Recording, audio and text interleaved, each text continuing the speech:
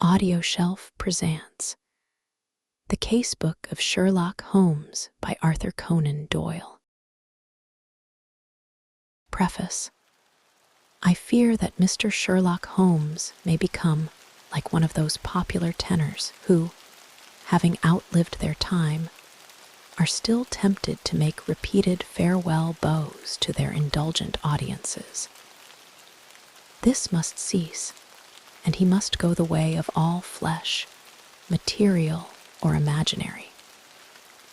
One likes to think that there is some fantastic limbo for the children of imagination, some strange, impossible place where the bow of Fielding may still make love to the bells of Richardson, where Scott's heroes still may strut, Dickens's delightful cockneys still raise a laugh, and Thackeray's worldlings continue to carry on their reprehensible careers. Perhaps, in some humble corner of such a Valhalla, Sherlock and his Watson may for a time find a place, while some more astute sleuth, with some even less astute comrade, may fill the stage which they have vacated. His career has been a long one, though it is possible to exaggerate it. Decrepit gentlemen who approach me and declare that his adventures formed the reading of their boyhood do not meet the response from me which they seem to expect. One is not anxious to have one's personal dates handled so unkindly.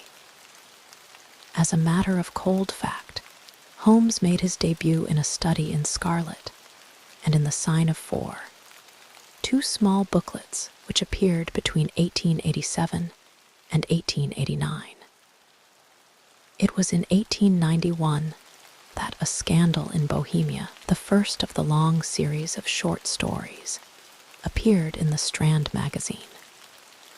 The public seemed appreciative and desirous of more, so that from that date, 39 years ago, they have been produced in a broken series, which now contains no fewer than 56 stories, republished in the Adventures, the Memoirs, the Return, and his last beau.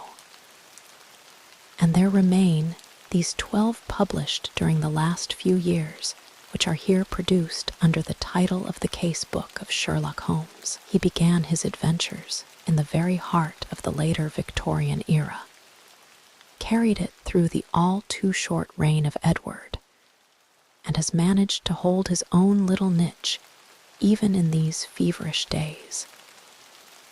Thus, it would be true to say that those who first read of him as young men have lived to see their own grown-up children following the same adventures in the same magazine. It is a striking example of the patience and loyalty of the British public. I had fully determined at the conclusion of the Memoirs to bring Holmes to an end, as I felt that my literary energies should not be directed too much into one channel. That pale, clear-cut face and loose-limbed figure were taking up an undue share of my imagination. I did the deed, but fortunately no coroner had pronounced upon the remains, and so, after a long interval, it was not difficult for me to respond to the flattering demand and to explain my rash act away. I have never regretted it, for I have not in actual practice found that these lighter sketches have prevented me from exploring and finding my limitations in such varied branches of literature as history, poetry, historical novels, psychic research, and the drama. Had Holmes never existed, I could not have done more, though he may perhaps have stood a little in the way of the recognition of my more serious literary work. And so, reader, farewell to Sherlock Holmes. I thank you for your past constancy, and can but hope that some return has been made in the shape of that distraction from the worries of life and stimulating change of thought, which can only be found in the fairy kingdom of romance. Arthur Conan Doyle. The Adventure of the Illustrious Client. "It can't hurt now," was Mr. Sherlock Holmes's comment when, for the 10th time in as many years, I asked his leave to reveal the following narrative. So it was that, at last, I obtained permission to put on record what was, in some ways, the supreme moment of my friend's career. Both Holmes and I had a weakness for the Turkish bath. It was over a smoke in the pleasant lassitude of the drying room that I have found him less reticent and more human than anywhere else. On the upper floor of the Northumberland Avenue establishment, there is an isolated corner where 2 couches lie side by side, and it was on these that we lay upon September 3, 1902, the day when my narrative begins. I had asked him whether anything was stirring, and for answer he had shot his long, thin, nervous arm out of the sheets which enveloped him, and had drawn an envelope from the inside pocket of the coat which hung beside him. "It may be some fussy, self-important fool. It may be a matter of life or death," said he as he handed me the note. I know no more than this message tells me. It was from the Carlton Club and dated the evening before. This is what I read. "Sir James Damery presents his compliments to Mr. Sherlock Holmes and will call upon him at 4:30 tomorrow. Sir James begs to say that the matter upon which he desires to consult Mr. Holmes is very delicate and also very important. He trusts, therefore, that Mr. Holmes will make every effort to grant this interview, and that he will confirm it over the telephone to the Carlton Club. I need not say that I have confirmed it, Watson," said Holmes as I returned the paper. "Do you know anything of this man Damery?" "Only that this name is a household word in society." "Well, I can tell you a little more than that. He has rather a reputation for arranging delicate matters which are to be kept out of the papers. You may remember his negotiations with Sir George Lewis over the Hammerford will case. He is a man of the world with a natural turn for diplomacy. I am bound, therefore, to hope that it is not a false scent, and that he has some real need for our assistance. Well, if you will be so good, Watson, I shall be honored. Then you have the hour 4:30. Until then, we can put the matter out of our heads. I was living in my own rooms in Queen Anne Street at the time, but I was round at Baker Street before the time named. Sharp to the half-hour, Colonel Sir James Damery was announced. It is hardly necessary to describe him, for many will remember that large, bluff, honest personality, that broad, clean-shaven face, and above all, that pleasant, mellow voice. Frankness shone from his gray Irish eyes, and good humor played round his mobile, smiling lips. His lucent top hat, his dark frock coat, indeed, every detail, from the pearl pin in the black satin cravat to the lavender spats over the varnished shoes, spoke of the meticulous care in dress for which he was famous. The big, masterful aristocrat dominated the little room. "Of course, I was prepared to find Dr. Watson," he remarked with a courteous bow. "His collaboration may be very necessary, for we are dealing on this occasion, Mr. Holmes, with a man to whom violence is familiar, and who will, literally, stick at nothing. I should say that there is no more dangerous man in Europe. I have had several opponents to whom that flattering term has been applied," said Holmes with a smile. "Don't you smoke? Then you will excuse me if I light my pipe." if your man is more dangerous than the late Professor Moriarty, or than the living Colonel Sebastian Morin, then he is indeed worth meeting. May I ask his name? Have you ever heard of Baron Gruner? You mean the Austrian murderer. Colonel Damery threw up his kid-gloved hands with a laugh. There is no getting past you, Mr. Holmes. Wonderful. So you have already sized him up as a murderer. It is my business to follow the details of continental crime. Who could possibly have read what happened at Prague and have any doubts as to the man's guilt? It was a purely technical legal point, and the suspicious death of a witness that saved him. I am as sure that he killed his wife. When the so-called accident happened in the Spluggen Pass, as if I had seen him do it, I knew also that he had come to England and had a presentiment that sooner or later he would find me some work to do. Well, what has Baron Gruner been up to? I presume it is not this old tragedy which has come up again. No, it is more serious than that. To revenge crime is important, but to prevent it is more so. It is a terrible thing, Mr. Holmes, to see a dreadful event, an atrocious situation, preparing itself before your eyes, to clearly understand whither it will lead, and yet to be utterly unable to avert it. Can a human being be placed in a more trying position?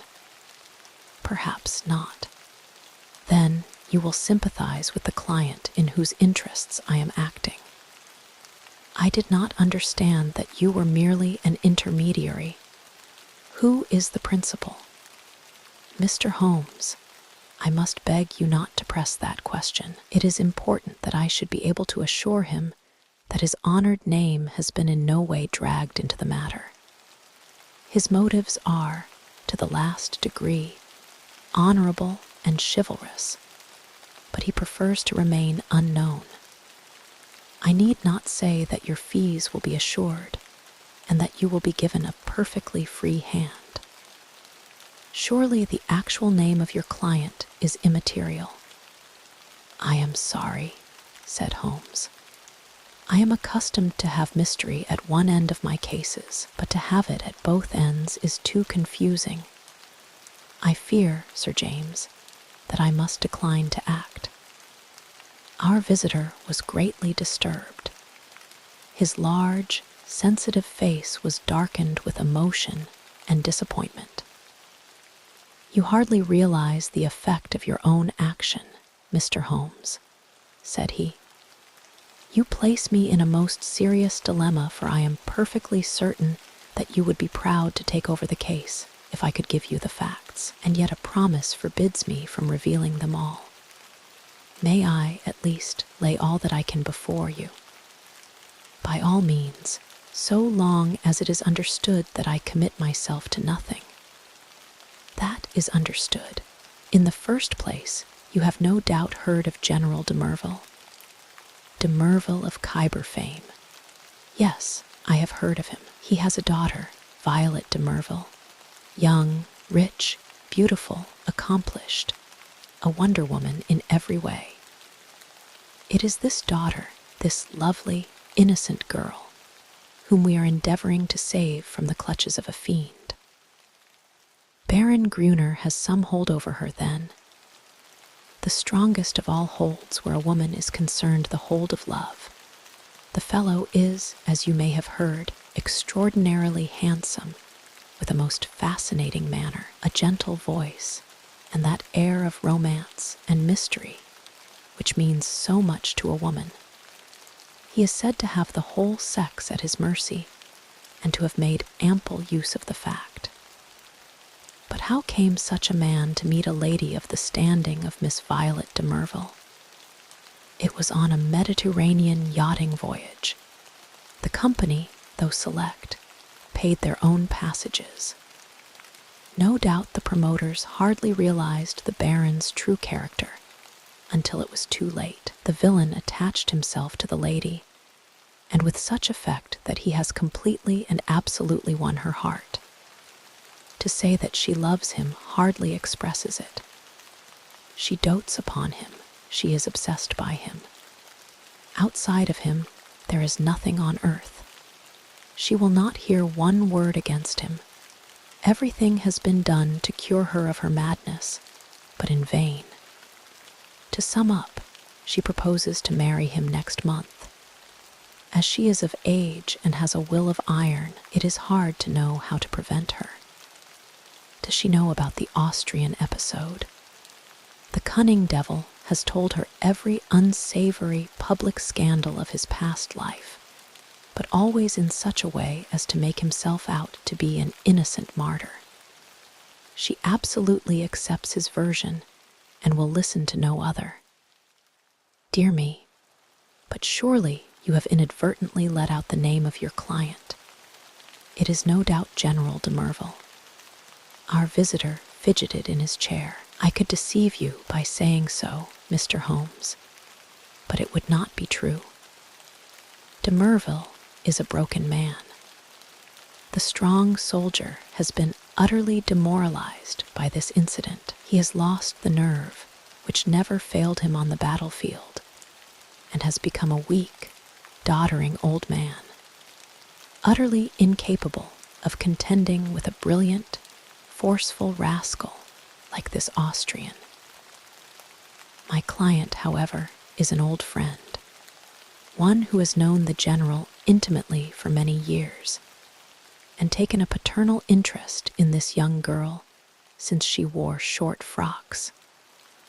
He cannot see this tragedy consummated without some attempt to stop it. There is nothing in which Scotland Yard can act.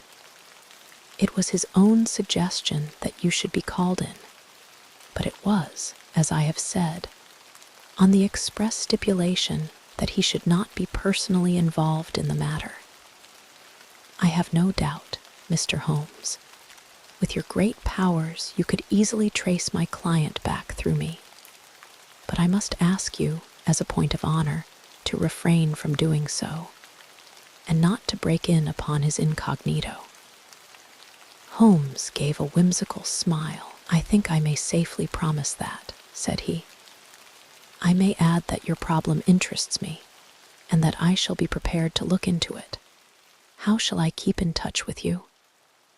The Carlton Club will find me, but in case of emergency, there is a private telephone call, Roman 20. 31. Holmes noted it down and sat, still smiling, with the open memorandum book upon his knee. The Baron's present address, please. Vernon Lodge, near Kingston. It is a large house. He has been fortunate in some rather shady speculations and is a rich man, which naturally makes him a more dangerous antagonist. Is he at home at present? Yes. Apart from what you have told me, can you give me any further information about the man? He has expensive tastes. He is a horse fancier. For a short time he played polo at Hurlingham, but then this Prague affair got noised about, and he had to leave. He collects books and pictures. He is a man with a considerable artistic side to his nature. He is, I believe, a recognized authority upon Chinese pottery, and has written a book upon the subject. A complex mind, said Holmes. All great criminals have that. My old friend Charlie Peace was a violin virtuoso. Wainwright was no mean artist. I could quote many more. Well, Sir James, you will inform your client that I am turning my mind upon Baron Gruner. I can say no more. I have some sources of information of my own, and I dare say we may find some means of opening the matter up. When our visitor had left us, Holmes sat so long in deep thought that it seemed to me that he had forgotten my presence. At last, however, he came briskly back to earth. Well, Watson, any views? He asked. I should think you had better see the young lady herself. My dear Watson, if her poor old broken father cannot move her, How shall I, a stranger, prevail? And yet there is something in the suggestion if all else fails, but I think we must begin from a different angle. I rather fancy that Shinwell Johnson might be a help. I have not had occasion to mention Shinwell Johnson in these memoirs, because I have seldom drawn my cases from the latter phases of my friend's career. During the first years of the century, he became a valuable assistant. Johnson, I grieve to say, made his name first as a very dangerous villain and served 2 terms at Parkhurst. Finally, he repented and allied himself to Holmes, acting as his agent in the huge criminal underworld of London and obtaining information which often proved to be of vital importance. Had Johnson been a narc of the police, he would soon have been exposed. But as he dealt with cases which never came directly into the courts, his activities were never realized by his companions. With the glamour of his 2 convictions upon him, he had the entree of every nightclub, doss house, and gambling den in the town, and his quick observation and active brain made him an ideal agent for gaining information. It was to him that Sherlock Holmes now proposed to turn. It was not possible for me to follow the immediate steps taken by my friend, for I had some pressing professional business of my own. But I met him by appointment that evening at Simpson's, where, sitting at a small table in the front window and looking down at the rushing stream of life in the Strand, he told me something of what had passed. "Johnson is on the prowl," said he. "He may pick up some garbage in the darker recesses of the underworld, for it is down there, amid the black roots of crime, that we must hunt for this man's secrets. But if the lady will not accept what is already known, why should any fresh discovery of yours turn her from her purpose? Who knows, Watson? Woman's heart and mind are insoluble puzzles to the male. Murder might be condoned or explained, and yet some smaller offense might rankle. Baron Gruner remarked to me, he remarked to you. Oh, to be sure, I had not told you of my plans. Well, Watson, I love to come to close grips with my man. I like to meet him eye to eye and read for myself the stuff that he is made of. When I had given Johnson his instructions, I took a cab out to Kingston and found the Baron in a most affable mood. Did he recognize you? There was no difficulty about that, for I simply sent in my card.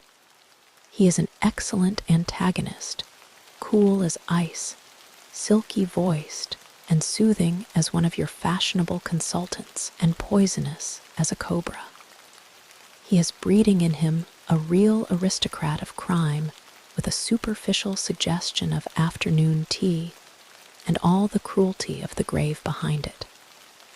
Yes, I am glad to have had my attention called to Baron Adelbert Gruner. You say he was affable.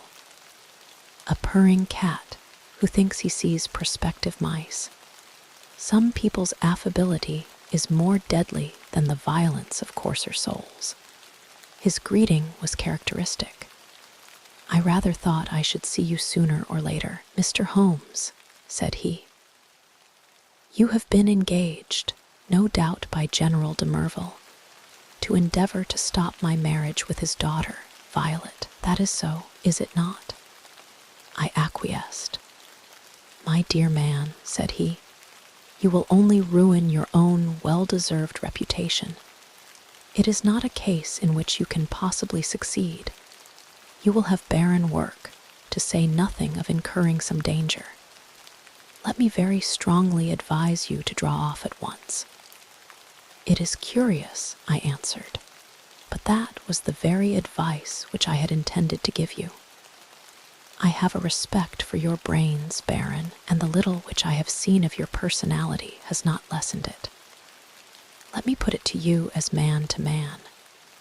No one wants to rake up your past and make you unduly uncomfortable. It is over, and you are now in smooth waters. But if you persist in this marriage, you will raise up a swarm of powerful enemies who will never leave you alone until they have made England too hot to hold you. Is the game worth it? Surely you would be wiser if you left the lady alone. It would not be pleasant for you if these facts of your past were brought to her notice. The Baron has little waxed tips of hair under his nose, like the short antennae of an insect. These quivered with amusement as he listened, and he finally broke into a gentle chuckle. "Excuse my amusement, Mr. Holmes," said he, "but it is really funny to see you trying to play a hand with no cards in it. I don't think anyone could do it better, but it is rather pathetic all the same. Not a color card there, Mr. Holmes. Nothing but the smallest of the small. So you think. So I know. Let me make the thing clear to you, for my own hand is so strong that I can afford to show it. I have been fortunate enough to win the entire affection of this lady. This was given to me in spite of the fact that I told her very clearly of all the unhappy incidents in my past life. I also told her that certain wicked and designing persons, I hope you recognize yourself, would come to her and tell her these things. And I warned her how to treat them. You have heard of post-hypnotic suggestion. Mr. Holmes, well, you will see how it works for a man of personality, can use hypnotism without any vulgar passes or tomfoolery. So she is ready for you, and I have no doubt would give you an appointment, for she is quite amenable to her father's will save only in the one little matter. Well, Watson, there seemed to be no more to say, so I took my leave with as much cold dignity as I could summon. But as I had my hand on the door handle, he stopped me. "By the way, Mr. Holmes," said he, "did you know Lebrun, the French agent?" "Yes," said I. "Do you know what befell him?" "I heard that he was beaten by some Apaches in the Montmartre district and crippled for life." "Quite true, Mr. Holmes. By a curious coincidence, he had been inquiring into my affairs only a week before. Don't do it, Mr. Holmes. It's not a lucky thing to do. Several have found that out. My last word to you is, go your own way and let me go mine. Goodbye." So there you are, Watson. You are up to date now. The fellow seems dangerous. Mighty dangerous. I disregard the blusterer, but this is the sort of man who says rather less than he means. Must you interfere? Does it really matter if he marries the girl? Considering that he undoubtedly murdered his last wife, I should say it mattered very much. Besides, the client. Well, we need not discuss that. When you have finished your coffee, you had best come home with me, for the blithe Shinwell will be there with his report. We found him sure enough, a huge, coarse, red-faced, scorbutic man, with a pair of vivid black eyes, which were the only external sign of the very cunning mind within. It seems that he had dived down into what was peculiarly his kingdom, and beside him on the settee was a brand which he had brought up in the shape of a slim, flame-like young woman with a pale, intense face, youthful and yet so worn with sin and sorrow that one read the terrible years which had left their leprous mark upon her. "This is Miss Kitty Winter," said Shinwell Johnson, waving his fat hand as an introduction. "What you don't know well there, she'll speak for herself. Put my hand right on her, Mr. Holmes, within an hour of your message." "I'm easy to find," said the young woman. "Hell, London, gets me every time. Same address for Porky Shinwell. We're old mates, Porky, you and I. But by cripes, there is another who ought to be down in a lower hell than we if there was any justice in the world. That is the man you are after, Mr. Holmes. Holmes smiled. I gather we have your good wishes, Miss Winter. If I can help to put him where he belongs, I'm yours to the rattle, said our visitor with fierce energy.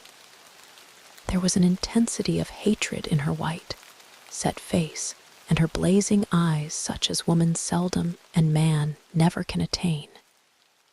You needn't go into my past, Mr. Holmes. That's neither here nor there.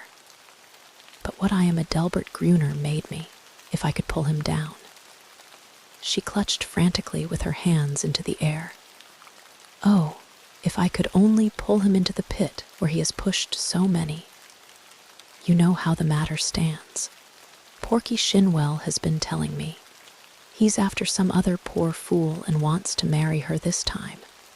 You want to stop it. Well, you surely know enough about this devil to prevent any decent girl in her senses wanting to be in the same parish with him. She is not in her senses. She is madly in love. She has been told all about him. She cares nothing. Told about the murder. Yes, my lord, she must have a nerve. She puts them all down as slanders. Couldn't you lay proofs before her silly eyes? Well, can you help us do so? Ain't I a proof myself? If I stood before her and told her how he used me, would you do this? Would I? Would I not? Well, it might be worth trying. But he has told her most of his sins and had pardon from her, and I understand she will not reopen the question. I'll lay he didn't tell her all, said Miss Winter. I caught a glimpse of 1 or 2 murders, besides the one that made such a fuss. He would speak of someone in his velvet way, and then look at me with a steady eye and say, he died within a month. It wasn't hot air, either. But I took little notice, you see. I loved him myself at that time.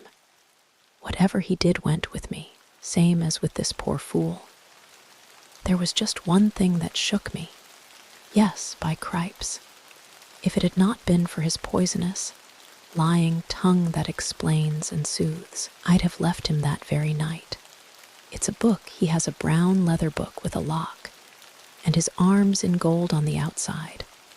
I think he was a bit drunk that night, or he would not have shown it to me.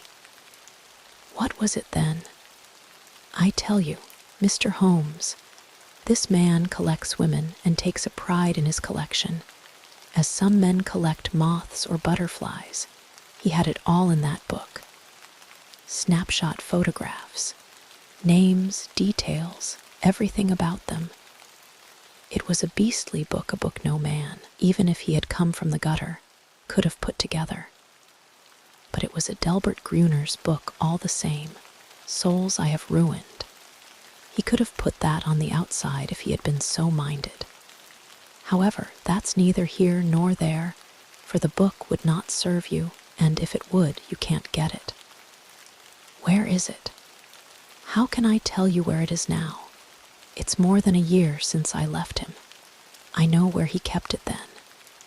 He's a precise, tidy cat of a man in many of his ways, so maybe it is still in the pigeonhole of the old bureau in the inner study. Do you know his house? I've been in the study, said Holmes. Have you?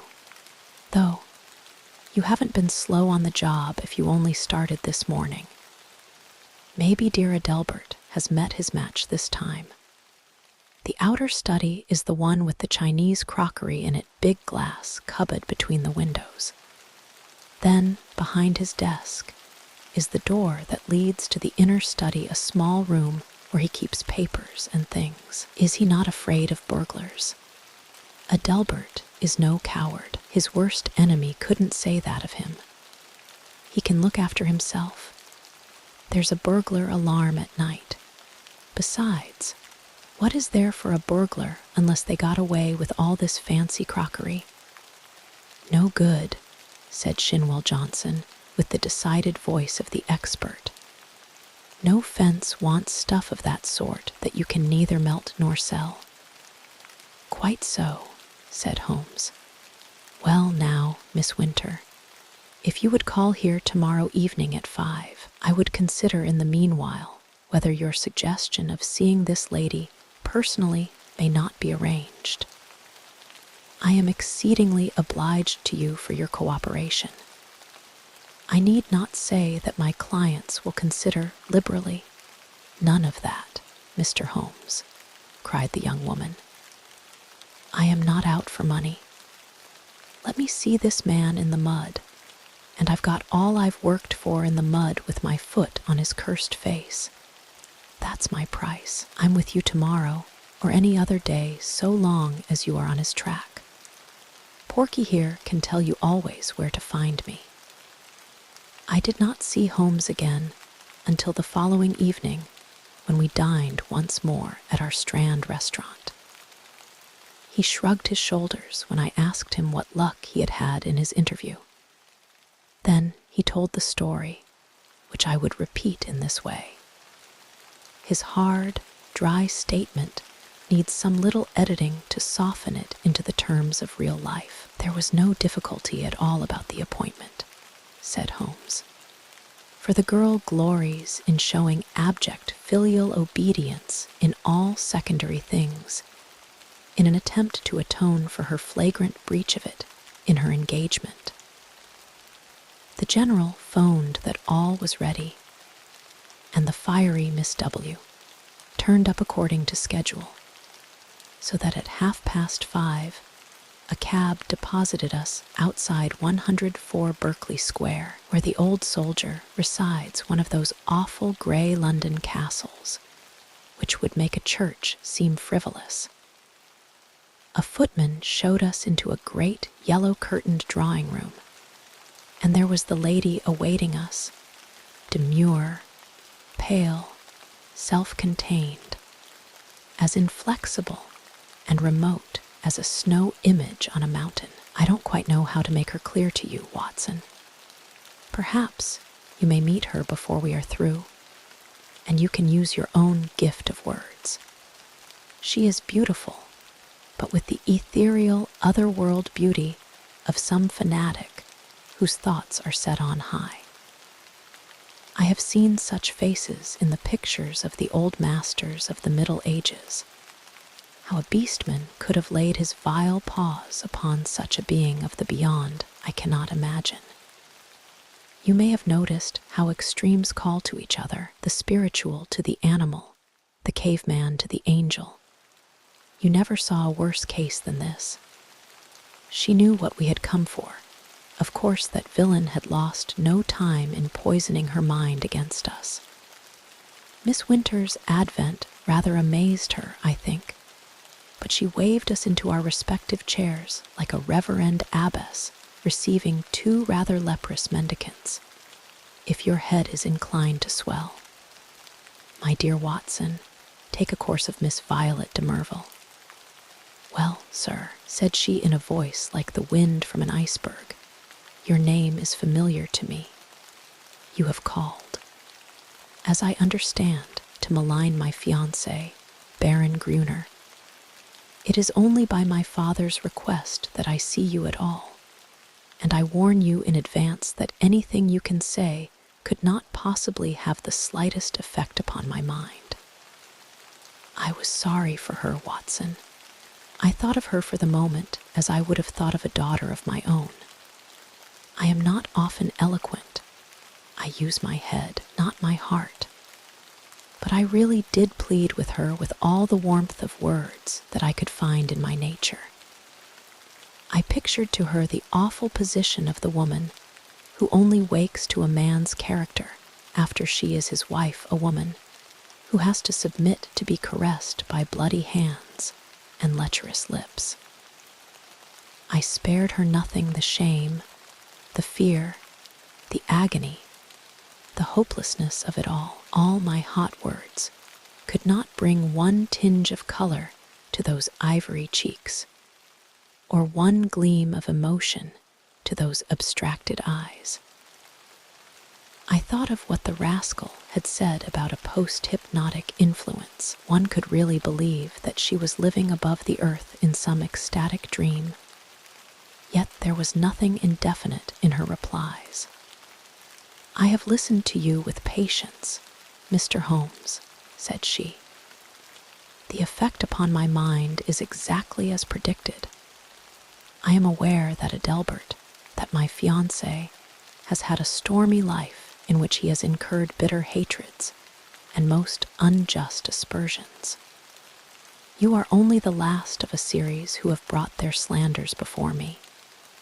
Possibly you mean well, though I learn that you are a paid agent who would have been equally willing to act for the Baron as against him.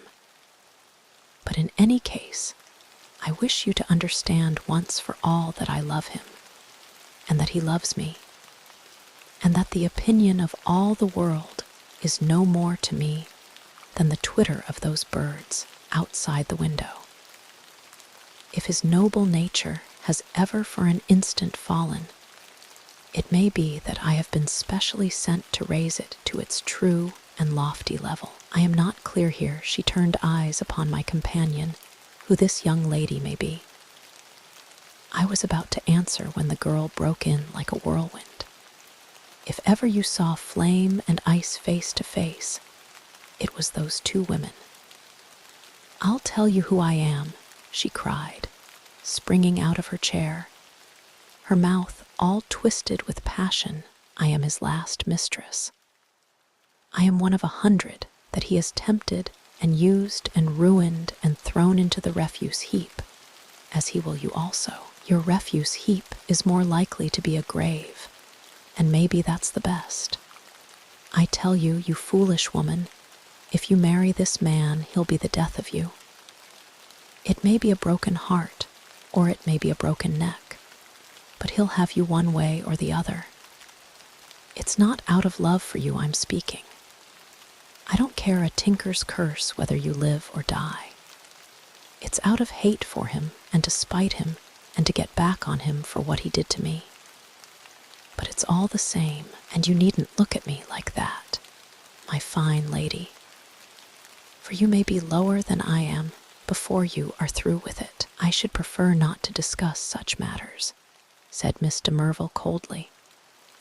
"Let me say once for all that I am aware of 3 passages in my fiancé's life in which he became entangled with designing women, and that I am assured of his hearty repentance for any evil that he may have done."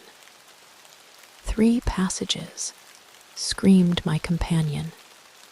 "You fool, you unutterable fool. Mr. Holmes, I beg that you will bring this interview to an end," said the icy voice. "I have obeyed my father's wish in seeing you, but I am not compelled to listen to the ravings of this person." With an oath, Miss Winter darted forward, and if I had not caught her wrist, she would have clutched this maddening woman by the hair. I dragged her towards the door, and was lucky to get her back into the cab without a public scene, for she was beside herself with rage. In a cold way, I felt pretty furious myself, Watson, for there was something indescribably annoying in the calm aloofness and supreme self-complacence of the woman whom we were trying to save. So now, once again, you know exactly how we stand, and it is clear that I must plan some fresh opening move, for this gambit won't work. I'll keep in touch with you, Watson, for it is more than likely that you will have your part to play, though it is just possible that the next move may lie with them rather than with us. And it did. Their blow fell, or his blow rather, for never could I believe that the lady was privy to it.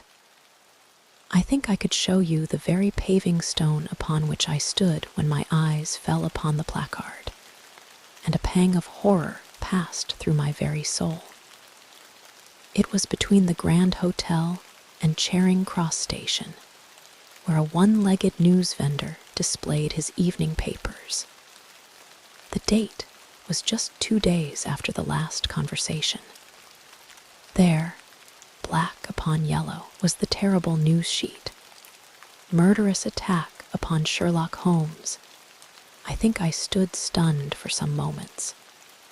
Then, I have a confused recollection of snatching at a paper, of the remonstrance of the man, whom I had not paid, and finally, of standing in the doorway of a chemist's shop while I turned up the fateful paragraph. This was how it ran. We learn with regret that Mr. Sherlock Holmes, the well-known private detective, was the victim this morning of a murderous assault which has left him in a precarious position. There are no exact details to hand, but the event seems to have occurred about 12 o'clock in Regent Street, outside the Café Royal. The attack was made by two men armed with sticks, and Mr. Holmes was beaten about the head and body, receiving injuries which the doctors describe as most serious. He was carried to Charing Cross Hospital, and afterwards insisted upon being taken to his rooms in Baker Street. The miscreants who attacked him appear to have been respectably dressed men, who escaped from the bystanders by passing through the Café Royal and out into Glasshouse Street behind it. No doubt they belonged to that criminal fraternity which has so often had occasion to bewail the activity and ingenuity of the injured man. I need not say that my eyes had hardly glanced over the paragraph before I had sprung into a hansom and was on my way to Baker Street. I found Sir Leslie Oakshott, the famous surgeon, in the hall and his brougham waiting at the curb. No immediate danger, was his report. 2 lacerated scalp wounds and some considerable bruises. Several stitches have been necessary.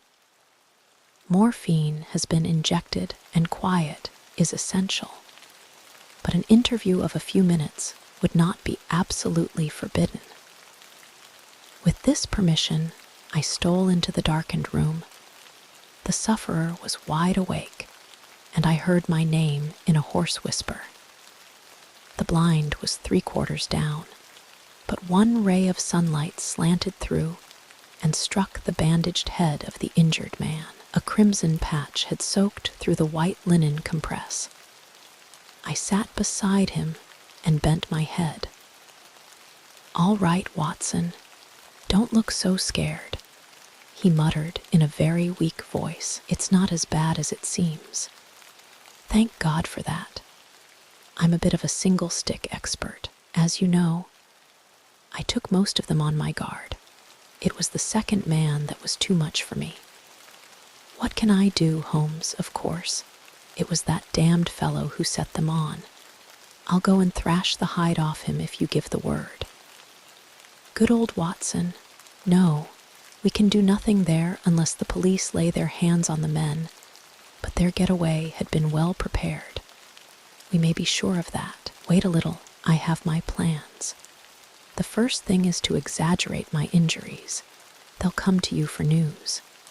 Put it on thick, Watson. Lucky if I live the week-out concussion delirium what you like. You can't overdo it. But Sir Leslie Oakshott, oh, he's all right. He shall see the worst side of me. I'll look after that. Anything else?" "Yes, tell Shinwell Johnson to get that girl out of the way. Those beauties will be after her now. They know, of course, that she was with me in the case. If they dared to do me in it, is not likely they will neglect her. That is urgent. Do it tonight. I'll go now. Anything more? Put my pipe on the table and the tobacco slipper. Right? Come in each morning and we will plan our campaign." I arranged with Johnson that evening to take Miss Winter to a quiet suburb and see that she lay low until the danger was past. For 6 days, the public were under the impression that Holmes was at the door of death. The bulletins were very grave, and there were sinister paragraphs in the papers. My continual visits assured me that it was not so bad as that. His wiry constitution and his determined will were working wonders.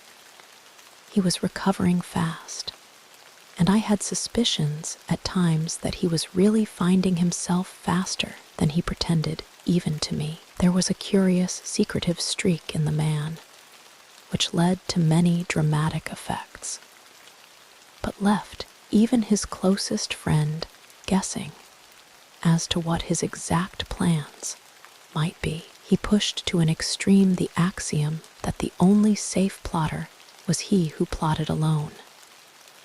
I was nearer him than anyone else, and yet I was always conscious of the gap between.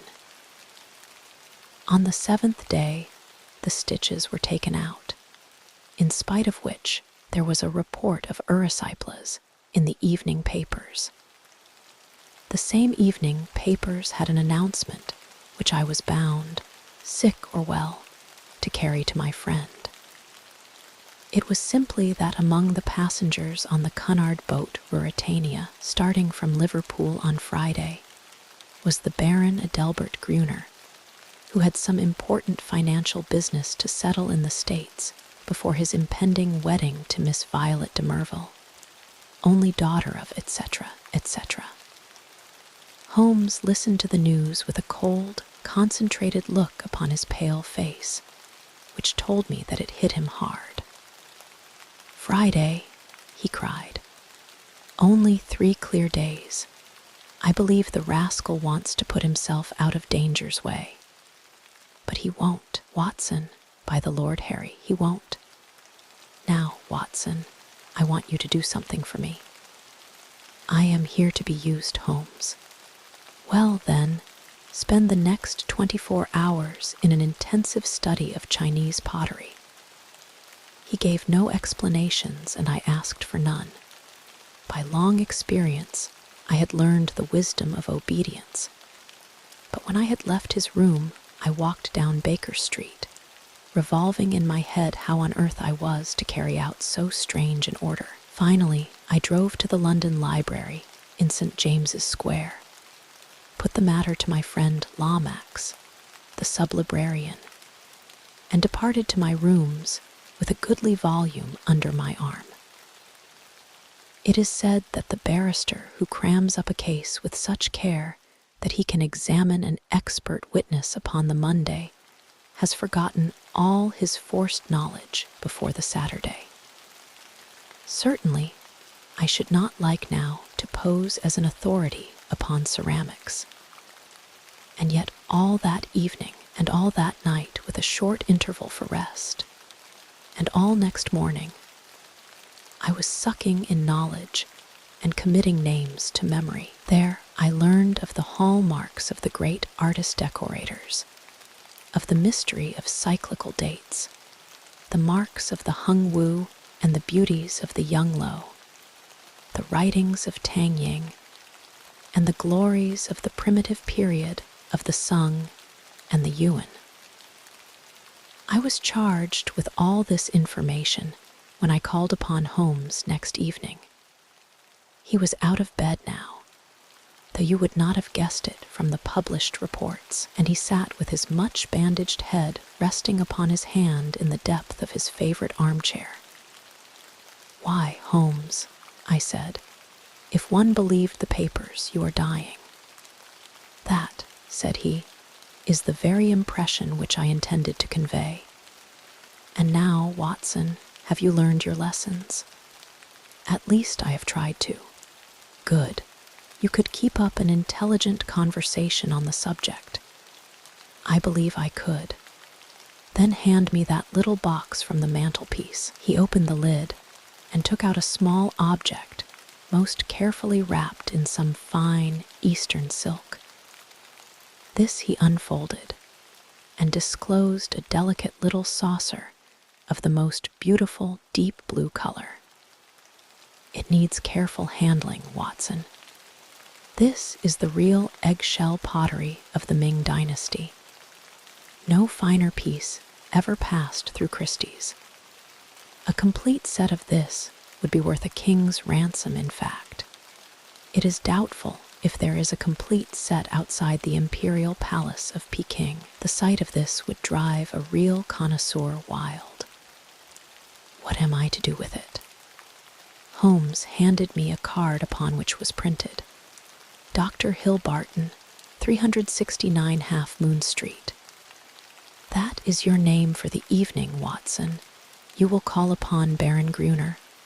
I know something of his habits, and at 8:30 he would probably be disengaged. A note will tell him in advance that you are about to call, and you will say that you are bringing him a specimen of an absolutely unique set of Ming china. You may as well be a medical man, since that is a part which you can play without duplicity. You are a collector. This set has come your way. You have heard of the Baron's interest in the subject, and you are not averse to selling at a price. What price? Well asked, Watson. You would certainly fall down badly if you did not know the value of your own wares. This saucer was got for me by Sir James, and comes, I understand, from the collection of his client. You will not exaggerate if you say that it could hardly be matched in the world. I could perhaps suggest that the set should be valued by an expert. Excellent, Watson. You scintillate today. Suggest Christie or Sotheby. Your delicacy prevents your putting a price for yourself. But if he won't see me? Oh, yes, he will see you. He has the collection mania in its most acute form, and especially on this subject, on which he is an acknowledged authority. Sit down, Watson, and I will dictate the letter. No answer needed. You will merely say that you are coming, and why.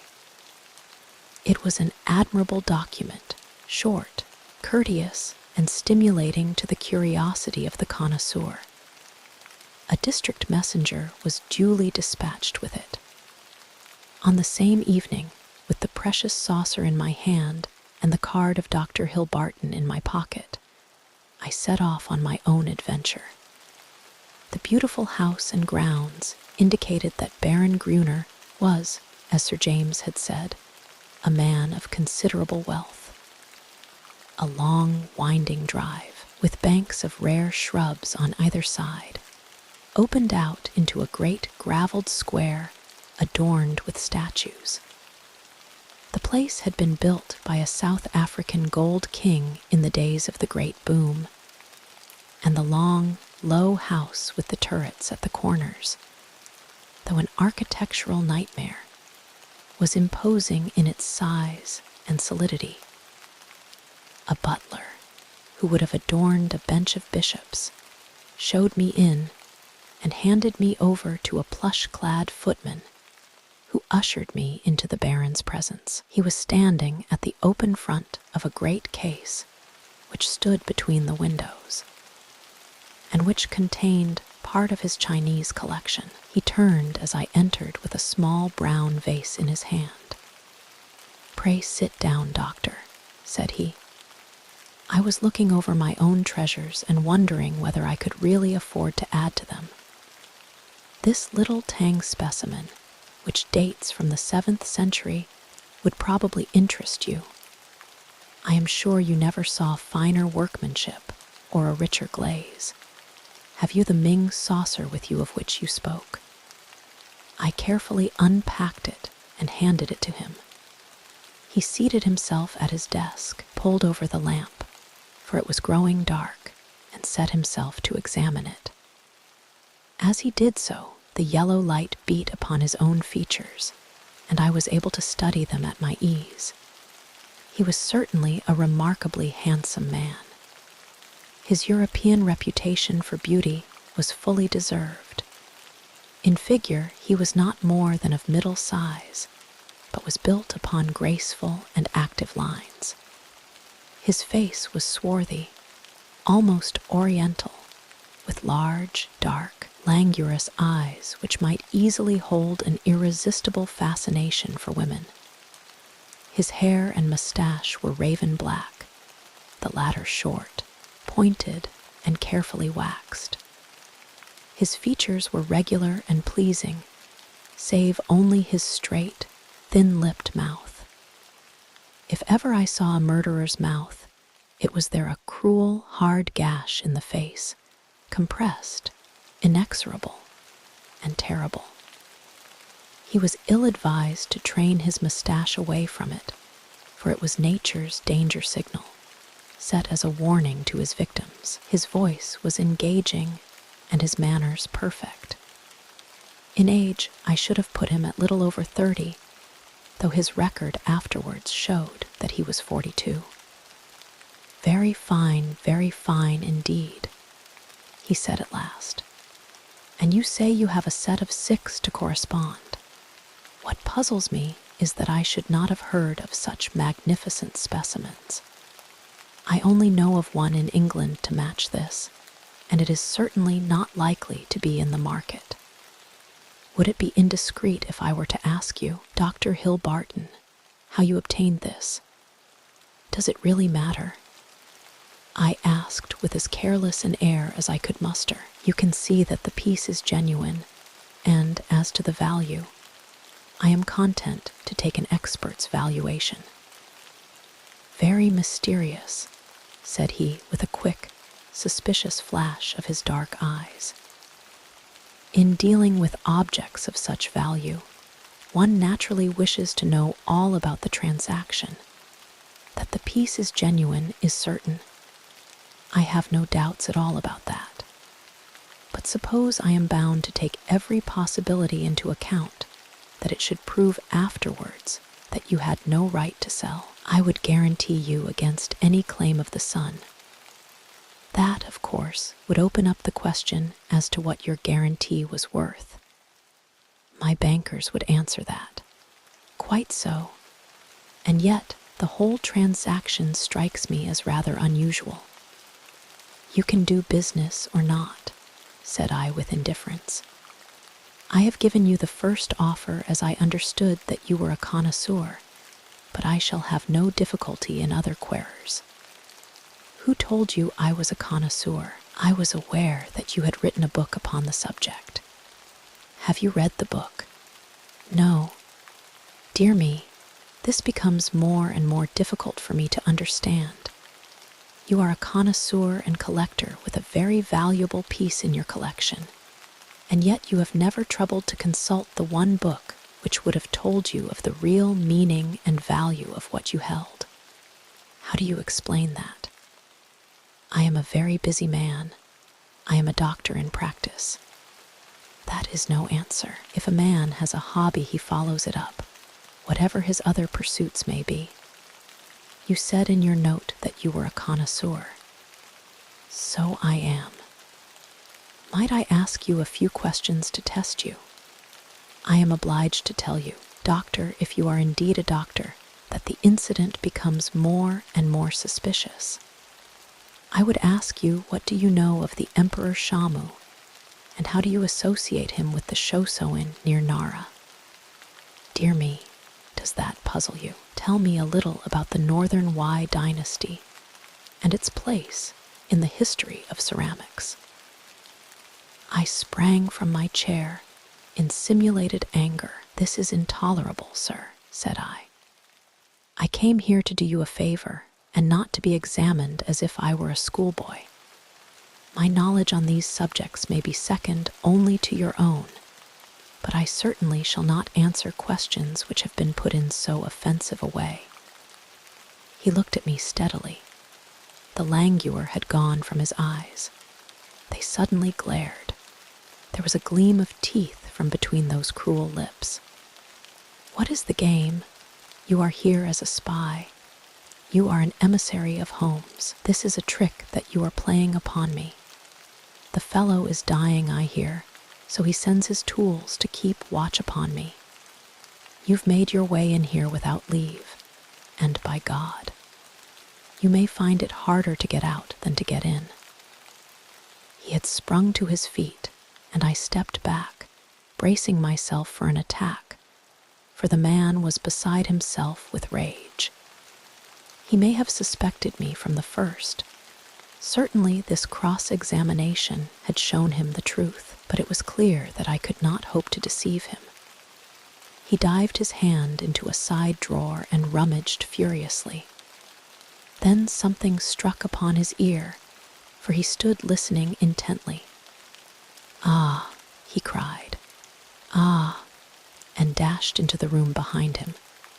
2 steps took me to the open door, and my mind will ever carry a clear picture of the scene within. The window leading out to the garden was wide open. Beside it, looking like some terrible ghost, his head gin with bloody bandages, his face drawn and white, stood Sherlock Holmes. The next instant he was through the gap, and I heard the crash of his body among the laurel bushes outside. With a howl of rage, the master of the house rushed after him to the open window. And then, it was done in an instant, and yet I clearly saw it. A woman's arm, shot out from among the leaves. At the same instant, the Baron uttered a horrible cry, a yell, which will always ring in my memory. He clapped his 2 hands to his face and rushed round the room, beating his head horribly against the walls. Then he fell upon the carpet, rolling and writhing, while scream after scream resounded through the house. "Water, for God's sake, water," was his cry. I seized a carafe from a side table and rushed to his aid. At the same moment, the butler and several footmen ran in from the hall. I remember that one of them fainted as I knelt by the injured man and turned that awful face to the light of the lamp. The vitriol was eating into it everywhere and dripping from the ears and the chin. One eye was already white and glazed. The other was red and inflamed. The features which I had admired a few minutes before were now like some beautiful painting over which the artist has passed a wet and foul sponge. They were blurred, discolored, inhuman, terrible. In a few words I explained exactly what had occurred, so far as the vitriol attack was concerned. Some had climbed through the window and others had rushed out onto the lawn, but it was dark and it had begun to rain. Between his screams, the victim raged and raved against the avenger. "It was that hellcat, Kitty Winter," he cried. "Oh, the she-devil, she shall pay for it. She shall pay.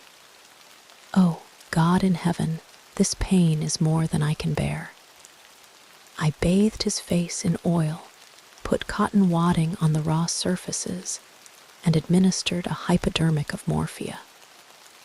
All suspicion of me had passed from his mind in the presence of this shock, and he clung to my hands, as if I might have the power, even yet, to clear those dead fish eyes which glazed up at me.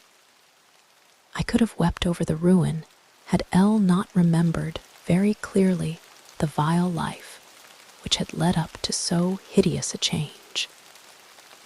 It was loathsome to feel the pawing of his burning hands, and I was relieved when his family surgeon, closely followed by a specialist, came to relieve me of my charge.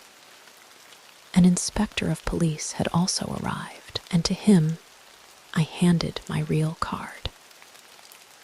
It would have been useless as well as foolish to do otherwise, for I was nearly as well known by sight at the Yard as Holmes himself. Then I left that house of gloom and terror.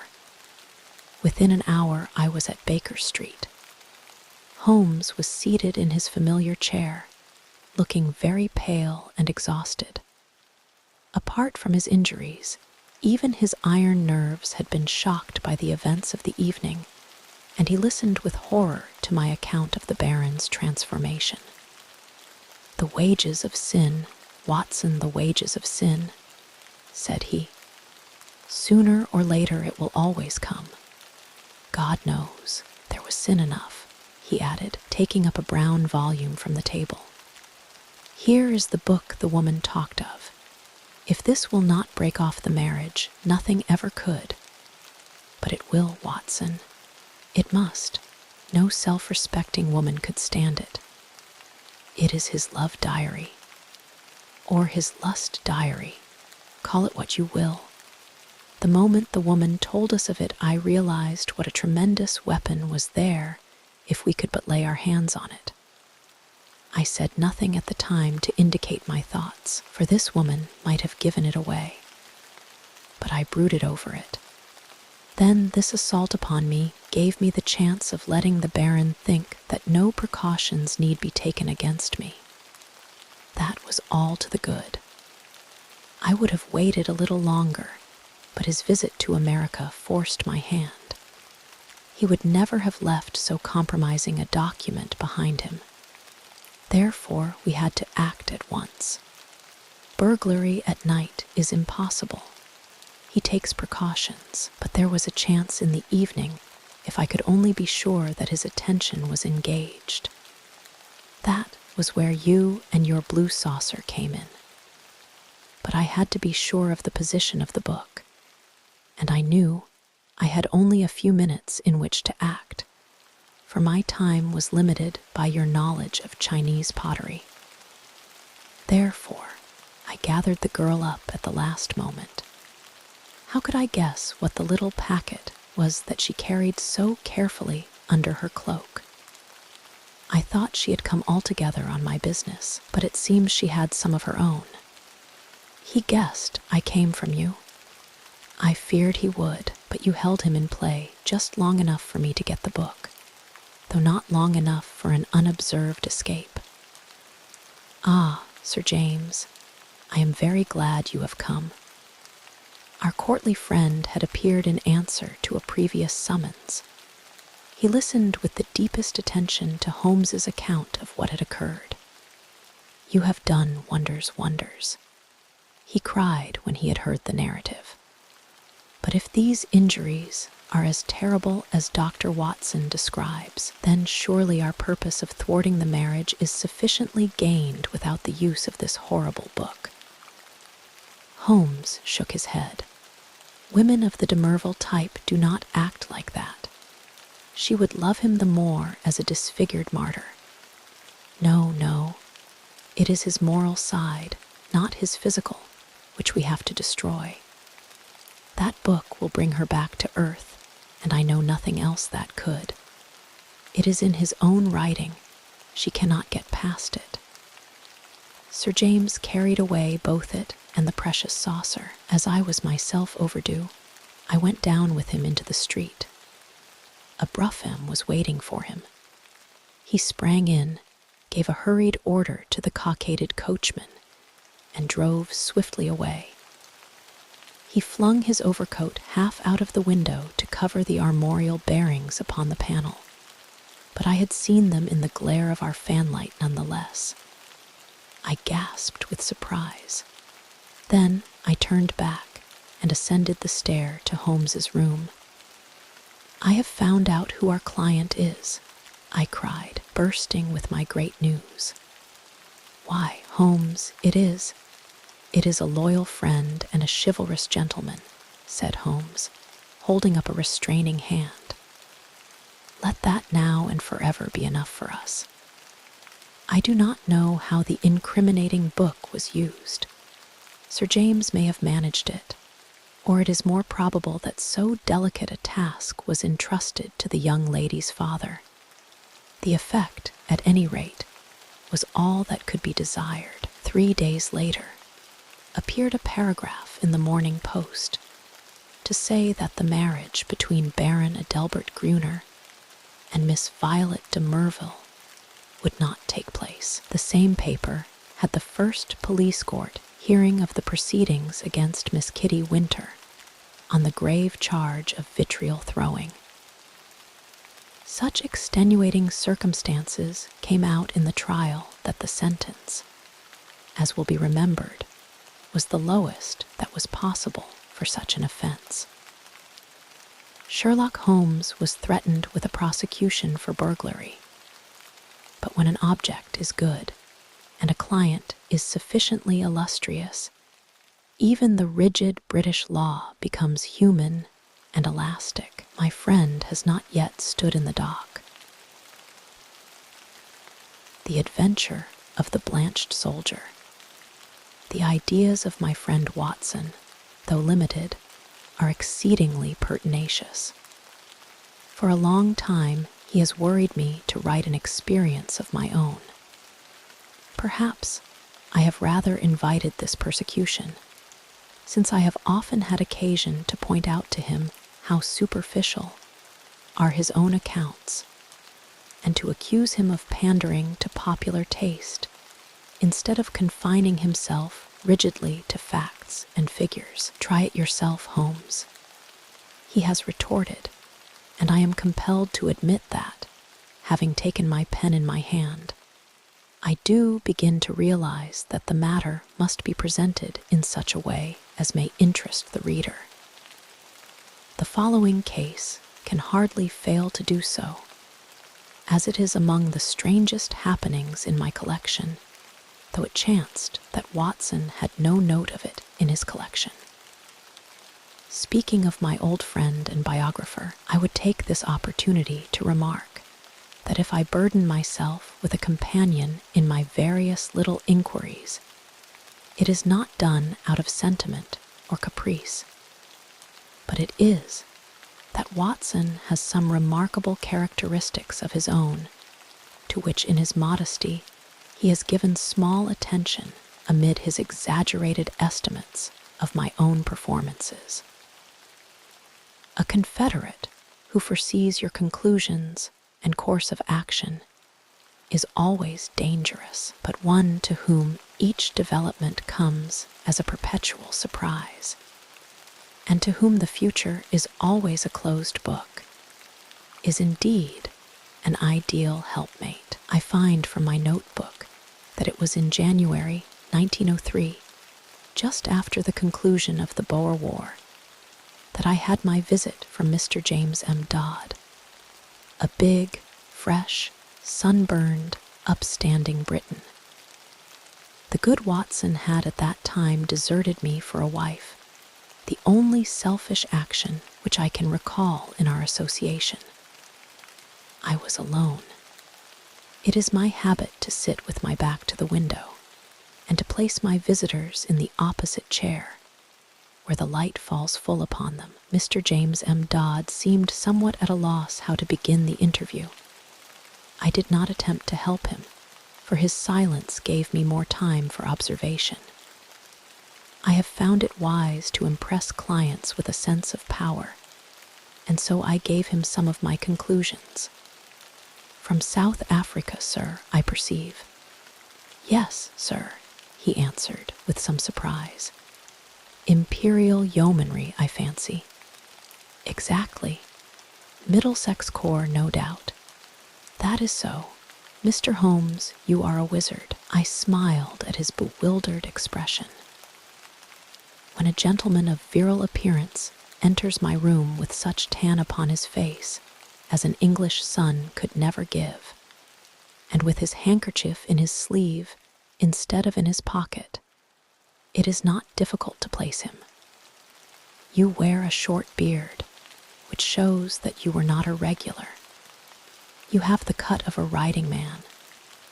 As to Middlesex, your card has already shown me that you are a stockbroker from Throgmorton Street. What other regiment would you join?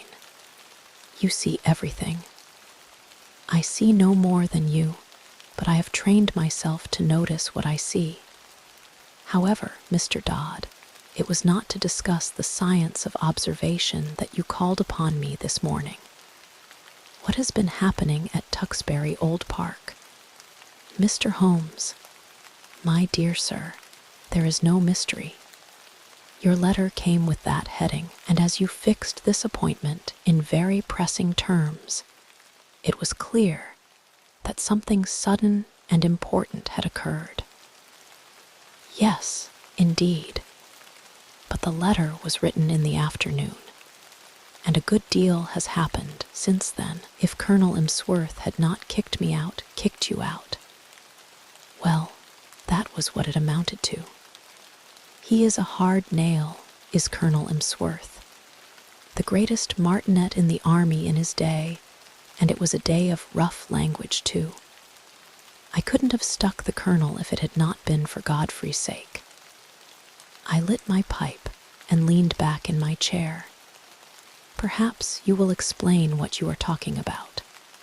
My client grinned mischievously. I had got into the way of supposing that you knew everything without being told, said he. But I will give you the facts, and I hope to God that you will be able to tell me what they mean.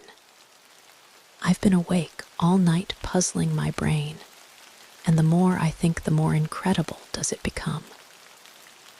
When I joined up in January 1901, just 2 years ago, young Godfrey Emsworth had joined the same squadron. He was Colonel Emsworth's only son Emsworth, the Crimean VC, and he had the fighting blood in him, so it is no wonder he volunteered. There was not a finer lad in the regiment. We formed a friendship, the sort of friendship which can only be made when one lives the same life and shares the same joys and sorrows. He was my mate, and that means a good deal in the army. We took the rough and the smooth together for a year of hard fighting. Then he was hit with a bullet from an elephant gun in the action near Diamond Hill outside Pretoria. I got 1 letter from the hospital at Cape Town and 1 from Southampton. Since then, not a word, not one word, Mr. Holmes, for 6 months and more, and he my closest pal. Well, when the war was over and we all got back, I wrote to his father and asked where Godfrey was. No answer. I waited a bit, and then I wrote again. This time I had a reply, short and gruff. Godfrey had gone on a voyage round the world, and it was not likely that he would be back for a year. That was all. I wasn't satisfied, Mr. Holmes. The whole thing seemed to me so damned unnatural. He was a good lad, and he would not drop a pal like that. It was not like him. Then, again, I happened to know that he was heir to a lot of money, and also that his father and he did not always hit it off too well. The old man was sometimes a bully, and young Godfrey had too much spirit to stand it. No, I wasn't satisfied, and I determined that I would get to the root of the matter. It happened, however, that my own affairs needed a lot of straightening out after 2 years' absence, and so it is only this week that I have been able to take up Godfrey's case again. But since I have taken it up, I mean to drop everything in order to see it through. Mr. James M. Dodd appeared to be the sort of person whom it would be better to have as a friend than as an enemy. His blue eyes were stern, and his square jaw had set hard as he spoke. "Well, what have you done?" I asked. My first move was to get down to his home, Tuxbury Old Park, near Bedford, and to see for myself how the ground lay. I wrote to the mother. Therefore, I had had quite enough of the curmudgeon of a father, and I made a clean frontal attack. Godfrey was my chum. I had a great deal of interest which I might tell her of our common experiences. I should be in the neighborhood. Would there be any objection? Etc. In reply, I had quite an amiable answer from her and an offer to put me up for the night. That was what took me down on Monday. Tuxbury Old Hall is inaccessible 5 miles from anywhere. There was no trap at the station, so I had to walk, carrying my suitcase, and it was nearly dark before I arrived. It is a great wandering house, standing in a considerable park. I should judge it was of all sorts of ages and styles, starting on a half-timbered Elizabethan foundation and ending in a Victorian portico. Inside, it was all paneling and tapestry and half-effaced old pictures, a house of shadows and mystery. There was a butler, old Ralph, who seemed about the same age as the house, and there was his wife, who might have been older. She had been Godfrey's nurse, and I had heard him speak of her as second only to his mother in his affections. So I was drawn to her, in spite of her queer appearance. The mother I liked also, a gentle little white mouse of a woman. It was only the colonel himself whom I barred. We had a bit of Barney right away, and I should have walked back to the station if I had not felt that it might be playing his game for me to do so. I was shown straight into his study, and there I found him, a huge, bow-backed man with a smoky skin and a straggling gray beard, seated behind his littered desk. A red-veined nose jutted out like a vulture's beak, and two fierce gray eyes glared at me from under tufted brows. I could understand now why Godfrey seldom spoke of his father. "Well, sir," said he in a rasping voice, "I should be interested to know the real reasons for this visit." I answered that I had explained them in my letter to his wife. Yes, you said that you had known Godfrey in Africa. We have, of course, only your word for that. I have his letters to me in my pocket. Kindly let me see them." He glanced at the two which I handed him, and then he tossed them back. "Well, what then?" he asked. "I was fond of your son Godfrey, sir. Many ties and memories united us. Is it not natural that I should wonder at his sudden silence and should wish to know what has become of him? I have some recollections, sir, that I had already corresponded with you and had told you what had become of him. He has gone upon a voyage round the world. His health was in a poor way after his African experiences, and both his mother and I were of opinion that complete rest and change were needed. Kindly pass that explanation on to any other friends who may be interested in the matter." "Certainly," I answered, "but perhaps you would have the goodness to let me have the name of the steamer and of the line by which he sailed, together with the date. I have no doubt that I should be able to get a letter through to him." My request seemed both to puzzle and to irritate my host. His great eyebrows came down over his eyes, and he tapped his fingers impatiently on the table. He looked up at last with the expression of one who has seen his adversary make a dangerous move at chess and has decided how to meet it.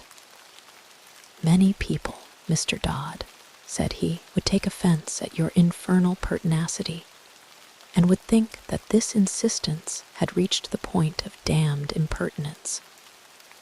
You must put it down, sir, to my real love for your son." "Exactly. I have already made every allowance upon that score. I must ask you, however, to drop these inquiries. Every family has its own inner knowledge and its own motives, which cannot always be made clear to outsiders, however well-intentioned. My wife is anxious to hear something of Godfrey's past which you are in a position to tell her, but I would ask you to let the present and the future alone. Such inquiries serve no useful purpose, sir, and place us in a delicate and difficult position. So I came to a dead end, Mr. Holmes. There was no getting past it. I could only pretend to accept the situation and register a vow inwardly that I would never rest until my friend's fate had been cleared up. It was a dull evening. We dined quietly, the three of us, in a gloomy, faded old room. The lady questioned me eagerly about her son, but the old man seemed morose and depressed. I was so bored by the whole proceeding that I made an excuse as soon as I decently could and retired to my bedroom. It was a large, bare room on the ground floor, as gloomy as the rest of the house. But after a year of sleeping upon the veldt, Mr. Holmes, one is not too particular about one's quarters. I opened the curtains and looked out into the garden, remarking that it was a fine night with a bright half-moon. Then I sat down by the roaring fire with the lamp on a table beside me, and endeavored to distract my mind with a novel. I was interrupted, however, by Ralph, the old butler, who came in with a fresh supply of coals. "I thought you might run short in the night time, sir. It is bitter weather, and these rooms are cold." He hesitated before leaving the room, and when I looked round, he was standing facing me with a wistful look upon his wrinkled face. "Beg your pardon, sir, but I could not help hearing what you said of young Master Godfrey at dinner. You know, sir, that my wife nursed him, and so I may say I am his foster father. It's natural we should take an interest. And you say he carried himself well, sir? There was no braver man in the regiment. He pulled me out once from under the rifles of the Boers, or maybe I should not be here." The old butler rubbed his skinny hands. "Yes, sir, yes. That is Master Godfrey all over. He was always courageous. There's not a tree in the park, sir, that he has not climbed. Nothing would stop him. He was a fine boy, and oh, sir, he was a fine man." I sprang to my feet. "Look here," I cried. "You say he was. You speak as if he were dead. What is all this mystery? What has become of Godfrey Emsworth?" I gripped the old man by the shoulder, but he shrank away. "I don't know what you mean, sir. Ask the master about Master Godfrey. He knows. It is not for me to interfere." He was leaving the room, but I held his arm. "Listen," I said. "You are going to answer one question before you leave if I have to hold you all night. Is Godfrey dead?" He could not face my eyes. He was like a man hypnotized. The answer was dragged from his lips. It was a terrible and unexpected one. "I wish to God he was," he cried, and tearing himself free, he dashed from the room. You will think, Mr. Holmes, that I returned to my chair in no very happy state of mind. The old man's words seemed to me to bear only one interpretation. Clearly my poor friend had become involved in some criminal, or, at the least, disreputable transaction which touched the family honor. That stern old man had sent his son away and hidden him from the world, lest some scandal should come to light. Godfrey was a reckless fellow. He was easily influenced by those around him. No doubt he had fallen into bad hands and been misled to his ruin. It was a piteous business, if it was indeed so, but even now, it was my duty to hunt him out and see if I could aid him. I was anxiously pondering the matter when I looked up, and there was Godfrey Emsworth standing before me. My client had paused as one in deep emotion. "Pray continue," I said. "Your problem presents some very unusual features." He was outside the window, Mr. Holmes, with his face pressed against the glass. I have told you that I looked out at the night. When I did so, I left the curtains partly open. His figure was framed in this gap. The window came down to the ground, and I could see the whole length of it, but it was his face which held my gaze. He was deadly pale. Never have I seen a man so white. I reckon ghosts may look like that, but his eyes met mine, and they were the eyes of a living man. He sprang back when he saw that I was looking at him, and he vanished into the darkness. There was something shocking about the man, Mr. Holmes. It wasn't merely that ghastly face glimmering as white as cheese in the darkness. It was more subtle than that, something slinking, something furtive, something guilty, something very unlike the frank, manly lad that I had known. It left a feeling of horror in my mind. But when a man has been soldiering for a year or two with Brother Boer as a playmate, he keeps his nerve and acts quickly. Godfrey had hardly vanished before I was at the window. There was an awkward catch, and I was some little time before I could throw it up. Then I nipped through and ran down the garden path in the direction that I thought he might have taken. It was a long path, and the light was not very good, but it seemed to me something was moving ahead of me. I ran on and called his name, but it was no use. When I got to the end of the path, there were several others branching in different directions to various outhouses. I stood hesitating, and as I did so, I heard distinctly the sound of a closing door.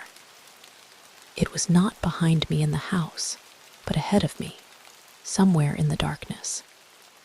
That was enough, Mr. Holmes, to assure me that what I had seen was not a vision. Godfrey had run away from me, and he had shut a door behind him. Of that, I was certain. There was nothing more I could do, and I spent an uneasy night turning the matter over in my mind and trying to find some theory which would cover the facts. Next day, I found the Colonel rather more conciliatory, and as his wife remarked that there were some places of interest in the neighborhood, it gave me an opening to ask whether my presence for one more night would incommode them. A somewhat grudging acquiescence from the old man gave me a clear day in which to make my observations. I was already perfectly convinced that Godfrey was in hiding somewhere near, but where and why remained to be solved. The house was so large and so rambling that a regiment might be hid away in it, and no one the wiser. If the secret lay there, it was difficult for me to penetrate it, but the door which I had heard close was certainly not in the house. I must explore the garden and see what I could find. There was no difficulty in the way, for the old people were busy in their own fashion and left me to my own devices. There were several small outhouses, but at the end of the garden there was a detached building of some size large enough for a gardener's or a gamekeeper's residence. Could this be the place whence the sound of that shutting door had come? I approached it in a careless fashion, as though I were strolling aimlessly round the grounds. As I did so, a small, brisk, bearded man in a black coat and bowler hat not at all the gardener type came out of the door. To my surprise, he locked it after him and put the key in his pocket. Then he looked at me with some surprise on his face. "Are you a visitor here?" he asked. I explained that I was, and that I was a friend of Godfrey's. What a pity that he should be away on his travels, for he would have so liked to see me, I continued. "Quite so." "Exactly," said he with a rather guilty air. "No doubt you will renew your visit at some more propitious time." He passed on, but when I turned I observed that he was standing watching me, half concealed by the laurels at the far end of the garden. I had a good look at the little house as I passed it, but the windows were heavily curtained, and so far as one could see, it was empty. I might spoil my own game and even be ordered off the premises if I were too audacious, for I was still conscious that I was being watched. Therefore, I strolled back to the house and waited for night before I went on with my inquiry. When all was dark and quiet, I slipped out of my window and made my way as silently as possible to the mysterious lodge. I have said that it was heavily curtained, but now I found that the windows were shuttered as well. Some light, however, was breaking through one of them, so I concentrated my attention upon this. I was in luck, for the curtain had not been quite closed, and there was a crack in the shutter, so that I could see the inside of the room. It was a cheery place enough, a bright lamp and a blazing fire. Opposite to me was seated the little man whom I had seen in the morning. He was smoking a pipe and reading a paper. "What paper?" I asked. My client seemed annoyed at the interruption of his narrative. "Can it matter?" he asked. "It is most essential." I really took no notice. Possibly you observed whether it was a broad-leafed paper or of that smaller type which one associates with weeklies. Now that you mention it, it was not large. It might have been the Spectator. However, I had little thought to spare upon such details, for a second man was seated with his back to the window, and I could swear that this second man was Godfrey. I could not see his face, but I knew the familiar slope of his shoulders. He was leaning upon his elbow in an attitude of great melancholy, his body turned towards the fire. I was hesitating as to what I should do when there was a sharp tap on my shoulder, and there was Colonel Emsworth beside me. "This way, sir," said he in a low voice. He walked in silence to the house, and I followed him into my own bedroom. He had picked up a timetable in the hall. "There is a train to London at 8:30, said he. "The trap will be at the door at 8. He was white with rage, and indeed I felt myself in so difficult a position that I could only stammer out a few incoherent apologies in which I tried to excuse myself by urging my anxiety for my friend. "The matter will not bear discussion," said he abruptly. "You have made a most damnable intrusion into the privacy of our family. You were here as a guest, and you have become a spy. I have nothing more to say, sir, save that I have no wish ever to see you again." At this, I lost my temper, Mr. Holmes, and I spoke with some warmth. "I have seen your son, and I am convinced that for some reason of your own you are concealing him from the world. I have no idea what your motives are in cutting him off in this fashion, but I am sure that he is no longer a free agent. I warn you, Colonel Emsworth, that until I am assured as to the safety and well-being of my friend, I shall never desist in my efforts to get to the bottom of the mystery, and I shall certainly not allow myself to be intimidated by anything which you may say or do." The old fellow looked diabolical, and I really thought he was about to attack me. I have said that he was a gaunt, fierce old giant, and though I am no weakling, I might have been hard put to it to hold my own against him. However, after a long glare of rage, he turned upon his heel and walked out of the room. For my part, I took the appointed train in the morning with the full intention of coming straight to you and asking for your advice and assistance at the appointment for which I had already written. Such was the problem which my visitor laid before me. It presented, as the astute reader will have already perceived, few difficulties in its solution, for a very limited choice of alternatives must get to the root of the matter.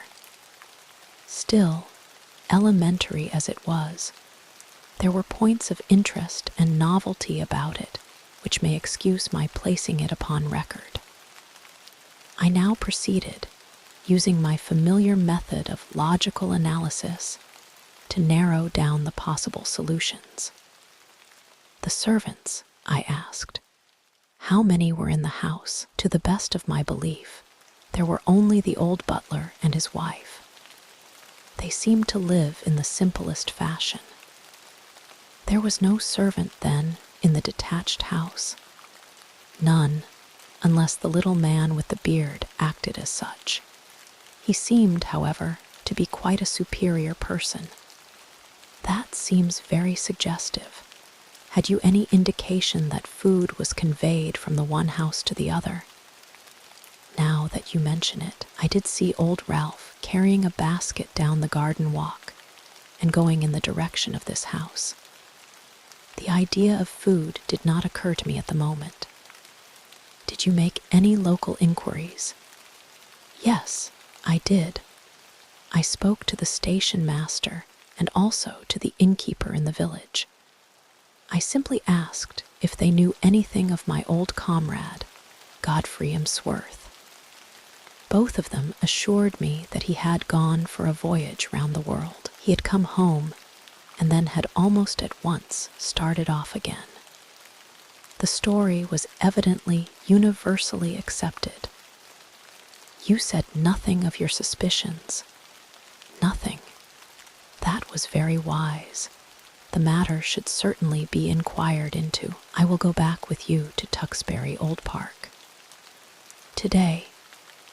It happened that at the moment I was clearing up the case which my friend Watson has described as that of the Abbey School, in which the Duke of Greyminster was so deeply involved. I had also a commission from the Sultan of Turkey which called for immediate action, as political consequences of the gravest kind might arise from its neglect. Therefore, it was not until the beginning of the next week, as my diary records, that I was able to start forth on my mission to Bedfordshire, in company with Mr. James M. Dodd.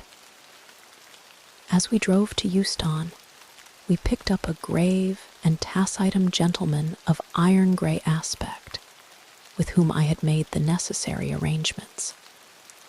"This is an old friend," said I to Dodd. "It is possible that his presence may be entirely unnecessary, and on the other hand, it may be essential.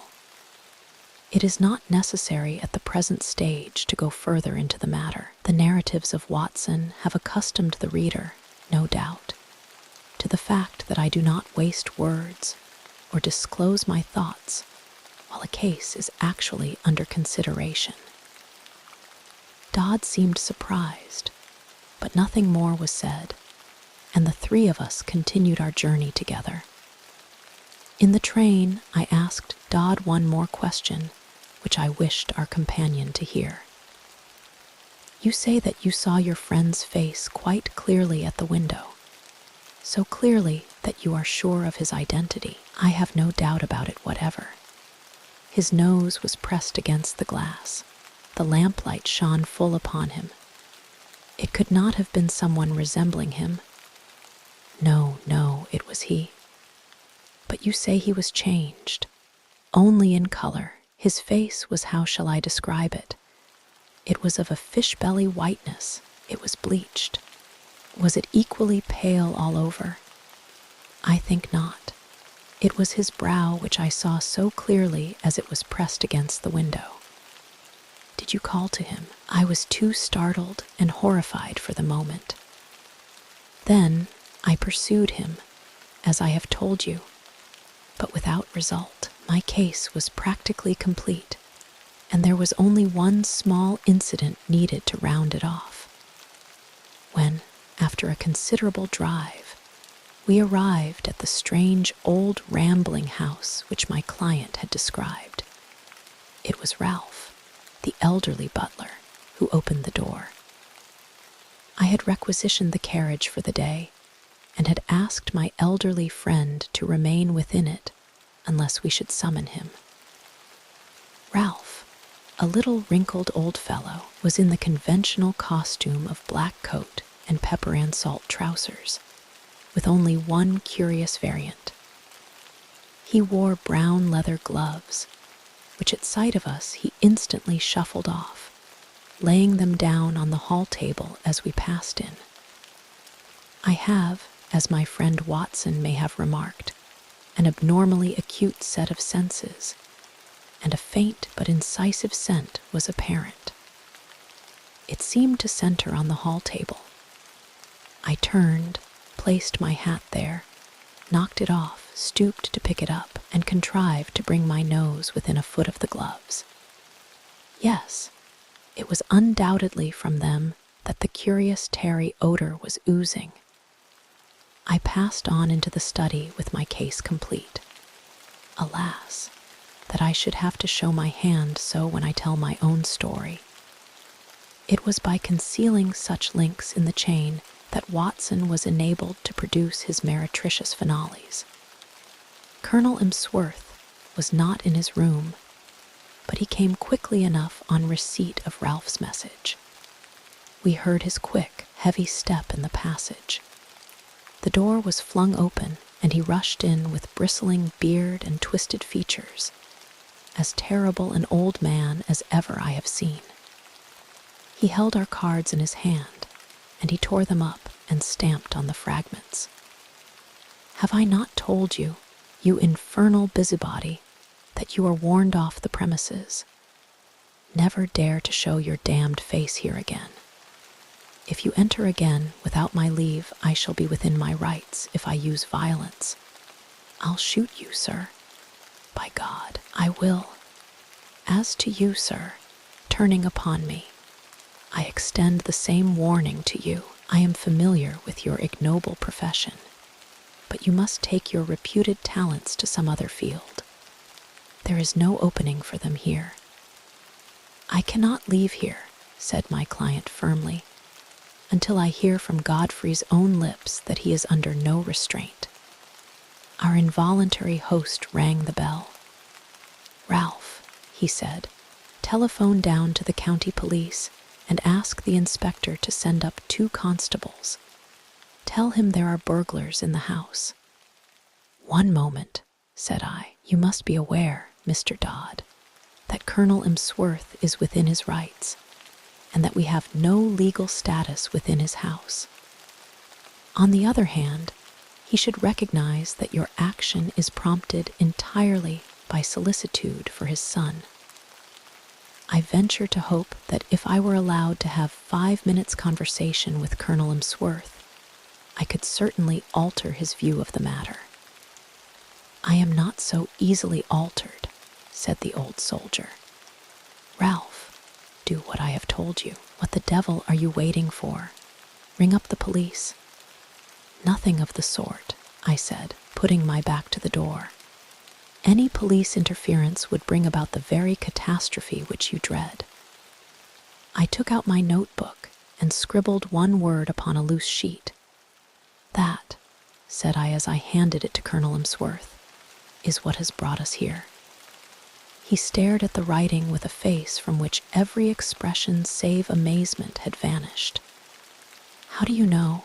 He gasped, sitting down heavily in his chair. It is my business to know things. That is my trade. He sat in deep thought, his gaunt hand tugging at his straggling beard. Then he made a gesture of resignation. Well, if you wish to see Godfrey, you shall. It is no doing of mine, but you have forced my hand. Ralph, tell Mr. Godfrey and Mr. Kent that in 5 minutes we shall be with them. At the end of that time, we passed down the garden path and found ourselves in front of the mystery house at the end. A small, bearded man stood at the door with a look of considerable astonishment upon his face. This is very sudden, Colonel Imsworth, said he. This will disarrange all our plans. I can't help it, Mr. Kent. Our hands have been forced. Can Mr. Godfrey see us? Yes, he is waiting inside. He turned and led us into a large, plainly furnished front room. A man was standing with his back to the fire, and at the sight of him my client sprang forward with outstretched hand. Why, Godfrey, old man, this is fine. But the other waved him back. Don't touch me, Jimmy. Keep your distance. Yes, you may well stare. I don't quite look the smart Lance Corporal Imsworth of B Squadron, do I? His appearance was certainly extraordinary. One could see that he had indeed been a handsome man with clear-cut features sunburned by an African sun, but mottled in patches over this darker surface were curious whitish patches which had bleached his skin. "That's why I don't court visitors," said he. "I don't mind you, Jimmy, but I could have done without your friend. I suppose there is some good reason for it, but you have me at a disadvantage. I wanted to be sure that all was well with you, Godfrey. I saw you that night when you looked into my window, and I could not let the matter rest till I had cleared things up. Old Ralph told me you were there, and I couldn't help taking a peep at you.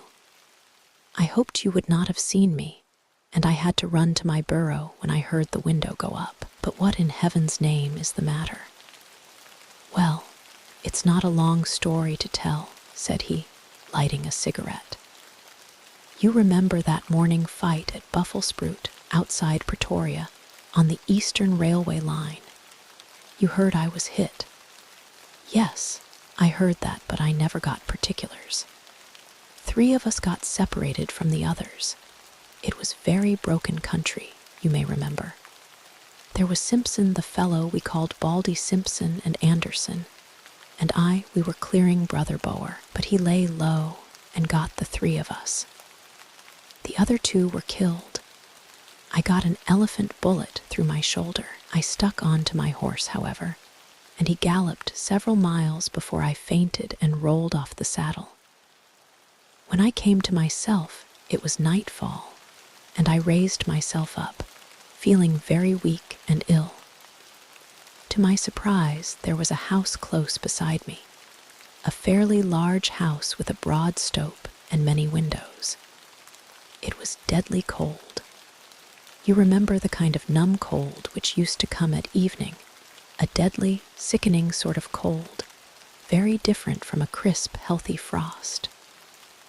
Well, I was chilled to the bone, and my only hope seemed to lie in reaching that house. I staggered to my feet and dragged myself along, hardly conscious of what I did. I have a dim memory of slowly ascending the steps, entering a wide-opened door, passing into a large room which contained several beds, and throwing myself down with a gasp of satisfaction upon one of them. It was unmade, but that troubled me not at all. I drew the clothes over my shivering body, and in a moment I was in a deep sleep. It was morning when I wakened, and it seemed to me that instead of coming out into a world of sanity, I had emerged into some extraordinary nightmare. The African sun flooded through the big, curtainless windows, and every detail of the great, bare, whitewashed dormitory stood out hard and clear. In front of me was standing a small, dwarf-like man with a huge, bulbous head, who was jabbering excitedly in Dutch, waving 2 horrible hands which looked to me like brown sponges. Behind him stood a group of people who seemed to be intensely amused by the situation, but a chill came over me as I looked at them. Not one of them was a normal human being. Everyone was twisted or swollen or disfigured in some strange way. The laughter of these strange monstrosities was a dreadful thing to hear. It seemed that none of them could speak English, but the situation wanted clearing up, for the creature with the big head was growing furiously angry, and, uttering wild beast cries, he had laid his deformed hands upon me and was dragging me out of bed, regardless of the fresh flow of blood from my wound. The little monster was as strong as a bull, and I don't know what he might have done to me had not an elderly man who was clearly in authority been attracted to the room by the hubbub. He said a few stern words in Dutch, and my persecutor shrank away. Then he turned upon me, gazing at me in the utmost amazement. "How in the world did you come here?" he asked in amazement. "Wait a bit. I see that you are tired out and that wounded shoulder of yours wants looking after.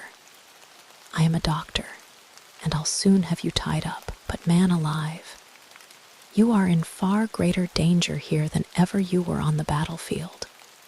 You are in the leper hospital, and you have slept in a leper's bed. Need I tell you more, Jimmy? It seems that in view of the approaching battle, all these poor creatures had been evacuated the day before. Then, as the British advanced, they had been brought back by this, their medical superintendent, who assured me that, though he believed he was immune to the disease, he would none the less never have dared to do what I had done. He put me in a private room, treated me kindly, and within a week or so, I was removed to the General Hospital at Pretoria. So there you have my tragedy. I hoped against hope, but it was not until I had reached home that the terrible signs which you see upon my face told me that I had not escaped. What was I to do? I was in this lonely house. We had 2 servants whom we could utterly trust. There was a house where I could live. Under pledge of secrecy, Mr. Kent, who is a surgeon, was prepared to stay with me. It seemed simple enough on those lines.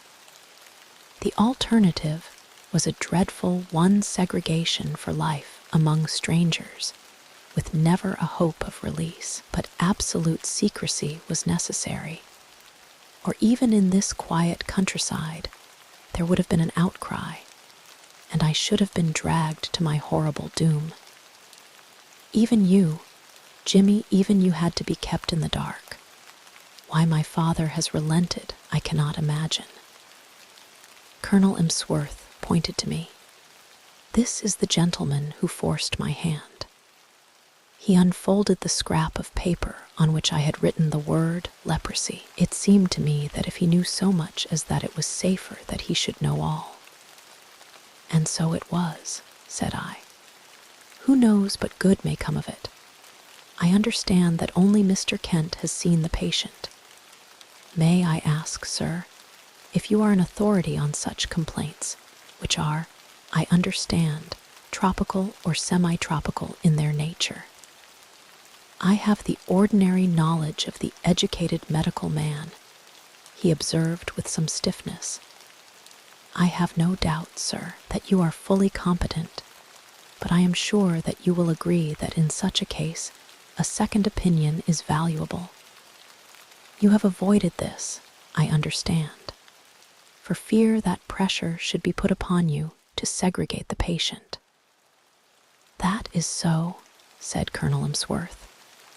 I foresaw this situation, I explained, and I have brought with me a friend whose discretion may absolutely be trusted. I was able once to do him a professional service, and he is ready to advise as a friend rather than as a specialist. His name is Sir James Saunders. The prospect of an interview with Lord Roberts would not have excited greater wonder and pleasure in a raw subaltern than was now reflected upon the face of Mr. Kent. I shall indeed be proud, he murmured. Then I will ask Sir James to step this way. He is at present in the carriage outside the door. Meanwhile, Colonel Emsworth, we may perhaps assemble in your study where I could give the necessary explanations. And here it is that I miss my Watson. By cunning questions and ejaculations of wonder, he could elevate my simple art, which is but systematized common sense, into a prodigy. When I tell my own story, I have no such aid. And yet, I will give my process of thought even as I gave it to my small audience, which included Godfrey's mother in the study of Colonel Emsworth.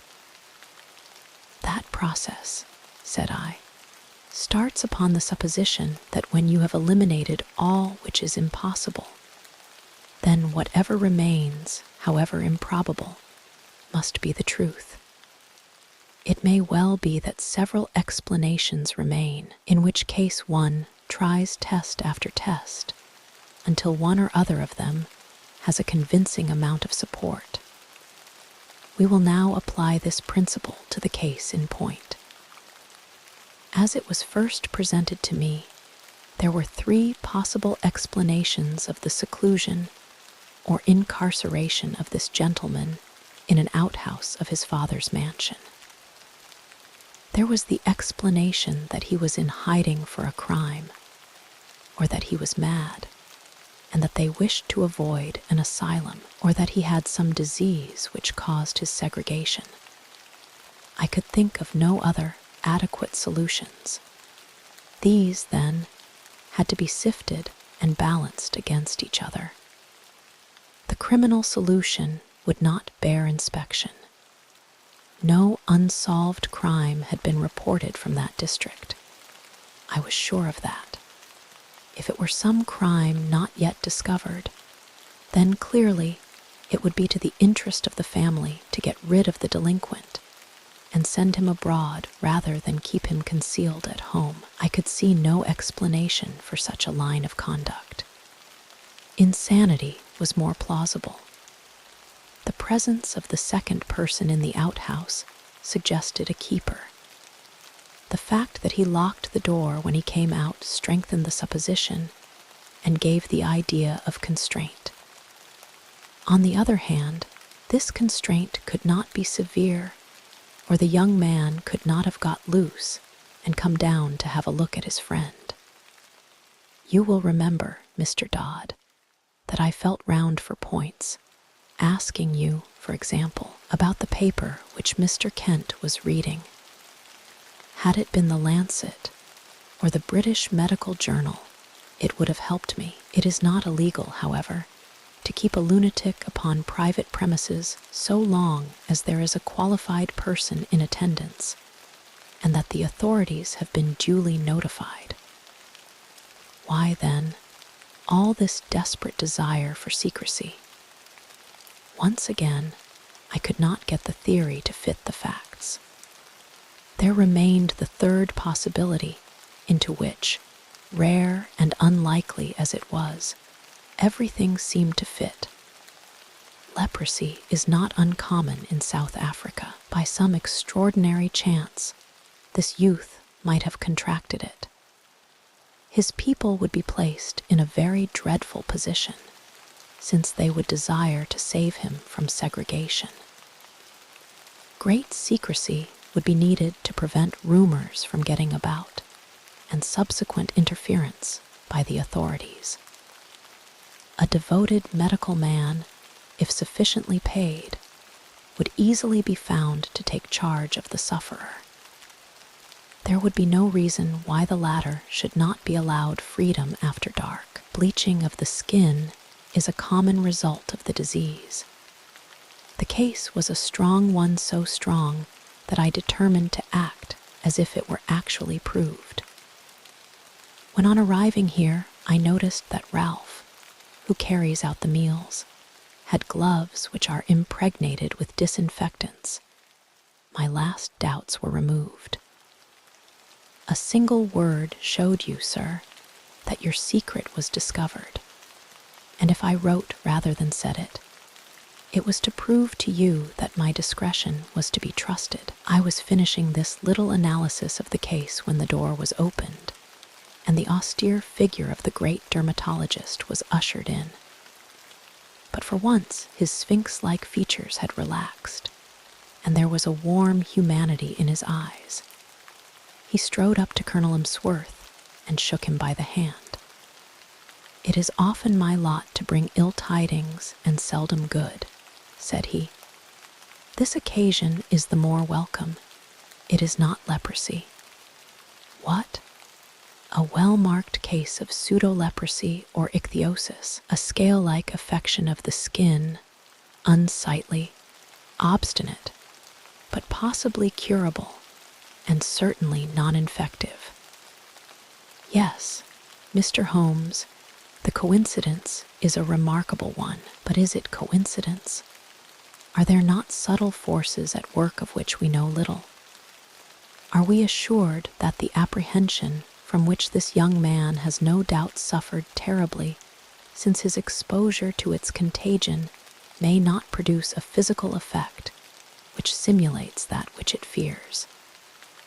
At any rate, I pledge my professional reputation, but the lady has fainted. I think that Mr. Kent had better be with her until she recovers from this joyous shock. The adventure of the Mazarin stone. It was pleasant to Dr. Watson to find himself once more in the untidy room of the first floor in Baker Street, which had been the starting point of so many remarkable adventures. He looked round him at the scientific charts upon the wall, the acid-charred bench of chemicals, the violin case leaning in the corner, the coal scuttle, which contained of old the pipes and tobacco. Finally, his eyes came round to the fresh and smiling face of Billy, the young but very wise and tactful page, who had helped a little to fill up the gap of loneliness and isolation which surrounded the saturnine figure of the great detective. It all seems very unchanged, Billy. You don't change either. I hope the same can be said of him. Billy glanced with some solicitude at the closed door of the bedroom. I think he's in bed and asleep, he said. It was 7 in the evening of a lovely summer's day, but Dr. Watson was sufficiently familiar with the irregularity of his old friend's hours to feel no surprise at the idea. That means a case, I suppose. Yes, sir. He is very hard at it just now. I'm frightened for his health. He gets paler and thinner, and he eats nothing. When will you be pleased to dine, Mr. Holmes? Mrs. Hudson asked. 7:30 the day after tomorrow, said he. You know his way when he is keen on a case. Yes, Billy, I know. He's following someone. Yesterday he was out as a workman looking for a job. Today he was an old woman. Fairly took me in, he did, and I ought to know his ways by now. Billy pointed with a grin to a very baggy parasol which leaned against the sofa. That's part of the old woman's outfit, he said. But what is it all about, Billy? Billy sank his voice as one who discusses great secrets of state. I don't mind telling you, sir, but it should go no farther. It's this case of the Crown Diamond. What, the £100,000 burglary? Yes, sir. They must get it back, sir. Why, we had the Prime Minister and the Home Secretary both sitting on that very sofa. Mr. Holmes was very nice to them. He soon put them at their ease and promised he would do all he could. Then there is Lord Cantlemere. Ah, yes, sir, you know what that means. He's a stiff un, sir, if I may say so.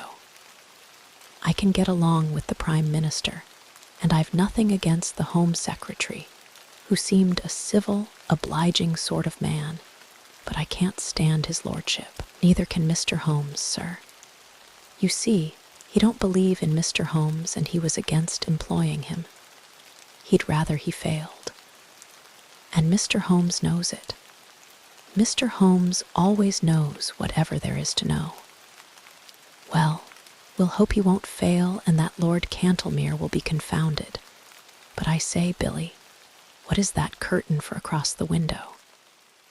Mr. Holmes had it put up there 3 days ago.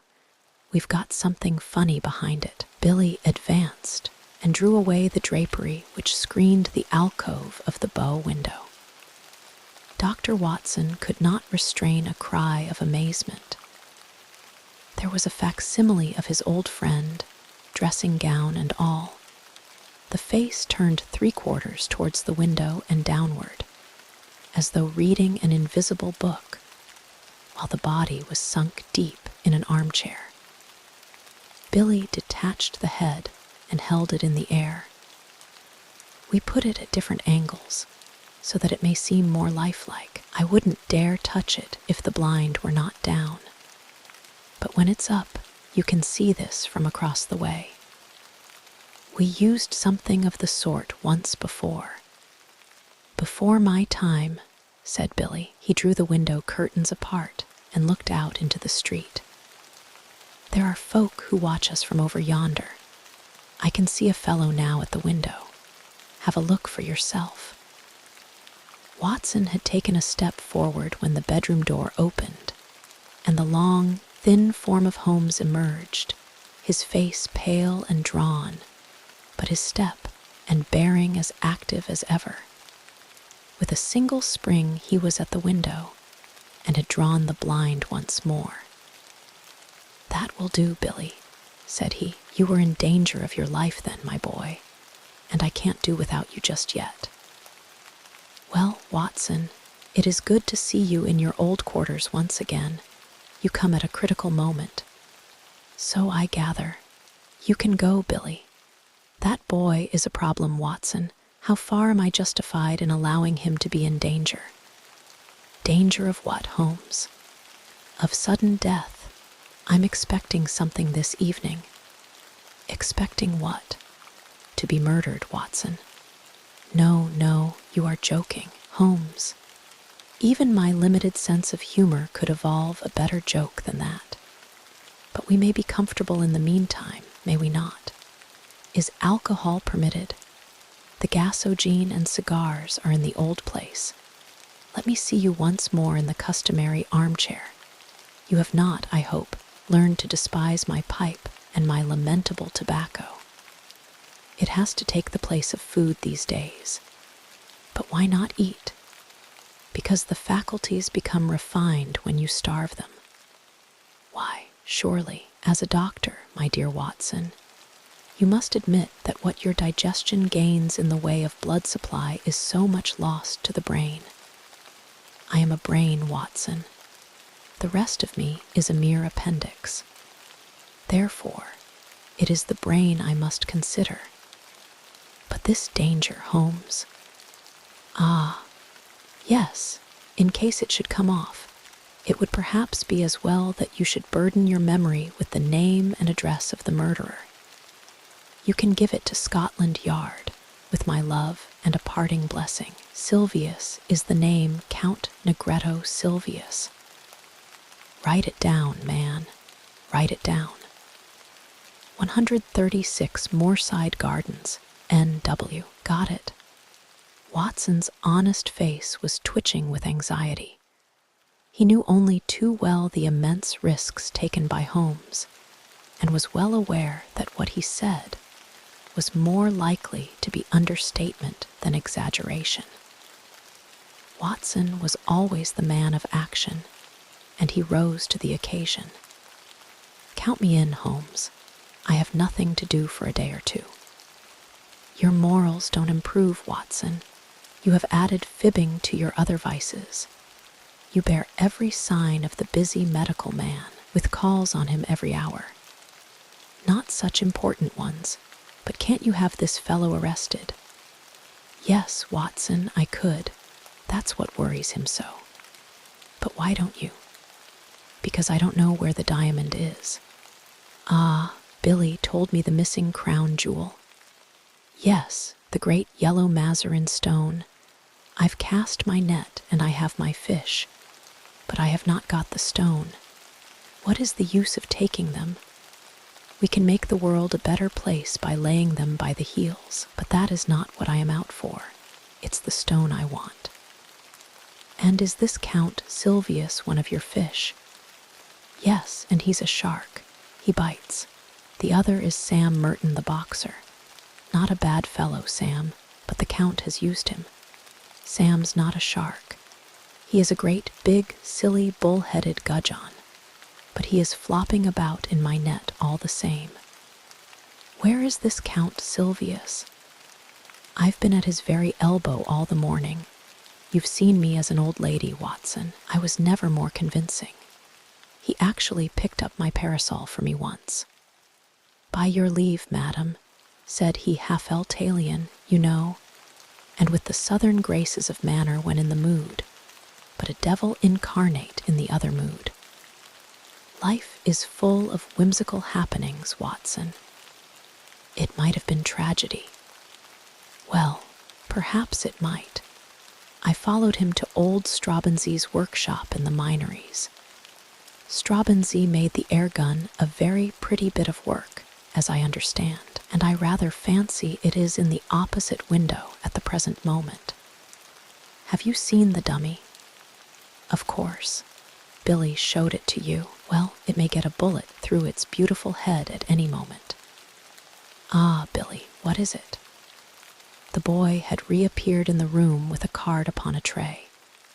Holmes glanced at it with raised eyebrows and an amused smile. The man himself. I had hardly expected this.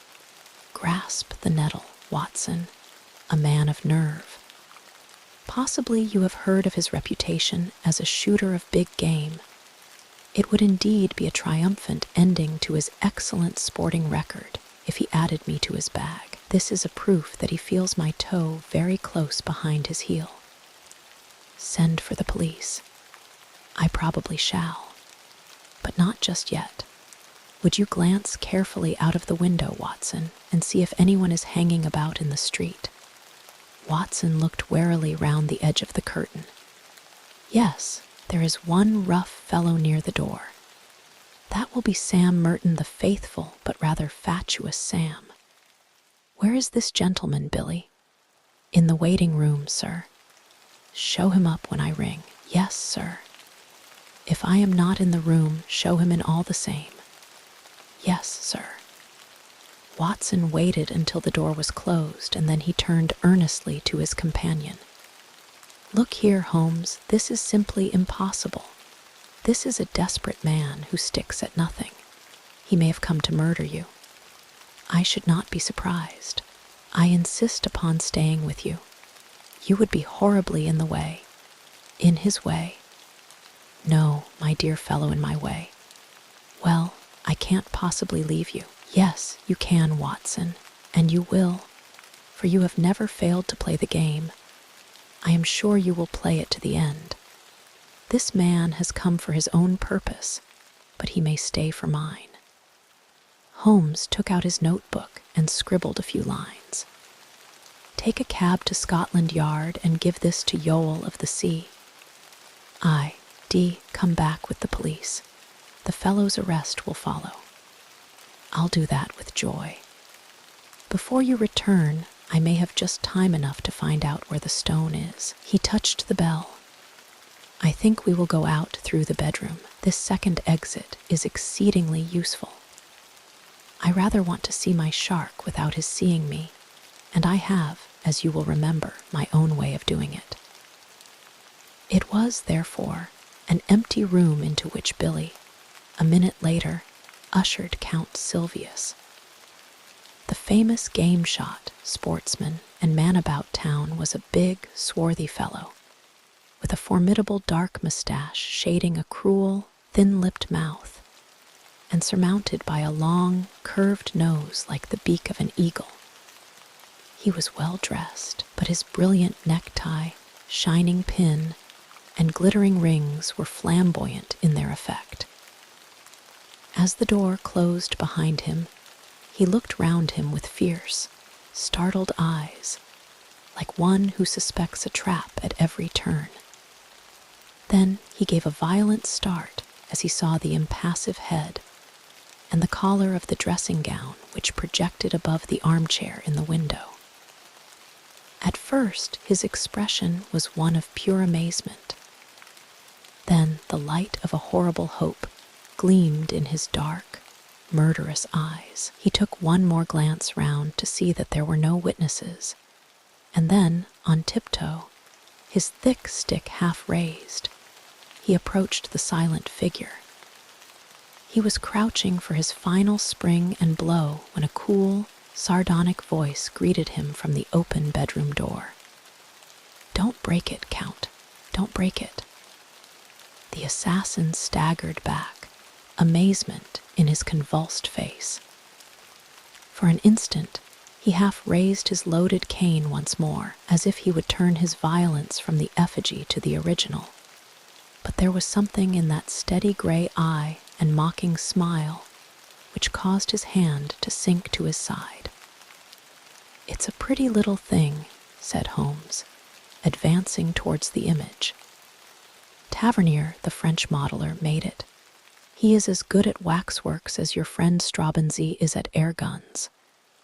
"Air guns, sir? What do you mean?" "Put your hat and stick on the side table." "Thank you. Pray take a seat. Would you care to put your revolver out also?" "Oh, very good. If you prefer to sit upon it, your visit is really most opportune, for I wanted badly to have a few minutes' chat with you." The Count scowled with heavy, threatening eyebrows. "I, too, wish to have some words with you, Holmes. That is why I am here. I won't deny that I intended to assault you just now." Holmes swung his leg on the edge of the table. "I rather gathered that you had some idea of the sort in your head," said he. "But why these personal attentions?" "Because you have gone out of your way to annoy me, because you have put your creatures upon my track." "My creatures, I assure you know." "Nonsense. I have had them followed. Two can play at that game, Holmes. It is a small point, Count Silvius, but perhaps you would kindly give me my prefix when you address me. You can understand that, with my routine of work, I should find myself on familiar terms with half the rogues gallery, and you will agree that exceptions are invidious."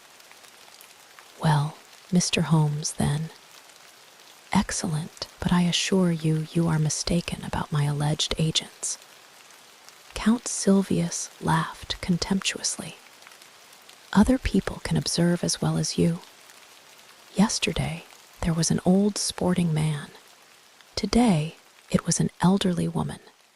They held me in view all day." "Really, sir, you compliment me." "Old Baron Dowson said the night before he was hanged that in my case what the law had gained the stage had lost. And now you give my little impersonations your kindly praise. It was you yourself." Holmes shrugged his shoulders. "You can see in the corner the parasol which you so politely handed to me in the Minories before you began to suspect. If I had known, you might never have seen this humble home again. I was well aware of it. We all have neglected opportunities to deplore. As it happens, you did not know, so here we are." The Count's knotted brows gathered more heavily over his menacing eyes. "What you say only makes the matter worse. It was not your agents, but your play-acting, busybody self. You admit that you have dogged me. Why, come now, Count, you used to shoot lions in Algeria." "Well, but why? Why?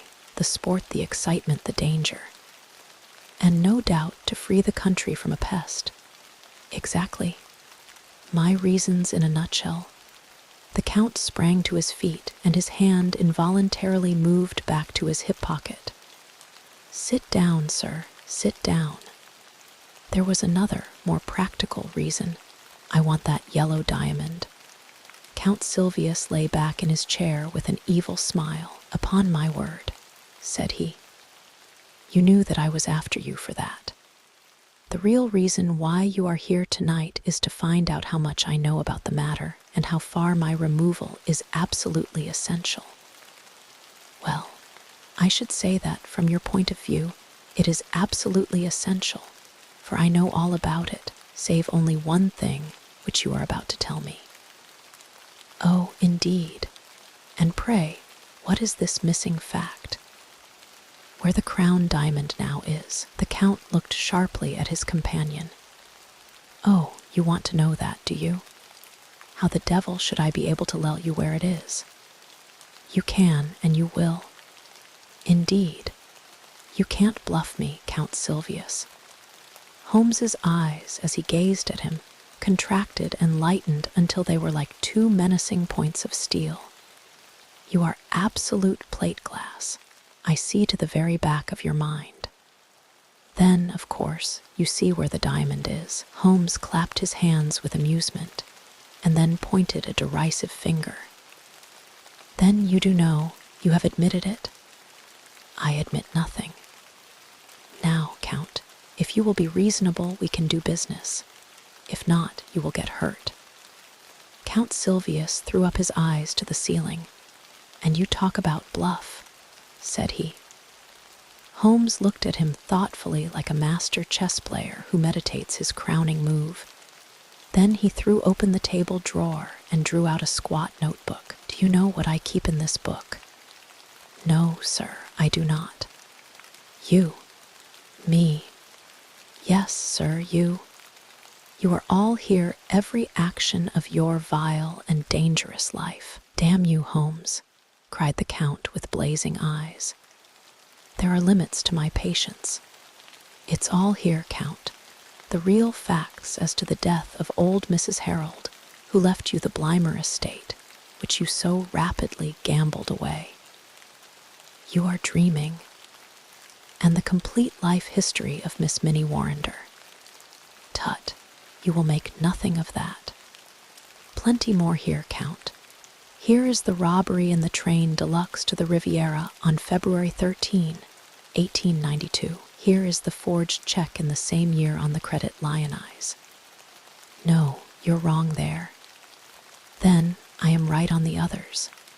Now, Count, you are a card player. When the other fellow has all the trumps, it saves time to throw down your hand. What has all this talk to do with the jewel of which you spoke? Gently, Count, restrain that eager mind. Let me get to the points in my own humdrum fashion. I have all this against you, but above all, I have a clear case against both you and your fighting bully in the case of the crown diamond. Indeed. I have the cabman who took you to Whitehall and the cabman who brought you away. I have the commissionaire who saw you near the case. I have Ikey Sanders, who refused to cut it up for you. Ikey has peached, and the game is up. The veins stood out on the Count's forehead. His dark, hairy hands were clenched in a convulsion of restrained emotion. He tried to speak, but the words would not shape themselves. That's the hand I play from, said Holmes. I put it all upon the table, but one card is missing. It's the King of Diamonds. I don't know where the stone is. You never shall know. No, now, be reasonable, Count. Consider the situation. You are going to be locked up for 20 years. So is Sam Merton.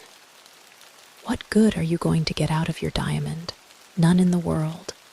But if you hand it over well, I'll compound a felony. We don't want you or Sam.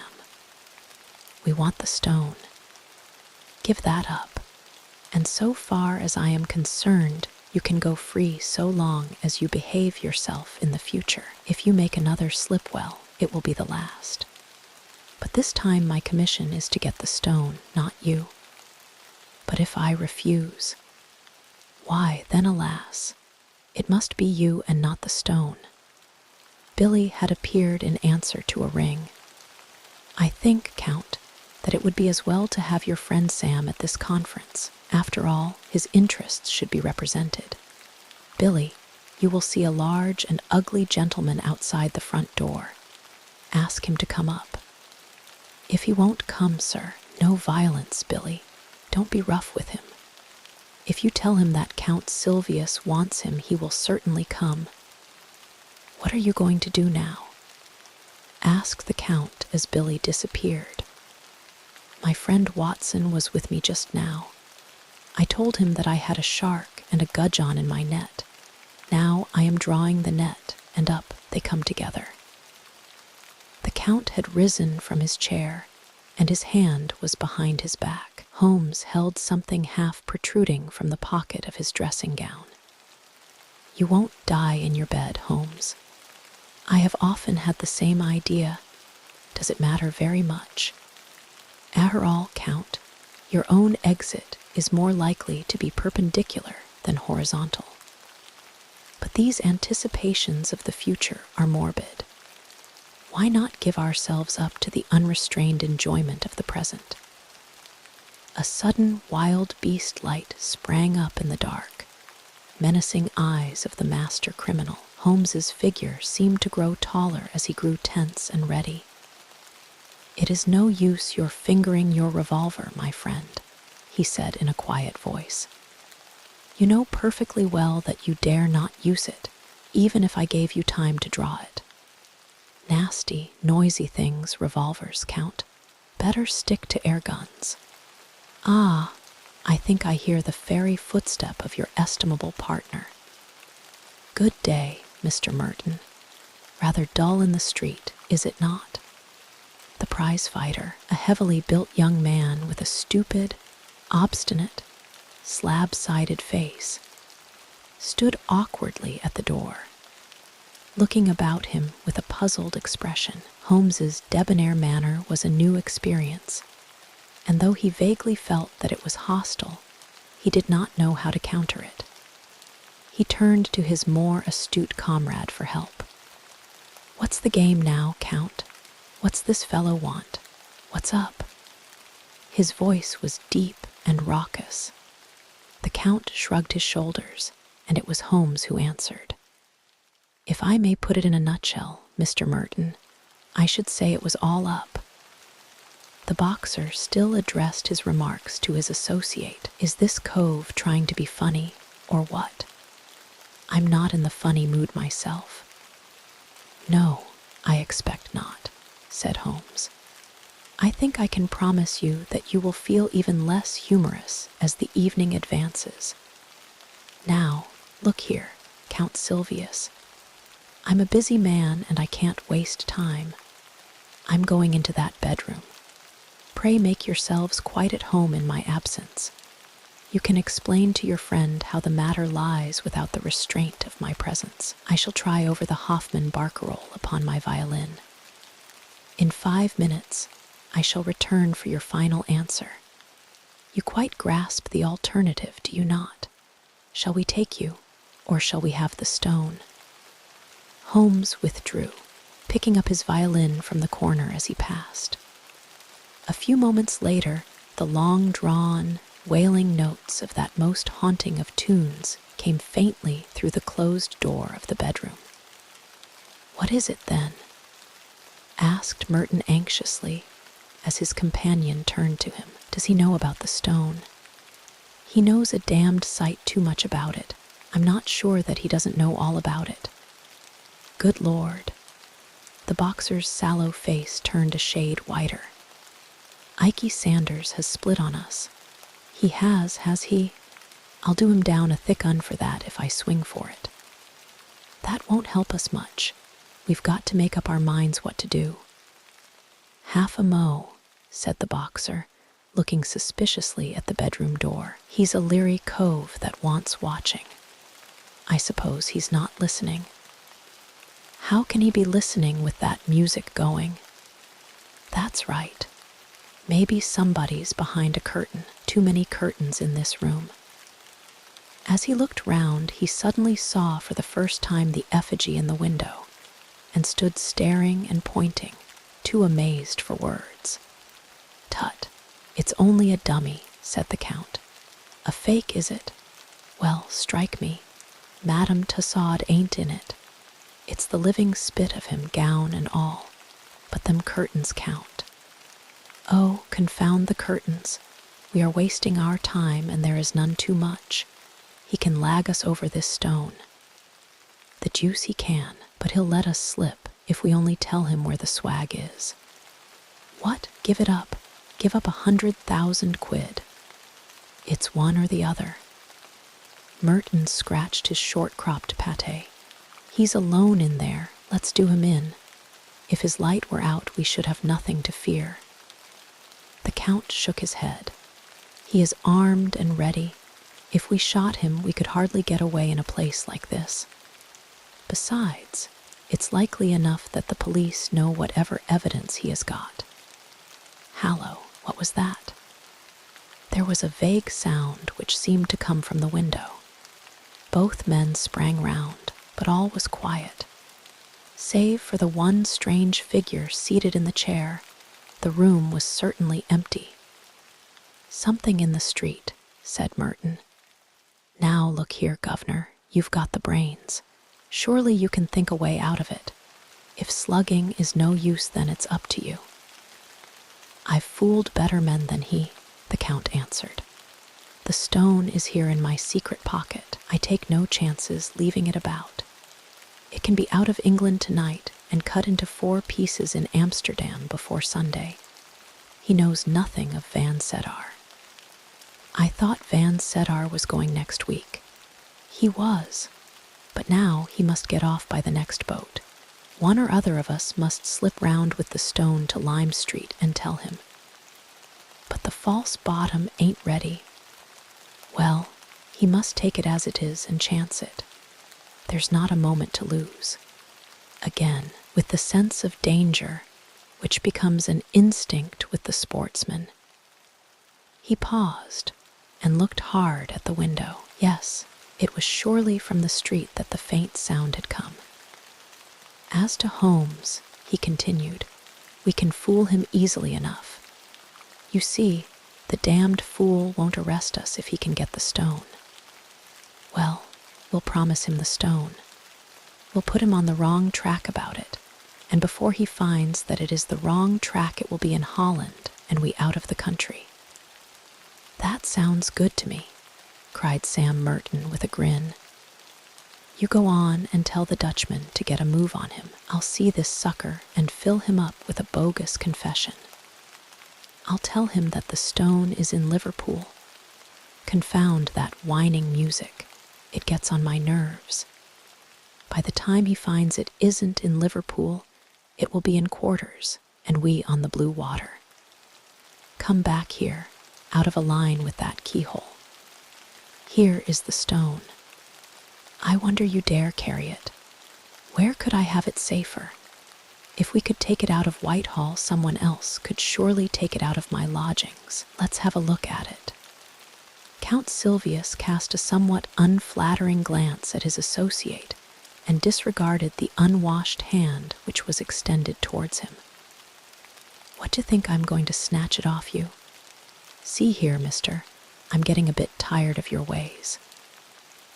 Well, no offense, Sam. We can't afford to quarrel. Come over to the window if you want to see the beauty properly. Now hold it to the light. Here.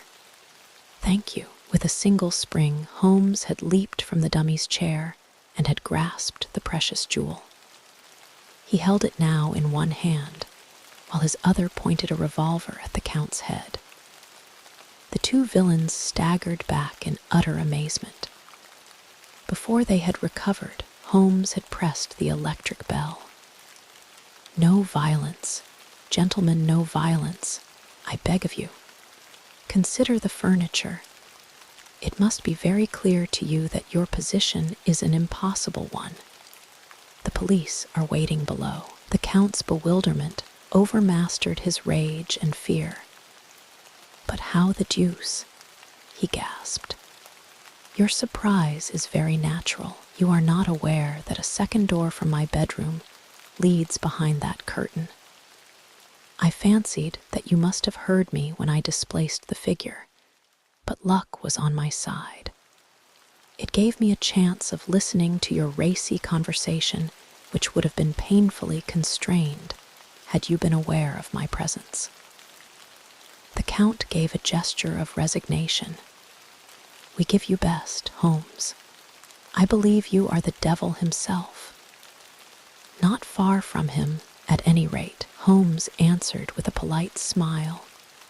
Sam Merton's slow intellect had only gradually appreciated the situation. Now, as the sound of heavy steps came from the stairs outside, he broke silence at last. "A fair cop," said he. "But I say, what about that bloomin' fiddle? I hear it yet." "Tut, tut," Holmes answered. "You are perfectly right. Let it play. These modern gramophones are a remarkable invention." There was an inrush of police. The handcuffs clicked, and the criminals were led to the waiting cab. Watson lingered with Holmes, congratulating him upon this fresh leaf added to his laurels. Once more their conversation was interrupted by the imperturbable Billy with his card tray. "Lord Cantlemere, sir." "Show him up, Billy. This is the eminent peer who represents the very highest interests," said Holmes. "He is an excellent and loyal person, but rather of the old regime. Shall we make him unbend? Dare we venture upon a slight liberty? He knows, we may conjecture, nothing of what has occurred." The door opened to admit a thin, austere figure with a hatchet face and drooping mid-Victorian whiskers of a glossy blackness, which hardly corresponded with the rounded shoulders and feeble gait. Holmes advanced affably and shook an unresponsive hand. "How do you do, Lord Cantlemere? It is chilly for the time of year, but rather warm indoors. May I take your overcoat?" "No, I thank you. I will not take it off." Holmes laid his hand insistently upon the sleeve. "Pray allow me, my friend doctor. Watson would assure you that these changes of temperature are most insidious." His lordship shook himself free with some impatience. "I am quite comfortable, sir. I have no need to stay. I have simply looked in to know how your self-appointed task was progressing. It is difficult, very difficult. I feared that you would find it so." There was a distinct sneer in the old courtier's words and manner. "Every man finds his limitations, Mr. Holmes, but at least it cures us of the weakness of self-satisfaction." "Yes, sir, I have been much perplexed, no doubt, especially upon one point. Possibly you could help me upon you apply for my advice rather late in the day. I thought that you had your own all-sufficient methods. Still, I am ready to help you. You see, Lord Cantlemere, we can no doubt frame a case against the actual thieves, when you have caught them." "Exactly, but the question is how shall we proceed against the receiver? Is this not rather premature? It is as well to have our plans ready. Now, what would you regard as final evidence against the receiver?" "The actual possession of the stone. You would arrest him upon that?" "Most undoubtedly." Holmes seldom laughed, but he got as near it as his old friend Watson could remember. "In that case, my dear sir, I shall be under the painful necessity of advising your arrest." Lord Cantlemere was very angry. Some of the ancient fires flickered up into his sallow cheeks. "You take a great liberty, Mr. Holmes. In 50 years of official life, I cannot recall such a case. I am a busy man, sir, engaged upon important affairs, and I have no time or taste for foolish jokes. I may tell you frankly, sir, that I have never been a believer in your powers, and that I have always been of the opinion that the matter was far safer in the hands of the regular police force. Your conduct confirms all my conclusions. I have the honor, sir, to wish you good evening." Holmes had swiftly changed his position and was between the peer and the door. "One moment, sir," said he. "To actually go off with the Mazarin stone would be a more serious offense than to be found in temporary possession of it. Sir, this is intolerable. Let me pass. Put your hand in the right-hand pocket of your overcoat." "What do you mean, sir?" Come, do what I ask." An instant later, the amazed peer was standing, blinking and stammering, with the great yellow stone on his shaking palm. What? How is this, Mr. Holmes?" "Too bad, Lord Cantlemere, too bad," cried Holmes. "My old friend here will tell you that I have an impish habit of practical joking. Also, that I can never resist a dramatic situation. I took the liberty, the very great liberty, I admit, of putting the stone into your pocket at the beginning of our interview. The old peer stared from the stone to the smiling face before him. "Sir, I am bewildered. But yes, it is indeed the Mazarin stone. We are greatly your debtors, Mr. Holmes.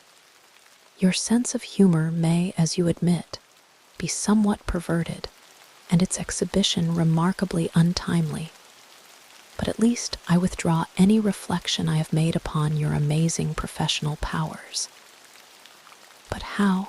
The case is but half finished. The details can wait.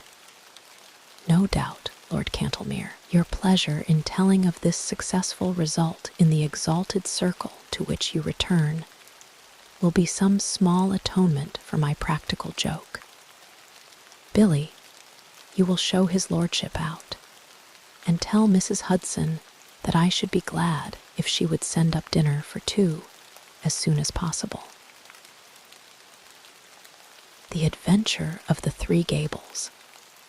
I don't think that any of my adventures with Mr. Sherlock Holmes opened quite so abruptly or so dramatically as that which I associate with the Three Gables. I had not seen Holmes for some days, and had no idea of the new channel into which his activities had been directed. He was in a chatty mood that morning, however, and had just settled me into the well-worn low armchair on one side of the fire, while he had curled down with his pipe in his mouth upon the opposite chair when our visitor arrived.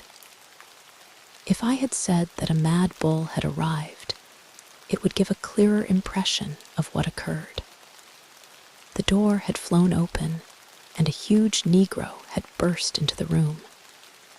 He would have been a comic figure if he had not been terrific, for he was dressed in a very loud gray check suit with a flowing salmon-colored tie. His broad face and flattened nose were thrust forward, as his sullen dark eyes, with a smoldering gleam of malice in them, turned from one of us to the other. "Which of you gentlemen is Masser Holmes?" he asked. Holmes raised his pipe with a languid smile. "Oh, it's you, is it?" said our visitor, coming with an unpleasant, stealthy step round the angle of the table. "See here, Masser Holmes, you keep your hands out of other folks' business. Leave folks to manage their own affairs. Got that, Masser Holmes?" "Keep on talking," said Holmes. "It's fine." "Oh, it's fine, is it?" growled the savage.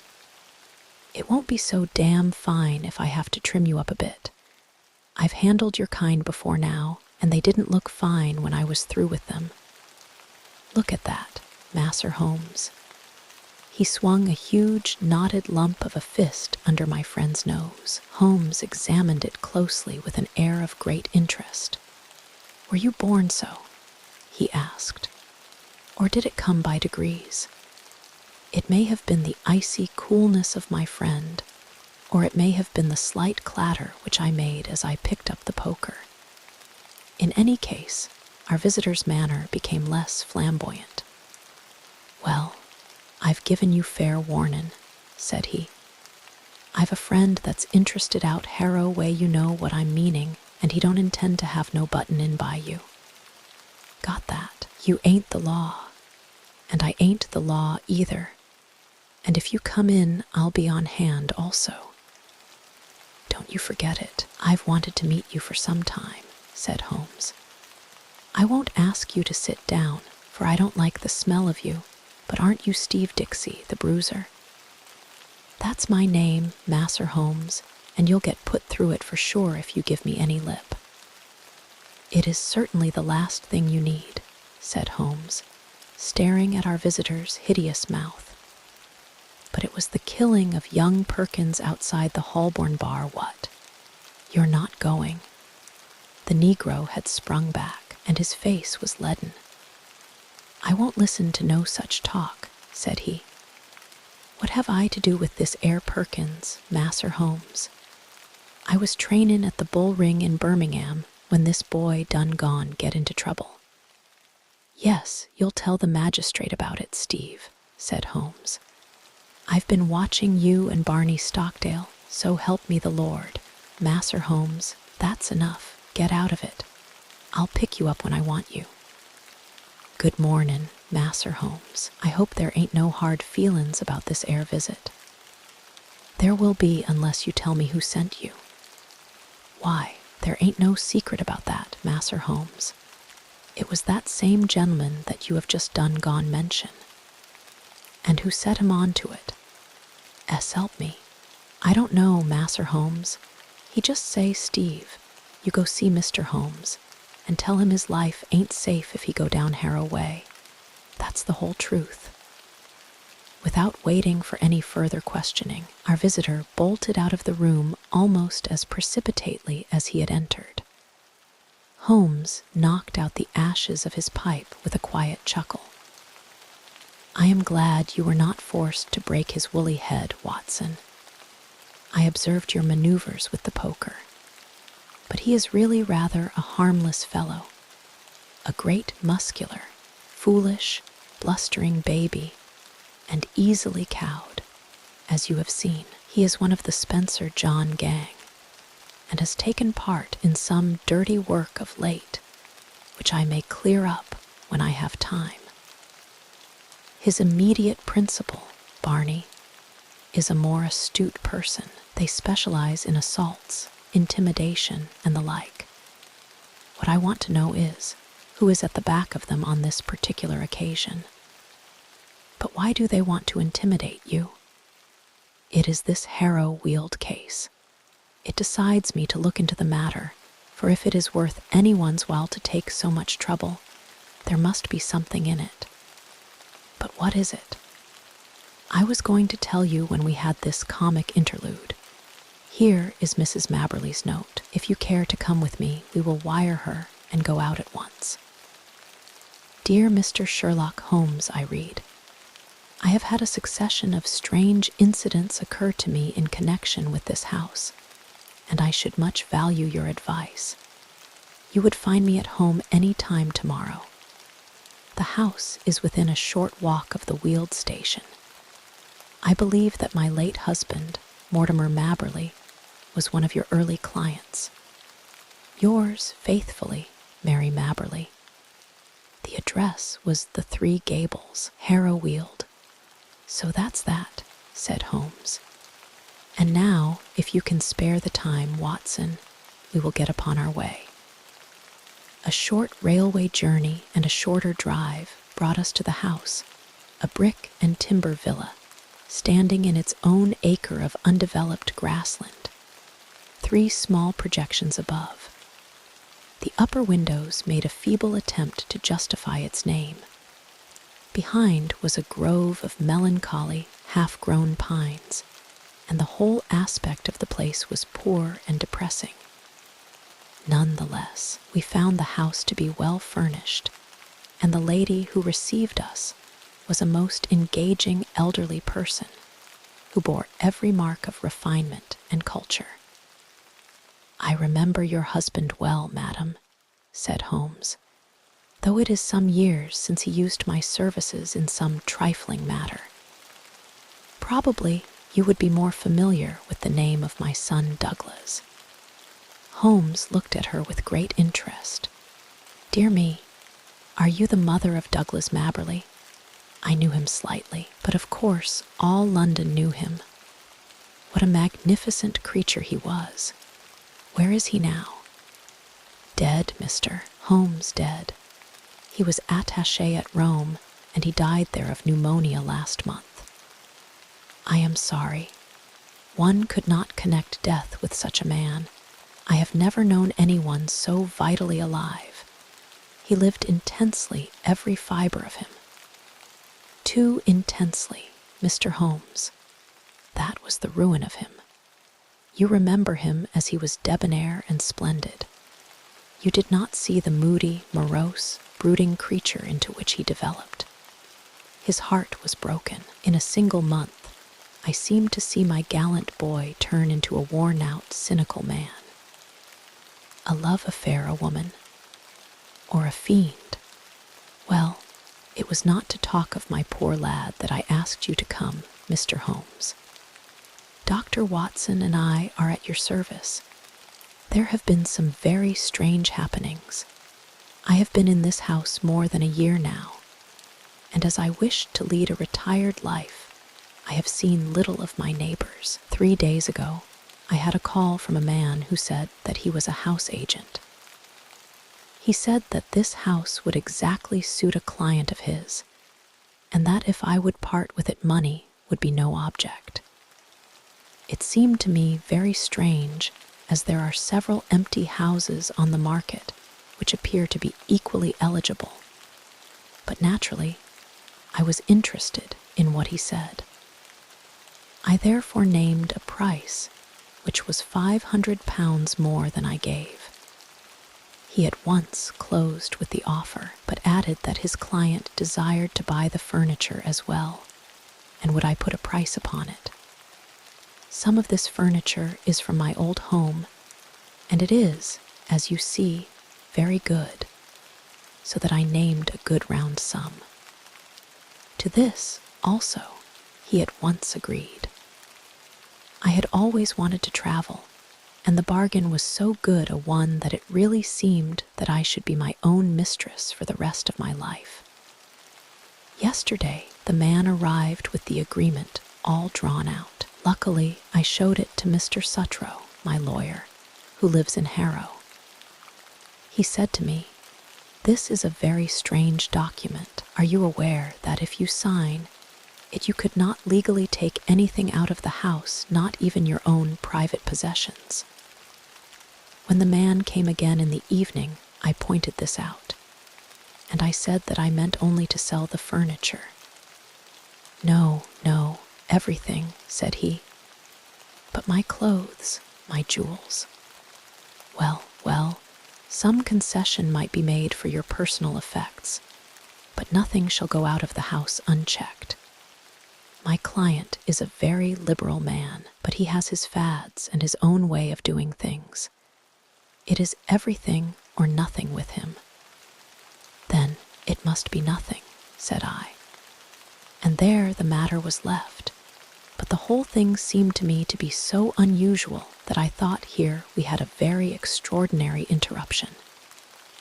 Holmes raised his hand for silence. Then he strode across the room, flung open the door, and dragged in a great gaunt woman whom he had seized by the shoulder. She entered with ungainly struggle like some huge, awkward chicken, torn, squawking, out of its coop. "Leave me alone. What are you a-doing of?" she screeched. "Why, Susan, what is this?" "Well, ma'am, I was comin' in to ask if the visitors was stayin' for lunch when this man jumped out at me. I have been listening to her for the last 5 minutes, but did not wish to interrupt your most interesting narrative. Just a little wheezy, Susan, are you not? You breathe too heavily for that kind of work." Susan turned a sulky but amazed face upon her captor. "Who be you anyhow, and what right have you a-pullin' me about like this?" "It was merely that I wished to ask a question in your presence. Did you, Mrs. Mabberley, mention to anyone that you were going to write to me and consult me?" "No, Mr. Holmes, I did not." "Who posted your letter?" "Susan did." "Exactly. Now, Susan, to whom was it that you wrote or sent a message to say that your mistress was asking advice from me?" "It's a lie. I sent no message." "Now, Susan, wheezy people may not live long, you know. It's a wicked thing to tell fibs. Whom did you tell?"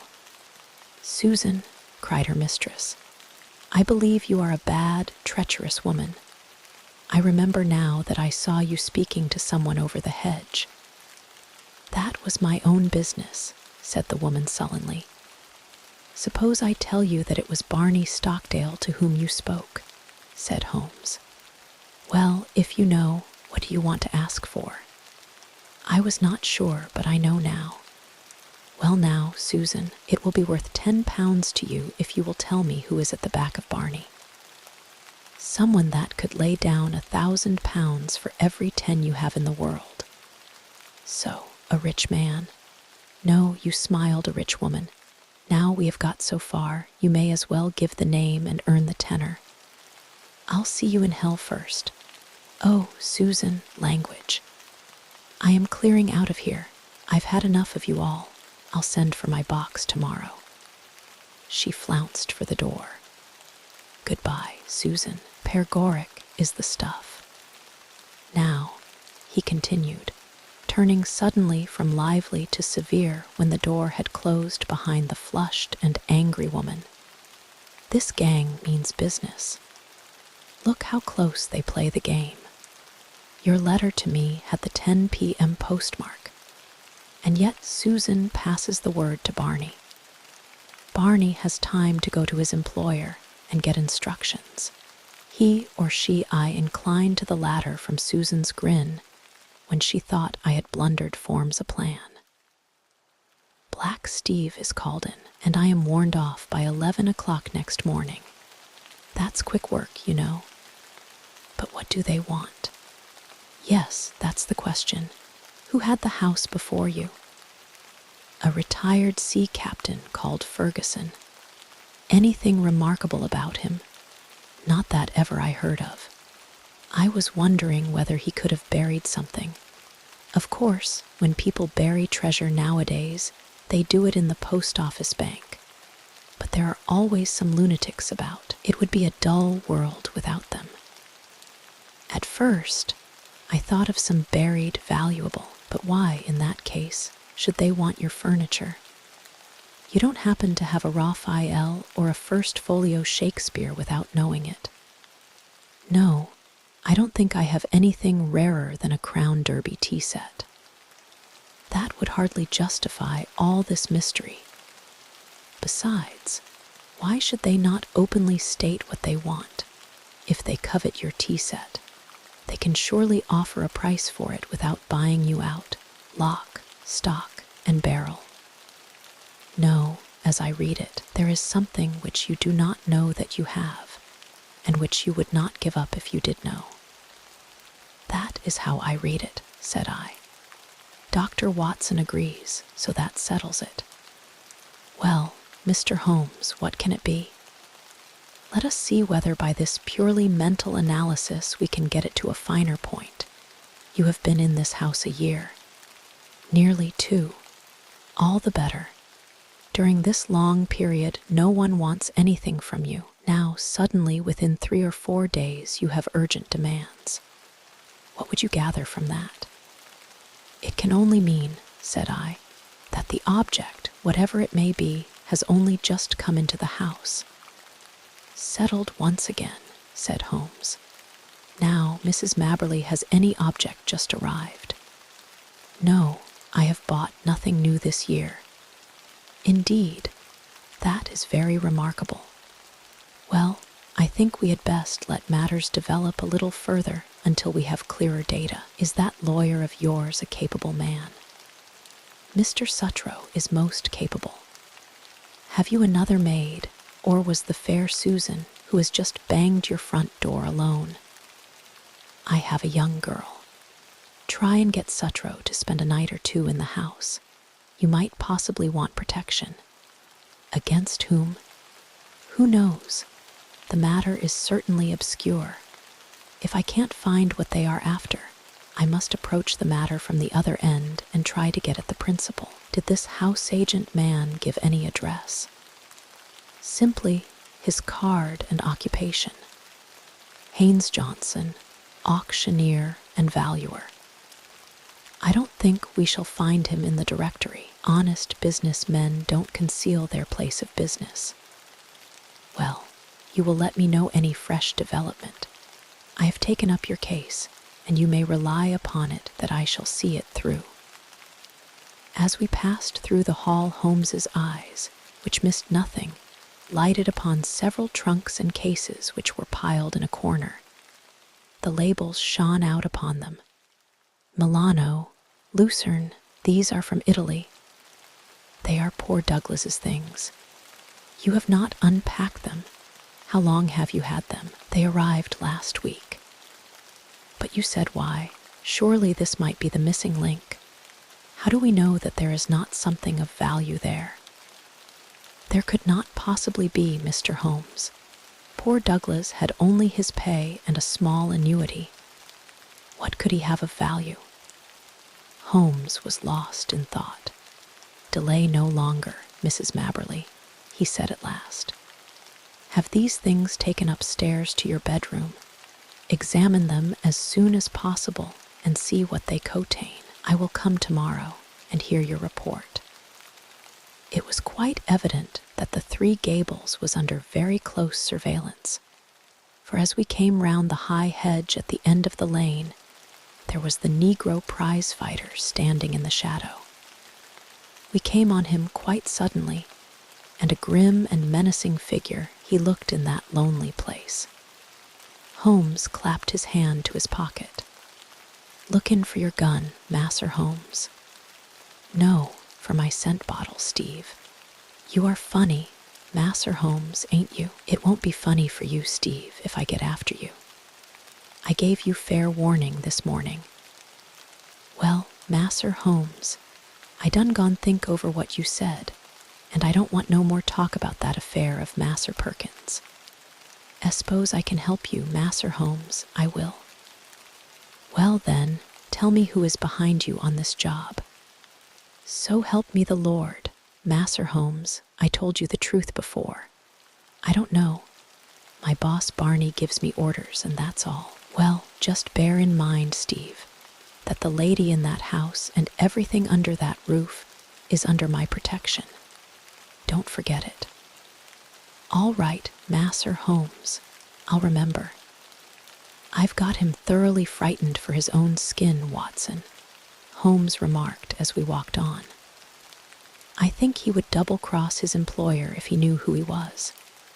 It was lucky I had some knowledge of the Spencer John crowd, and that Steve was one of them. Now, Watson, this is a case for Langdale Pike, and I am going to see him now. When I get back, I may be clearer in the matter." I saw no more of Holmes during the day, but I could well imagine how he spent it, for Langdale Pike was his human book of reference upon all matters of social scandal. This strange, languid creature spent his waking hours in the bow window of a St. James's Street club, and was the receiving station as well as the transmitter for all the gossip of the metropolis. He made, it was said, a 4-figure income by the paragraphs, which he contributed every week to the garbage papers, which cater to an inquisitive public. If ever, far down in the turbid depths of London life, there was some strange swirl or eddy, it was marked with automatic exactness by this human dial upon the surface. Holmes discreetly helped Langdale to knowledge, and on occasion was helped in turn. When I met my friend in his room early next morning, I was conscious from his bearing that all was well, but none the less a most unpleasant surprise was awaiting us. It took the shape of the following telegram: "Please come out at once. Client's house burgled in the night. Police in possession. Sutro." Holmes whistled. "The drama has come to a crisis, and quicker than I had expected. There is a great driving power at the back of this business, Watson, which does not surprise me after what I have heard. This Sutro, of course, is her lawyer. I made a mistake, I fear, in not asking you to spend the night on guard. This fellow has clearly proved a broken reed. Well, there is nothing for it but another journey to Harrow Weald." We found the Three Gables a very different establishment to the orderly household of the previous day. A small group of idlers had assembled at the garden gate, while a couple of constables were examining the windows and the geranium beds. Within, we met a gray old gentleman who introduced himself as the lawyer together with a bustling, rubicund inspector, who greeted Holmes as an old friend. "Well, Mr. Holmes, no chance for you in this case, I'm afraid. Just a common, ordinary burglary, and well within the capacity of the poor old police. No experts need apply." "I am sure the case is in very good hands," said Holmes. "Merely a common burglary, you say?" "Quite so. We know pretty well who the men are and where to find them. It is that gang of Barney Stockdale, with the big nigger in it they've been seen about here." "Excellent. What did they get?" "Well, they don't seem to have got much. Mrs. Mabberley was chloroformed and the house was here is the lady herself. Our friend of yesterday, looking very pale and ill, had entered the room, leaning upon a little maidservant. "You gave me good advice, Mr. Holmes," said she, smiling ruefully. "Alas, I did not take it. I did not wish to trouble Mr. Suttrow, and so I was unprotected. I only heard of it this morning," the lawyer explained. "Mr. Holmes advised me to have some friend in the house. I neglected his advice, and I have paid for it." "You look wretchedly ill," said Holmes. "Perhaps you are hardly equal to telling me what occurred." "It is all here," said the inspector, tapping a bulky notebook. "Still, if the lady is not too exhausted, there is really so little to tell. I have no doubt that wicked Susan had planned an entrance for them. They must have known the house to an inch. I was conscious for a moment of the chloroform rag, which was thrust over my mouth. But I have no notion how long I may have been senseless. When I woke, one man was at the bedside and another was rising with a bundle in his hand from among my son's baggage, which was partially opened and littered over the floor. Before he could get away, I sprang up and seized him. "You took a big risk," said the inspector. "I clung to him, but he shook me off, and the other may have struck me, for I can remember no more." Mary the maid heard the noise and began screaming out of the window. That brought the police, but the rascals had got away. "What did they take?" "Well, I don't think there is anything of value missing. I am sure there was nothing in my son's trunks." "Did the men leave no clue?"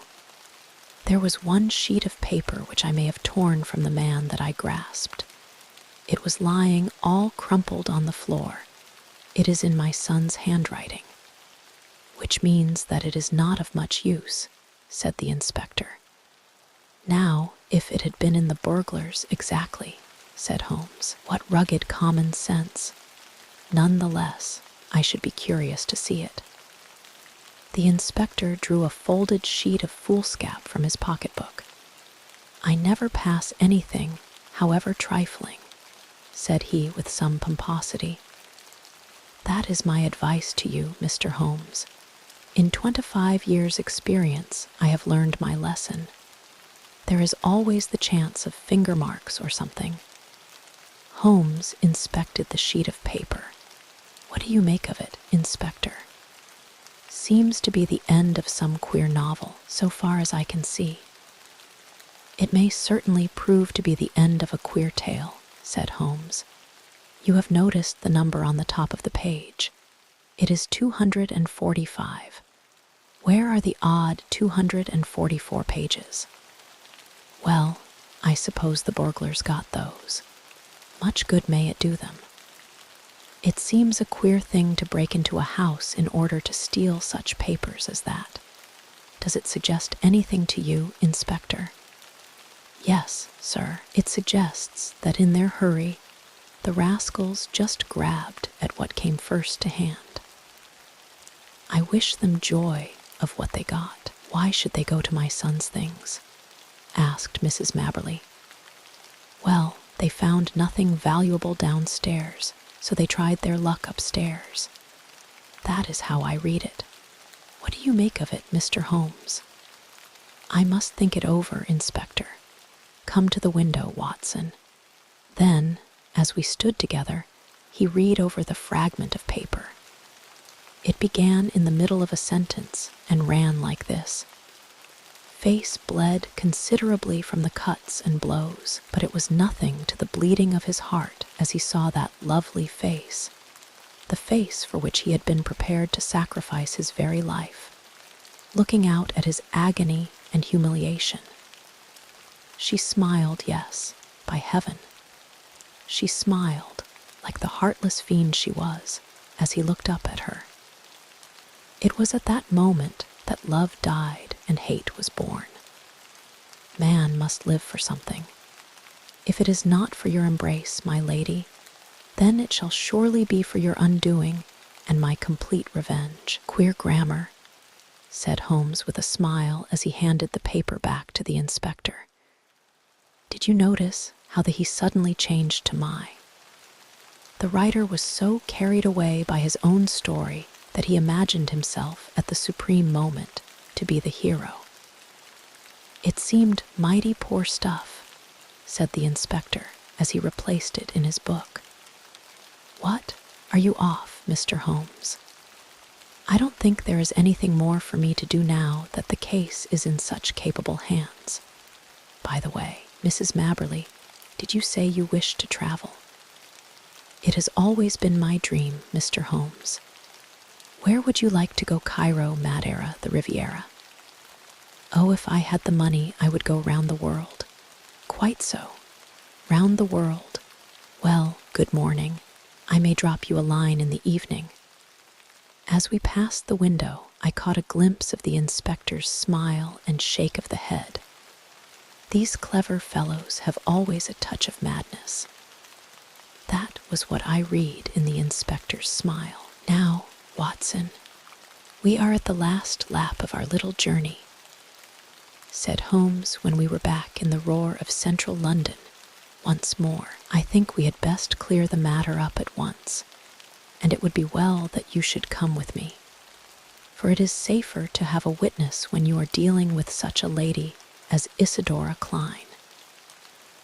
We had taken a cab and were speeding to some address in Grosvenor Square. Holmes had been sunk in thought, but he roused himself suddenly. By the way, Watson, I suppose you see it all clearly? No, I can't say that I do. I only gather that we are going to see the lady who is behind all this mischief. Exactly. But does the name Isidora Klein convey nothing to you? She was, of course, the celebrated beauty. There was never a woman to touch her. She is pure Spanish, the real blood of the Master Fui conquistadors, and her people have been leaders in Pernambuco for generations. She married the aged German sugar king, Klein, and presently found herself the richest, as well as the most lovely widow upon earth. Then there was an interval of adventure when she pleased her own tastes. She had several lovers, and Douglas Mabberley, one of the most striking men in London, was one of them. It was by all accounts more than an adventure with him. He was not a society butterfly, but a strong, proud man who gave and expected all. But she is the belle dame sans merci of fiction. When her caprice is satisfied, the matter is ended. And if the other party in the matter can't take her word for it, she knows how to bring it home to him. Then that was his own story. Ah, you are piecing it together now. I hear that she is about to marry the young Duke of Lomond, who might almost be her son.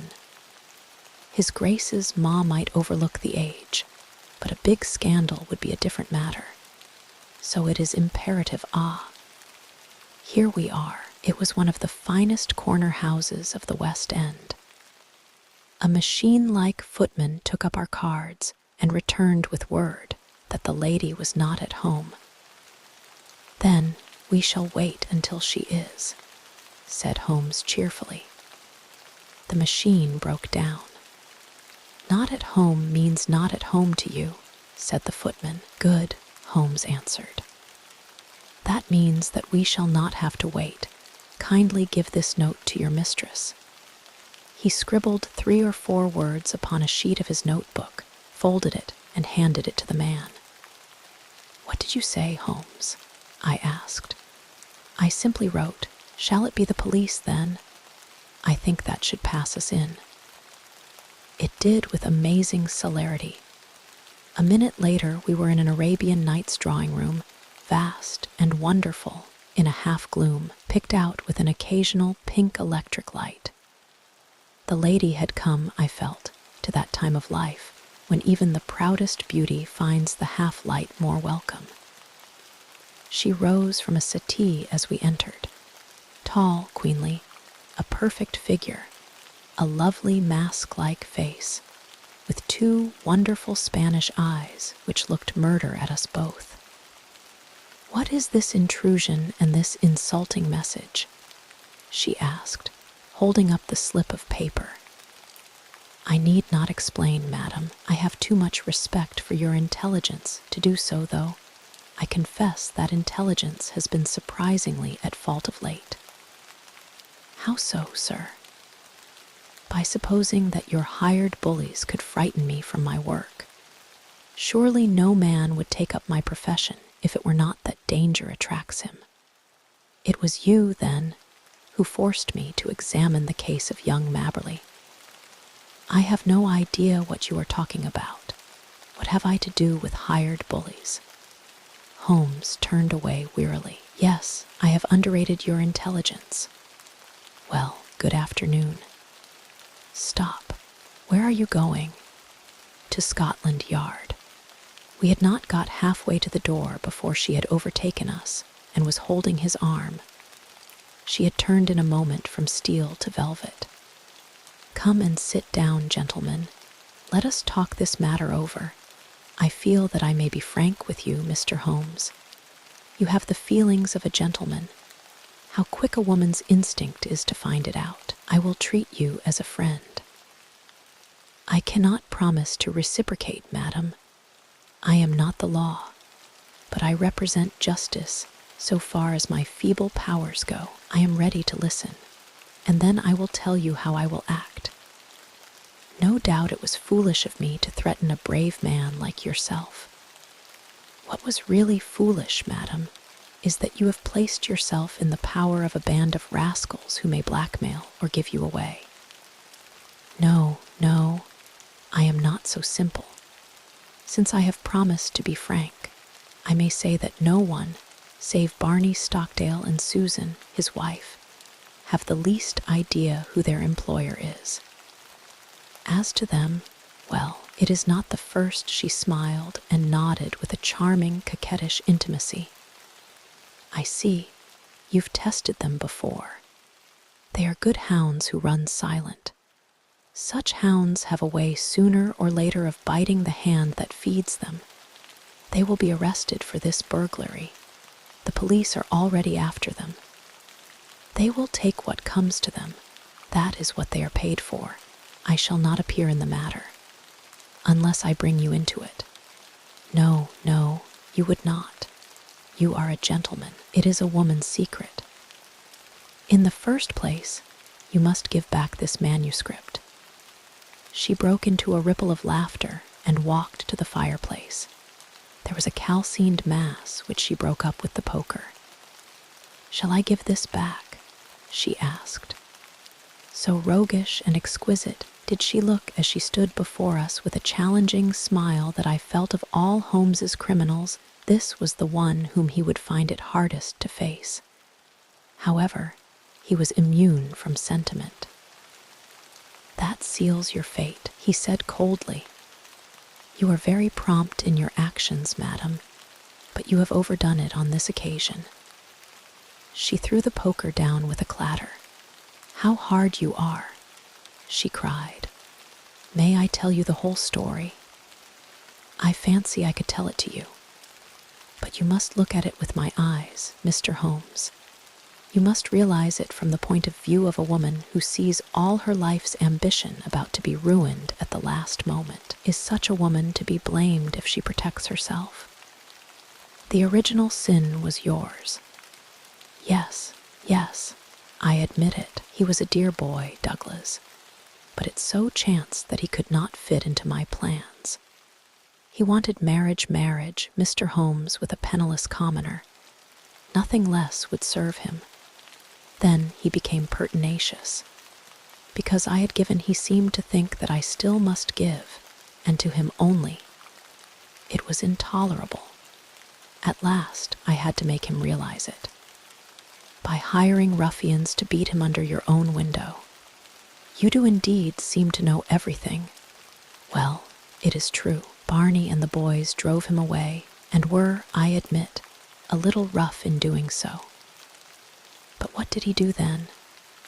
Could I have believed that a gentleman would do such an act? He wrote a book in which he described his own story. I, of course, was the wolf, he the lamb. It was all there, under different names, of course, but who in all London would have failed to recognize it? What do you say to that, Mr. Holmes? Well, he was within his rights. It was as if the air of Italy had got into his blood, and brought with it the old cruel Italian spirit. He wrote to me and sent me a copy of his book that I might have the torture of anticipation. There were 2 copies, he said, one for me, one for his publisher. How did you know the publishers had not reached him? I knew who his publisher was. It is not his only novel, you know. I found out that he had not heard from Italy. Then came Douglas's sudden death. So long as that other manuscript was in the world, there was no safety for me. Of course, it must be among his effects, and these would be returned to his mother. I set the gang at work. One of them got into the house as servant. I wanted to do the thing honestly. I really and truly did. I was ready to buy the house and everything in it. I offered any price she cared to ask. I only tried the other way when everything else had failed. Now, Mr. Holmes, granting that I was too hard on Douglas, and, God knows, I am sorry for it. What else could I do with my whole future at stake? Sherlock Holmes shrugged his shoulders. Well, said he, I suppose I shall have to compound a felony as usual. How much does it cost to go round the world in first-class style? The lady stared in amazement. Could it be done on £5,000? Well, I should think so indeed. Very good. I think you will sign me a cheque for that, and I will see that it comes to Mrs. Mabberley. You owe her a little change of air. Meantime, lady, he wagged a cautionary forefinger, have a care. Have a care. You can't play with edged tools forever without cutting those dainty hands. The Adventure of the Sussex Vampire. Holmes had read carefully a note which the last post had brought him. Then, with the dry chuckle which was his nearest approach to a laugh, he tossed it over to me. For a mixture of the modern and the medieval, of the practical and of the wildly fanciful, I think this is surely the limit, said he. What do you make of it, Watson? I read as follows. 46, Old Jury, Nov. 19th. Re-vampires, sir. Our client, Mr. Robert Ferguson, of Ferguson and Muirhead, tea brokers, of Mincing Lane, has made some inquiry from us in a communication of even date concerning vampires. As our firm specializes entirely upon the assessment of machinery, the matter hardly comes within our purview, and we have therefore recommended Mr. Ferguson to call upon you and lay the matter before you. We have not forgotten your successful action in the case of Matilda Briggs. We are, sir, faithfully yours, Morrison and Dodd. Per E.J.C. Matilda Briggs was not the name of a young woman, Watson, said Holmes in a reminiscent voice. It was a ship which is associated with the giant rat of Sumatra, a story for which the world is not yet prepared. But what do we know about vampires? does it come within our purview either. Anything is better than stagnation, but really we seem to have been switched on to a Grimm's fairy tale. Make a long arm, Watson, and see what V has to say. I leaned back and took down the great index volume to which he referred. Holmes balanced it on his knee, and his eyes moved slowly and lovingly over the record of old cases, mixed with the accumulated information of a lifetime. Voyage of the Glorious Scott, he read. That was a bad business. I have some recollection that you made a record of it, Watson, though I was unable to congratulate you upon the result. Victor Lynch, the forger. Venomous lizard or Gila. Remarkable case that. Vittoria, the circus belle. Vanderbilt and the yeggman. Vipers. Vigor, the Hammersmith wonder. Hullo, hullo, good old index. You can't beat it. Listen to this, Watson. Vampirism in Hungary. And again, vampires in Transylvania. He turned over the pages with eagerness, but after a short, intent perusal, he threw down the great book with a snarl of disappointment.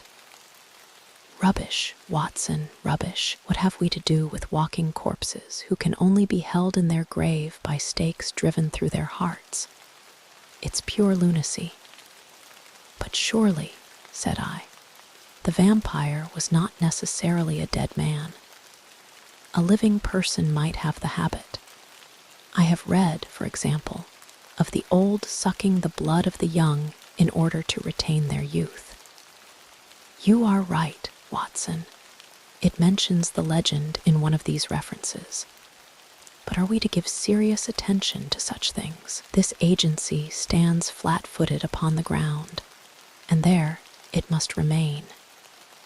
The world is big enough for us. No ghosts need apply. I fear that we cannot take Mr. Robert Ferguson very seriously. Possibly this note may be from him, and may throw some light upon what is worrying him.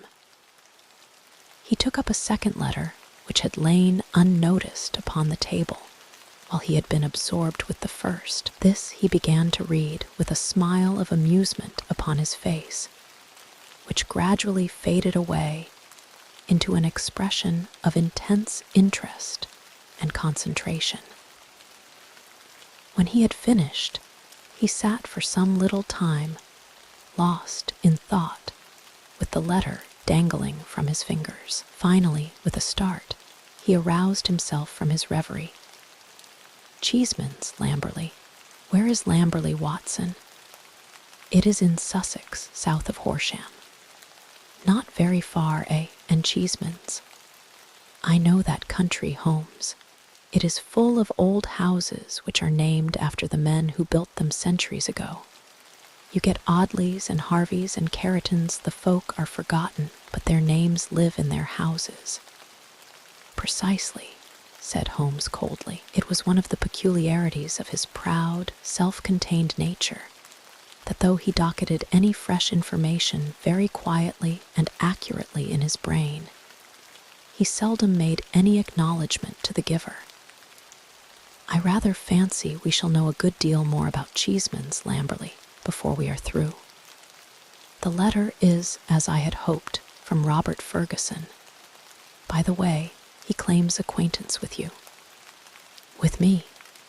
You had better read it. He handed the letter across. It was headed with the address quoted.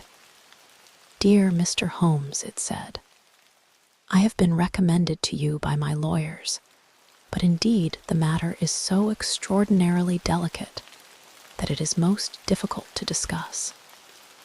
It concerns a friend for whom I am acting. This gentleman married some 5 years ago a Peruvian lady, the daughter of a Peruvian merchant, whom he had met in connection with the importation of nitrates. The lady was very beautiful, but the fact of her foreign birth and of her alien religion always caused a separation of interests and of feelings between husband and wife. so that after a time, his love may have cooled towards her, and he may have come to regard their union as a mistake. He felt there were sides of her character which he could never explore or understand. This was the more painful, as she was as loving a wife as a man could have to all appearance absolutely devoted. Now, for the point which I will make more plain when we meet. Indeed, this note is merely to give you a general idea of the situation, and to ascertain whether you would care to interest yourself in the matter. The lady began to show some curious traits quite alien to her ordinarily sweet and gentle disposition. The gentleman had been married twice, and he had one son by the first wife. This boy was now 15, a very charming and affectionate youth, though unhappily injured through an accident in childhood. Twice the wife was caught in the act of assaulting this poor lad in the most unprovoked way. Once she struck him with a stick and left a great weal on his arm. This was a small matter, however, compared with her conduct to her own child, a dear boy just under 1 year of age.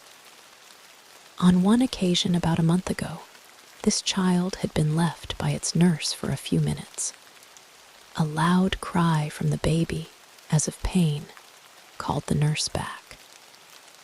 As she ran into the room, she saw her employer, the lady, leaning over the baby and apparently biting his neck. There was a small wound in the neck from which a stream of blood had escaped. The nurse was so horrified that she wished to call the husband, but the lady implored her not to do so, and actually gave her £5 as a price for her silence. No explanation was ever given, and for the moment the matter was passed over. It left, however, a terrible impression upon the nurse's mind, and from that time she began to watch her mistress closely and to keep a closer guard upon the baby, whom she tenderly loved. It seemed to her that even as she watched the mother, so the mother watched her, and that every time she was compelled to leave the baby alone, the mother was waiting to get at it. Day and night, the nurse covered the child, and day and night, the silent, watchful mother seemed to be lying in wait as a wolf waits for a lamb. It must read most incredible to you, and yet I beg you to take it seriously, for a child's life and a man's sanity may depend upon it. At last, there came one dreadful day when the facts could no longer be concealed from the husband. The nurse's nerve had given way. She could stand the strain no longer, and she made a clean breast of it all to the man. To him, it seemed as wild a tale as it may now seem to you. He knew his wife to be a loving wife, and, save for the assaults upon her stepson, a loving mother. Why, then, should she wound her own dear little baby? He told the nurse that she was dreaming, that her suspicions were those of a lunatic, and that such libels upon her mistress were not to be tolerated. While they were talking, a sudden cry of pain was heard. Nurse and master rushed together to the nursery. Imagine his feelings, Mr. Holmes, as he saw his wife rise from a kneeling position beside the cot and saw blood upon the child's exposed neck and upon the sheet. With a cry of horror, he turned his wife's face to the light and saw blood all round her lips. It was she beyond all question who had drunk the poor baby's blood. So the matter stands. She is now confined to her room. There has been no explanation. The husband is half demented. He knows, and I know, little of vampirism beyond the name.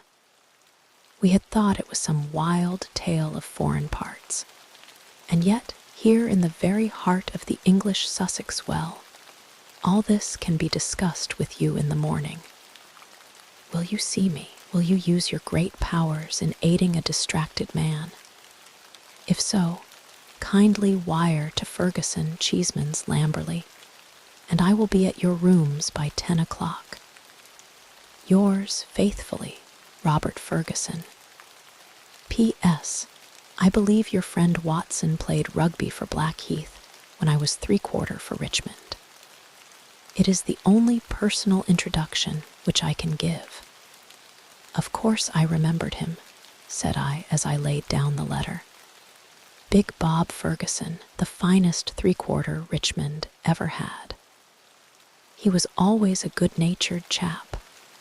It's like him to be so concerned over a friend's case.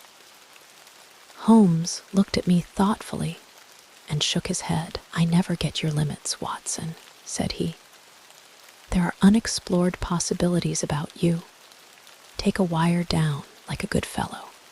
We'll examine your case with pleasure. Your case? We must not let him think that this agency is a home for the weak-minded. Of course it is his case. Send him that wire and let the matter rest till morning. Promptly at 10 o'clock next morning, Ferguson strode into our room.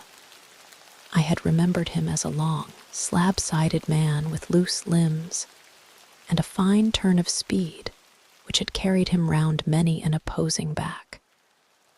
There is surely nothing in life more painful than to meet the wreck of a fine athlete whom one has known in his prime.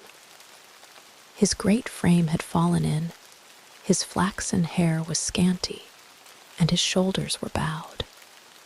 I fear that I roused corresponding emotions in him. "Hullo, Watson," said he, and his voice was still deep and hearty. "You don't look quite the man you did when I threw you over the ropes into the crowd at the old deer park. I expect I have changed a bit also. But it's this last day or two that has aged me. I see by your telegram, Mr. Holmes, that it is no use my pretending to be anyone's deputy. It is simpler to deal direct," said Holmes. "Of course it is, but you can imagine how difficult it is when you are speaking of the one woman whom you are bound to protect and help. What can I do? How am I to go to the police with such a story? And yet the kiddies have got to be protected. Is it madness, Mr. Holmes? Is it something in the blood? Have you any similar case in your experience? For God's sake, give me some advice, for I am at my wit's end." "Very naturally, Mr. Ferguson. Now sit here and pull yourself together and give me a few clear answers. I can assure you that I am very far from being at my wit's end, and that I am confident we shall find some solution. First of all, tell me what steps you have taken. Is your wife still near the children? We had a dreadful scene. She is a most loving woman, Mr. Holmes. If ever a woman loved a man with all her heart and soul, she loves me. She was cut to the heart that I should have discovered this horrible, this incredible secret. She would not even speak. She gave no answer to my reproaches, save to gaze at me with a sort of wild, despairing look in her eyes. Then she rushed to her room and locked herself in. Since then, she has refused to see me. She has a maid who was with her before her marriage, Dolores by name, a friend rather than a servant. She takes her food to her. Then the child is in no immediate danger. Mrs. Mason, the nurse, has sworn that she will not leave it night or day. I can absolutely trust her. I am more uneasy about poor little Jack, for, as I told you in my note, he has twice been assaulted by her, but never wounded. No, she struck him savagely. It is the more terrible as he is a poor little inoffensive cripple. Ferguson's gaunt features softened as he spoke of his boy. You would think that the dear lad's condition would soften anyone's heart. a fall in childhood and a twisted spine, Mr. Holmes, but the dearest, most loving heart within. Holmes had picked up the letter of yesterday and was reading it over. What other inmates are there in your house, Mr. Ferguson? 2 servants who have not been long with us. 1 stable hand, Michael, who sleeps in the house. My wife, myself, my boy Jack, baby, Dolores, and Mrs. Mason. That is all. I gather that you did not know your wife well at the time of your marriage. I had only known her a few weeks. How long had this maid Dolores been with her? Some years. Then your wife's character would really be better known by Dolores than by you? Yes, you may say so. Holmes made a note. I fancy, said he, that I may be of more use at Lamberley than here. It is eminently a case for personal investigation.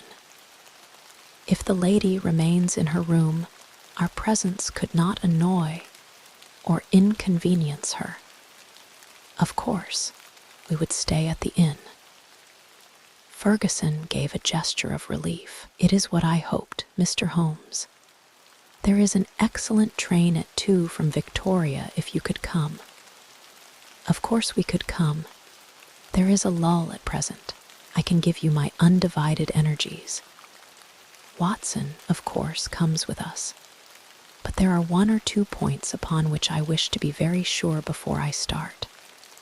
This unhappy lady, as I understand it, has appeared to assault both the children, her own baby and your little son.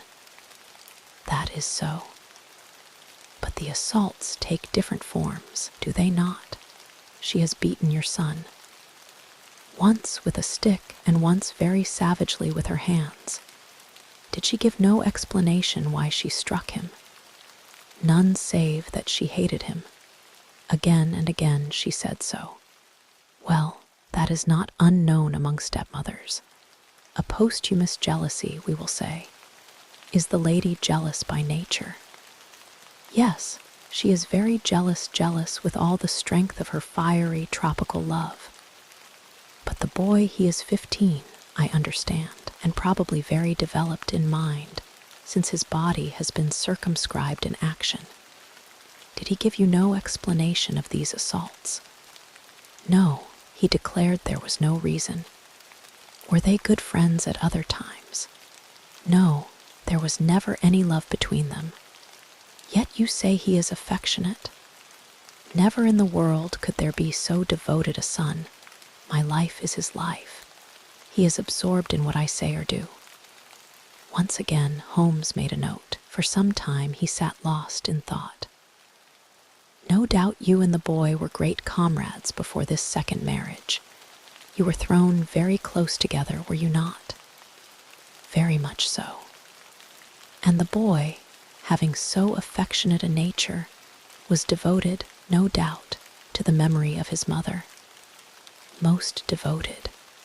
He would certainly seem to be a most interesting lad. There is one other point about these assaults, were the strange attacks upon the baby, and the assaults upon Yao's son at the same period. In the first case it was so.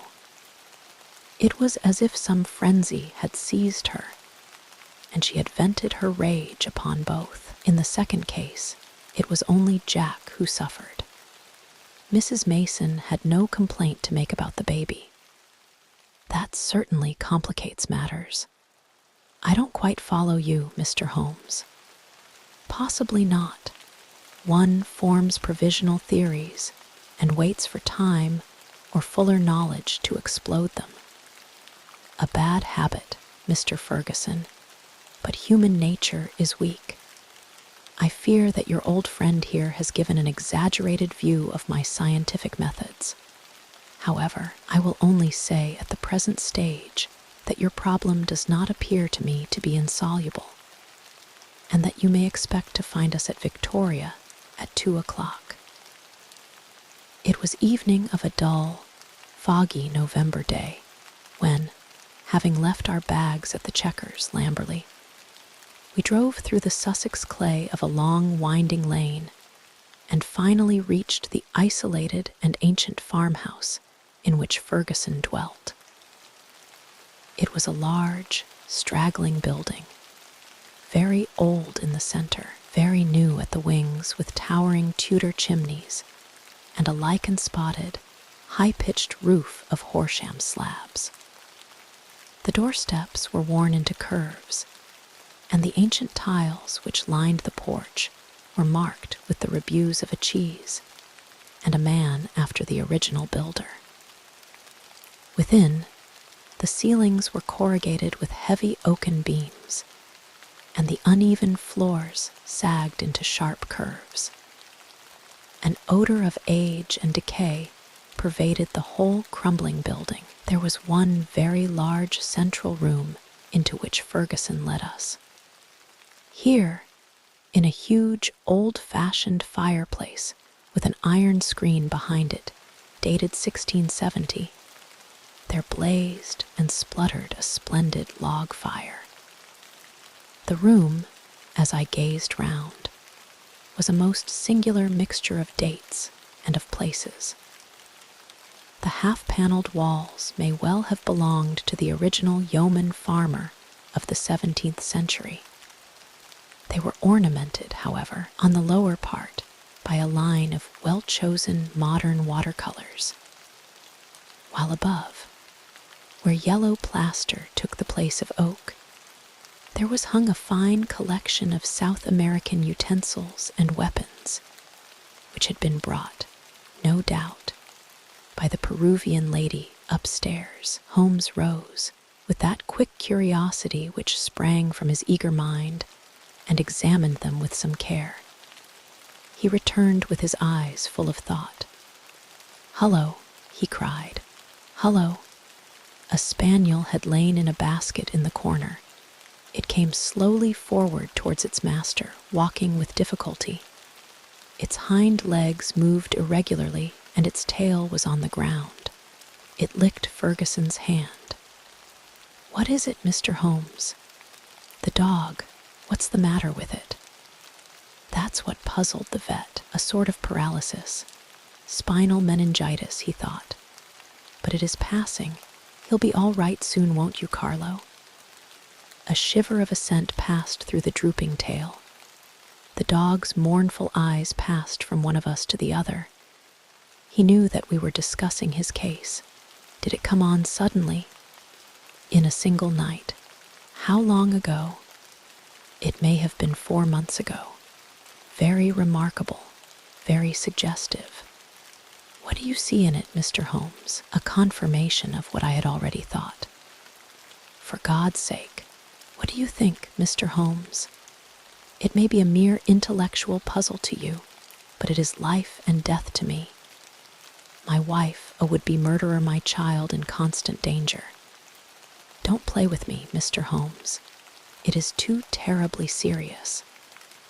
The big rugby three-quarter was trembling all over.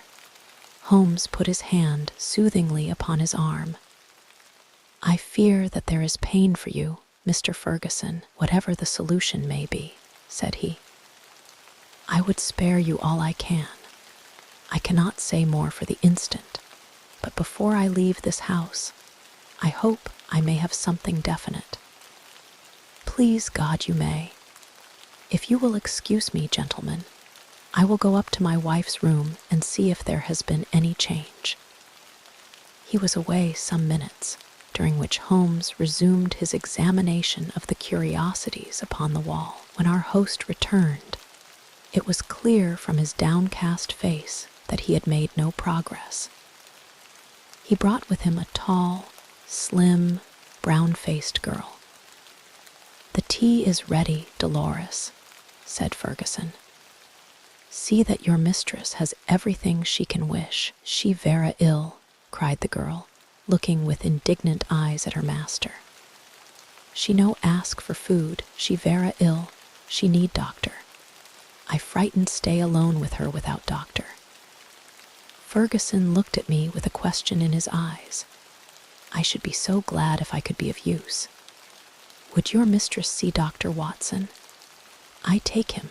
I no ask leave. She needs doctor." Then I'll come with you at once." I followed the girl, who was quivering with strong emotion, up the staircase and down an ancient corridor. At the end was an iron-clamped and massive door. It struck me as I looked at it that if Ferguson tried to force his way to his wife, he would find it no easy matter. The girl drew a key from her pocket, and the heavy oaken planks creaked upon their old hinges. I passed in, and she swiftly followed, fastening the door behind her. On the bed, a woman was lying who was clearly in a high fever. She was only half conscious, but as I entered, she raised a pair of frightened but beautiful eyes and glared at me in apprehension. Seeing a stranger, she appeared to be relieved and sank back with a sigh upon the pillow.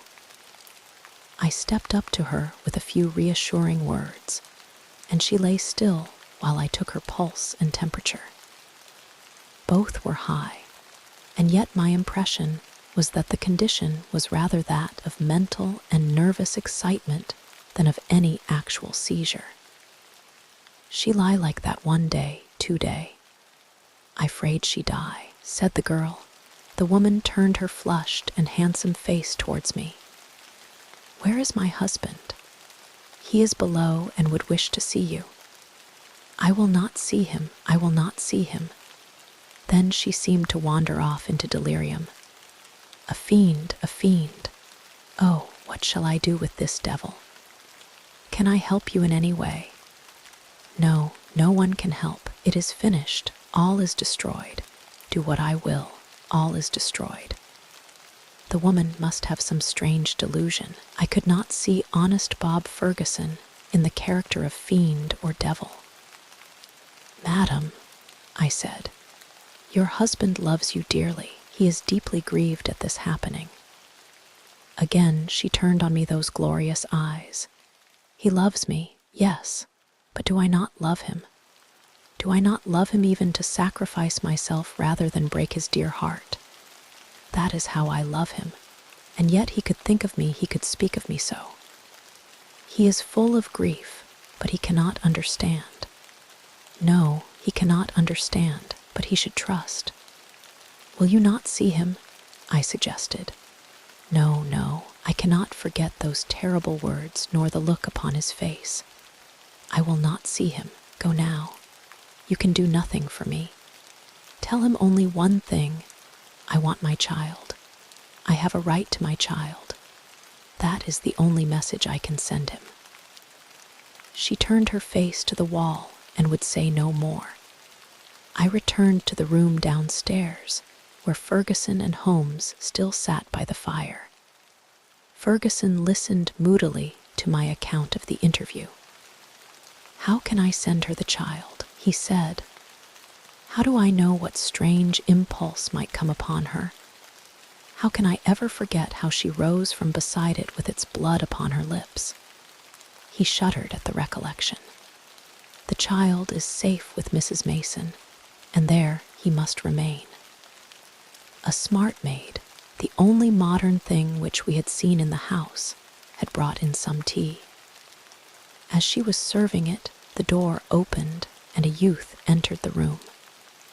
He was a remarkable lad, pale-faced and fair-haired, with excitable light blue eyes which blazed into a sudden flame of emotion and joy as they rested upon his father. He rushed forward and threw his arms round his neck with the abandon of a loving girl. "Oh, Daddy," he cried, "I did not know that you were due yet. I should have been here to meet you. Oh, I am so glad to see you." Ferguson gently disengaged himself from the embrace with some little show of embarrassment.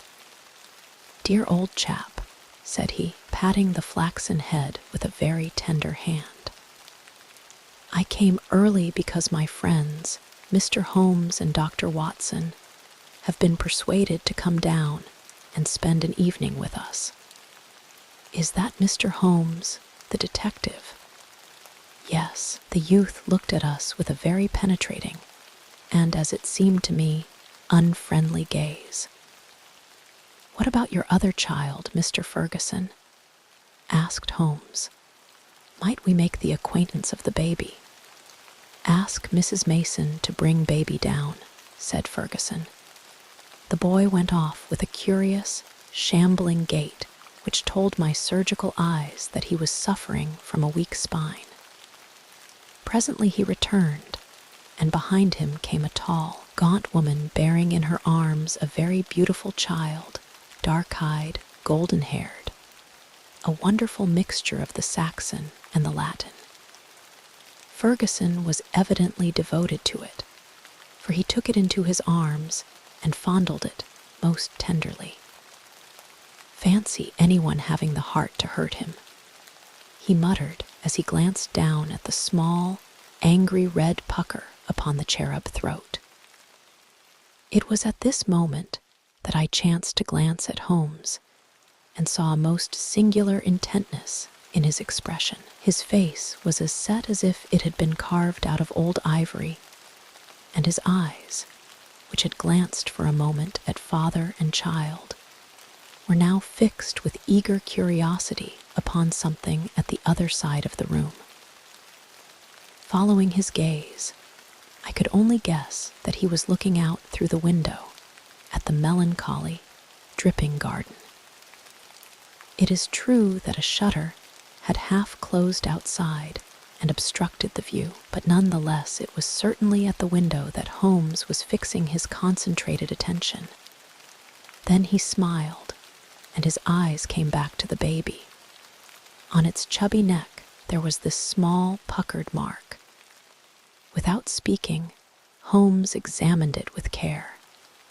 Finally, he shook one of the dimpled fists which waved in front of him. "Goodbye, little man. You have made a strange start in life. Nurse, I should wish to have a word with you in private." He took her aside and spoke earnestly for a few minutes. I only heard the last words, which were, "Your anxiety will soon, I hope, be set at rest." The woman, who seemed to be a sour, silent kind of creature, withdrew with the child. "What is Mrs. Mason like?" asked Holmes. "Not very prepossessing externally, as you can see, but a heart of gold, and devoted to the child. Do you like her, Jack?" Holmes turned suddenly upon the boy. His expressive, mobile face shadowed over, and he shook his head. "Jackie has very strong likes and dislikes," said Ferguson, putting his arm round the boy. "Luckily, I am one of his likes." The boy cooed and nestled his head upon his father's breast. Ferguson gently disengaged him. "Run away, little Jackie," said he, and he watched his son with loving eyes until he disappeared. "Now, Mr. Holmes," he continued when the boy was gone, "I really feel that I have brought you on a fool's errand, for what can you possibly do save give me your sympathy? It must be an exceedingly delicate and complex affair from your point of view." "It is certainly delicate," said my friend with an amused smile, "but I have not been struck up to now with its complexity. It has been a case for intellectual deduction. But when this original intellectual deduction is confirmed point by quite a number of independent incidents, then the subjective becomes objective, and we can say confidently that we have reached our goal.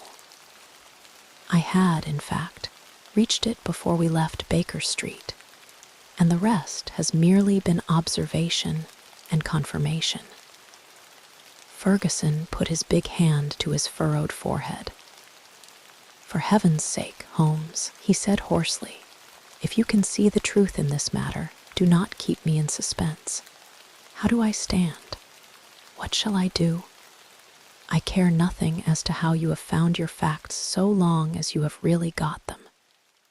Certainly, I owe you an explanation, and you shall have it, but you will permit me to handle the matter in my own way.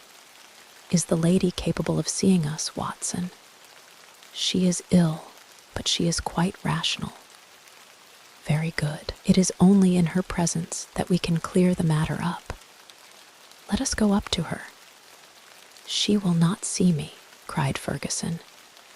"Oh, yes, she will," said Holmes. He scribbled a few lines upon a sheet of paper. "You at least have the entree, Watson. Will you have the goodness to give the lady this note?" I ascended again and handed the note to Dolores, who cautiously opened the door. A minute later, I heard a cry from within, a cry in which joy and surprise seemed to be blended. Dolores looked out. "She will see them. She will leisten," said she. At my summons, Ferguson and Holmes came up. As we entered the room, Ferguson took a step or two towards his wife, who had raised herself in the bed, but she held out her hand to repulse him. He sank into an armchair, while Holmes seated himself beside him, after bowing to the lady, who looked at him with wide-eyed amazement. "I think we can dispense with Dolores," said Holmes. "Oh, very well, madam. If you would rather she stayed, I can see no objection. Now, Mr. Ferguson, I am a busy man with many calls, and my methods have to be short and direct. The swiftest surgery is the least painful. Let me first say what will ease your mind. Your wife is a very good, a very loving, and a very ill-used woman." Ferguson sat up with a cry of joy. "Prove that, Mr. Holmes, and I am your debtor forever." "I will do so, but in doing so, I must wound you deeply in another direction. I care nothing so long as you clear my wife. Everything on earth is insignificant compared to that. Let me tell you, then, the train of reasoning which passed through my mind in Baker Street. The idea of a vampire was to me absurd. Such things do not happen in criminal practice in England, and yet your observation was precise. You had seen the lady rise from beside the child's, caught with the blood upon her lips. I did. Did it not occur to you that a bleeding wound may be sucked for some other purpose than to draw the blood from it? Was there not a queen in English history who sucked such a wound to draw poison from it? Poison! A South American household. My instinct felt the presence of those weapons upon the wall before my eyes ever saw them. It might have been other poison, but that was what occurred to me. When I saw that little empty quiver beside the small bird bow, it was just what I expected to see. If the child were pricked with one of those arrows dipped in curare, or some other devilish drug, it would mean death if the venom were not sucked out. And the dog, if one were to use such a poison, would one not try it first in order to see that it had not lost its power? I did not foresee the dog, but at least I understand him, and he fitted into my reconstruction. Now do you understand? Your wife feared such an attack. She saw it made and saved the child's life, and yet she shrank from telling you all the truth, for she knew how you loved the boy and feared lest it break your heart. Jackie, I watched him as you fondled the child just now. His face was clearly reflected in the glass of the window where the shutter formed a background. I saw such jealousy, such cruel hatred, as I have seldom seen in a human face. My Jackie, you have to face it, Mr. Ferguson. It is the more painful because it is a distorted love, a maniacal, exaggerated love for you, and possibly for his dead mother, which has prompted his action. His very soul is consumed with hatred for this splendid child, whose health and beauty are a contrast to his own weakness. Good God, it is incredible. Have I spoken the truth, madam? The lady was sobbing, with her face buried in the pillows. Now she turned to her husband. How could I tell you, Bob? I felt the blow it would be to you. It was better that I should wait, and that it should come from some other lips than mine. When this gentleman, who seems to have powers of magic, wrote that he knew all, I was glad.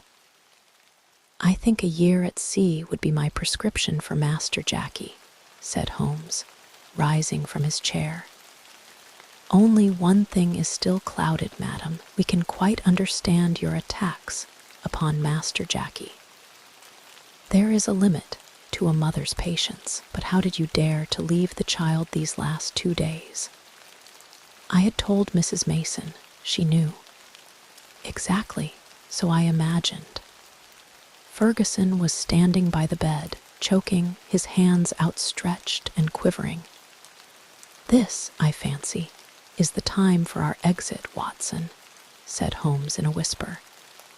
If you will take one elbow of the 2 faithful Dolores, I will take the other. There now, he added as he closed the door behind him, I think we may leave them to settle the rest among themselves. I have only one further note of this case. It is the letter which Holmes wrote in final answer to that with which the narrative begins. It ran thus: Baker Street, Nov. 21st. Re-vampires, sir. Referring to your letter of the 19th, I beg to state that I have looked into the inquiry of your client, Mr. Robert Ferguson, of Ferguson and Muirhead, tea brokers, of Mincing Lane, and that the matter has been brought to a satisfactory conclusion.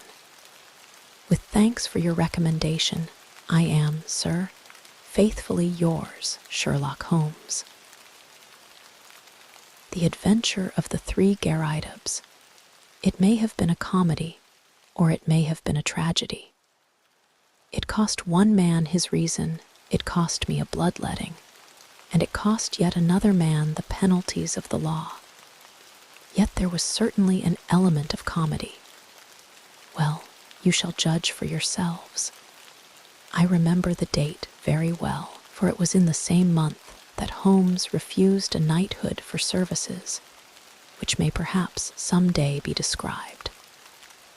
I only refer to the matter in passing, for in my position of partner and confidant, I am obliged to be particularly careful to avoid any indiscretion. I repeat, however, that this enables me to fix the date, which was the latter end of June, 1902, shortly after the conclusion of the South African War. Holmes had spent several days in bed, as was his habit from time to time, but he emerged that morning with a long foolscap document in his hand, and a twinkle of amusement in his austere gray eyes. There is a chance for you to make some money. Friend Watson, said he, have you ever heard the name of Garrideb? I admitted that I had not. Well, if you can lay your hand upon a Garrideb, there's money in it. Why? Ah, that's a long story, rather a whimsical one, too. I don't think in all our explorations of human complexities we have ever come upon anything more singular. The fellow will be here presently for cross-examination, so I won't open the matter up till he comes. But meanwhile, that's the name we want. The telephone directory lay on the table beside me, and I turned over the pages in a rather hopeless quest. But to my amazement, there was this strange name in its due place. I gave a cry of triumph. Here you are, Holmes, here it is. Holmes took the book from my hand. Garrideb, N., he read, 136 Little Ryder Street, W. Sorry to disappoint you, my dear Watson, but this is the man himself. That is the address upon his letter. We want another to match him. Mrs. Hudson had come in with a card upon a tray. I took it up and glanced at it. Why, here it is. I cried in amazement. This is a different initial. John Garrideb, Counselor at Law, Moorville, Kansas, USA. Holmes smiled as he looked at the card. "I am afraid you must make yet another effort, Watson," said he. "This gentleman is also in the plot already, though I certainly did not expect to see him this morning. However, he is in a position to tell us a good deal which I want to know." A moment later, he was in the room. Mr. John Garrideb, counselor at law, was a short, powerful man with the round, fresh, clean-shaven face characteristic of so many American men of affairs. The general effect was chubby and rather childlike, so that one received the impression of quite a young man with a broad, set smile upon his face. His eyes, however, were arresting. Seldom in any human head have I seen a pair which bespoke a more intense inward life. So bright were they, so alert, so responsive to every change of thought. His accent was American, but was not accompanied by any eccentricity of speech. "Mr. Holmes?" he asked, glancing from one to the other. "Ah, yes. Your pictures are not unlike you, sir, if I may say so. I believe you have had a letter from my namesake, Mr. Nathan Garrideb, have you not?" "Pray sit down," said Sherlock Holmes. "We shall, I fancy, have a good deal to discuss." He took up his sheets of foolscap. "You are, of course, the Mr. John Garrideb mentioned in this document. But surely you have been in England some time. Why do you say that, Mr. Holmes? I seem to read sudden suspicion in those expressive eyes. Your whole outfit is English." Mr. Garrideb forced a laugh. "I've read of your tricks, Mr. Holmes, but I never thought I would be the subject of them. Where do you read that? The shoulder cut of your coat, the toes of your boots, could anyone doubt it? Well, I had no idea I was so obvious a Britisher. But business brought me over here some time ago, and so, as you say, my outfit is nearly all London. However, I guess your time is of value, and we did not meet to talk about the cut of my socks. What about getting down to that paper you hold in your hand?" Holmes had in some way ruffled our visitor, whose chubby face had assumed a far less amiable expression. Patience, Mr. Garrideb," said my friend in a soothing voice. "Dr. Watson would tell you that these little digressions of mine sometimes prove in the end to have some bearing on the matter. But why did Mr. Nathan Garrideb not come with you? Why did he ever drag you into it at all?" asked our visitor with a sudden outflame of anger. "What in thunder had you to do with it? Here was a bit of professional business between two gentlemen, and one of them must needs call in a detective. I saw him this morning, and he told me this fool trick he had played me, and that's why I am here. But I feel bad about it, all the same. There was no reflection upon you, Mr. Garrideb. It was simply zeal upon his part to gain your end, an end which is, I understand, equally vital for both of you. He knew that I had means of getting information, and therefore it was very natural that he should apply to me." Our visitor's angry face gradually cleared. "Well, that puts it different," said he. "When I went to see him this morning and he told me he had sent to a detective, I just asked for your address and came right away. I don't want police butting into a private matter. But if you are content just to help us find the man, there can be no harm in that." "Well, that is just how it stands," said Holmes. "And now, sir, since you are here, we had best have a clear account from your own lips. My friend here knows nothing of the details." Mr. Garrideb surveyed me with not too friendly a gaze. "Need he know?" he asked. "We usually work together." "Well, there's no reason it should be kept a secret. I'll give you the facts as short as I can make them. If you came from Kansas, I would not need to explain to you who Alexander Hamilton Garrideb was. He made his money in real estate and afterwards in the wheat pit at Chicago.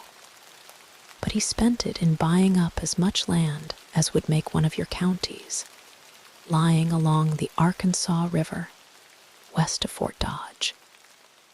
It's grazing land and lumber land and arable land and mineralized land and just every sort of land that brings dollars to the man that owns it. He had no kith nor kin, or, if he had, I never heard of it. But he took a kind of pride in the queerness of his name. That was what brought us together.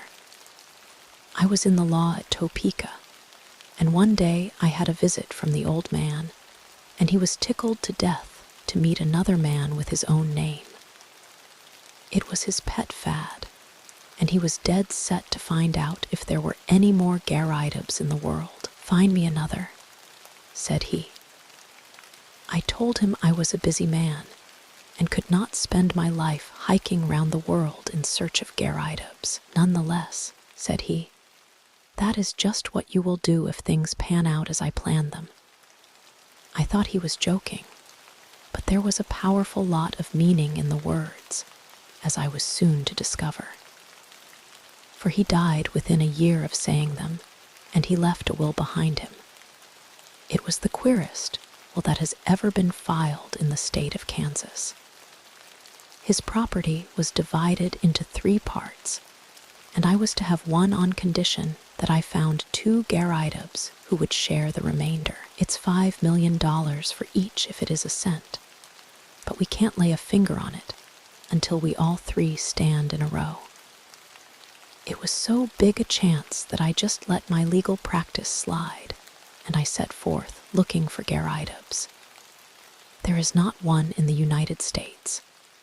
I went through it, sir, with a fine-toothed comb, and never a Garrideb could I catch. Then I tried the old country. Sure enough, there was the name in the London telephone directory. I went after him 2 days ago and explained the whole matter to him. But he is a lone man, like myself, with some women relations, but no men. It says 3 adult men in the will. So you see we still have a vacancy, and if you can help to fill it, we will be very ready to pay your charges. "Well, Watson," said Holmes with a smile, "L said it was rather whimsical, did I not? I should have thought, sir, that your obvious way was to advertise in the agony columns of the papers." "I have done that, Mr. Holmes." No replies. "Dear me. Well, it is certainly a most curious little problem. I may take a glance at it in my leisure. By the way, it is curious that you should have come from Topeka. I used to have a correspondent, he is dead now, old Dr. Lysander Starr, who was mayor in 1890. "Good old Dr. Starr," said our visitor. "His name is still honored. Well, Mr. Holmes, I suppose all we can do is to report to you and let you know how we progress. I reckon you will hear within a day or 2. With this assurance, our American bowed and departed. Holmes had lit his pipe, and he sat for some time with a curious smile upon his face. "Well," I asked at last, "I am wondering, Watson, just wondering." "At what?" Holmes took his pipe from his lips. "I was wondering, Watson, what on earth could be the object of this man in telling us such a rigmarole of lies. I nearly asked him so, for there are times when a brutal frontal attack is the best policy, but I judged it better to let him think he had fooled us. Here is a man with an English coat frayed at the elbow and trousers bagged at the knee with a year's wear. And yet by this document, and by his own account, he is a provincial American lately landed in London. There have been no advertisements in the agony columns. You know that I miss nothing there. They are my favorite covert for putting up a bird, and I would never have overlooked such a cock pheasant as that. I never knew a Dr. Lysander Starr, of Topeka, touch him where you would he was false. I think the fellow is really an American, but he has worn his accent smooth with years of London.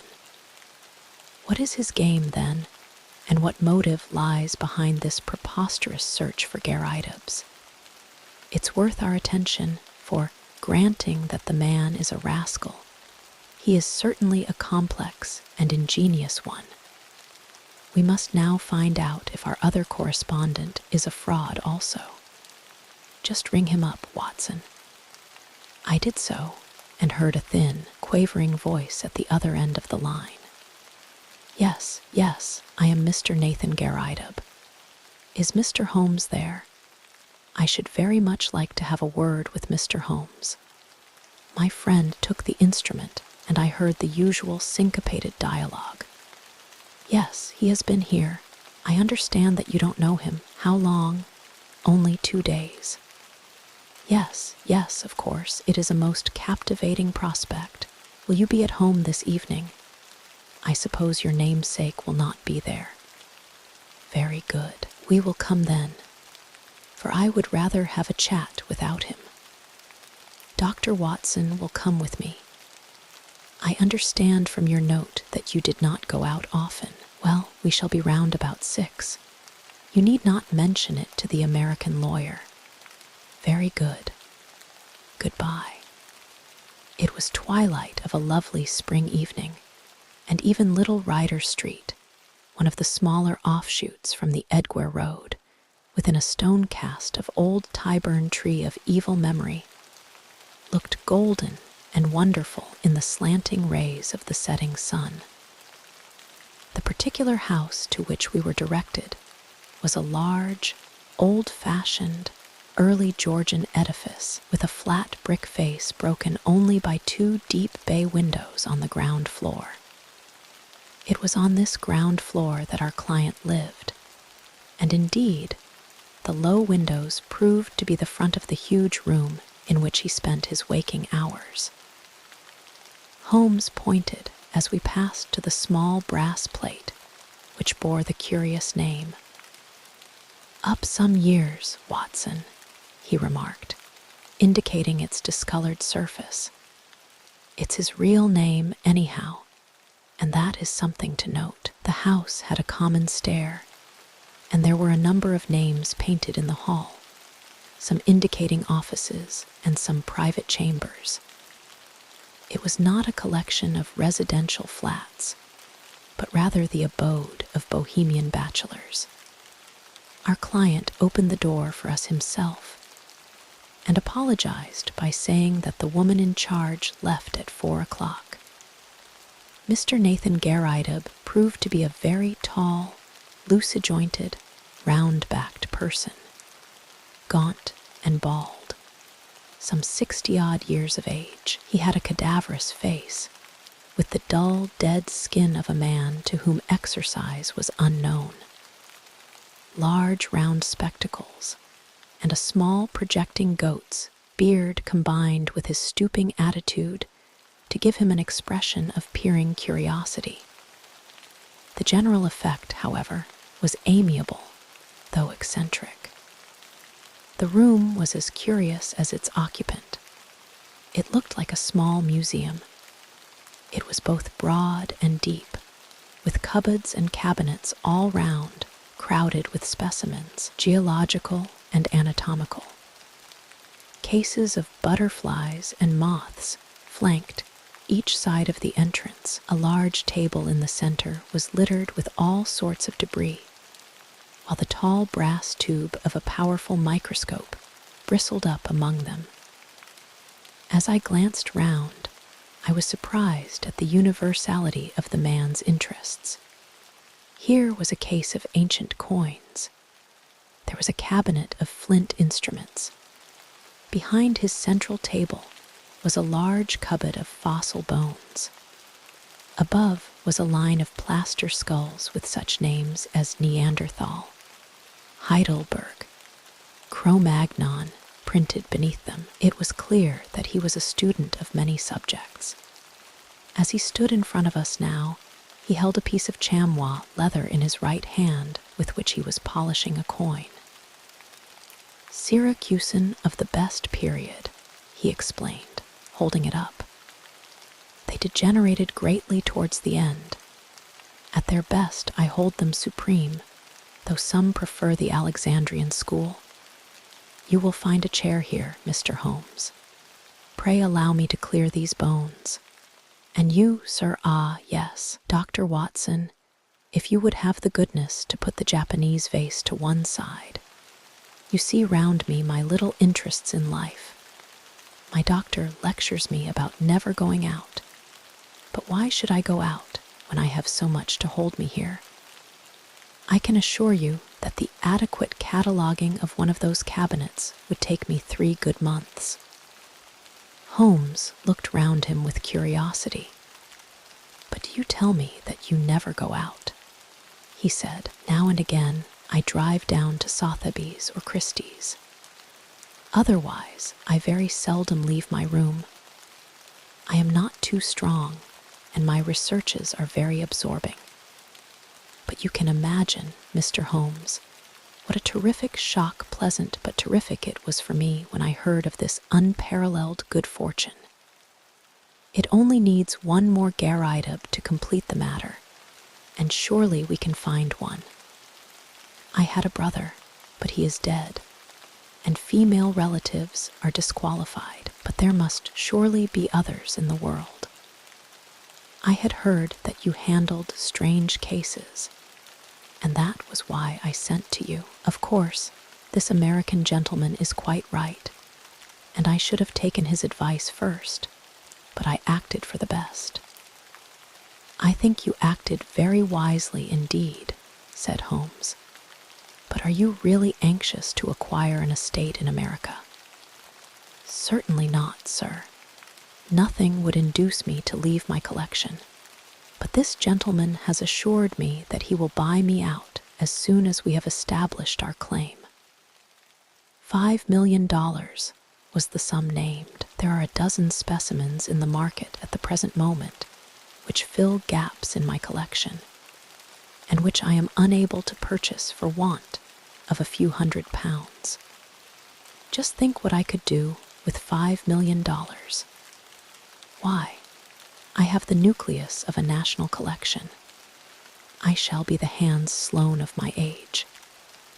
His eyes gleamed behind his great spectacles. It was very clear that no pains would be spared by Mr. Nathan Garrideb in finding a namesake. I merely called to make your acquaintance, and there is no reason why I should interrupt your studies, said Holmes. I prefer to establish personal touch with those with whom I do business. There are few questions I need ask, for I have your very clear narrative in my pocket, and I filled up the blanks when this American gentleman called.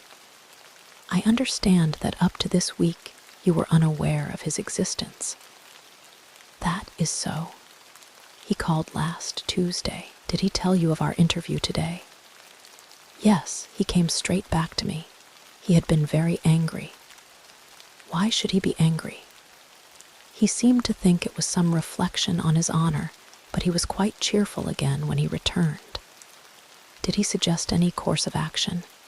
No, sir, he did not. Has he had or asked for any money from you? No, sir, never. You see no possible object he has in view? None, except what he states. Did you tell him of our telephone appointment?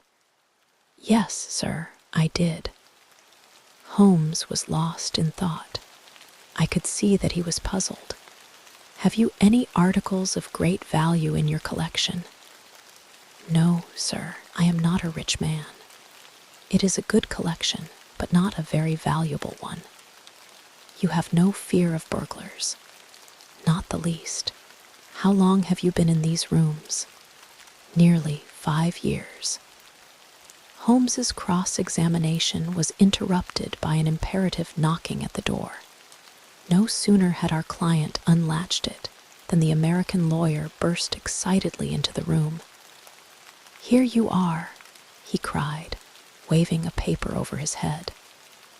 "I thought I should be in time to get you. Mr. Nathan Garrideb, my congratulations. You are a rich man, sir. Our business is happily finished and all is well. As to you, Mr. Holmes, we can only say we are sorry if we have given you any useless trouble." He handed over the paper to our client, who stood staring at a marked advertisement. Holmes and I leaned forward and read it over his shoulder. This is how it ran. Howard Garrideb, constructor of agricultural machinery binders, reapers, steam and hand plows, drills, harrows, farmers' carts, buckboards, and all other appliances. Estimates for artesian wells. Apply Grosvenor Buildings, Aston Glorious. Gasped our host. That makes our third man. "I had opened up inquiries in Birmingham," said the American, "and my agent there has sent me this advertisement from a local paper. We must hustle and put the thing through. I have written to this man and told him that you will see him in his office tomorrow afternoon at 4 o'clock. You want me to see him. What do you say, Mr. Holmes? Don't you think it would be wiser? Here am I, a wandering American with a wonderful tale. Why should he believe what I tell him? But you are a Britisher with solid references, and he is bound to take notice of what you say. I would go with you if you wished, but I have a very busy day tomorrow, and I could always follow you if you are in any trouble." "Well, I have not made such a journey for years." "It is nothing, Mr. Garrideb. I have figured out our connections. You leave at 12 and should be there soon after 2. Then you can be back the same night. All you have to do is to see this man, explain the matter, and get an affidavit of his existence. By the Lord," he added hotly, "considering I've come all the way from the center of America, it is surely little enough if you go 100 miles in order to put this matter through." "Quite so," said Holmes. "I think what this gentleman says is very true."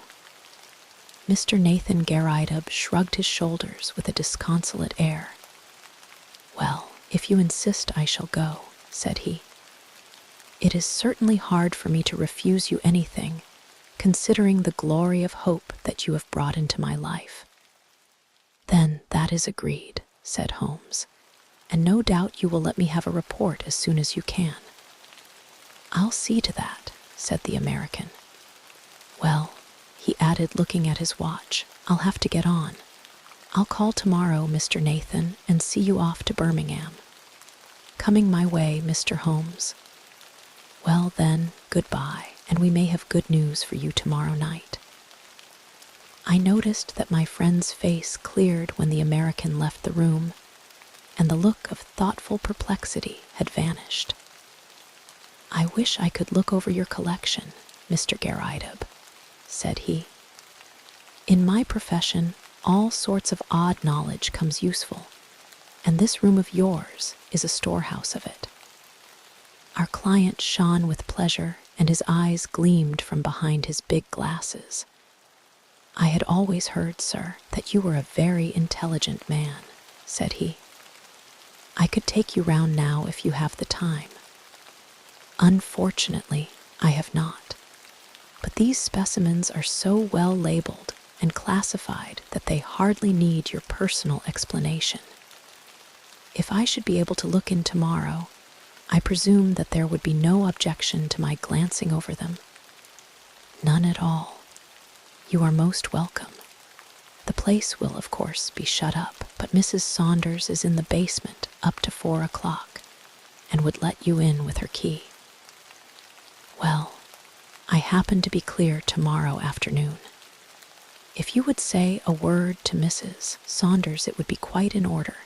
By the way, who is your house agent?" Our client was amazed at the sudden question. "Holloway and Steele in the Edgware Road. But why?" I am a bit of an archaeologist myself when it comes to houses, said Holmes, laughing. I was wondering if this was Queen Anne or Georgian. Georgian, beyond doubt. Really, I should have thought a little earlier. However, it is easily ascertained. Well, goodbye, Mr. Garrideb, and may you have every success in your Birmingham journey. The house agent's was close by, but we found that it was closed for the day, so we made our way back to Baker Street. It was not till after dinner that Holmes reverted to the subject. Our little problem draws to a close, said he. No doubt you have outlined the solution in your own mind. I can make neither head nor tail of it. The head is surely clear enough, and the tail we should see tomorrow. Did you notice nothing curious about that advertisement? I saw that the word plough was misspelt. Oh, you did notice that, did you? Come, Watson, you improve all the time. Yes, it was bad English but good American. The printer had set it up as received, then the buckboards. That is American also. And artesian wells are commoner with them than with us. It was a typical American advertisement, but purporting to be from an English firm. What do you make of that? I can only suppose that this American lawyer put it in himself. What his object was I fail to understand.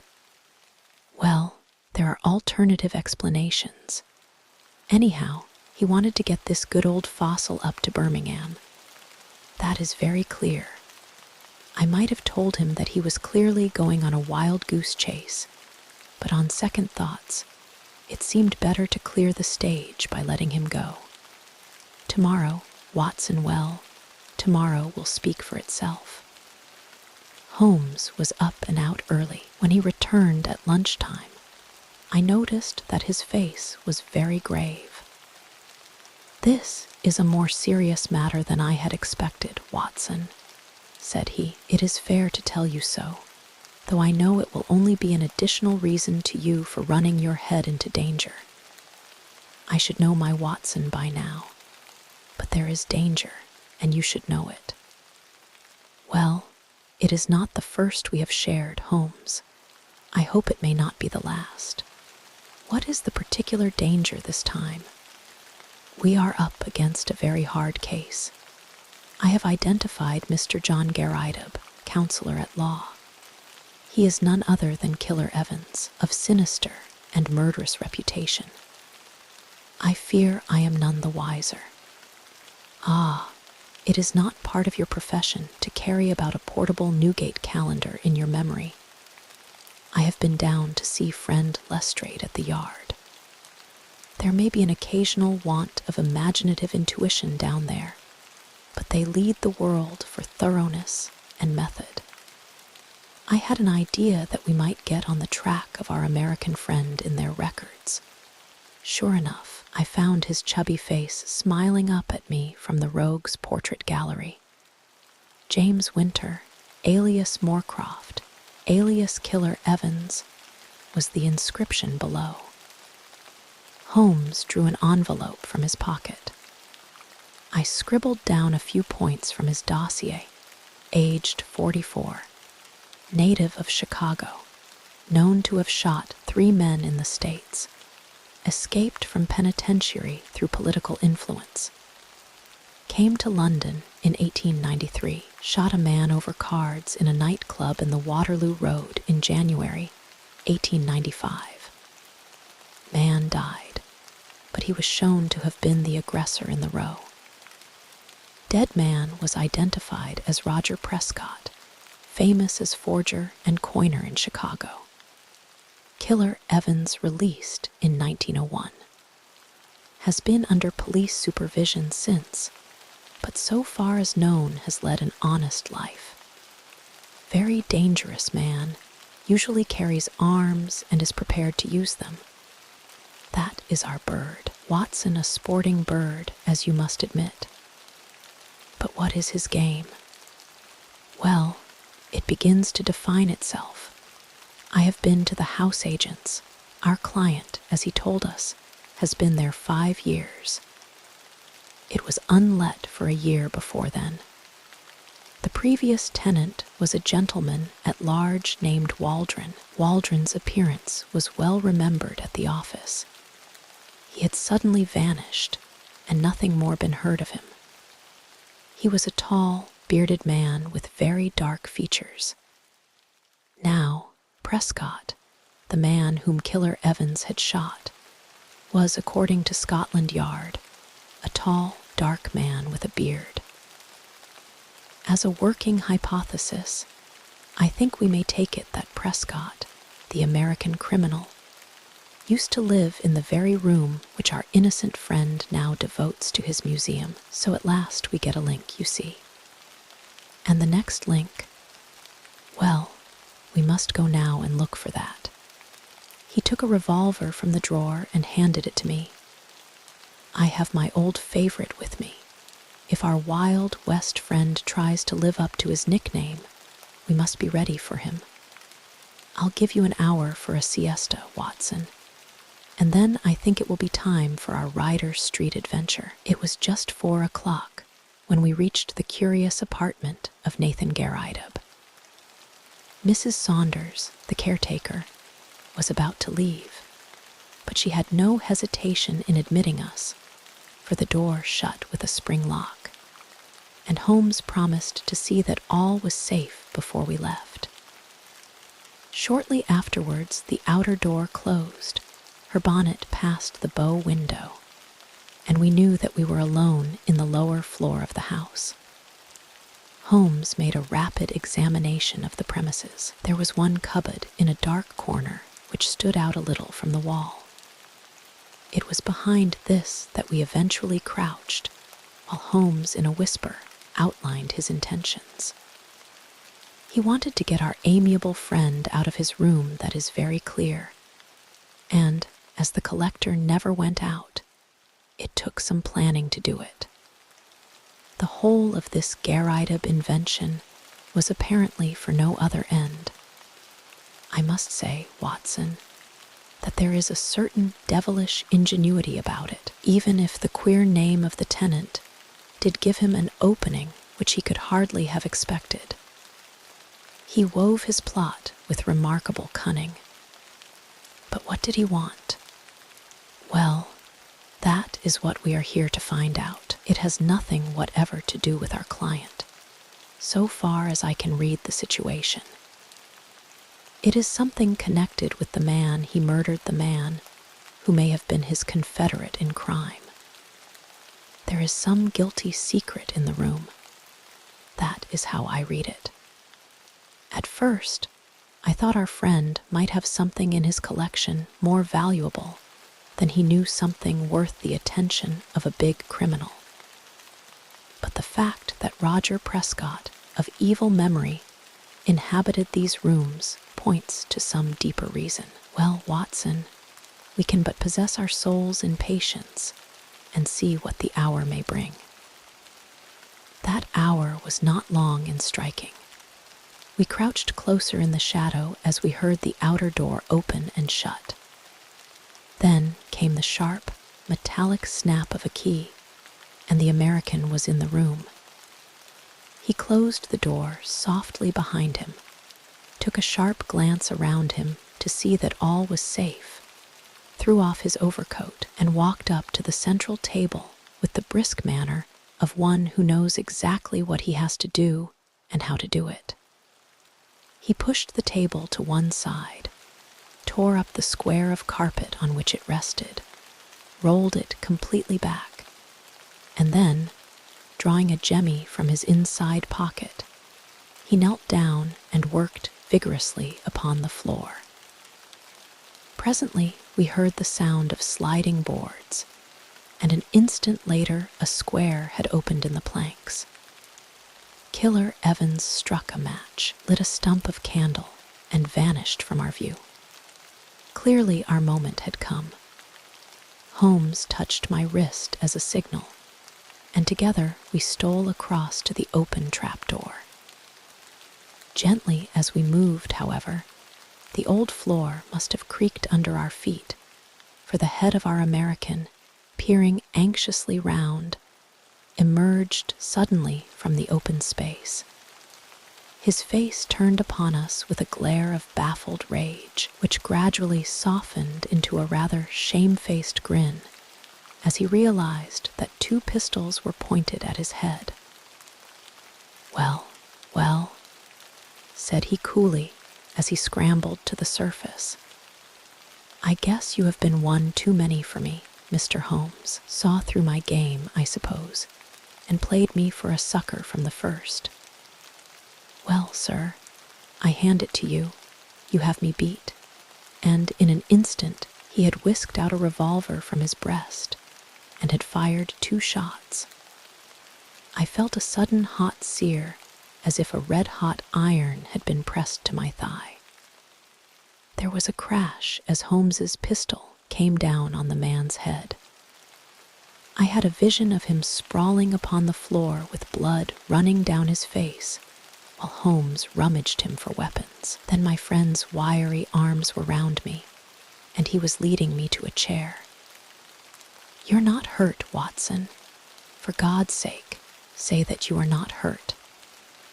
It was worth a wound, it was worth many wounds to know the depth of loyalty and love which lay behind that cold mask. The clear, hard eyes were dimmed for a moment, and the firm lips were shaking. For the one and only time, I caught a glimpse of a great heart as well as of a great brain. All my years of humble but single-minded service culminated in that moment of revelation. "It's nothing, Holmes. It's a mere scratch." He had ripped up my trousers with his pocket knife. "You are right," he cried with an immense sigh of relief. "It is quite superficial." His face set like flint as he glared at our prisoner, who was sitting up with a dazed face. "By the Lord, it is as well for you. If you had killed Watson, you would not have got out of this room alive. Now, sir, what have you to say for yourself?" He had nothing to say for himself. He only sat and scowled. I leaned on Holmes's arm, and together we looked down into the small cellar which had been disclosed by the secret flap. It was still illuminated by the candle which Evans had taken down with him. Our eyes fell upon a mass of rusted machinery, great rolls of paper, a litter of bottles, and neatly arranged upon a small table, a number of neat little bundles. "A printing press, a counterfeiter's outfit," said Holmes. "Yes, sir," said our prisoner, staggering slowly to his feet and then sinking into the chair. "The greatest counterfeiter London ever saw. That's Prescott's machine, and those bundles on the table are 2,000 of Prescott's notes worth 100 each and fit to pass anywhere. Help yourselves, gentlemen. Call it a deal and let me beat it." Holmes laughed. "We don't do things like that, Mr. Evans. There is no bolt hole for you in this country. You shot this man Prescott, did you not?" "Yes, sir, and got 5 years for it, though it was he who pulled on me. 5 years, when I should have had a medal the size of a soup plate. No living man could tell a Prescott from a Bank of England, and if I hadn't put him out, he would have flooded London with them. I was the only one in the world who knew where he made them. Can you wonder that I wanted to get to the place? And can you wonder that, when I found this crazy boob of a bug hunter with the queer name squatting right on the top of it, and never quitting his room, I had to do the best I could to shift him. Maybe I would have been wiser if I had put him away. It would have been easy enough, but I'm a soft-hearted guy that can't begin shooting unless the other man has a gun also. But say, Mr. Holmes, what have I done wrong anyhow? I've not used this plant. I've not hurt this old stiff. Where do you get me?" "Only attempted murder, so far as I can see," said Holmes. "But that's not our job. They take that at the next stage. What we wanted at present was just your sweet self. Please give the Yard a call, Watson. It won't be entirely unexpected. So those were the facts about Killer Evans and his remarkable invention of the 3 Garridebs. We heard later that our poor old friend never got over the shock of his dissipated dreams. When his castle in the air fell down, it buried him beneath the ruins. He was last heard of at a nursing home in Brixton. It was a glad day at the Yard when the Prescott outfit was discovered. For, though they knew that it existed, they had never been able, after the death of the man, to find out where it was. Evans had indeed done great service and caused several worthy C.I.D. men to sleep the sounder, for the counterfeiter stands in a class by himself as a public danger. They would willingly have subscribed to that soup plate medal of which the criminal had spoken, but an unappreciative bench took a less favorable view, and the killer returned to those shades from which he had just emerged. The problem of Thor Bridge. Somewhere in the vaults of the Bank of Cox & Co. at Charing Cross, there is a travel-worn and battered tin dispatch box with my name, John H. Watson, M.D., late Indian Army, painted upon the lid. It is crammed with papers, nearly all of which are records of cases to illustrate the curious problems which Mr. Sherlock Holmes had at various times to examine. Some, and not the least interesting, were complete failures, and as such will hardly bear narrating, since no final explanation is forthcoming. A problem without a solution may interest the student, but can hardly fail to annoy the casual reader.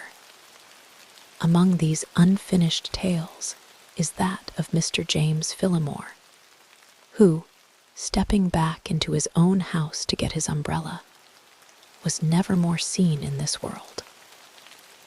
No less remarkable is that of the cutter Alicia, which sailed one spring morning into a small patch of mist from where she never again emerged. Nor was anything further ever heard of herself and her crew. A third case worthy of note is that of Isidora Persano, the well-known journalist and duelist, who was found stark staring mad with a matchbox in front of him, which contained a remarkable worm said to be unknown to science. Apart from these unfathomed cases, there are some which involve the secrets of private families to an extent which would mean consternation in many exalted quarters if it were thought possible that they might find their way into print. I need not say that such a breach of confidence is unthinkable, and that these records will be separated and destroyed now that my friend has time to turn his energies to the matter. There remain a considerable residue of cases of greater or less interest, which I might have edited before had I not feared to give the public a surfeit which might react upon the reputation of the man whom above all others I revere. In some, I was myself concerned and can speak as an eyewitness, while in others, I was either not present or played so small a part that they could only be told as by a third person. The following narrative is drawn from my own experience. It was a wild morning in October, and I observed as I was dressing how the last remaining leaves were being whirled from the solitary plane tree which graces the yard behind our house. I descended to breakfast, prepared to find my companion in depressed spirits, for, like all great artists, he was easily impressed by his surroundings. On the contrary, I found that he had nearly finished his meal, and that his mood was particularly bright and joyous, with that somewhat sinister cheerfulness which was characteristic of his lighter moments. "You have a case, Holmes," I remarked. "The faculty of deduction is certainly contagious, Watson," he answered. "It has enabled you to probe my secret. Yes, I have a case. After a month of trivialities and stagnation, the wheels move once more. Might I share it?" "There is little to share, but we may discuss it when you have consumed the 2 hard-boiled eggs with which our new cook has favored us. Their condition may not be unconnected with the copy of the Family Herald, which I observed yesterday upon the hall table. Even so trivial a matter as cooking an egg demands an attention which is conscious of the passage of time and incompatible with the love romance in that excellent periodical." A quarter of an hour later, the table had been cleared, and we were face to face. He had drawn a letter from his pocket. "You have heard of Neil Gibson, the Gold King," he said. "You mean the American senator. Well, he was once senator for some western state, but is better known as the greatest gold mining magnate in the world." "Yes, I know of him. He has surely lived in England for some time. His name is very familiar." "Yes, he bought a considerable estate in Hampshire some 5 years ago. Possibly you have already heard of the tragic end of his wife." "Of course, I remember it now. That is why the name is familiar, but I really know nothing of the details." Holmes waved his hand towards some papers on a chair.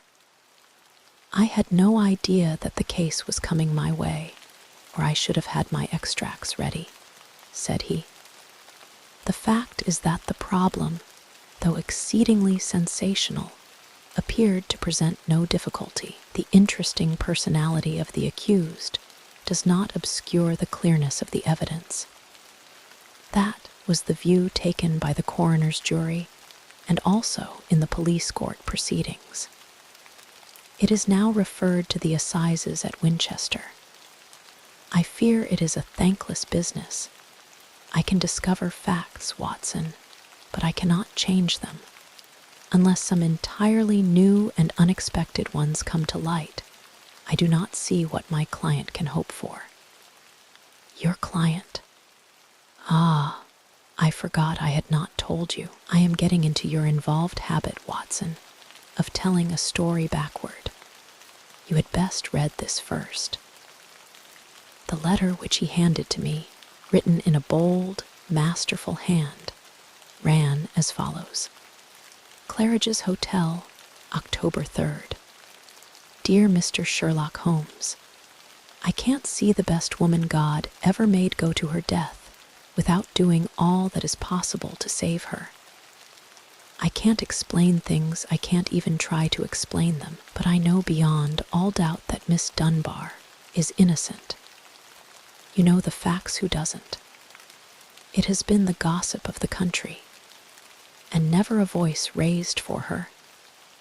It's the damned injustice of it all that makes me crazy. That woman has a heart that wouldn't let her kill a fly. Well, I'll come at 11 tomorrow and see if you can get some ray of light in the dark. Maybe I have a clue and don't know it. Anyhow, all I know and all I have and all I am are for your use if only you can save her. If ever in your life you showed your powers, put them now into this case. Yours faithfully, J. Neil Gibson." "There you have it," said Sherlock Holmes, knocking out the ashes of his after-breakfast pipe and slowly refilling it. "That is the gentleman I await. As to the story, you have hardly time to master all these papers, so I must give it to you in a nutshell if you are to take an intelligent interest in the proceedings. This man is the greatest financial power in the world, and a man, as I understand, of most violent and formidable character. He married a wife, the victim of this tragedy, of whom I know nothing save that she was past her prime, which was the more unfortunate as a very attractive governess superintended the education of 2 young children. These are the 3 people concerned, and the scene is a grand old manor house, the center of a historical English state. Then, as to the tragedy. The wife was found in the grounds nearly half a mile from the house, late at night, clad in her dinner dress, with a shawl over her shoulders and a revolver bullet through her brain. No weapon was found near her, and there was no local clue as to the murder.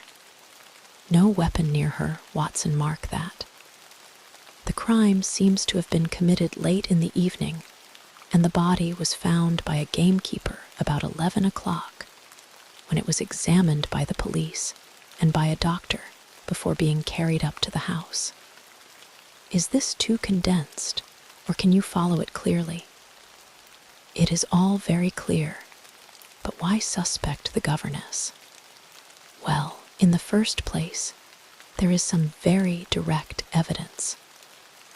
A revolver with 1 discharged chamber, and a caliber, which corresponded with the bullet, was found on the floor of her wardrobe. His eyes fixed, and he repeated in broken words, "On the floor of her wardrobe."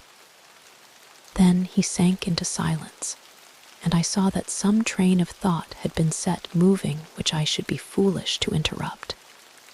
Suddenly, with a start, he emerged into brisk life once more. "Yes, Watson, it was found.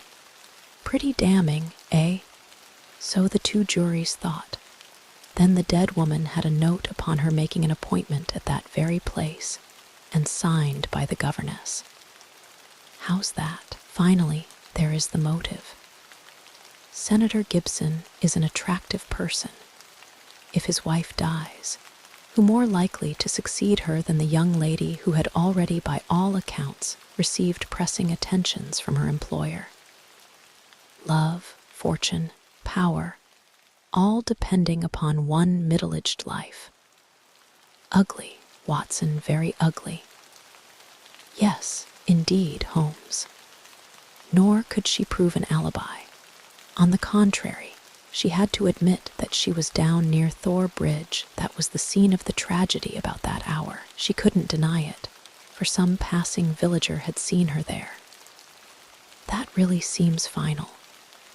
And yet, Watson, and yet, this bridge, a single broad span of stone with balustraded sides, carries the drive over the narrowest part of a long, deep, reed-girt sheet of water. Thor Mere it is called. In the mouth of the bridge lay the dead woman. Such are the main facts. But here, if I mistake not, is our client considerably before his time. Billy had opened the door, but the name which he announced was an unexpected one. Mr. Marlowe Bates was a stranger to both of us. He was a thin, nervous wisp of a man with frightened eyes and a twitching, hesitating manner, a man whom my own professional eye would judge to be on the brink of an absolute nervous breakdown. "You seem agitated, Mr. Bates," said Holmes. "Pray sit down. I fear I can only give you a short time, for I have an appointment at 11. "I know you have," our visitor gasped, shooting out short sentences like a man who is out of breath.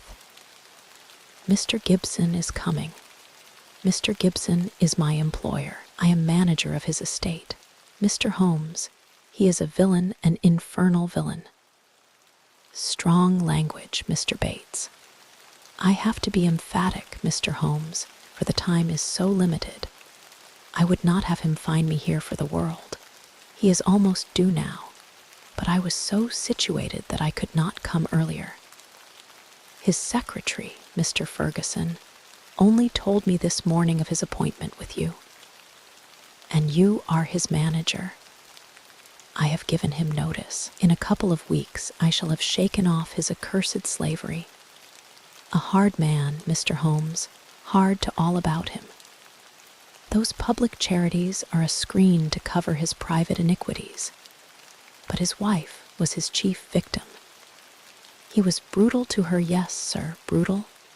How she came by her death I do not know, but I am sure that he had made her life a misery to her.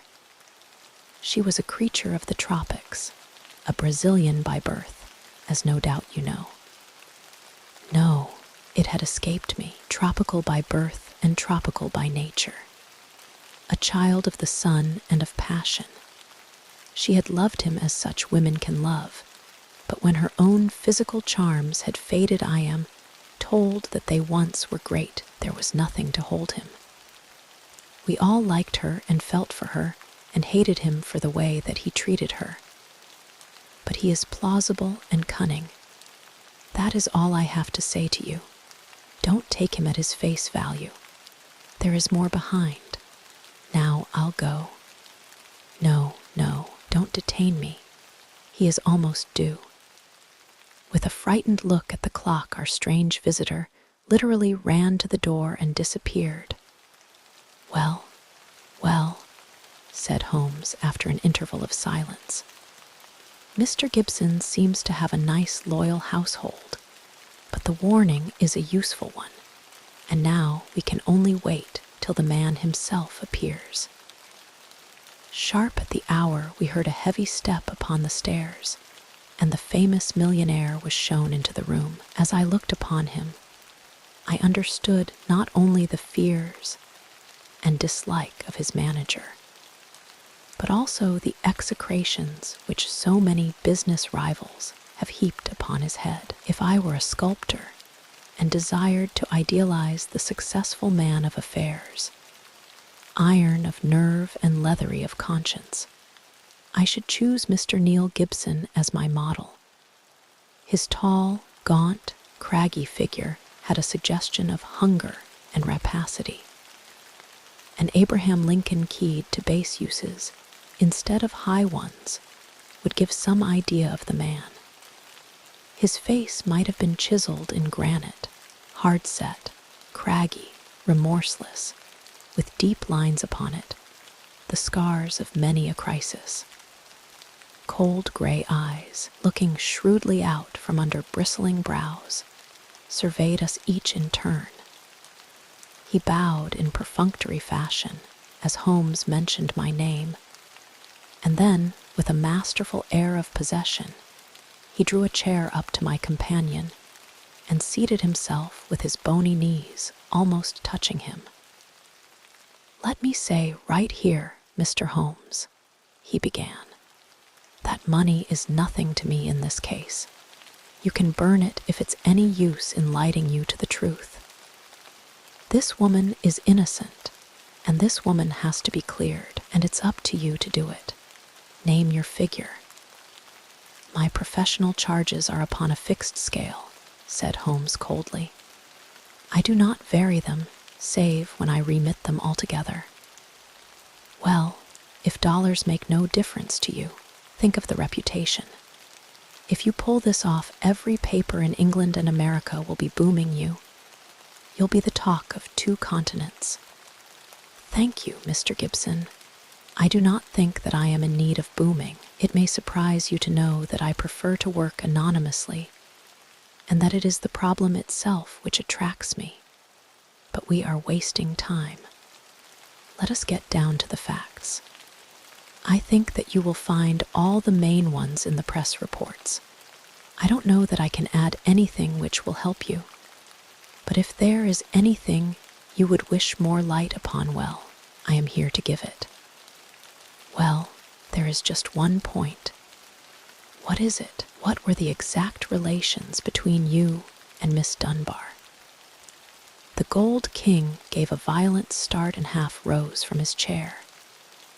Then his massive calm came back to him. "I suppose you are within your rights, and may be doing your duty in asking such a question, Mr. Holmes." "We will agree to suppose so," said Holmes. Then, I can assure you that our relations were entirely and always those of an employer towards a young lady whom he never conversed with or ever saw, save when she was in the company of his children. Holmes rose from his chair. "I am a rather busy man, Mr. Gibson," said he, "and I have no time or taste for aimless conversations. I wish you good morning." Our visitor had risen also, and his great loose figure towered above Holmes. There was an angry gleam from under those bristling brows and a tinge of color in the sallow cheeks. "What the devil do you mean by this, Mr. Holmes? Do you dismiss my case?" "Well, Mr. Gibson, at least I dismiss you. I should have thought my words were plain." "Plain enough, but what's at the back of it? Raising the price on me, or afraid to tackle it, or what? I've a right to a plain answer." "Well, perhaps you have," said Holmes. "I'll give you one. This case is quite sufficiently complicated to start with without the further difficulty of false information." "Meaning that I lie?" "Well, I was trying to express it as delicately as I could, but if you insist upon the word, I will not contradict you." I sprang to my feet, for the expression upon the millionaire's face was fiendish in its intensity, and he had raised his great knotted fist. Holmes smiled languidly and reached his hand out for his pipe. "Don't be noisy, Mr. Gibson. I find that after breakfast even the smallest argument is unsettling. I suggest that a stroll in the morning air and a little quiet thought will be greatly to your advantage." With an effort, the Gold King mastered his fury. I could not but admire him, for by a supreme self-command he had turned in a minute from a hot flame of anger to a frigid and contemptuous indifference. "Well, it's your choice. I guess you know how to run your own business. I can't make you touch the case against your will. You've done yourself no good this morning, Mr. Holmes, for I have broken stronger men than you. No man ever crossed me and was the better for it." "So many have said so, and yet here I am," said Holmes, smiling. "Well, good morning, Mr. Gibson.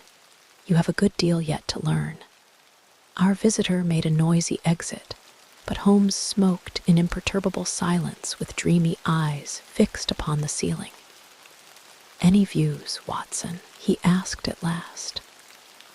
"Well, Holmes, I must confess that when I consider that this is a man who would certainly brush any obstacle from his path, and when I remember that his wife may have been an obstacle and an object of dislike, as that man Bates plainly told us, it seems to me exactly, and to me also.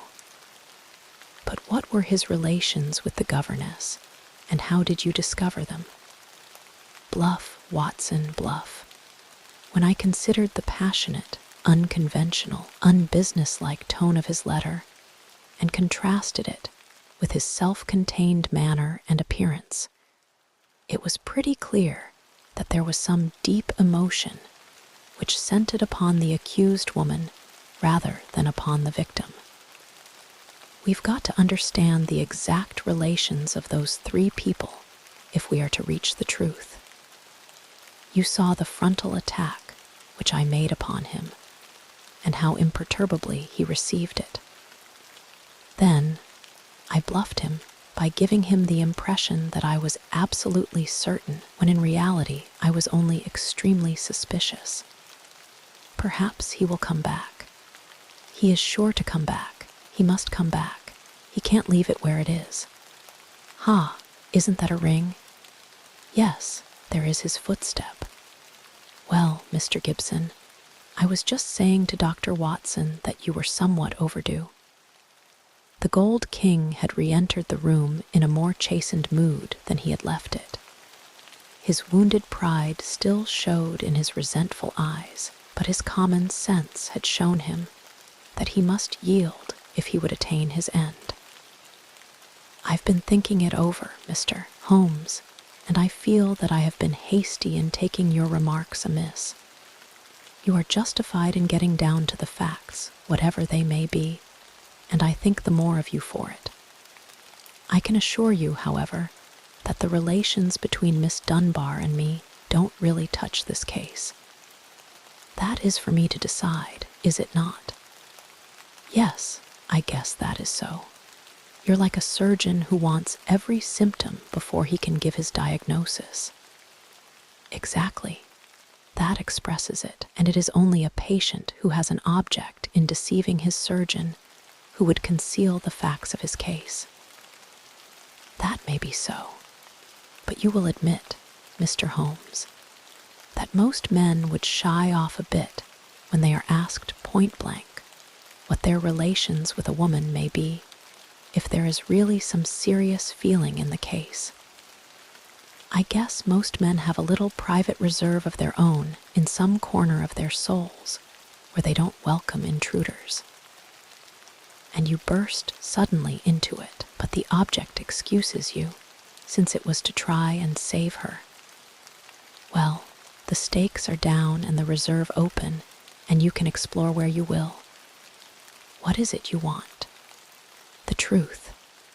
The Gold King paused for a moment as one who marshals his thoughts. His grim, deep-lined face had become even sadder and more grave. I can give it to you in a very few words, Mr. Holmes, said he at last. There are some things that are painful as well as difficult to say, so I won't go deeper than is needful. I met my wife when I was gold hunting in Brazil. Maria Pinto was the daughter of a government official at Manaus, and she was very beautiful. I was young and ardent in those days, but even now, as I look back with colder blood and a more critical eye, I can see that she was rare and wonderful in her beauty. It was a deep, rich nature, too passionate, wholehearted, tropical, ill-balanced, very different from the American women whom I had known. Well, to make a long story short, I loved her and I married her. It was only when the romance had passed, and it lingered for years, that I realized that we had nothing, absolutely nothing in common. My love faded. If hers had faded also, it might have been easier. But you know the wonderful way of women. Do what I might, nothing could turn her from me. If I have been harsh to her, even brutal as some have said, it has been because I knew that if I could kill her love, or if it turned to hate, it would be easier for both of us. But nothing changed her. She adored me in those English woods, as she had adored me 20 years ago on the banks of the Amazon. Do what I might, she was as devoted as ever. Then came Miss Grace Dunbar. She answered our advertisement and became governess to our 2 children.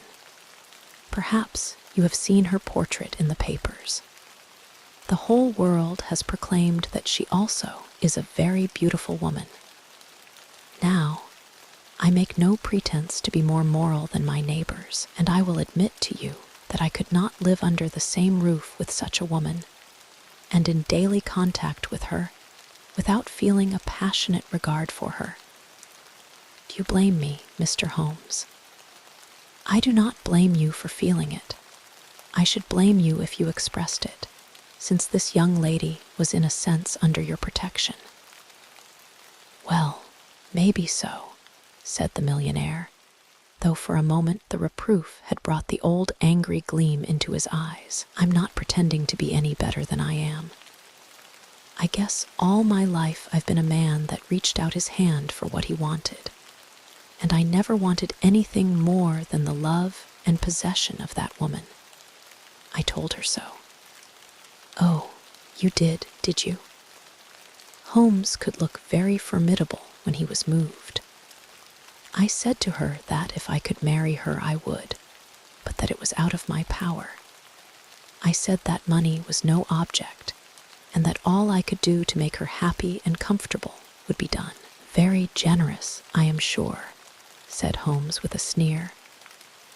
See here, Mr. Holmes, I came to you on a question of evidence, not on a question of morals. I'm not asking for your criticism.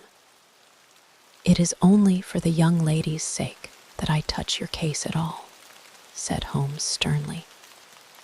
I don't know that anything she is accused of is really worse than what you have yourself admitted, that you have tried to ruin a defenseless girl who was under your roof. Some of you rich men have to be taught that all the world cannot be bribed into condoning your offenses. To my surprise, the Gold King took the reproof with equanimity. That's how I feel myself about it now. I thank God that my plans did not work out as I intended.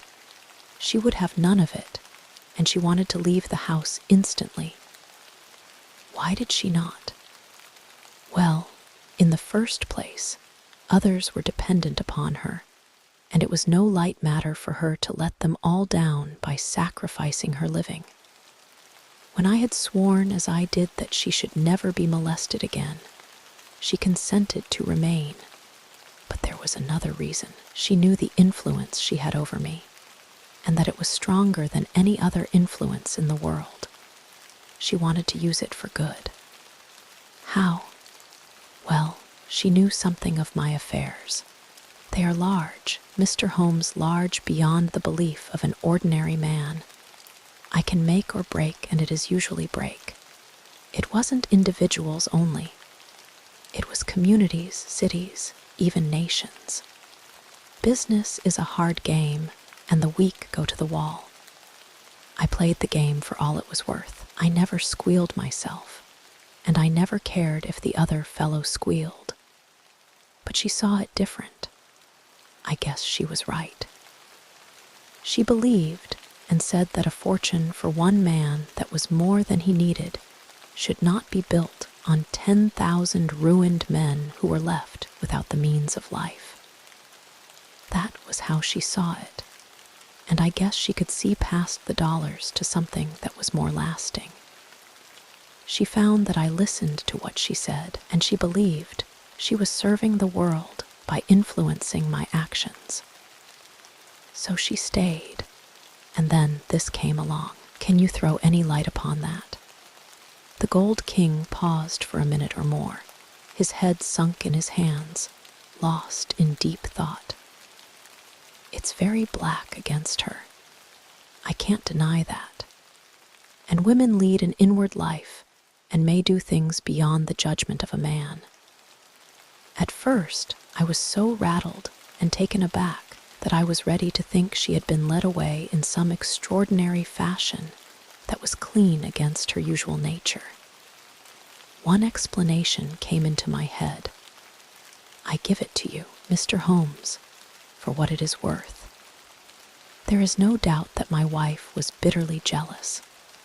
There is a soul jealousy that can be as frantic as any body jealousy, and though my wife had no cause, and I think she understood this for the latter, she was aware that this English girl exerted an influence upon my mind and my acts that she herself never had. It was an influence for good, but that did not mend the matter.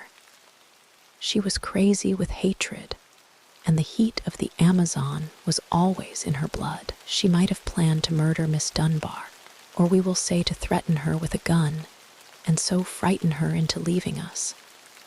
Then there might have been a scuffle, and the gun gone off, and shot the woman who held it. That possibility had already occurred to me, said Holmes. Indeed, it is the only obvious alternative to deliberate murder. But she utterly denies it. Well, that is not final, is it? One can understand that a woman placed in so awful a position might hurry home still in her bewilderment, holding the revolver. She might even throw it down among her clothes, hardly knowing what she was doing, and when it was found, she might try to lie her way out by a total denial, since all explanation was impossible. What is against such a supposition? Miss Dunbar herself. Well, perhaps. Holmes looked at his watch. I have no doubt we can get the necessary permits this morning and reach Winchester by the evening train. When I have seen this young lady, it is very possible that I may be of more use to you in the matter, though I cannot promise that my conclusions will necessarily be such as you desire. There was some delay in the official pass, and instead of reaching Winchester that day, we went down to Thor Place, the Hampshire estate of Mr. Neil Gibson. He did not accompany us himself, but we had the address of Sergeant Coventry, of the local police, who had first examined into the affair. He was a tall, thin, cadaverous man, with a secretive and mysterious manner which conveyed the idea that he knew or suspected a very great deal more than he dared say. He had a trick, too, of suddenly sinking his voice to a whisper, as if he had come upon something of vital importance, though the information was usually commonplace enough. Behind these tricks of manner, he soon showed himself to be a decent, honest fellow who was not too proud to admit that he was out of his depth and would welcome any help. "Anyhow, I'd rather have you than Scotland Yard, Mr. Holmes," said he.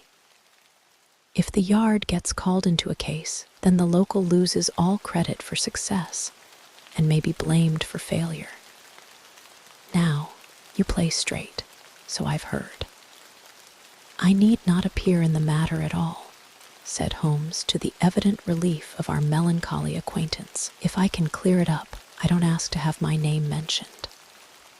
"Well, it's very handsome of you, I am sure. And your friend, Dr. Watson, can be trusted, I know. Now, Mr. Holmes, as we walk down to the place, there is one question I should like to ask you. I'd breathe it to no soul but you." He looked round as though he hardly dare utter the words. "Don't you think there might be a case against Mr. Neil Gibson himself?" "I have been considering that. You've not seen Miss Dunbar. She is a wonderful fine woman in every way.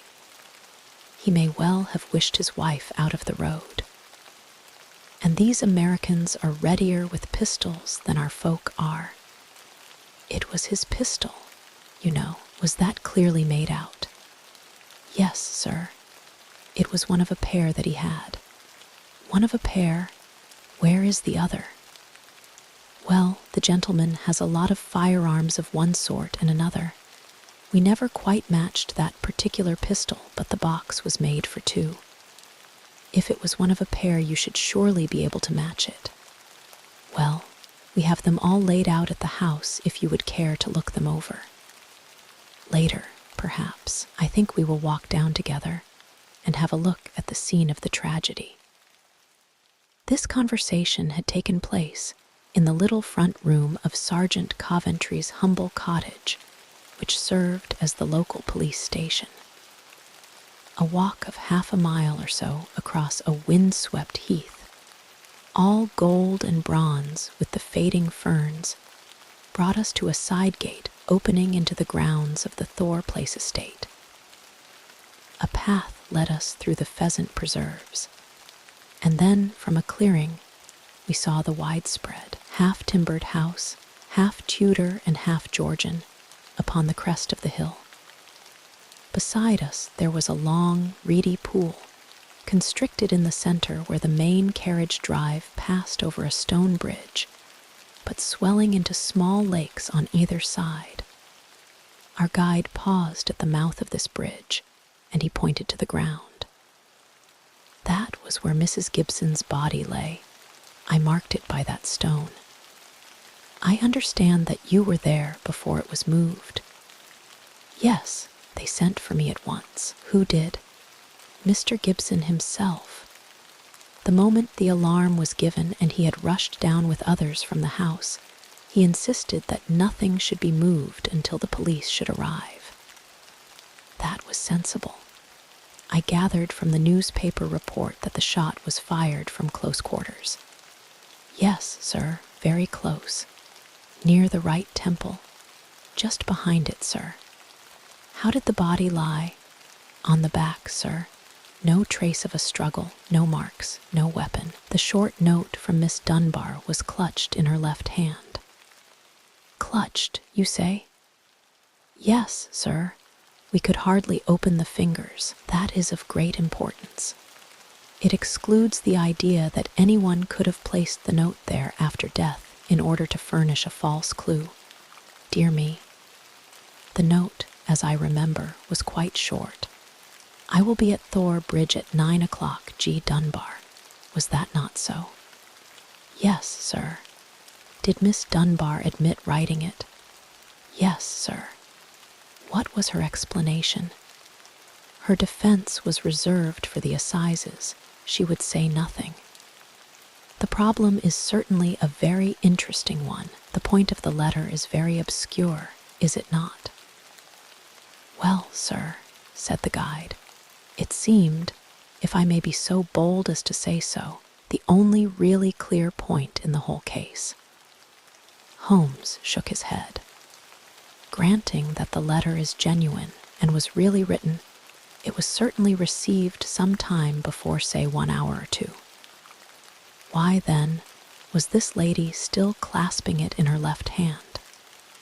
Why should she carry it so carefully? She did not need to refer to it in the interview. Does it not seem remarkable? Well, sir, as you put it, perhaps it does. I think I should like to sit quietly for a few minutes and think it out. He seated himself upon the stone ledge of the bridge, and I could see his quick gray eyes darting their questioning glances in every direction.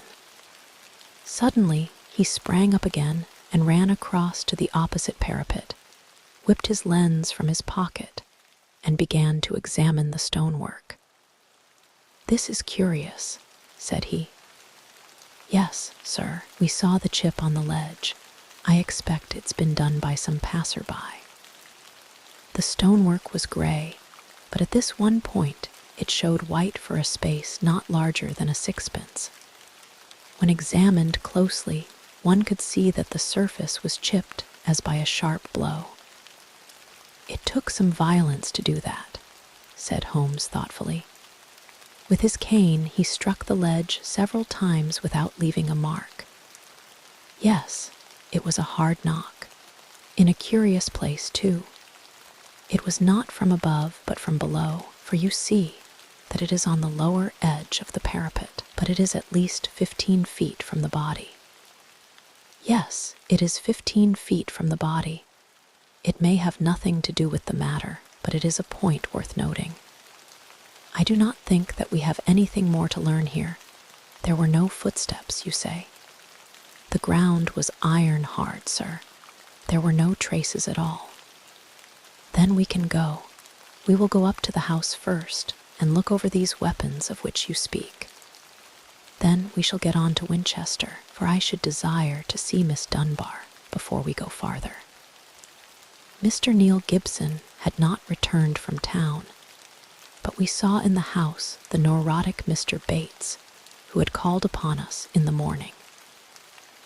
He showed us with a sinister relish the formidable array of firearms of various shapes and sizes which his employer had accumulated in the course of an adventurous life. Mr. Gibson has his enemies, as anyone would expect who knew him and his methods, said he. He sleeps with a loaded revolver in the drawer beside his bed. He is a man of violence, sir, and there are times when all of us are afraid of him. I am sure that the poor lady who has passed was often terrified. Did you ever witness physical violence towards her? No, I cannot say that, but I have heard words which were nearly as bad words of cold, cutting contempt, even before the servants. Our millionaire does not seem to shine in private life, remarked Holmes as we made our way to the station. Well, Watson, we have come on a good many facts, some of them new ones. and yet I seem some way from my conclusion. In spite of the very evident dislike which Mr. Bates has to his employer, I gather from him that, when the alarm came, he was undoubtedly in his library. Dinner was over at 8:30, and all was normal up to then. It is true that the alarm was somewhat late in the evening, but the tragedy certainly occurred about the hour named in the note. There is no evidence at all that Mr. Gibson had been out of doors since his return from town at 5 o'clock. On the other hand, Miss Dunbar, as I understand it, admits that she had made an appointment to meet Mrs. Gibson at the bridge. Beyond this, she would say nothing, as her lawyer had advised her to reserve her defense. We have several very vital questions to ask that young lady, and my mind will not be easy until we have seen her. I must confess that the case would seem to me to be very black against her if it were not for one thing. And what is that, Holmes? The finding of the pistol in her wardrobe. Dear me, Holmes, I cried. That seemed to me to be the most damning incident of all. Not so, Watson. It had struck me even at my first perfunctory reading as very strange, and now that I am in closer touch with the case, it is my only firm ground for hope. We must look for consistency. Where there is a want of it, we must suspect deception. I hardly follow you. Well now, Watson, suppose for a moment that we visualize you in the character of a woman who, in a cold, premeditated fashion, is about to get rid of a rival. You have planned it. A note has been written. The victim has come. You have your weapon. The crime is done. It has been workmanlike and complete. Do you tell me that after carrying out so crafty a crime, you would now ruin your reputation as a criminal by forgetting to fling your weapon into those adjacent reed beds, which would forever cover it, but you must needs carry it carefully home and put it in your own wardrobe, the very first place that would be searched? Your best friends would hardly call you a schemer, Watson, and yet I could not picture you doing anything so crude as that. In the excitement of the moment. No, Watson, I will not admit that it is possible. Where a crime is coolly premeditated, then the means of covering it are coolly premeditated also. I hope, therefore, that we are in the presence of a serious misconception. But there is so much to explain. Well, we shall set about explaining it when once your point of view is changed. The very thing which was so damning becomes a clue to the truth. For example, there is this revolver. Miss Dunbar disclaims all knowledge of it. On our new theory, she is speaking truth when she says so. Therefore, it was placed in her wardrobe. Who placed it there? Someone who wished to incriminate her. Was not that person the actual criminal? You see how we come at once upon a most fruitful line of inquiry. We were compelled to spend the night at Winchester, as the formalities had not yet been completed, but next morning, in the company of Mr. Joyce Cummings, the rising barrister who was entrusted with the defense, we were allowed to see the young lady in her cell. I had expected from all that we had heard to see a beautiful woman, but I can never forget the effect which Miss Dunbar produced upon me. It was no wonder that even the masterful millionaire had found in her something more powerful than himself, something which could control and guide him. One felt, too, as one looked at the strong, clear-cut, and yet sensitive face, that even should she be capable of some impetuous deed, none the less there was an innate nobility of character which would make her influence always for the good. She was a brunette, tall, with a noble figure and commanding presence, but her dark eyes had in them the appealing, helpless expression of the hunted creature who feels the nets around it, but can see no way out from the toils. Now, as she realized the presence and the help of my famous friend, there came a touch of color in her wan cheeks, and a light of hope began to glimmer in the glance which she turned upon us. "Perhaps Mr. Neil Gibson has told you something of what occurred between us?" she asked in a low, agitated voice. "Yes," Holmes answered. "You need not pain yourself by entering into that part of the story. After seeing you, I am prepared to accept Mr. Gibson's statement, both as to the influence which you had over him and as to the innocence of your relations with him. But why was the whole situation not brought out in court? It seemed to me incredible that such a charge could be sustained. I thought that if we waited, the whole thing must clear itself up, without our being compelled to enter into painful details of the inner life of the family. But I understand that far from clearing it, has become even more serious." "My dear young lady," cried Holmes earnestly, "I beg you to have no illusions upon the point. Mr. Cummings here would assure you that all the cards are at present against us, and that we must do everything that is possible if we are to win clear. It would be a cruel deception to pretend that you are not in very great danger. Give me all the help you can, then, to get at the truth. I will conceal nothing. Tell us, then, of your true relations with Mr. Gibson's wife." "She hated me, Mr. Holmes. She hated me with all the fervor of her tropical nature.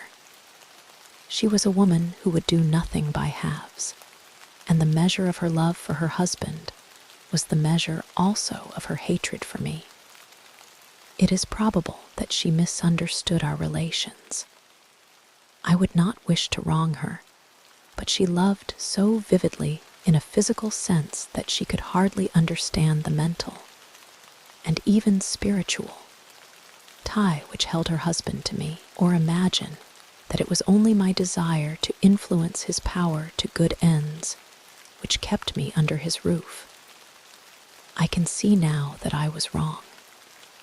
Nothing could justify me in remaining where I was a cause of unhappiness, and yet it is certain that the unhappiness would have remained even if I had left the house. "Now, Miss Dunbar," said Holmes, "I beg you to tell us exactly what occurred that evening." "I can tell you the truth so far as I know it, Mr. Holmes, but I am in a position to prove nothing. And there are points, the most vital points, which I can neither explain, nor can I imagine any explanation. If you will find the facts, perhaps others may find the explanation. With regard, then, to my presence at Thor Bridge that night, I received a note from Mrs. Gibson in the morning. It lay on the table of the schoolroom, and it may have been left there by her own hand.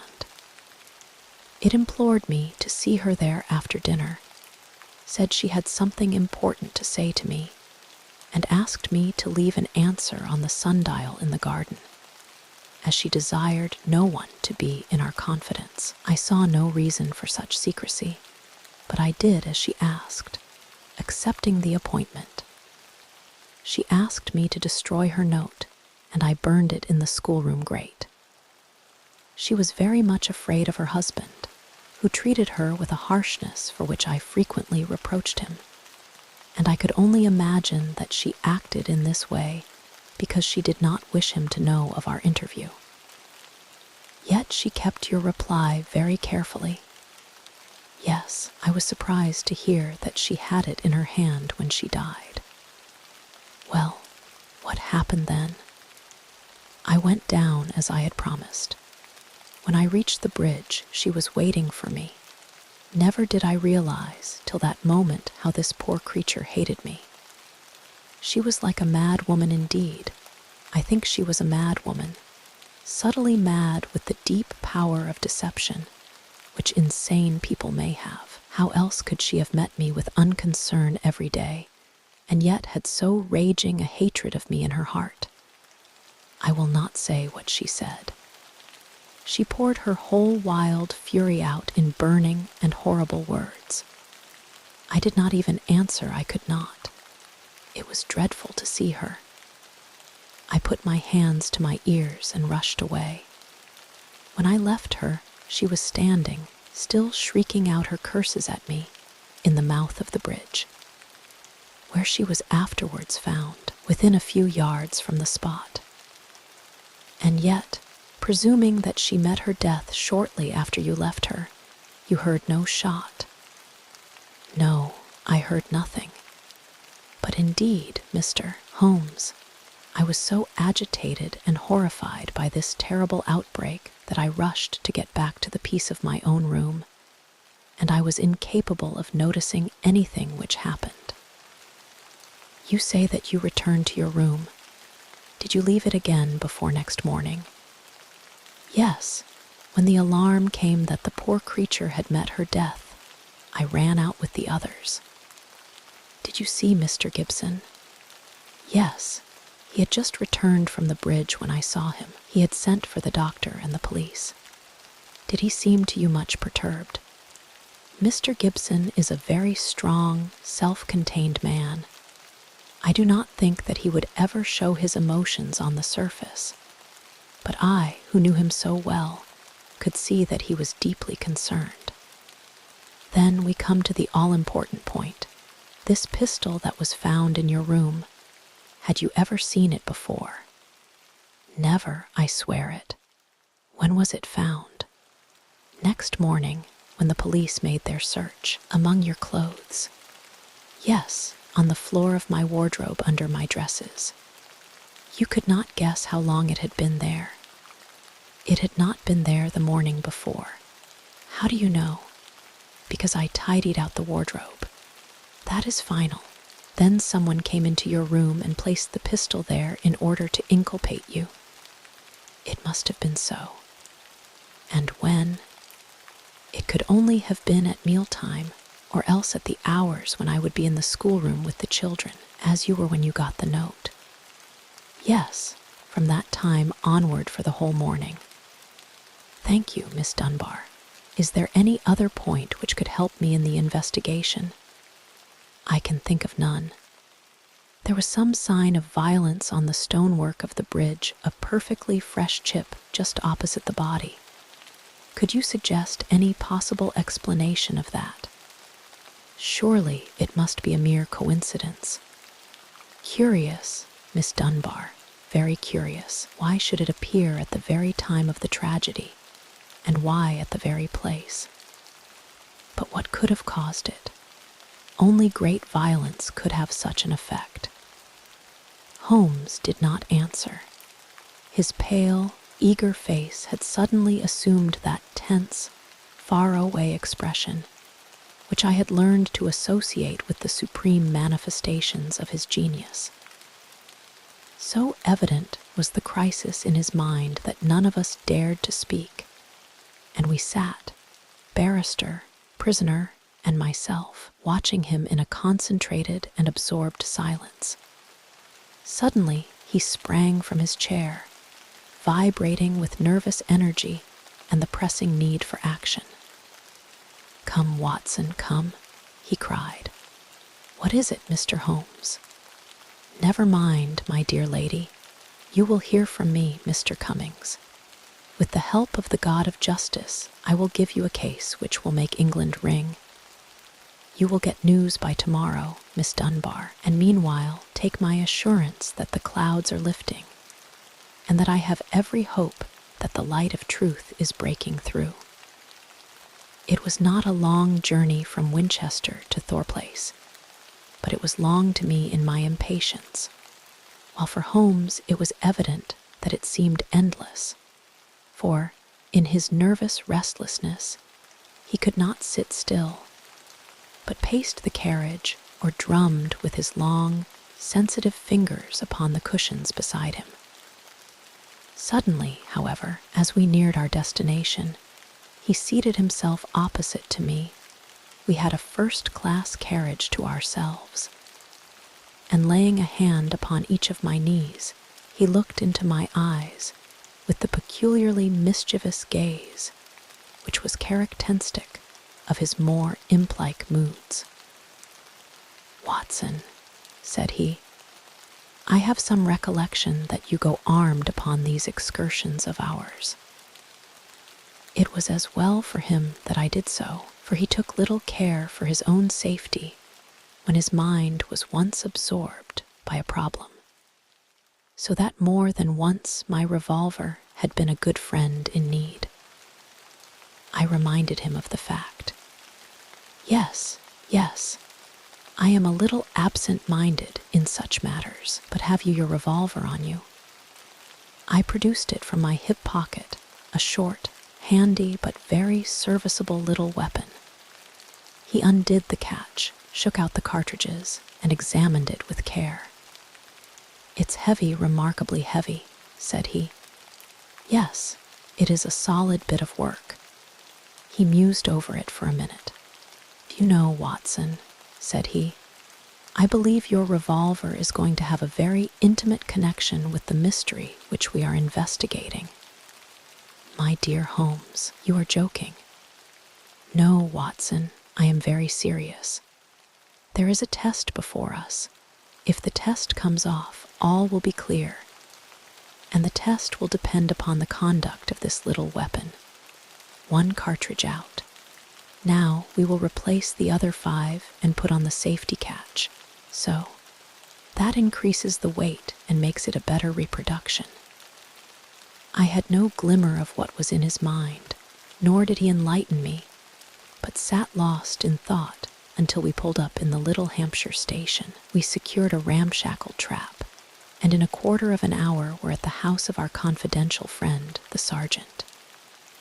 "A clue, Mr. Holmes. What is it?" "It all depends upon the behavior of Dr. Watson's revolver," said my friend. "Here it is. Now, officer, can you give me 10 yards of string?" The village shop provided a ball of stout twine. "I think that this is all we will need," said Holmes. "Now, if you please, we will get off on what I hope is the last stage of our journey." The sun was setting and turning the rolling Hampshire moor into a wonderful autumnal panorama. The sergeant, with many critical and incredulous glances, which showed his deep doubts of the sanity of my companion, lurched along beside us. As we approached the scene of the crime, I could see that my friend, under all his habitual coolness, was in truth deeply agitated. "Yes," he said in answer to my remark, "you have seen me miss my mark before, Watson. I have an instinct for such things, and yet it has sometimes played me false. It seemed a certainty when first it flashed across my mind in the cell at Winchester. But one drawback of an active mind is that one can always conceive alternative explanations, which would make our scent a false one. And yet, well, Watson, we can but try." As he walked, he had firmly tied one end of the string to the handle of the revolver. We had now reached the scene of the tragedy. With great care, he marked out under the guidance of the policeman the exact spot where the body had been stretched. He then hunted among the heather and the ferns until he found a considerable stone. This he secured to the other end of his line of string, and he hung it over the parapet of the bridge so that it swung clear above the water.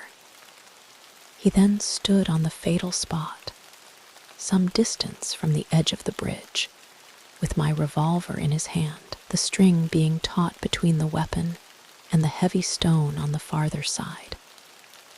"Now for it," he cried. At the words, he raised the pistol to his head and then let go his grip. In an instant, it had been whisked away by the weight of the stone, had struck with a sharp crack against the parapet, and had vanished over the side into the water. It had hardly gone before Holmes was kneeling beside the stonework, and a joyous cry showed that he had found what he expected. Was there ever a more exact demonstration?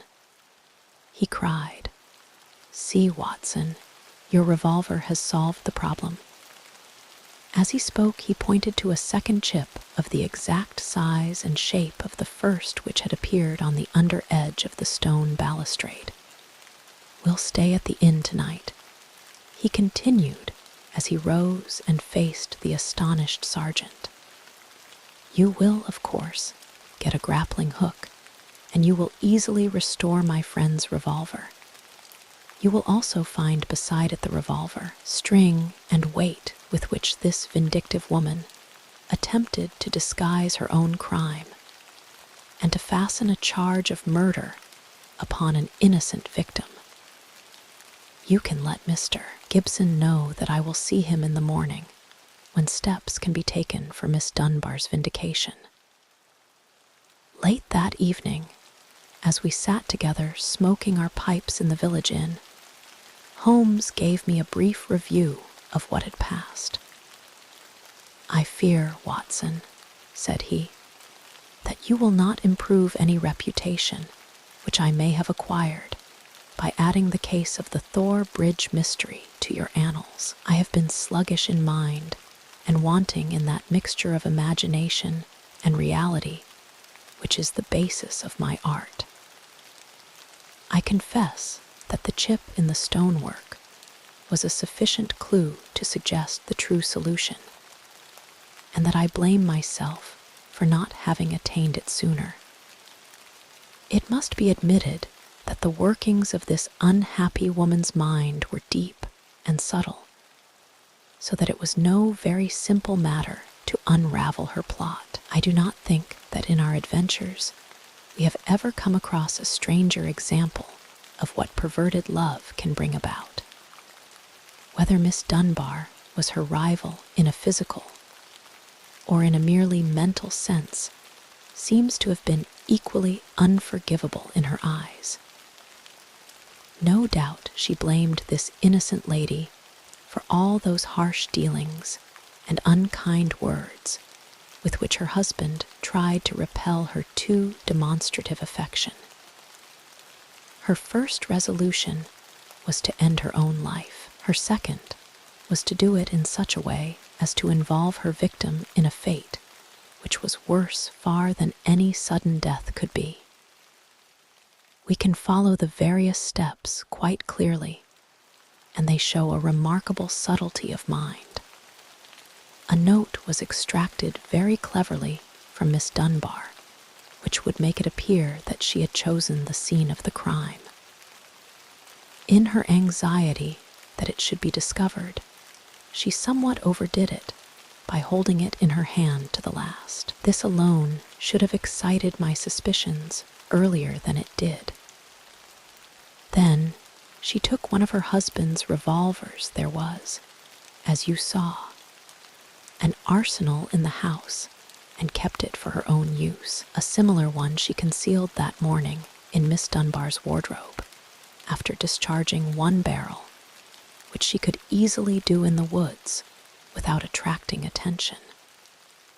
She then went down to the bridge, where she had contrived this exceedingly ingenious method for getting rid of her weapon. When Miss Dunbar appeared, she used her last breath in pouring out her hatred, and then, when she was out of hearing, carried out her terrible purpose. Every link is now in its place, and the chain is complete. The papers may ask why the mirror was not dragged in the first instance, but it is easy to be wise after the event. And in any case, the expanse of a reed-filled lake is no easy matter to drag, unless you have a clear perception of what you are looking for and where. Well, Watson, we have helped a remarkable woman and also a formidable man.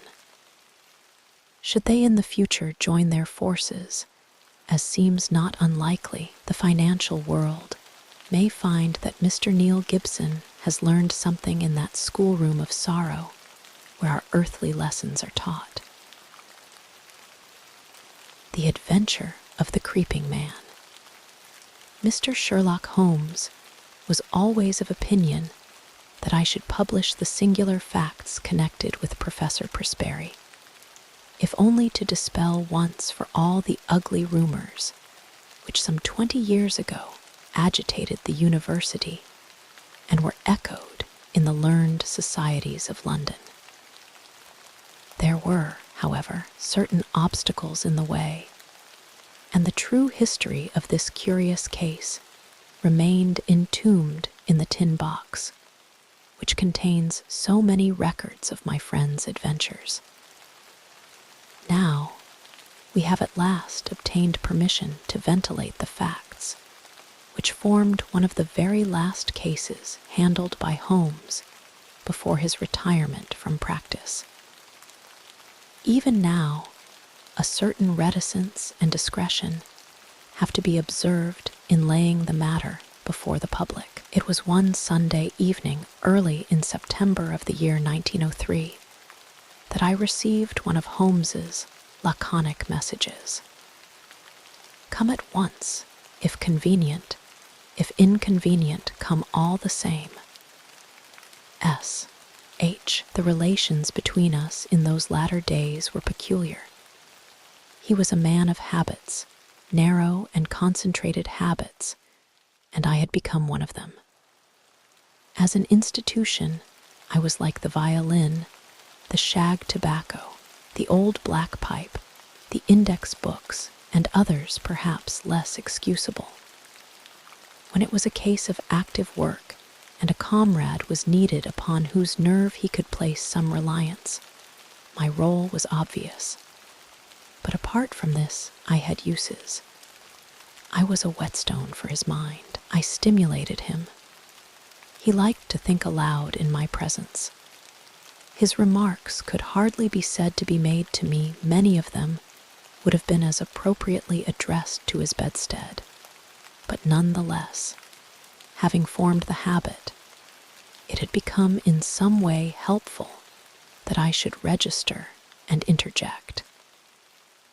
If I irritated him by a certain methodical slowness in my mentality, that irritation served only to make his own flame-like intuitions and impressions flash up the more vividly and swiftly. Such was my humble role in our alliance.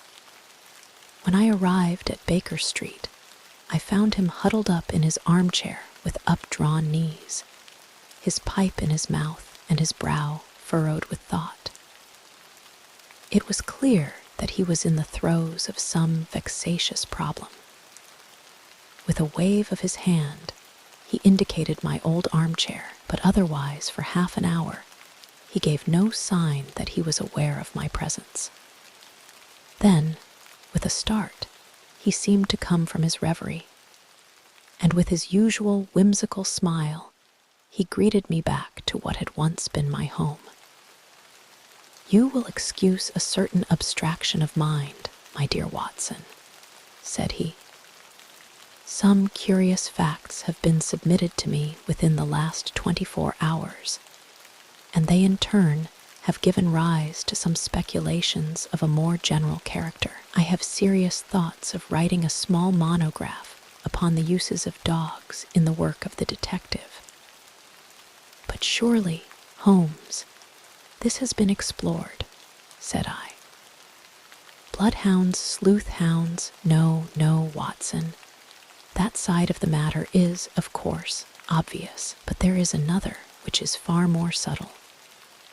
You may recollect that in the case which you, in your sensational way, coupled with the copper beeches, I was able, by watching the mind of the child, to form a deduction as to the criminal habits of the very smug and respectable father. Yes, I remember it well.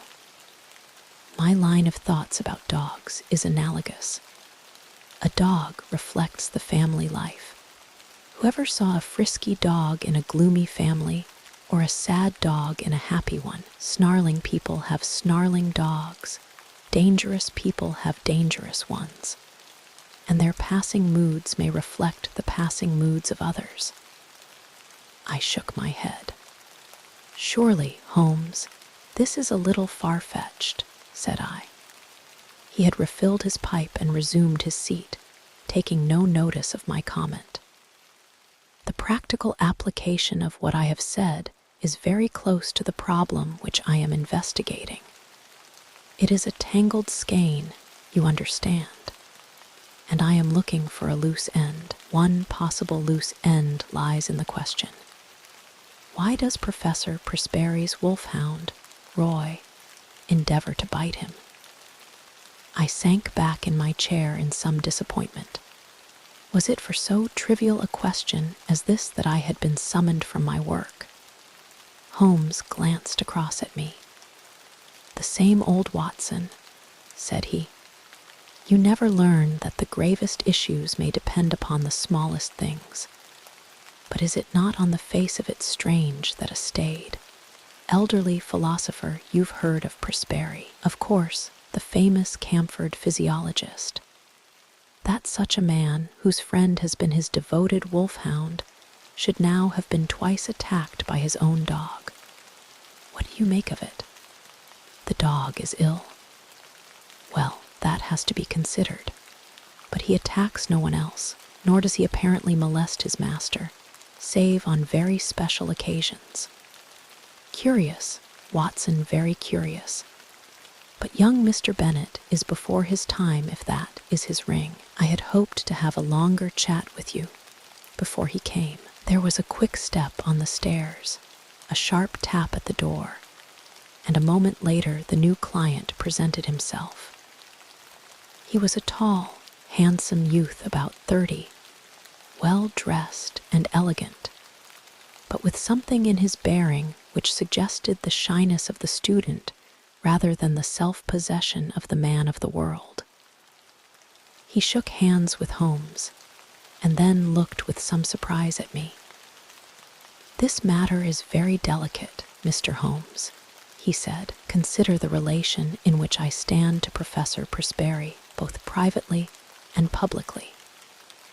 I really can hardly justify myself if I speak before any third person. Have no fear, Mr. Bennet. Dr. Watson is the very soul of discretion, and I can assure you that this is a matter in which I am very likely to need an assistant. As you like, Mr. Holmes. You will, I am sure, understand my having some reserves in the matter. You will appreciate it, Watson, when I tell you that this gentleman, Mr. Trevor Bennet, is professional assistant to the great scientist, lives under his roof, and is engaged to his only daughter. Certainly, we must agree that the professor has every claim upon his loyalty and devotion, but it may best be shown by taking the necessary steps to clear up this strange mystery. I hope so, Mr. Holmes. That is my one object. Does Dr. Watson know the situation? I have not had time to explain it. Then, perhaps I had better go over the ground again before explaining some fresh developments. I will do so myself, said Holmes, in order to show that I have the events in their due order. The Professor, Watson, is a man of European reputation. His life has been academic. There has never been a breath of scandal. He is a widower with one daughter, Edith. He is, I gather, a man of very virile and positive, one might almost say combative, character. So the matter stood until a very few months ago. Then, the current of his life was broken. He is 61 years of age, but he became engaged to the daughter of Professor Morphy, his colleague in the chair of comparative anatomy. It was not, as I understand, the reasoned courting of an elderly man, but rather the passionate frenzy of youth, for no one could have shown himself a more devoted lover. The lady, Alice Morphy, was a very perfect girl, both in mind and body, so that there was every excuse for the professor's infatuation. Nonetheless, it did not meet with full approval in his own family. "We thought it rather excessive," said our visitor. "Exactly. Excessive and a little violent and unnatural." Professor Presberry was rich, however, and there was no objection upon the part of the father. The daughter, however, had other views, and there were already several candidates for her hand, who, if they were less eligible from a worldly point of view, were at least more of an age. The girl seemed to like the professor in spite of his eccentricities. It was only age which stood in the way. About this time, a little mystery suddenly clouded the normal routine of the professor's life. He did what he had never done before. He left home and gave no indication where he was going. He was away a fortnight and returned looking rather travel-worn. He made no allusion to where he had been, although he was usually the frankest of men. It chanced, however, that our client here, Mr. Bennet, received a letter from a fellow student in Prague, who said that he was glad to have seen Professor Presberry there, although he had not been able to talk to him. Only in this way did his own household learn where he had been. Now comes the point. From that time onward, a curious change came over the professor. He became furtive and sly. Those around him had always the feeling that he was not the man that they had known, but that he was under some shadow which had darkened his higher qualities. His intellect was not affected. His lectures were as brilliant as ever, but always there was something new, something sinister and unexpected. His daughter, who was devoted to him, tried again and again to resume the old relations, and to penetrate this mask which her father seemed to have put on. You, sir, as I understand, did the same, but all was in vain. And now, Mr. Bennet, tell in your own words the incident of the letters. You must understand, Dr. Watson, that the professor had no secrets from me. If I were his son or his younger brother, I could not have more completely enjoyed his confidence. As his secretary, I handled every paper which came to him, and I opened and subdivided his letters. Shortly after his return, all this was changed. He told me that certain letters might come to him from London, which would be marked by a cross under the stamp.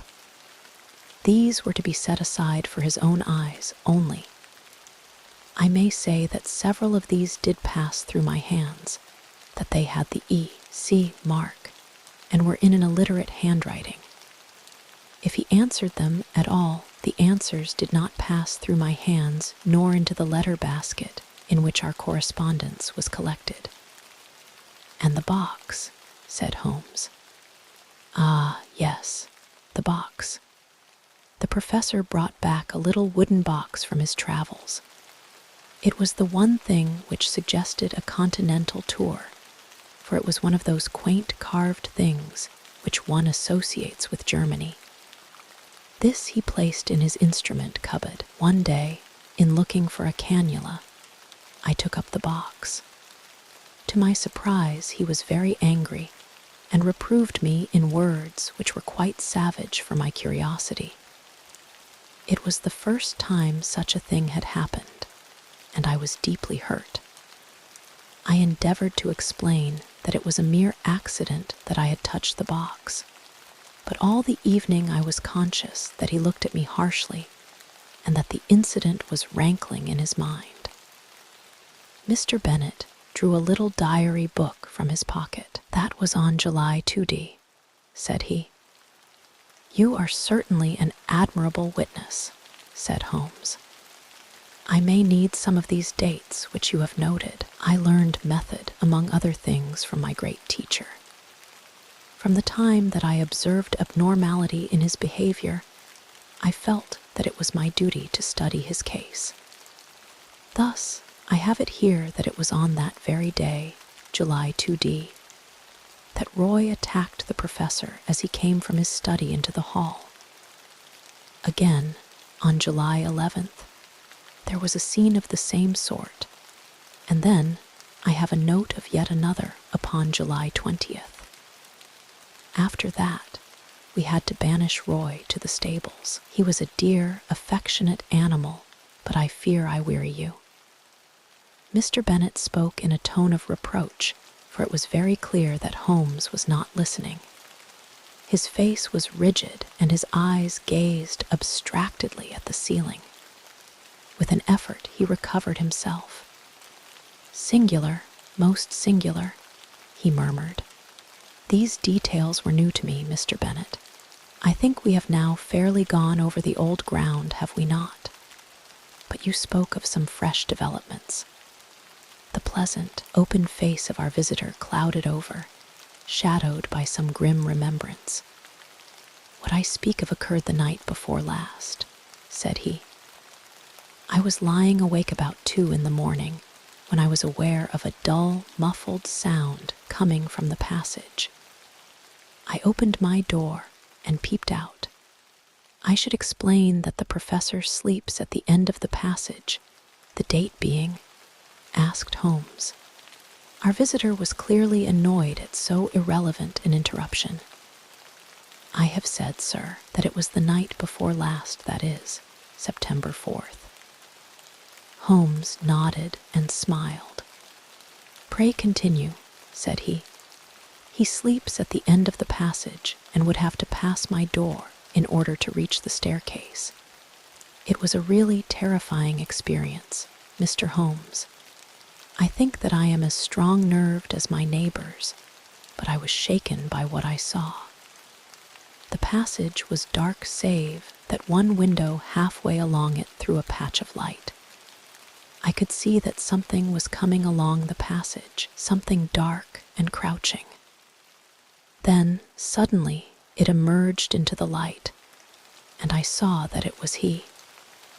He was crawling, Mr. Holmes, crawling. He was not quite on his hands and knees.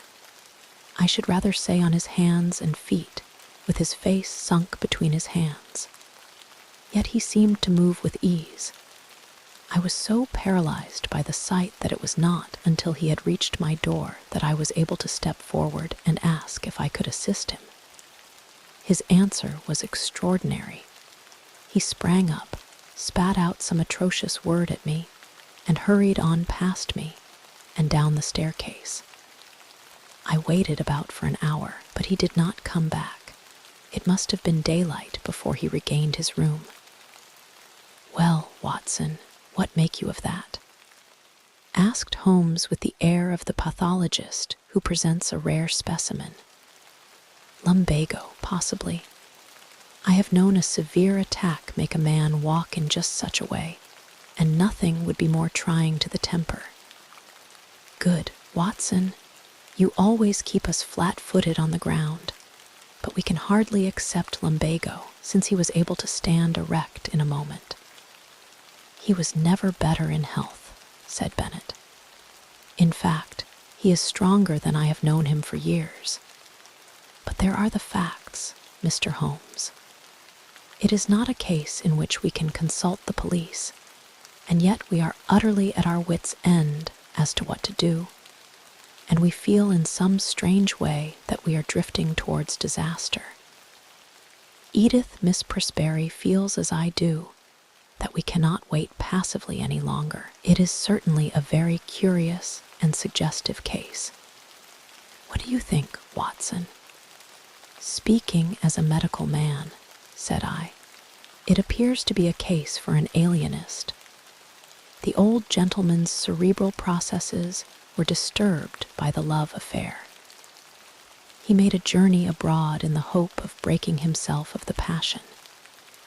His letters and the box may be connected with some other private transaction, a loan, perhaps, or share significates. which are in the box, and the wolfhound, no doubt, disapproved of the financial bargain. No, no, Watson. There is more in it than this. Now, I can only suggest what Sherlock Holmes was about to suggest will never be known. For at this moment the door opened, and a young lady was shown into the room. As she appeared, Mr. Bennet sprang up with a cry and ran forward with his hands out to meet those which she had herself outstretched. "Edith, dear, nothing the matter, I hope.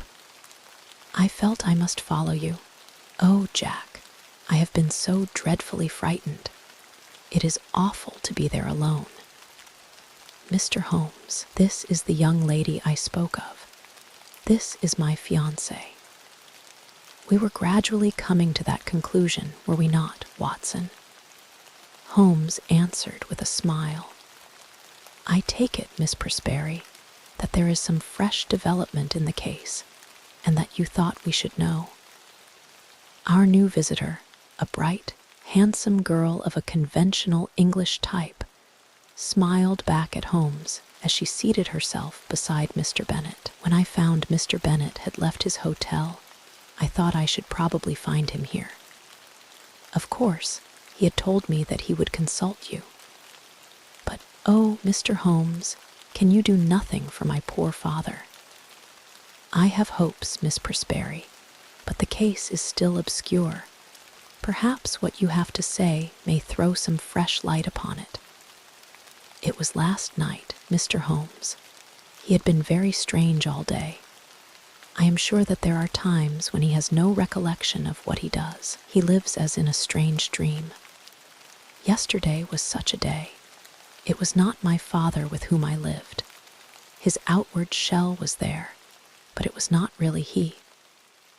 Tell me what happened. I was awakened in the night by the dog barking most furiously. Poor Roy, he is chained now near the stable. I may say that I always sleep with my door locked, for, as Mr. Bennet will tell you, we all have a feeling of impending danger.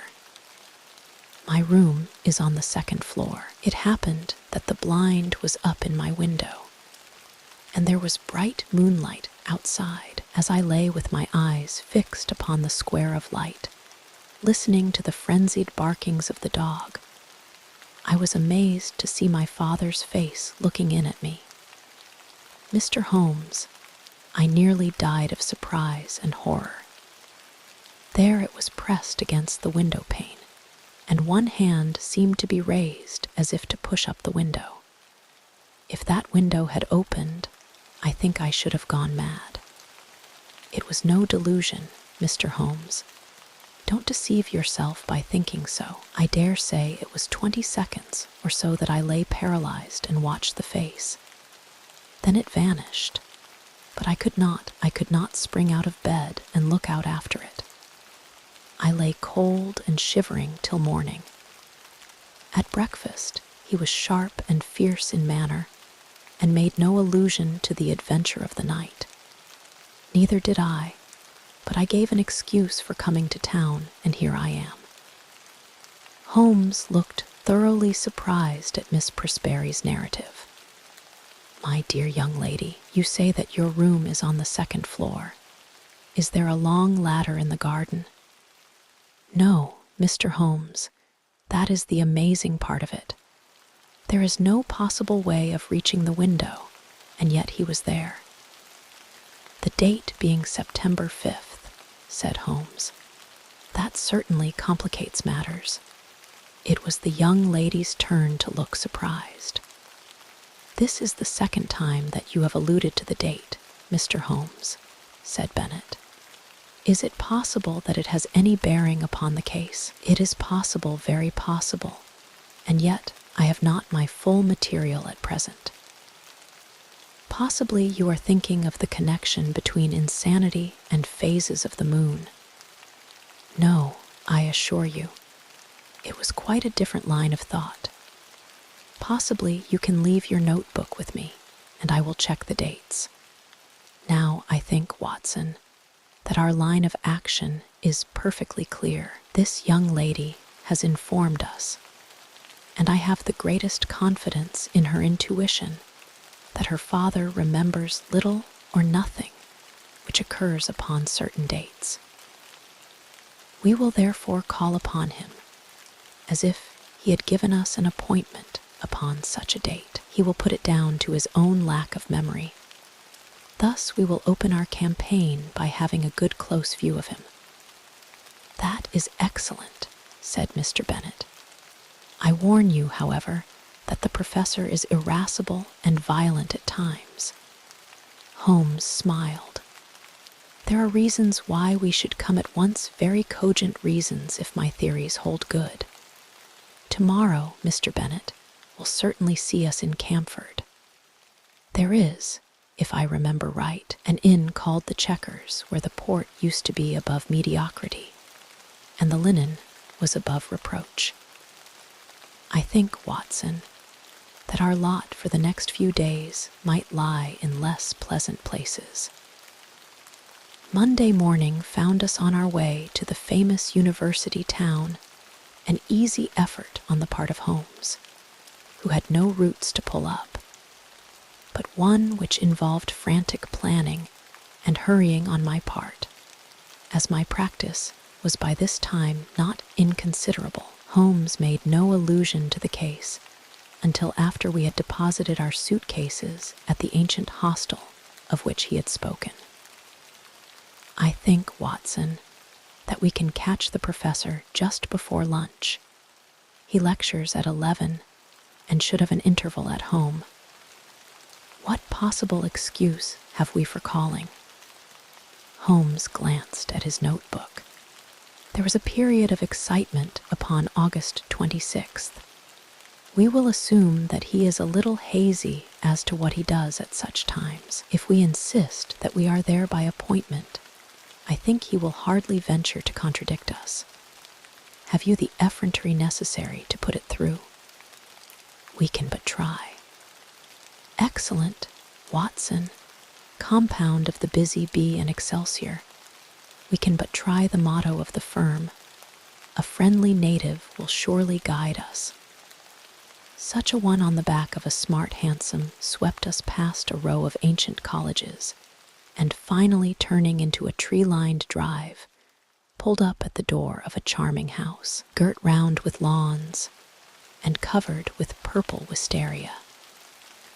Professor Presberry was certainly surrounded with every sign not only of comfort, but of luxury. Even as we pulled up, a grizzled head appeared at the front window, and we were aware of a pair of keen eyes from under shaggy brows which surveyed us through large horn glasses. A moment later, we were actually in his sanctum, and the mysterious scientist, whose vagaries had brought us from London, was standing before us. There was certainly no sign of eccentricity either in his manner or appearance, for he was a portly, large-featured man, grave, tall, and frock-coated, with the dignity of bearing which a lecturer needs. His eyes were his most remarkable feature, keen, observant, and clever to the verge of cunning. He looked at our cards. "Pray sit down, gentlemen. What can I do for you?" Mr. Holmes smiled amiably. "It was the question which I was about to put to you, Professor." "To me, sir? Possibly there is some mistake. I heard through a second person that Professor Presberry of Camford had need of my services." "Oh, indeed." It seemed to me that there was a malicious sparkle in the intense gray eyes. "You heard that, did you? May I ask the name of your informant?" "I am sorry, Professor, but the matter was rather confidential. If I have made a mistake, there is no harm done. I can only express my regret." "Not at all. I should wish to go further into this matter. It interests me. Have you any scrap of writing, any letter or telegram to bear out your assertion?" "No, I have not. I presume that you do not go so far as to assert that I summoned you." "I would rather answer no questions," said Holmes. "No, "I dare say not," said the professor with asperity. "However, that particular one can be answered very easily without your aid." He walked across the room to the bell. Our London friend, Mr. Bennet, answered the call. "Come in, Mr. Bennet. These two gentlemen have come from London under the impression that they have been summoned. You handle all my correspondence. Have you a note of anything going to a person named Holmes?" "No, sir," Bennet answered with a flush. "That is conclusive," said the professor, glaring angrily at my companion. "Now, sir," he leaned forward with his two hands upon the table, "it seems to me that your position is a very questionable one." Holmes shrugged his shoulders. "I can only repeat that I am sorry that we have made a needless intrusion." "Hardly enough, Mr. Holmes," the old man cried in a high, screaming voice, with extraordinary malignancy upon his face. He got between us and the door as he spoke, and he shook his two hands at us with furious passion. "You can hardly get out of it so easily as that." His face was convulsed, and he grinned and gibbered at us in his senseless rage. I am convinced that we should have had to fight our way out of the room if Mr. Bennet had not intervened. "My dear professor," he cried, "consider your position. Consider the scandal at the university. Mr. Holmes is a well-known man. You cannot possibly treat him with such discourtesy." Sulkily, our host, if I may call him so, cleared the path to the door. We were glad to find ourselves outside the house and in the quiet of the tree-lined drive. Holmes seemed greatly amused by the episode. "Our learned friend's nerves are somewhat out of order," said he. "Perhaps our intrusion was a little crude, and yet we have gained that personal contact which I desired. But, dear me, Watson, he is surely at our heels. The villain still pursues us." There were the sounds of running feet behind, but it was, to my relief, not the formidable professor, but his assistant who appeared round the curve of the drive. He came panting up to us. "I am so sorry, Mr. Holmes. I wished to apologize." "My dear sir, there is no need. It is all in the way of professional experience.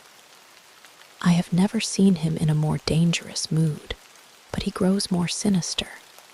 You can understand now why his daughter and I are alarmed, and yet his mind is perfectly clear." "Too clear," said Holmes. "That was my miscalculation. It is evident that his memory is much more reliable than I had thought. By the way, can we, before we go, see the window of Miss Presberry's room?" Mr. Bennet pushed his way through some shrubs, and we had a view of the side of the house. It is there, the second on the left. Dear me, it seems hardly accessible, and yet you will observe that there is a creeper below and a water pipe above which gives some foothold. "I could not climb it myself," said Mr. Bennet. "Very likely, it would certainly be a dangerous exploit for any normal man. There was one other thing I wished to tell you, Mr. Holmes. I have the address of the man in London to whom the professor writes. He seems to have written this morning, and I got it from his blotting paper. It is an ignoble position for a trusted secretary, but what else can I do?" Holmes glanced at the paper and put it into his pocket. "Dorak, a curious name. Slavonic, I imagine. Well, it is an important link in the chain. We return to London this afternoon, Mr. Bennet. I see no good purpose to be served by our remaining. We cannot arrest the professor because he has done no crime, nor can we place him under constraint, for he cannot be proved to be mad. No action is as yet possible. Then, what on earth are we to do? A little patience, Mr. Bennet. Things will soon develop. Unless I am mistaken, Next Tuesday may mark a crisis. Certainly we shall be in Camford on that day. Meanwhile, the general position is undeniably unpleasant, and if Miss Presberry can prolong her visit, that is easy. Then let her stay till we can assure her that all danger is past. Meanwhile, let him have his way and do not cross him. So long as he is in a good humor, all is well. There he is, said Bennet in a startled whisper. Looking between the branches, we saw the tall, erect figure emerge from the hall door and look around him.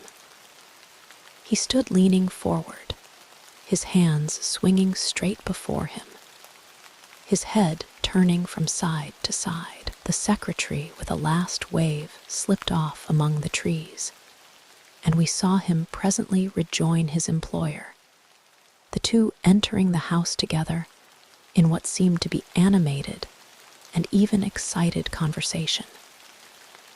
I expect the old gentleman has been putting two and two together, said Holmes, as we walked hotelward.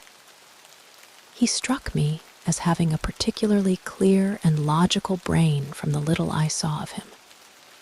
Explosive, no doubt, but then, from his point of view, he has something to explode about if detectives are put on his track, and he suspects his own household of doing it.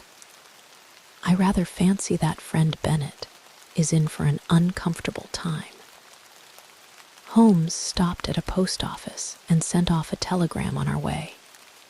The answer reached us in the evening, and he tossed it across to me. Have visited the Commercial Road and seen Dvorak. Suave person, bohemian, elderly. Keeps large general store. Mercer is since your time, said Holmes. He is my general utility man who looks up routine business. It was important to know something of the man with whom our professor was so secretly corresponding. His nationality connects up with the Prague visit. Thank goodness that something connects with something, said I. At present, we seem to be faced by a long series of inexplicable incidents with no bearing upon each other. For example, what possible connection can there be between an angry wolfhound and a visit to Bohemia, or either of them with a man crawling down a passage at night? As to your dates, that is the biggest mystification of all. Holmes smiled and rubbed his hands. We were, I may say, seated in the old sitting room of the ancient hotel, with a bottle of the famous vintage of which Holmes had spoken on the table between us. Well, now, let us take the dates first, said he, his fingertips together, and his manner as if he were addressing a class. This excellent young man's diary shows that there was trouble upon July 2d, and from then onward it seems to have been at 9-day intervals, with, so far as I remember, only one exception.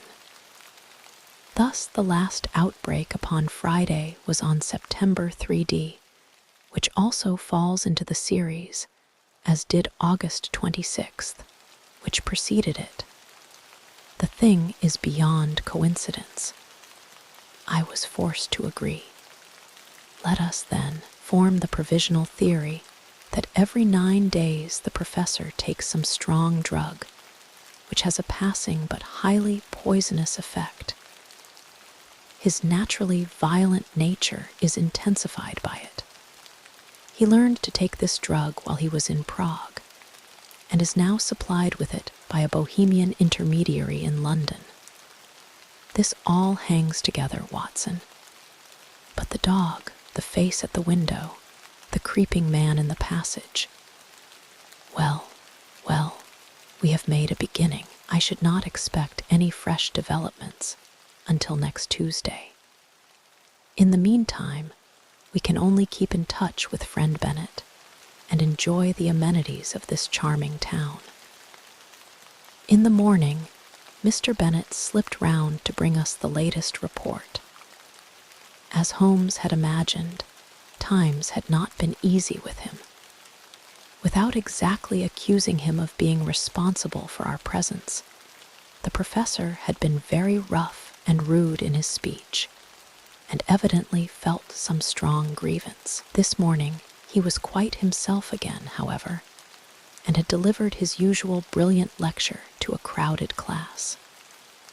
"Apart from his queer fits," said Bennet, "he has actually more energy and vitality than I can ever remember, nor was his brain ever clearer. But it's not he, it's never the man whom we have known. I don't think you have anything to fear now for a week at least," Holmes answered. "I am a busy man, and Dr. Watson has his patients to attend to. Let us agree that we meet here at this hour next Tuesday, and I shall be surprised if before we leave you again we are not able to explain, even if we cannot perhaps put an end to, your troubles. Meanwhile, keep us posted in what occurs." I saw nothing of my friend for the next few days, but on the following Monday evening I had a short note asking me to meet him next day at the train. From what he told me as we traveled up to Camford, all was well.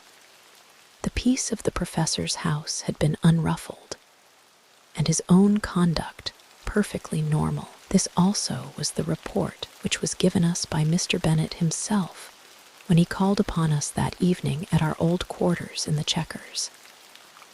He heard from his London correspondent today. There was a letter, and there was a small packet, each with the cross under the stamp which warned me not to touch them. There has been nothing else. "That may prove quite enough," said Holmes grimly. "Now, Mr. Bennet, we shall, I think, come to some conclusion tonight. If my deductions are correct, we should have an opportunity of bringing matters to a head. In order to do so, it is necessary to hold the professor under observation. I would suggest, therefore, that you remain awake and on the lookout. Should you hear him pass your door, do not interrupt him, but follow him as discreetly as you can. Dr. Watson and I will not be far off. By the way, where is the key of that little box of which you spoke?" "Upon his watch chain. I fancy our researches must lie in that direction. At the worst, the lock should not be very formidable. Have you any other able-bodied man on the premises?" "There is the coachman, Macphail." "Where does he sleep?" "Over the stables." "We might possibly want him. Well, we can do no more until we see how things develop. Goodbye. But I expect that we shall see you before morning." It was nearly midnight before we took our station among some bushes immediately opposite the hall door of the professor. It was a fine night, but chilly, and we were glad of our warm overcoats. There was a breeze, and clouds were scudding across the sky, obscuring from time to time the half-moon. It would have been a dismal vigil were it not for the expectation and excitement which carried us along, and the assurance of my comrade that we had probably reached the end of the strange sequence of events which had engaged our attention. If the cycle of 9 days holds good, then we shall have the professor at his worst tonight, said Holmes.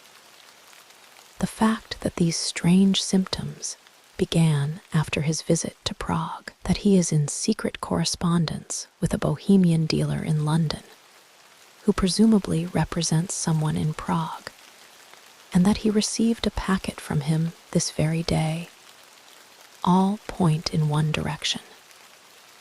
What he takes, and why he takes it, are still beyond our ken, but that it emanates in some way from Prague is clear enough. He takes it under definite directions which regulate this 9th-day system, which was the first point which attracted my attention. But his symptoms are most remarkable. Did you observe his knuckles?" I had to confess that I did not. Thick and horny in a way which is quite new in my experience. Always look at the hands first, Watson. Then cuffs, trouser knees, and boots. Very curious knuckles which can only be explained by the mode of progression observed by Holmes paused and suddenly clapped his hand to his forehead. "Oh, Watson, Watson, what a fool I have been. It seems incredible, and yet it must be true. All points in one direction. How could I miss seeing the connection of ideas? Those knuckles, how could I have passed those knuckles? And the dog, and the ivy. It's surely time that I disappeared into that little farm of my dreams. Look out, Watson, here he is. We shall have the chance of seeing for ourselves." The hall door had slowly opened, and against the lamplit background, we saw the tall figure of Professor Perspery. He was clad in his dressing gown. As he stood outlined in the doorway, he was erect, but leaning forward with dangling arms, as when we saw him last. Now he stepped forward into the drive, and an extraordinary change came over him. He sank down into a crouching position and moved along upon his hands and feet, skipping every now and then as if he were overflowing with energy and vitality. He moved along the face of the house and then round the corner. As he disappeared, Bennet slipped through the hall door and softly followed him. "Come, Watson, come," cried Holmes, and we stole as softly as we could through the bushes until we had gained a spot whence we could see the other side of the house, which was bathed in the light of the half-moon. The professor was clearly visible crouching at the foot of the ivy-covered wall. As we watched him, he suddenly began with incredible agility to ascend it. From branch to branch he sprang, sure of foot and firm of grasp, climbing apparently in mere joy at his own powers, with no definite object in view. With his dressing gown flapping on each side of him, he looked like some huge bat glued against the side of his own house, a great square dark patch upon the moonlit wall. Presently he tired of this amusement, and dropping from branch to branch, he squatted down into the old attitude and moved towards the stables, creeping along in the same strange way as before. The wolfhound was out now, barking furiously, and more excited than ever when it actually caught sight of its master. It was straining on its chain and quivering with eagerness and rage. The professor squatted down very deliberately just out of reach of the hound and began to provoke it in every possible way. He took handfuls of pebbles from the drive and threw them in the dog's face, prodded him with a stick which he had picked up, flicked his hands about only a few inches from the gaping mouth, and endeavored in every way to increase the animal's fury, which was already beyond all control. In all our adventures, I do not know that I have ever seen a more strange sight than this impassive and still dignified figure crouching frog-like upon the ground, and goading to a wilder exhibition of passion the maddened hound, which ramped and raged in front of him by all manner of ingenious and calculated cruelty. And then, in a moment, it happened. It was not the chain that broke, but it was the collar that slipped, for it had been made for a thick-necked Newfoundland. We heard the rattle of falling metal, and the next instant dog and man were rolling on the ground together, the one roaring in rage, the other screaming in a strange, shrill falsetto of terror. It was a very narrow thing for the professor's life.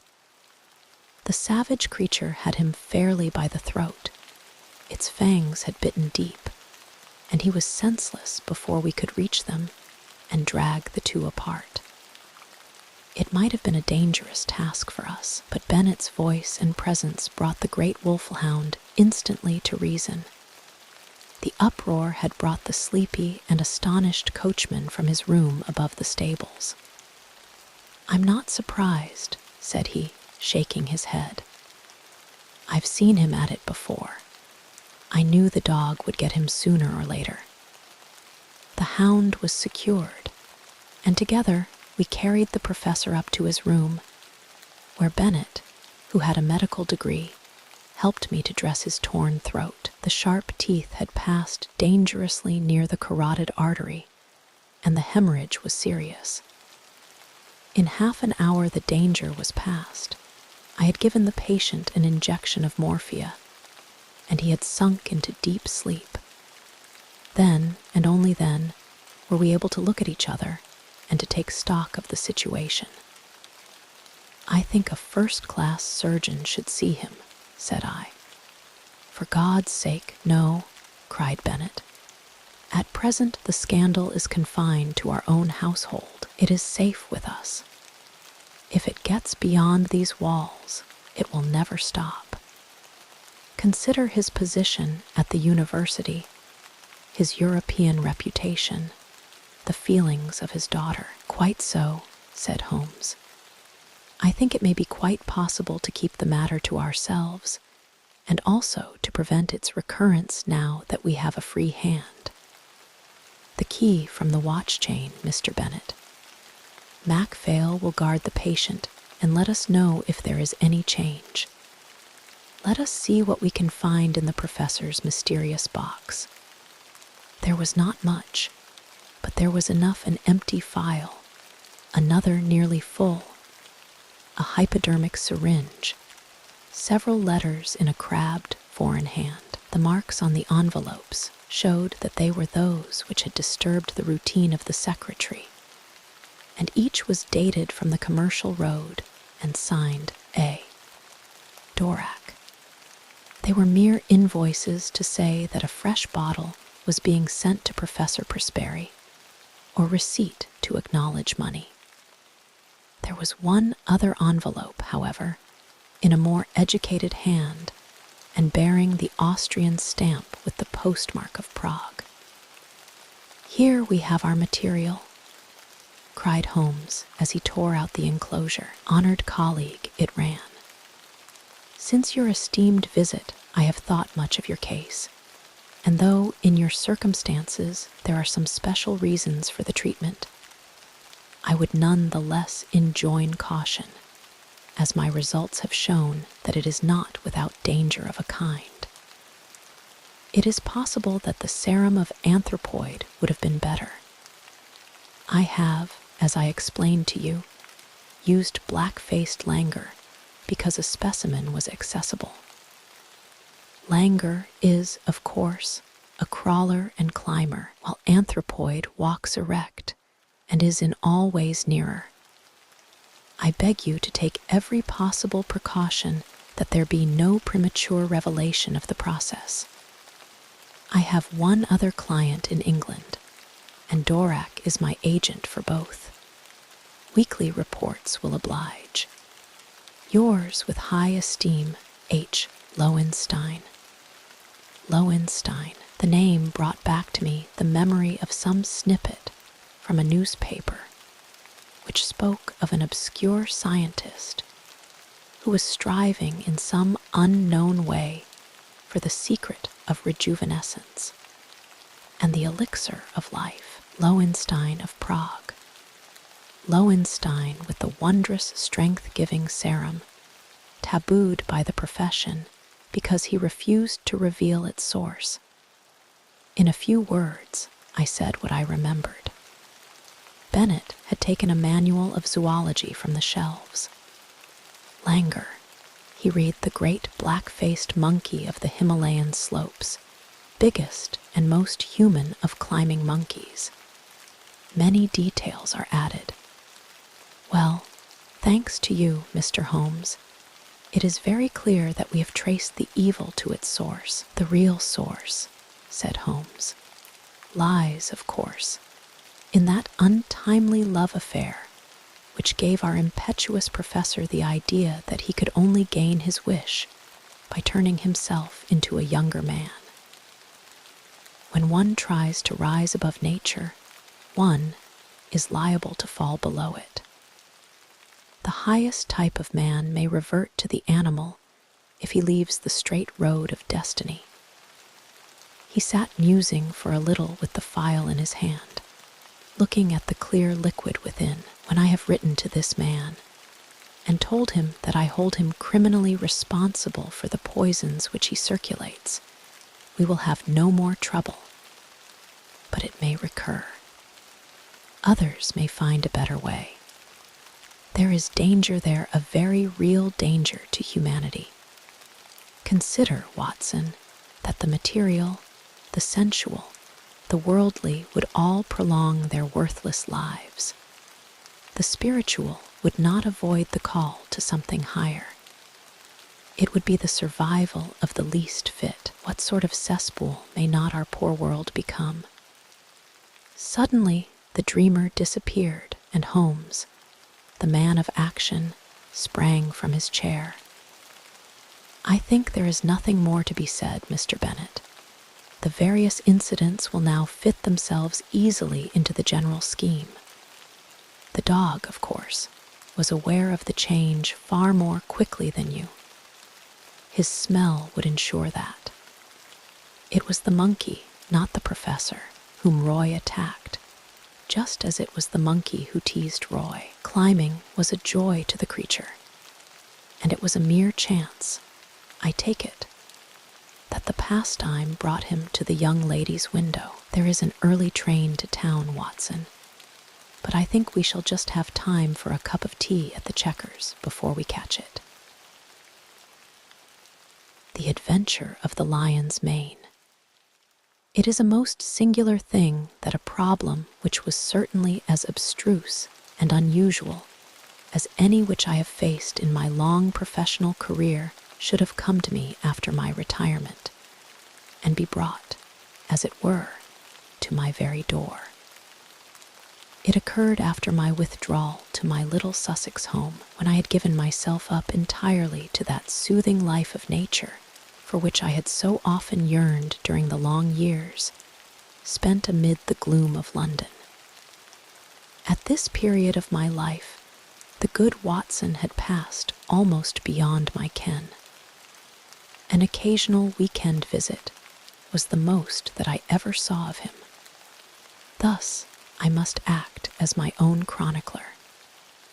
Ah, had he but been with me, how much he might have made of so wonderful a happening and of my eventual triumph against every difficulty. As it is, however, I must needs tell my tale in my own plain way, showing by my words each step upon the difficult road which lay before me as I searched for the mystery of the lion's mane. My villa is situated upon the southern slope of the Downs, commanding a great view of the Channel. At this point, the coastline is entirely of chalk cliffs, which can only be descended by a single, long, tortuous path, which is steep and slippery. At the bottom of the path lie 100 yards of pebbles and shingle, even when the tide is at full. Here and there, however, there are curves and hollows which make splendid swimming pools filled afresh with each flow. This admirable beach extends for some miles in each direction, save only at one point where the little cove and village of Fulworth break the line. My house is lonely. I, my old housekeeper, and my bees have the estate all to ourselves. Half a mile off, however, is Harold Stackhurst's well-known coaching establishment, the Gables, quite a large place, which contains some score of young fellows preparing for various professions, with a staff of several masters. Stackhurst himself was a well-known rowing blue in his day, and an excellent all-round scholar. He and I were always friendly from the day I came to the coast, and he was the one man who was on such terms with me that we could drop in on each other in the evenings without an invitation. Towards the end of July, 1907, there was a severe gale, the wind blowing up channel, heaping the seas to the base of the cliffs and leaving a lagoon at the turn of the tide. On the morning of which I speak, the wind had abated, and all nature was newly washed and fresh. It was impossible to work upon so delightful a day, and I strolled out before breakfast to enjoy the exquisite air. I walked along the cliff path which led to the steep descent to the beach. As I walked, I heard a shout behind me, and there was Harold Stackhurst waving his hand in cheery greeting. "What a morning, Mr. Holmes. I thought I should see you out. Going for a swim, I see. At your old tricks again," he laughed, patting his bulging pocket. "Yes, Macpherson started early, and I expect I may find him there." Fitzroy Macpherson was the science master, a fine, upstanding young fellow whose life had been crippled by heart trouble following rheumatic fever. He was a natural athlete, however, and excelled in every game which did not throw too great a strain upon him.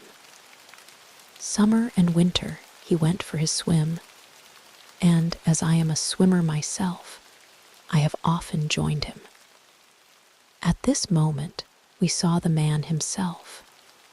His head showed above the edge of the cliff where the path ends. Then his whole figure appeared at the top, staggering like a drunken man. The next instant he threw up his hands and, with a terrible cry, fell upon his face. Stackhurst and I rushed forward, it may have been 50 yards, and turned him on his back. He was obviously dying. Those glazed, sunken eyes and dreadful livid cheeks could mean nothing else. One glimmer of life came into his face for an instant, and he uttered 2 or 3 words with an eager air of warning. They were slurred and indistinct, but to my ear the last of them, which burst in a shriek from his lips, were the lion's mane. It was utterly irrelevant and unintelligible, and yet I could twist the sound into no other sense. Then he half raised himself from the ground, threw his arms into the air, and fell forward on his side. He was dead. My companion was paralyzed by the sudden horror of it, but I, as may well be imagined, had every sense on the alert. And I had need, for it was speedily evident that we were in the presence of an extraordinary case. The man was dressed only in his Burberry overcoat, his trousers, and an unlaced pair of canvas shoes. As he fell over, his Burberry, which had been simply thrown round his shoulders, slipped off, exposing his trunk. We stared at it in amazement. His back was covered with dark red lines, as though he had been terribly flogged by a thin wire scourge. The instrument with which this punishment had been inflicted was clearly flexible, for the long, angry wheels curved round his shoulders and ribs. There was blood dripping down his chin, for he had bitten through his lower lip in the paroxysm of his agony. His drawn and distorted face told how terrible that agony had been. I was kneeling and Stackhurst standing by the body when a shadow fell across us, and we found that Ian Murdoch was by our side. Murdoch was the mathematical coach at the establishment, a tall, dark, thin man, so taciturn and aloof that none can be said to have been his friend. He seemed to live in some high abstract region of surds and conic sections, with little to connect him with ordinary life. He was looked upon as an oddity by the students, and would have been their butt. But there was some strange, outlandish blood in the man, which showed itself not only in his coal-black eyes and swarthy face, but also in occasional outbreaks of temper, which could only be described as ferocious. On one occasion, being plagued by a little dog belonging to Macpherson, he had caught the creature up and hurled it through the plate-glass window, an action for which Stackhurst would certainly have given him his dismissal had he not been a very valuable teacher. Such was the strange, complex man who now appeared beside us. He seemed to be honestly shocked at the sight before him, though the incident of the dog may show that there was no great sympathy between the dead man and himself. Poor fellow, what can I do? How can I help? Were you with him? Can you tell us what has happened? No, I was late this morning. I was not on the beach at all. I have come straight from the Gables. What can I do? You can hurry to the police station at Fulworth. Report the matter at once. Without a word, he made off at top speed, and I proceeded to take the matter in hand, while Stackhurst, dazed at this tragedy, remained by the body. My first task, naturally, was to note who was on the beach. From the top of the path, I could see the whole sweep of it, and it was absolutely deserted, save that 2 or 3 dark figures could be seen far away moving towards the village of Fulworth. Having satisfied myself upon this point, I walked slowly down the path. There was clay or soft marl mixed with the chalk, and every here and there I saw the same footstep, both ascending and descending. No one else had gone down to the beach by this track that morning. At one place, I observed the print of an open hand with the fingers towards the incline. This could only mean that poor Macpherson had fallen as he ascended. There were rounded depressions, too, which suggested that he had come down upon his knees more than once. At the bottom of the path was the considerable lagoon left by the retreating tide. At the side of it, Macpherson had undressed, for there lay his towel on a rock. It was folded and dry, so that it would seem that, after all, he had never entered the water. Once or twice, as I hunted round amid the hard shingle, I came on little patches of sand where the print of his canvas shoe, and also of his naked foot, could be seen. The latter fact proved that he had made all ready to bathe, though the towel indicated that he had not actually done so. And here was the problem clearly defined, as strange a one as had ever confronted me. The man had not been on the beach more than a quarter of an hour at the most. Stackhurst had followed him from the Gables, so there could be no doubt about that. He had gone to bathe and had stripped, as the naked footsteps showed. Then he had suddenly huddled on his clothes again. They were all disheveled and unfastened, and he had returned without bathing, or at any rate without drying himself. And the reason for his change of purpose had been that he had been scourged in some savage, inhuman fashion, tortured until he bit his lip through in his agony, and was left with only strength enough to crawl away and to die. Who had done this barbarous deed?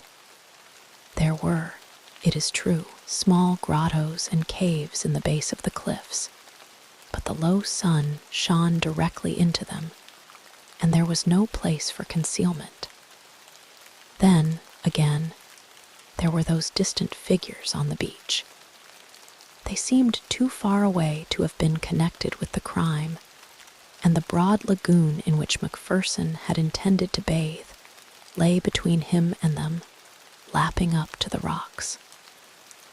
On the sea, 2 or 3 fishing boats were at no great distance.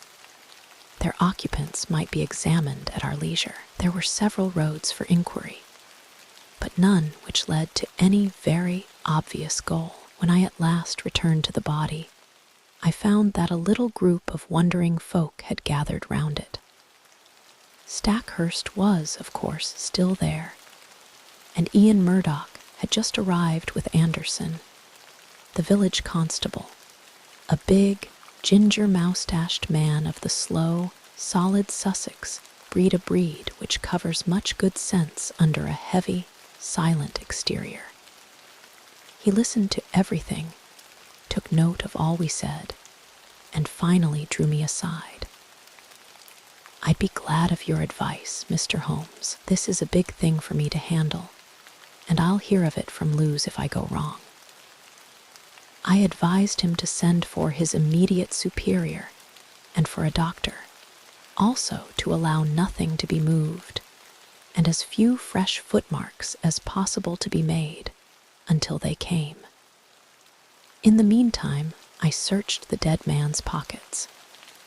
There were his handkerchief, a large knife, and a small folding card case. From this projected a slip of paper, which I unfolded and handed to the constable. There was written on it in a scrawling, feminine hand, "I will be there, you may be sure. Maudie." It read like a love affair, an assignation, though when and where were a blank. The constable replaced it in the card case and returned it with the other things to the pockets of the Burberry. Then, as nothing more suggested itself, I walked back to my house for breakfast, having first arranged that the base of the cliffs should be thoroughly searched. Stackhurst was round in an hour or two to tell me that the body had been removed to the Gables, where the inquest would be held. He brought with him some serious and definite news.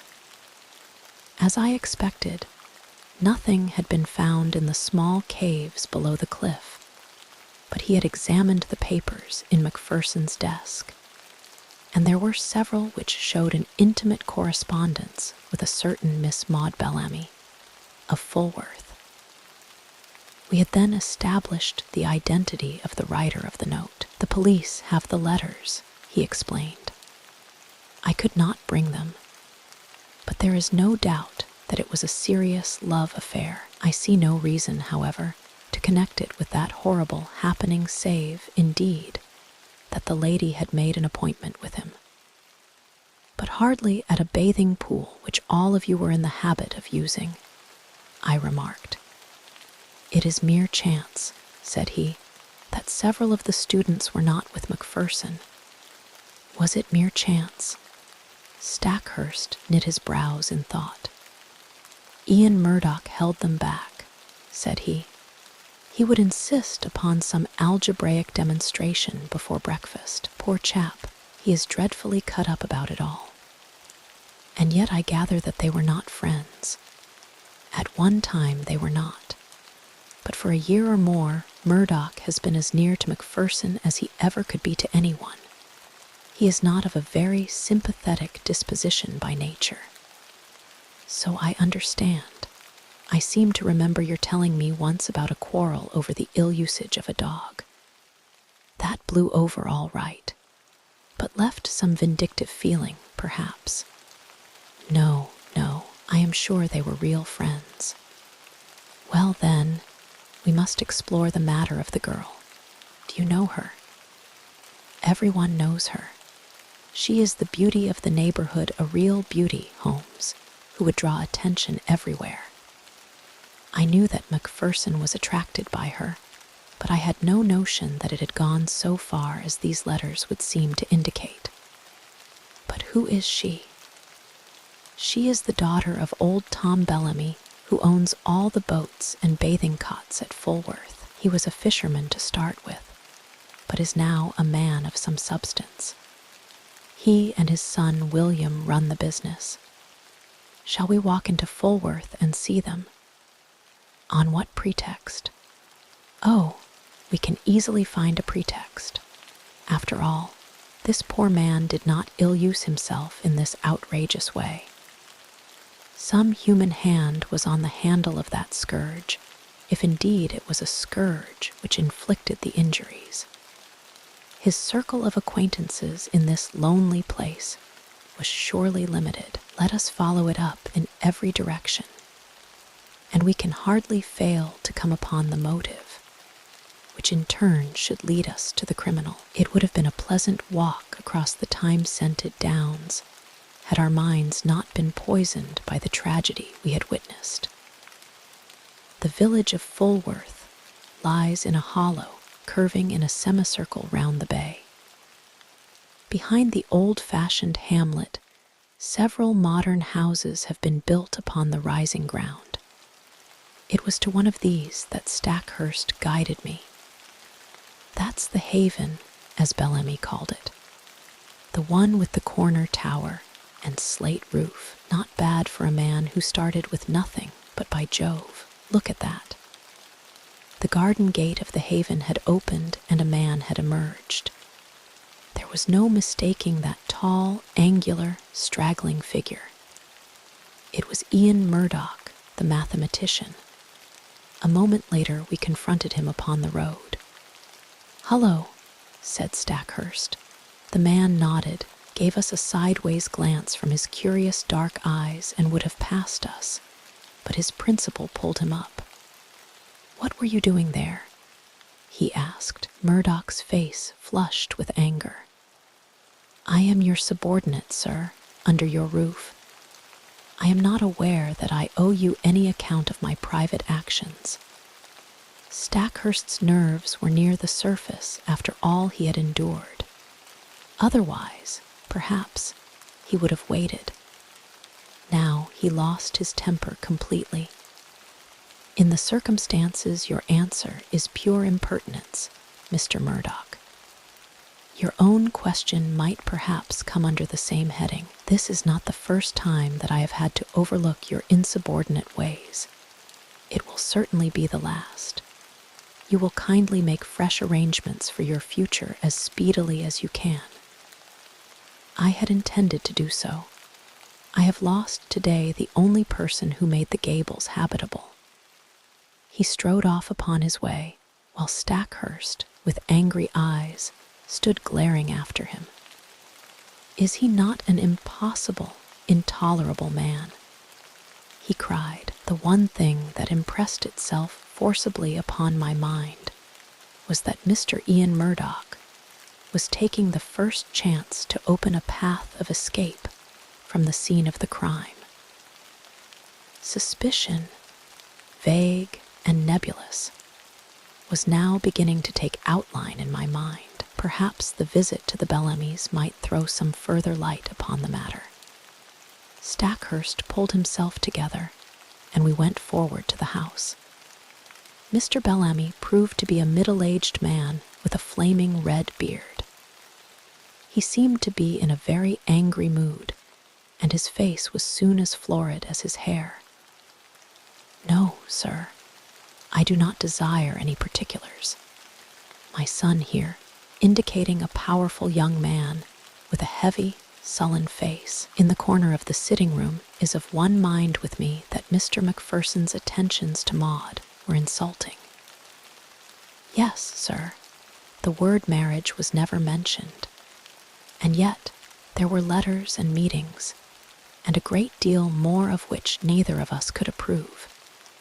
She has no mother, and we are her only guardians.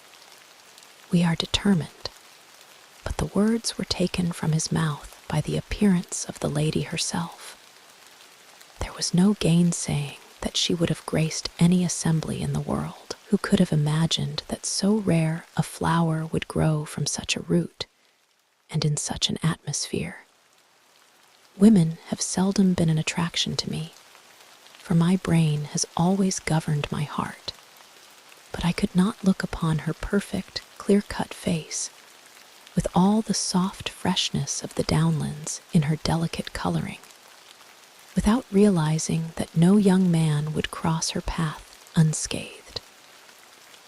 Such was the girl who had pushed open the door and stood now, wide-eyed and intense, in front of Harold Stackhurst. "I know already that Fitzroy is dead," she said. "Do not be afraid to tell me the particulars." "This other gentleman of yours let us know the news," explained the father. "There is no reason why my sister should be brought into the matter," growled the younger man. The sister turned a sharp, fierce look upon him. "This is my business, William. Kindly leave me to manage it in my own way. By all accounts, there has been a crime committed. If I can help to show who did it, it is the least I can do for him, who is gone." She listened to a short account from my companion, with a composed concentration, which showed me that she possessed strong character as well as great beauty. Maud Bellamy will always remain in my memory as a most complete and remarkable woman. It seems that she already knew me by sight, for she turned to me at the end. "Bring them to justice, Mr. Holmes. You have my sympathy and my help, whoever they may be." It seemed to me that she glanced defiantly at her father and brother as she spoke. "Thank you," said I. "I value a woman's instinct in such matters. You use the word they. You think that more than one was concerned. I knew Mr. Macpherson well enough to be aware that he was a brave and a strong man. No single person could ever have inflicted such an outrage upon him. Might I have one word with you alone? I tell you, Maud, not to mix yourself up in the matter," cried her father angrily. She looked at me helplessly. "What can I do?" "The whole world will know the facts presently, so there can be no harm if I discuss them here," said I. "I should have preferred privacy, but if your father will not allow it, he must share the deliberations." Then I spoke of the note which had been found in the dead man's pocket. "It is sure to be produced at the inquest. May I ask you to throw any light upon it that you can?" "I see no reason for mystery," she answered. "We were engaged to be married, and we only kept it secret because Fitzroy's uncle, who is very old and said to be dying, might have disinherited him if he had married against his wish. There was no other reason." "You could have told us," growled Mr. Bellamy. "So I would, father, if you had ever shown sympathy. I object to my girl picking up with men outside her own station. It was your prejudice against him which prevented us from telling you. As to this appointment," she fumbled in her dress and produced a crumpled note. It was in answer to this. "Dearest," ran the message, "the old place on the beach just after sunset on Tuesday. It is the only time I can get away. F.M. Tuesday was today, and I had meant to meet him tonight." I turned over the paper. "This never came by post. How did you get it?" "I would rather not answer that question. It has really nothing to do with the matter which you are investigating, but anything which bears upon that I will most freely answer." She was as good as her word, but there was nothing which was helpful in our investigation. She had no reason to think that her fiancé had any hidden enemy, but she admitted that she had had several warm admirers. "May I ask if Mr. Ian Murdoch was one of them?" She blushed and seemed confused. "There was a time when I thought he was, but that was all changed when he understood the relations between Fitzroy and myself." Again, the shadow round this strange man seemed to me to be taking more definite shape. His record must be examined. His rooms must be privately searched. Stackhurst was a willing collaborator, for in his mind also suspicions were forming. We returned from our visit to the haven with the hope that one free end of this tangled skein was already in our hands. A week passed. The inquest had thrown no light upon the matter and had been adjourned for further evidence. Stackhurst had made discreet inquiry about his subordinate, and there had been a superficial search of his room, but without result. Personally, I had gone over the whole ground again, both physically and mentally, but with no new conclusions. In all my chronicles, the reader will find no case which brought me so completely to the limit of my powers. Even my imagination could conceive no solution to the mystery. And then there came the incident of the dog. It was my old housekeeper who heard of it first by that strange wireless by which such people collect the news of the countryside. Sad story this, sir, about Mr. Macpherson's dog, said she one evening. I do not encourage such conversations, but the words arrested my attention. What of Mr. Macpherson's dog? Dead, sir. Died of grief for its master. Who told you this? Why, sir, everyone is talking of it. It took on terrible, and has eaten nothing for a week. Then today, 2 of the young gentlemen from the Gables found it dead down on the beach, sir, at the very place where its master met his end. At the very place. The words stood out clear in my memory. Some dim perception that the matter was vital rose in my mind. That the dog should die was after the beautiful, faithful nature of dogs. But in the very place, why should this lonely beach be fatal to it? Was it possible that it also had been sacrificed to some revengeful feud? Was it possible? Yes, the perception was dim, but already something was building up in my mind. In a few minutes, I was on my way to the Gables, where I found Stackhurst in his study. At my request, he sent for Sudbury and Blount, the 2 students who had found the dog. Yes, it lay on the very edge of the pool, said one of them. It must have followed the trail of its dead master. I saw the faithful little creature, an Airedale terrier, laid out upon the mat in the hall. The body was stiff and rigid, the eyes projecting, and the limbs contorted. There was agony in every line of it.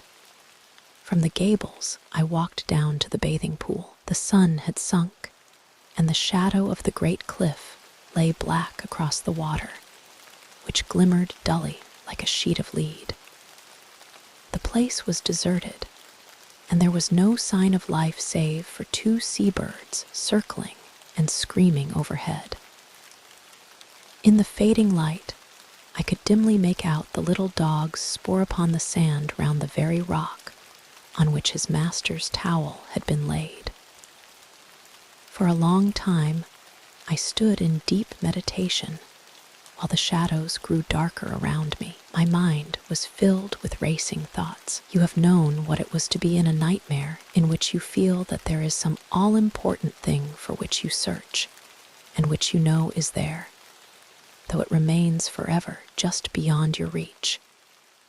That was how I felt that evening as I stood alone by that place of death. Then, at last, I turned and walked slowly homeward. I had just reached the top of the path when it came to me. Like a flash, I remembered the thing for which I had so eagerly and vainly grasped. You will know, or Watson has written in vain, that I hold a vast store of out-of-the-way knowledge without scientific system, but very available for the needs of my work. My mind is like a crowded box room, with packets of all sorts stowed away therein, so many that I may well have but a vague perception of what was there. I had known that there was something which might bear upon this matter. It was still vague, but at least I knew how I could make it clear. It was monstrous, incredible, and yet it was always a possibility. I would test it to the full. There is a great garret in my little house which is stuffed with books. It was into this that I plunged and rummaged for an hour. At the end of that time, I emerged with a little chocolate and silver volume. Eagerly, I turned up the chapter of which I had a dim remembrance. Yes, it was indeed a far-fetched and unlikely proposition, and yet I could not be at rest until I had made sure if it might, indeed, be so. It was late when I retired, with my mind eagerly awaiting the work of the morrow. But that work met with an annoying interruption. I had hardly swallowed my early cup of tea and was starting for the beach when I had a call from Inspector Bartle of the Sussex Constabulary, a steady, solid, bovine man with thoughtful eyes, which looked at me now with a very troubled expression. "I know your immense experience, sir," said he. "This is quite unofficial, of course, and need go no farther, but I am fairly up against it. In this Macpherson case, the question is, shall I make an arrest or shall I not?" "Meaning Mr. Ian Murdoch?" "Yes, sir. There is really no one else when you come to think of it. That's the advantage of this solitude. We narrow it down to a very small compass. If he did not do it, then who did? What have you against him?" He had gleaned along the same furrows as I had. There was Murdoch's character and the mystery which seemed to hang round the man. His furious bursts of temper, as shown in the incident of the dog. The fact that he had quarreled with Macpherson in the past, and that there was some reason to think that he might have resented his attentions to Miss Bellamy. He had all my points, but no fresh ones, save that Murdoch seemed to be making every preparation for departure. What would my position be if I let him slip away with all this evidence against him? The burly, phlegmatic man was sorely troubled in his mind. "Consider," I said, "all the essential gaps in your case. On the morning of the crime, he can surely prove an alibi. He had been with his scholars till the last moment, and within a few minutes of Macpherson's appearance, he came upon us from behind. Then, bear in mind the absolute impossibility that he could single-handed have inflicted this outrage upon a man quite as strong as himself. Finally, there is this question of the instrument with which these injuries were inflicted. What could it be but a scourge or flexible whip of some sort? Have you examined the marks?" I asked. "I have seen them, so has the doctor. But I have examined them very carefully with a lens. They have peculiarities." "What are they, Mr. Holmes?" I stepped to my bureau and brought out an enlarged photograph. "This is my method in such cases," I explained. "You certainly do things thoroughly, Mr. Holmes. I should hardly be what I am if I did not. Now, let us consider this wheel, which extends round the right shoulder. Do you observe nothing remarkable?" "I can't say I do. Surely it is evident that it is unequal in its intensity. There is a dot of extravasated blood here, and another there. There are similar indications in this other wheel down here. What can that mean?" "I have no idea, have you?" "Perhaps I have. Perhaps I haven't. I may be able to say more soon. Anything which will define what made that mark will bring us a long way towards the criminal." "It is, of course, an absurd idea," said the policeman, "but if a red-hot net of wire had been laid across the back, then these better marked points would represent where the meshes crossed each other. A most ingenious comparison. Or shall we say a very stiff cat o' nine tails with small hard knots upon it? By Jove, Mr. Holmes, I think you have hit it. Or there may be some very different cause, Mr. Bartle, but your case is far too weak for an arrest. Besides, We have those last words, the lion's mane. I have wondered whether Ian, yes, I have considered that. If the second word had borne any resemblance to Murdoch, but it did not. He gave it almost in a shriek. I am sure that it was mane. Have you no alternative, Mr. Holmes? Perhaps I have, but I do not care to discuss it until there is something more solid to discuss. And when will that be? In an hour, possibly less. The inspector rubbed his chin and looked at me with dubious eyes. I wish I could see what was in your mind, Mr. Holmes. Perhaps it's those fishing boats. No, they were too far out. Well then, is it Bellamy and that big son of his? They were not too sweet upon Mr. Macpherson.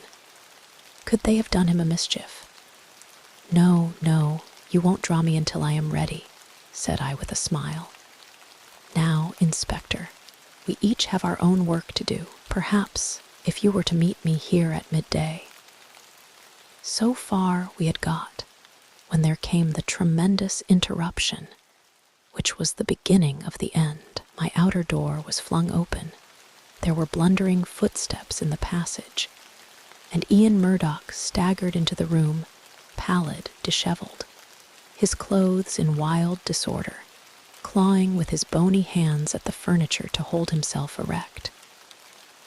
Brandy, he gasped, and fell groaning upon the sofa. He was not alone. Behind him came Stackhurst, hatless and panting, almost as distrait as his companion. Yes, Brandy, he cried. The man is at his last gasp. It was all I could do to bring him here. He fainted twice upon the way. Half a tumbler of the raw spirit brought about a wondrous change. He pushed himself up on one arm and swung his coat from his shoulders. For God's sake, oil, opium, morphia, he cried. Anything to ease this infernal agony. The inspector and I cried out at the sight. There, crisscrossed upon the man's naked shoulder, was the same strange reticulated pattern of red, inflamed lines which had been the death mark of Fitzroy Macpherson. The pain was evidently terrible and was more than local, for the sufferer's breathing would stop for a time, his face would turn black, and then, with loud gasps, he would clap his hand to his heart, while his brow dropped beads of sweat. At any moment, he might die.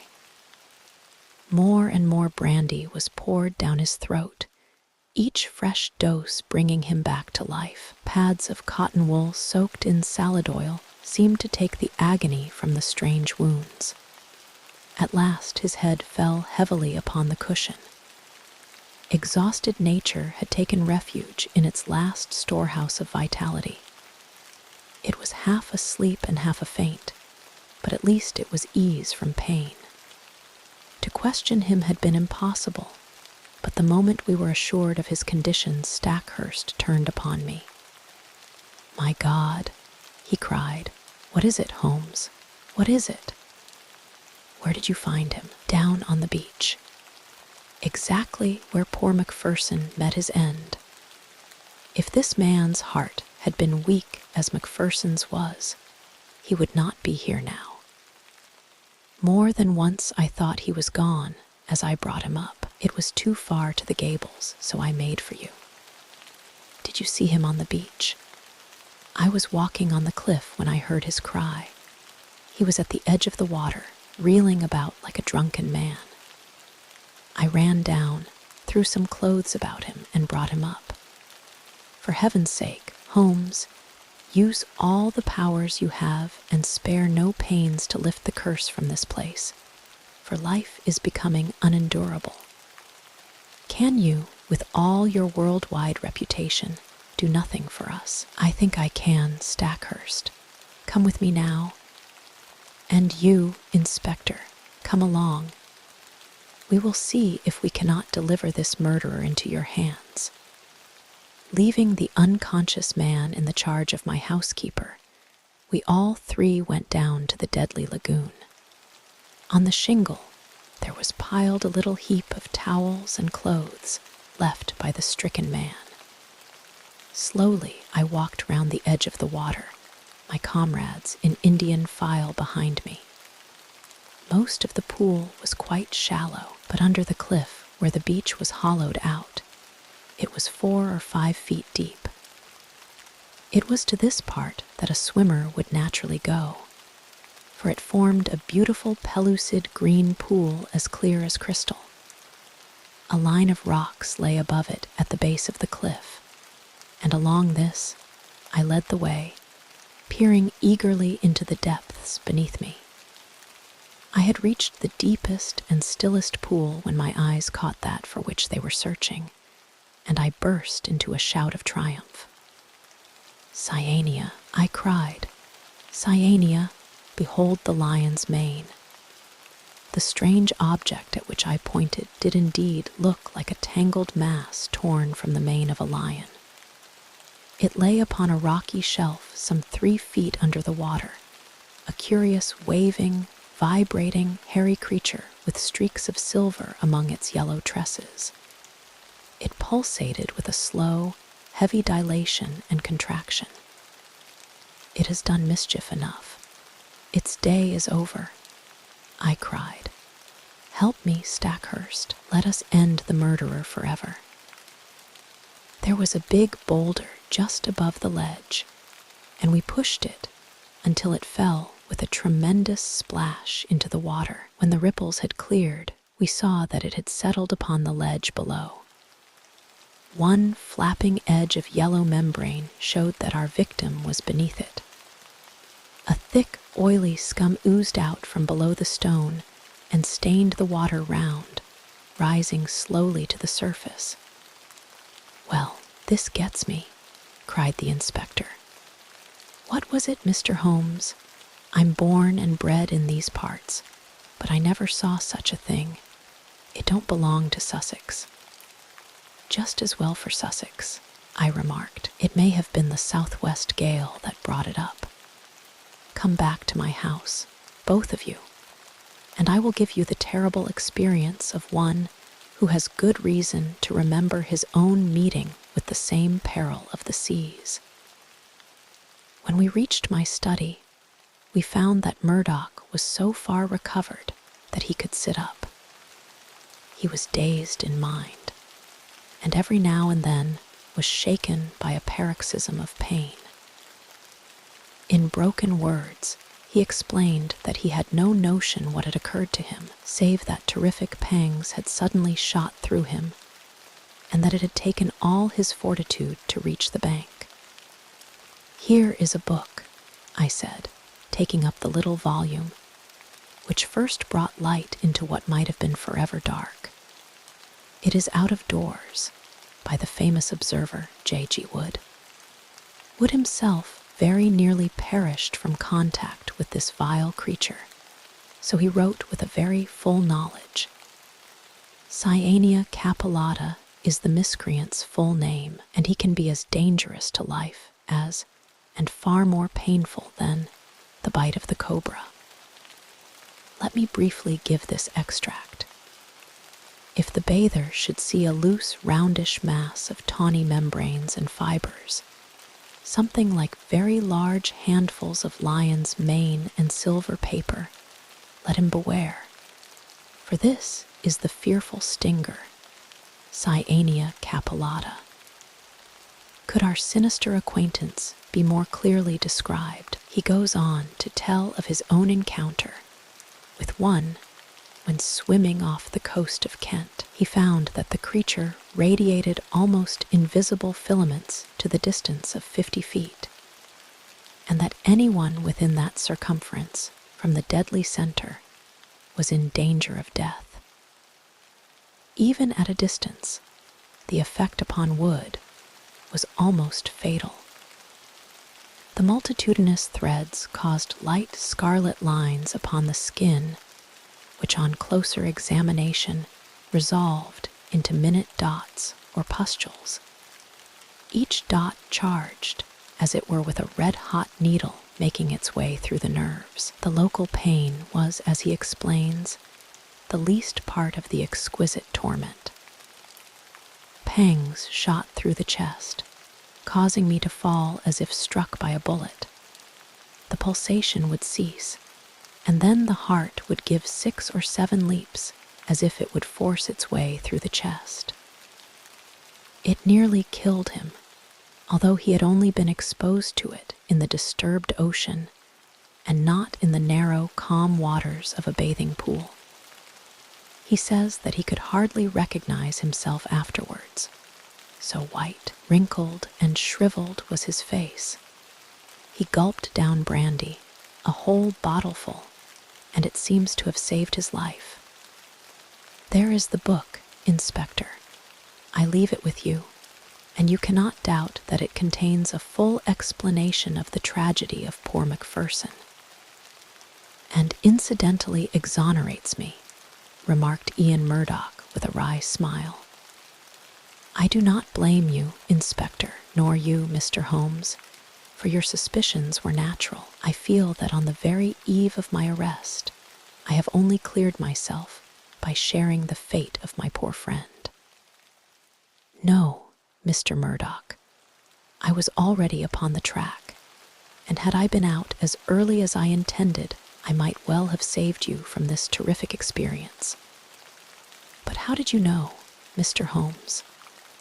I am an omnivorous reader with a strangely retentive memory for trifles. That phrase, the lion's mane, haunted my mind. I knew that I had seen it somewhere in an unexpected context. You have seen that it does describe the creature. I have no doubt that it was floating on the water when Macpherson saw it, and that this phrase was the only one by which he could convey to us a warning as to the creature which had been his death. Then I, at least, am cleared, said Murdoch, rising slowly to his feet. There are 1 or 2 words of explanation which I should give, for I know the direction in which your inquiries have run. It is true that I loved this lady, but from the day when she chose my friend Macpherson, my one desire was to help her to happiness. I was well content to stand aside and act as their go-between. Often I carried their messages, and it was because I was in their confidence, and because she was so dear to me that I hastened to tell her of my friend's death, lest someone should forestall me in a more sudden and heartless manner. She would not tell you, sir, of our relations lest you should disapprove, and I might suffer. But with your leave, I must try to get back to the Gables, for my bed will be very welcome.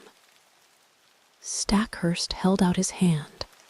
Our nerves have all been at concert pitch, said he. Forgive what is past, Murdoch. We shall understand each other better in the future. They passed out together with their arms linked in friendly fashion. The inspector remained, staring at me in silence with his ox-like eyes. Well, you've done it, he cried at last. I had read of you, but I never believed it. It's wonderful. I was forced to shake my head. To accept such praise was to lower one's own standards. I was slow at the outset, culpably slow. Had the body been found in the water, I could hardly have missed it. It was the towel which misled me. The poor fellow had never thought to dry himself, and so I in turn was led to believe that he had never been in the water. Why, then, should the attack of any water creature suggest itself to me? That was where I went astray. Well, Inspector, I often ventured to chaff you gentlemen of the police force, but Cyanea capillata very nearly avenged Scotland Yard. The Adventure of the Veiled Lodger. When one considers that Mr. Sherlock Holmes was in active practice for 23 years, and that during 17 of these I was allowed to cooperate with him and to keep notes of his doings, it will be clear that I have a mass of material at my command. The problem has always been not to find, but to choose. There is the long row of yearbooks which fill a shelf, and there are the dispatch cases filled with documents, a perfect quarry for the student not only of crime, but of the social and official scandals of the late Victorian era. Concerning these latter, I may say that the writers of agonized letters, who beg that the honor of their families or the reputation of famous forebears may not be touched, have nothing to fear. The discretion and high sense of professional honor which have always distinguished my friend are still at work in the choice of these memoirs, and no confidence will be abused. I deprecate, however, in the strongest way the attempts which have been made lately to get at and to destroy these papers. The source of these outrages is known, and if they are repeated, I have Mr. Holmes's authority for saying that the whole story concerning the politician, the lighthouse, and the trained cormorant will be given to the public. There is at least one reader who will understand. It is not reasonable to suppose that every one of these cases gave Holmes the opportunity of showing those curious gifts of instinct and observation which I have endeavored to set forth in these memoirs. Sometimes he had with much effort to pick the fruit. Sometimes it fell easily into his lap. But the most terrible human tragedies were often involved in those cases which brought him the fewest personal opportunities, and it is one of these which I now desire to record. In telling it, I have made a slight change of name and place, but otherwise the facts are as stated. One forenoon, it was late in 1896, I received a hurried note from Holmes asking for my attendance. When I arrived, I found him seated in a smoke-laden atmosphere, with an elderly, motherly woman of the buxom landlady type in the corresponding chair in front of him. "This is Mrs. Marilow of South Brixton," said my friend with a wave of the hand.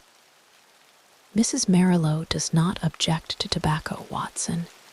If you wish to indulge your filthy habits, Mrs. Marilow has an interesting story to tell which may well lead to further developments in which your presence may be useful. Anything I can do, you will understand, Mrs. Marilow, that if I come to Mrs. Ronder, I should prefer to have a witness. You will make her understand that before we arrive." "Lord bless you, Mr. Holmes," said our visitor. "She is that anxious to see you that you might bring the whole parish at your heels. Then we shall come early in the afternoon. Let us see that we have our facts correct before we start. If we go over them, it will help Dr. Watson to understand the situation. You say that Mrs. Ronder has been your lodger for 7 years, and that you have only once seen her face. And I wish to God I had not," said Mrs. Marilow. "It was, I understand, terribly mutilated." "Well, Mr. Holmes, you would hardly say it was a face at all. That's how it looked. Our milkman got a glimpse of her once peeping out of the upper window, and he dropped his tin and the milk all over the front garden. That is the kind of face it is. When I saw her, I happened on her unawares. She covered up quick, and then she said, 'Now, Mrs. Marilow, you know at last why it is that I never raise my veil.' Do you know anything about her history?" "Nothing at all." "Did she give references when she came?" "No, sir, but she gave hard cash, and plenty of it. A quarter's rent right down on the table in advance, and no arguing about terms. In these times, a poor woman like me can't afford to turn down a chance like that." Did she give any reason for choosing your house? Mine stands well back from the road and is more private than most. Then, again, I only take the one, and I have no family of my own. I reckon she had tried others and found that mine suited her best. It's privacy she is after, and she is ready to pay for it. You say that she never showed her face from first to last save on the one accidental occasion. Well, it is a very remarkable story, most remarkable, and I don't wonder that you want it examined. I don't, Mr. Holmes. I am quite satisfied so long as I get my rent. You could not have a quieter lodger, or one who gives less trouble. Then what has brought matters to a head? Her health, Mr. Holmes. She seems to be wasting away, and there's something terrible on her mind. Murder, she cries, murder, and once I heard her. You cruel beast, you monster, she cried. It was in the night, and it fair rang through the house and sent the shivers through me. So I went to her in the morning. Mrs. Ronder, I says, if you have anything that is troubling your soul, there's the clergy, I says, and there's the police. Between them you should get some help. For God's sake, not the police, says she, and the clergy can't change what is past. And yet, she says, it would ease my mind if someone knew the truth before I died. Well, says I, if you won't have the regulars, there is this detective man what we read about begging your pardon, Mr. Holmes. And she fair jumped at it. That's the man, says she. I wonder I never thought of it before. Bring him here, Mrs. Marilow, and if he won't come, tell him I am the wife of Ronder's wild beast show. Say that, and give him the name Abbas Parva. Here it is as she wrote it, Abbas Parva. That will bring him if he's the man I think he is. And it will, too, remarked Holmes. Very good, Mrs. Marilow. I should like to have a little chat with Dr. Watson. That will carry us till lunchtime. About 3 o'clock you may expect to see us at your house in Brixton. Our visitor had no sooner waddled out of the room. No other verb can describe Mrs. Marilow's method of progression than Sherlock Holmes threw himself with fierce energy upon the pile of commonplace books in the corner. For a few minutes, there was a constant swish of the leaves, and then, with a grunt of satisfaction, he came upon what he sought. So excited was he that he did not rise, but sat upon the floor like some strange Buddha, with crossed legs, the huge books all round him, and one open upon his knees. The case worried me at the time, Watson. Here are my marginal notes to prove it. I confess that I could make nothing of it. And yet I was convinced that the coroner was wrong. Have you no recollection of the Abbas Parva tragedy? None, Holmes. And yet you were with me then. But certainly my own impression was very superficial, for there was nothing to go by, and none of the parties had engaged my services. Perhaps you would care to read the papers. Could you not give me the points? That is very easily done. It will probably come back to your memory as I talk. Ronder, of course, was a household word. He was the rival of Wombwell and of Sanger, one of the greatest showmen of his day. There is evidence, however, that he took to drink, and that both he and his show were on the downgrade at the time of the great tragedy. The caravan had halted for the night at Abbas Parva, which is a small village in Berkshire, when this horror occurred. They were on their way to Wimbledon, traveling by road, and they were simply camping and not exhibiting, as the place is so small a one that it would not have paid them to open. They had among their exhibits a very fine North African lion.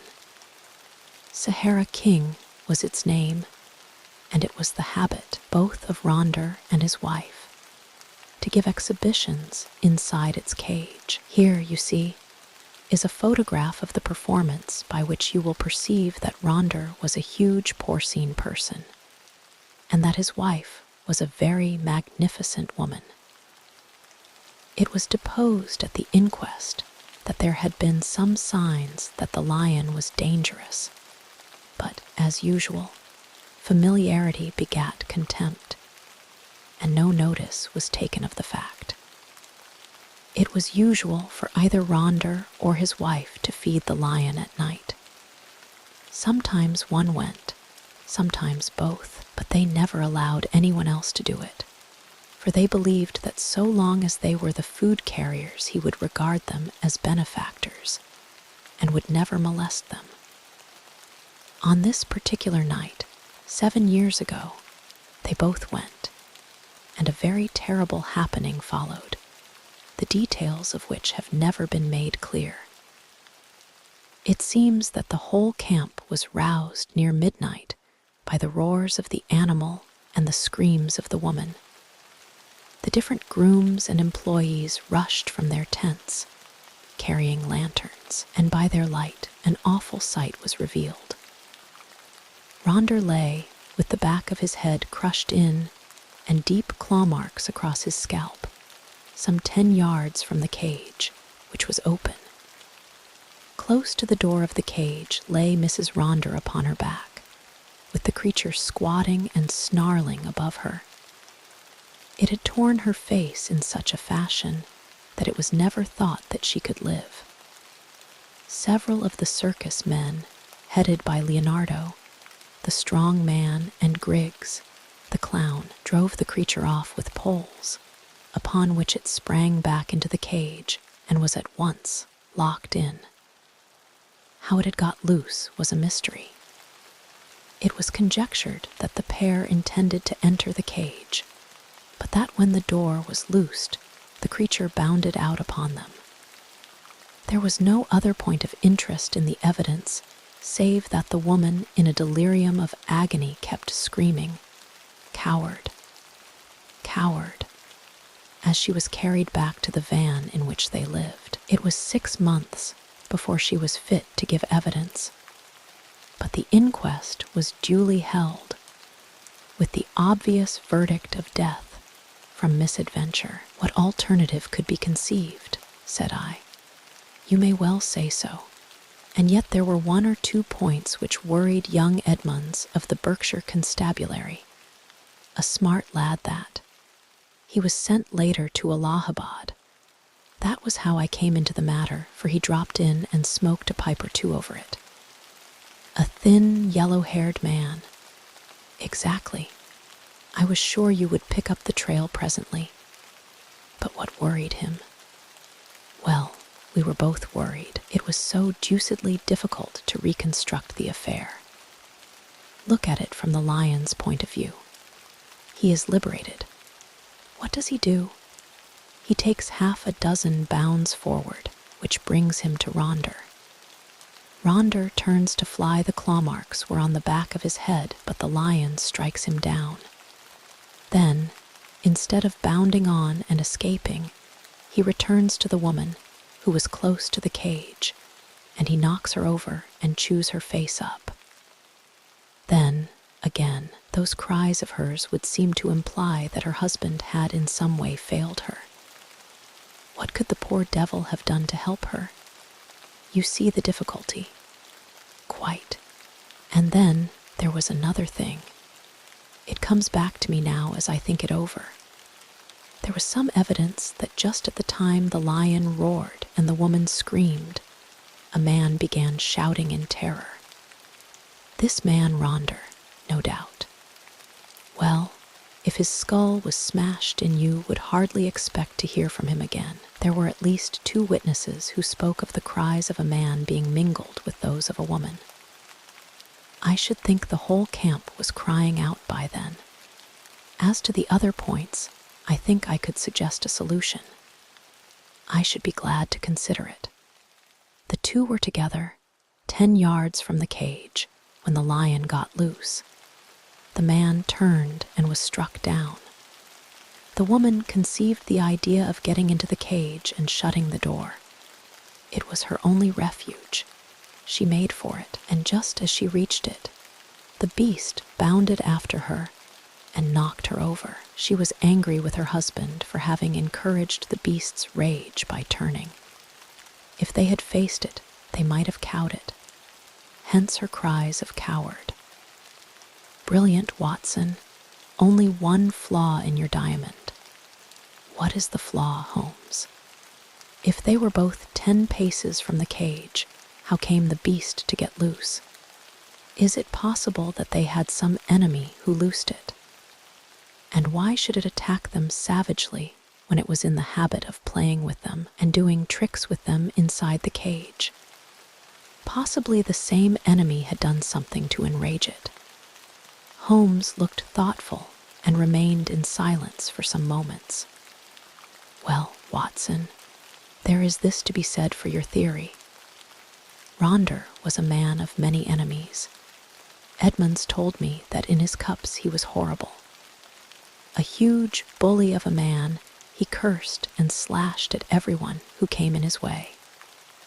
I expect those cries about a monster, of which our visitor has spoken, were nocturnal reminiscences of the dear departed. However, our speculations are futile until we have all the facts. There is a cold partridge on the sideboard, Watson, and a bottle of Montrichet. Let us renew our energies before we make a fresh call upon them.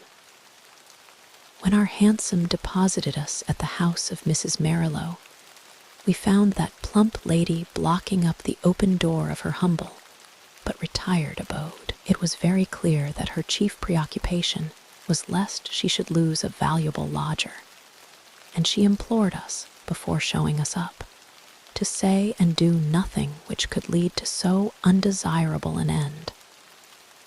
Then, having reassured her, we followed her up the straight, badly carpeted staircase and were shown into the room of the mysterious lodger.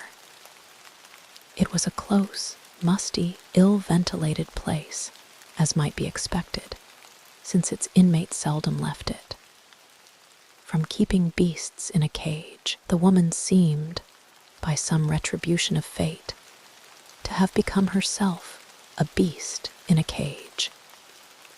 She sat now in a broken armchair in the shadowy corner of the room. Long years of inaction had coarsened the lines of her figure, but at some period it must have been beautiful, and was still full and voluptuous.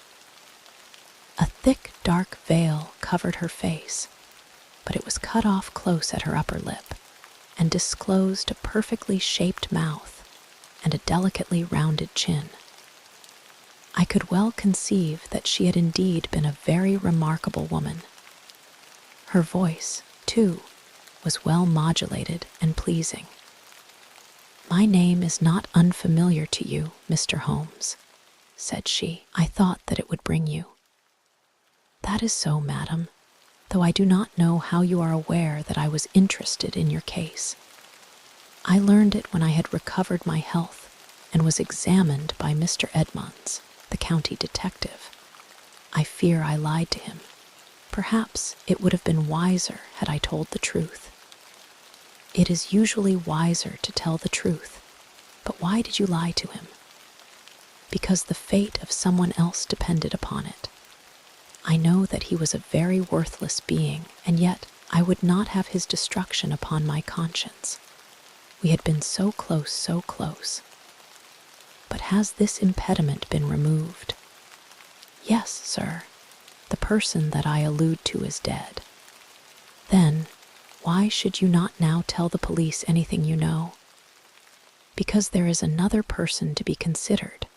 That other person is myself. I could not stand the scandal and publicity which would come from a police examination. I have not long to live, but I wish to die undisturbed, and yet I wanted to find one man of judgment to whom I could tell my terrible story, so that, when I am gone, all might be understood. You compliment me, madam. At the same time, I am a responsible person.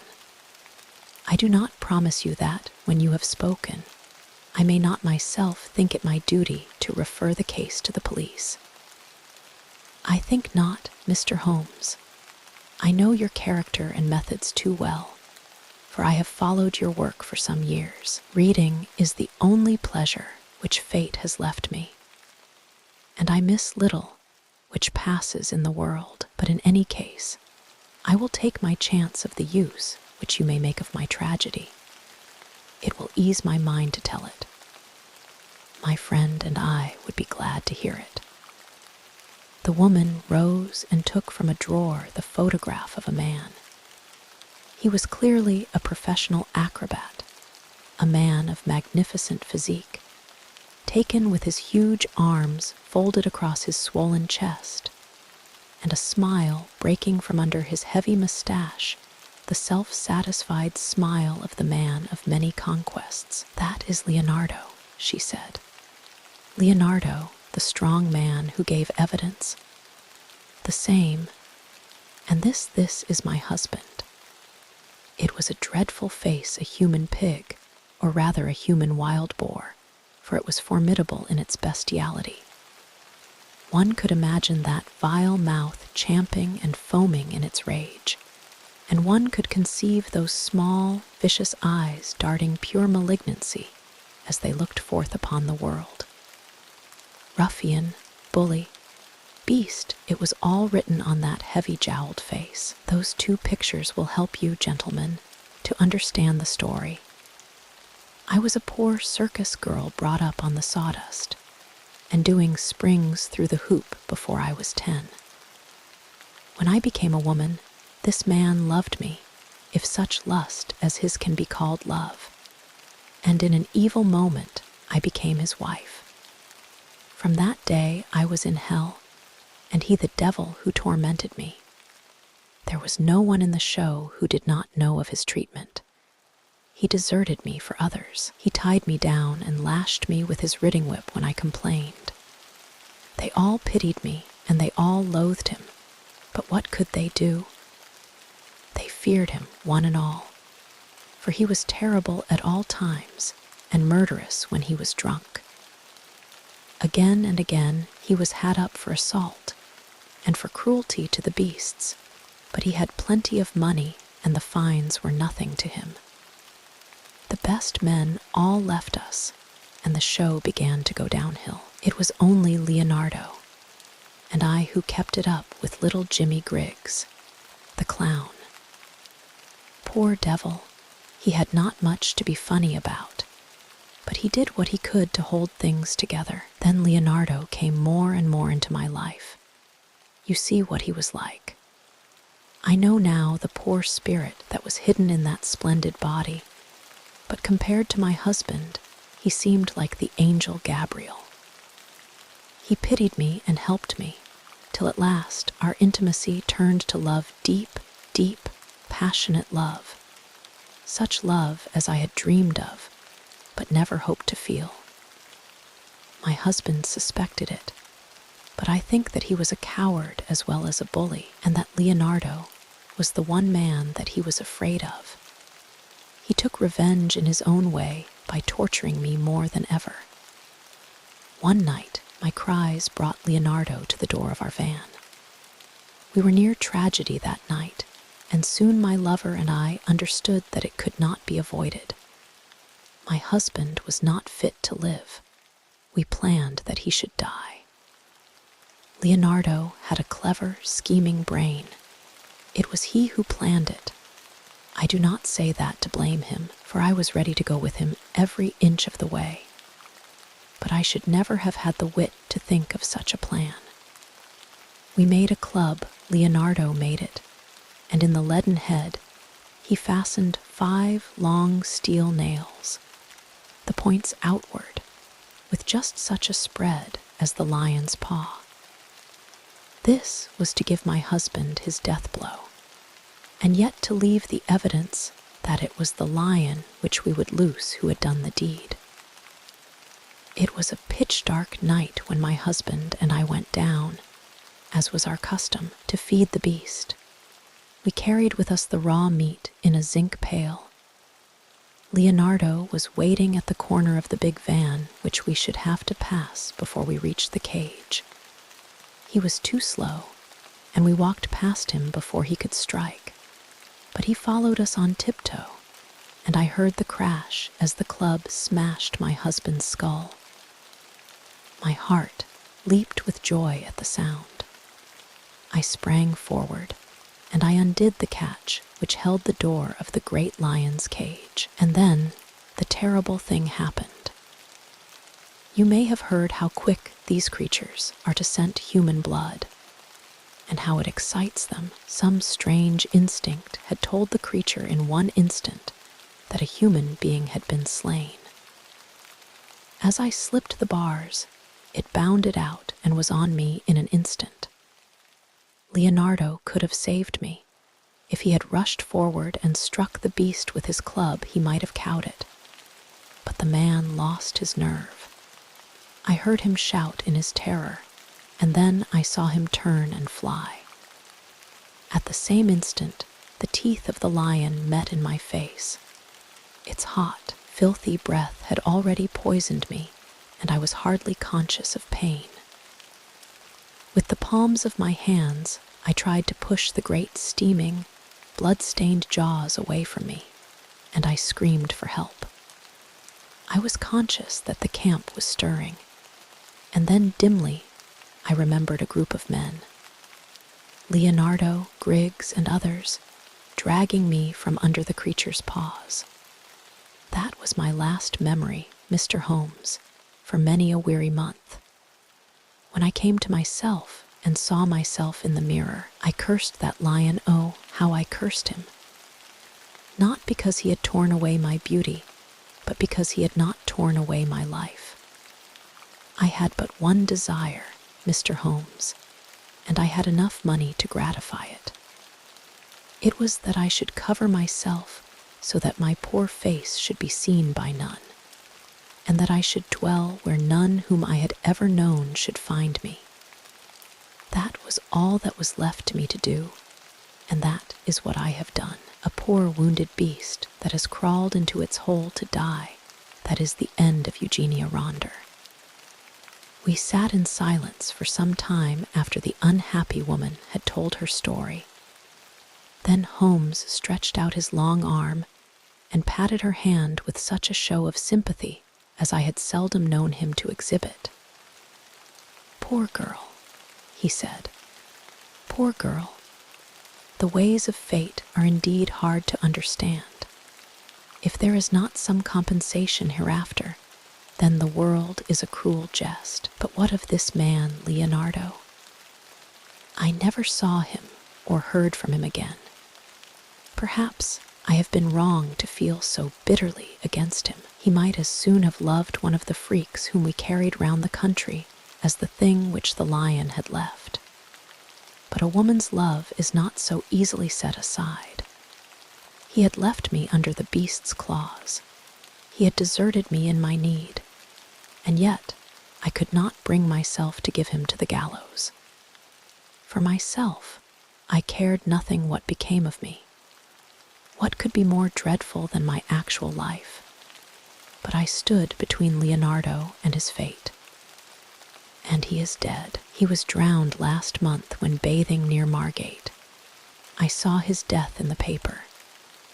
And what did he do with this 5-clawed club, which is the most singular and ingenious part of all your story? I cannot tell, Mr. Holmes. There is a chalk pit by the camp, with a deep green pool at the base of it. Perhaps in the depths of that pool, well, it is of little consequence now. The case is closed. Yes, said the woman, the case is closed. We had risen to go, but there was something in the woman's voice which arrested Holmes's attention. He turned swiftly upon her. Your life is not your own, he said. Keep your hands off it. What use is it to anyone? How can you tell? The example of patient suffering is in itself the most precious of all lessons to an impatient world. The woman's answer was a terrible one. She raised her veil and stepped forward into the light. "I wonder if you would bear it," she said. It was horrible. No words can describe the framework of a face when the face itself is gone. Two living and beautiful brown eyes looking sadly out from that grisly ruin did but make the view more awful. Holmes held up his hand in a gesture of pity and protest, and together we left the room. 2 days later, when I called upon my friend, he pointed with some pride to a small blue bottle upon his mantelpiece. I picked it up. There was a red poison label. A pleasant almondy odor rose when I opened it. "Prussic acid," said I. "Exactly. It came by post. I send you my temptation. I will follow your advice." That was the message. I think, Watson, we can guess the name of the brave woman who sent it. The Adventure of Shoscombe Old Place. Sherlock Holmes had been bending for a long time over a low-power microscope. Now he straightened himself up and looked round at me in triumph. "It is glue, Watson," said he. "Unquestionably it is glue. Have a look at these scattered objects in the field." I stooped to the eyepiece and focused for my vision. Those hairs are threads from a tweed coat. The irregular gray masses are dust. There are epithelial scales on the left. Those brown blobs in the center are undoubtedly glue. "Well," I said, laughing, "I am prepared to take your word for it. Does anything depend upon it?" "It is a very fine demonstration," he answered. "In the St. Pancras case, you may remember that a cap was found beside the dead policeman. The accused man denies that it is his, but he is a picture frame maker who habitually handles glue. Is it one of your cases?" "No, my friend, Merrival of the Yard, asked me to look into the case. Since I ran down that coiner by the zinc and copper filings in the seam of his cuff, they have begun to realize the importance of the microscope." He looked impatiently at his watch. "I had a new client calling, but he is overdue. By the way, Watson, you know something of racing?" "I ought to. I pay for it with about half my wound pension." "Then I'll make you my handy guide to the turf. What about Sir Robert Norberton? Does the name recall anything?" "Well, I should say so. He lives at Shoscombe Old Place, and I know it well, for my summer quarters were down there once. Norberton nearly came within your province once." "How was that?" "It was when he horsewhipped Sam Brewer, the well-known Curzon Street moneylender, on Newmarket Heath. He nearly killed the man." "Ah, he sounds interesting. Does he often indulge in that way?" "Well, he has the name of being a dangerous man. He is about the most daredevil rider in England, second in the Grand National a few years back. He is one of those men who have overshot their true generation. He should have been a buck in the days of the Regency, a boxer, an athlete, a plunger on the turf, a lover of fair ladies, and by all account, so far down Queer Street that he may never find his way back again." "Capital, Watson. A thumbnail sketch. I seem to know the man. Now, can you give me some idea of Shoscombe Old Place?" "Only that it is in the center of Shoscombe Park, and that the famous Shoscombe stud and training quarters are to be found there." "And the head trainer," said Holmes, "is John Mason. You need not look surprised at my knowledge, Watson, for this is a letter from him which I am unfolding. But let us have some more about Shoscombe. I seem to have struck a rich vein." "There are the Shoscombe Spaniels," said I. "You hear of them at every dog show. The most exclusive breed in England. They are the special pride of the lady of Shoscombe Old Place. Sir Robert Norberton's wife, I presume. Sir Robert has never married, just as well, I think, considering his prospects. He lives with his widowed sister, Lady Beatrice Falder. You mean that she lives with him? No, no. The place belonged to her late husband, Sir James. Norberton has no claim on it at all. It is only a life interest and reverts to her husband's brother. Meantime, she draws the rents every year. And Brother Robert, I suppose, spends the said rents. That is about the size of it. He is a devil of a fellow and must lead her a most uneasy life. Yet I have heard that she is devoted to him. But what is amiss at Shoscombe? Ah, that is just what I want to know, and here, I expect, is the man who can tell us. The door had opened, and the page had shown in a tall, clean-shaven man with the firm, austere expression, which is only seen upon those who have to control horses or boys. Mr. John Mason had many of both under his sway, and he looked equal to the task. He bowed with cold self-possession and seated himself upon the chair to which Holmes had waved him. You had my note, Mr. Holmes. Yes, but it explained nothing.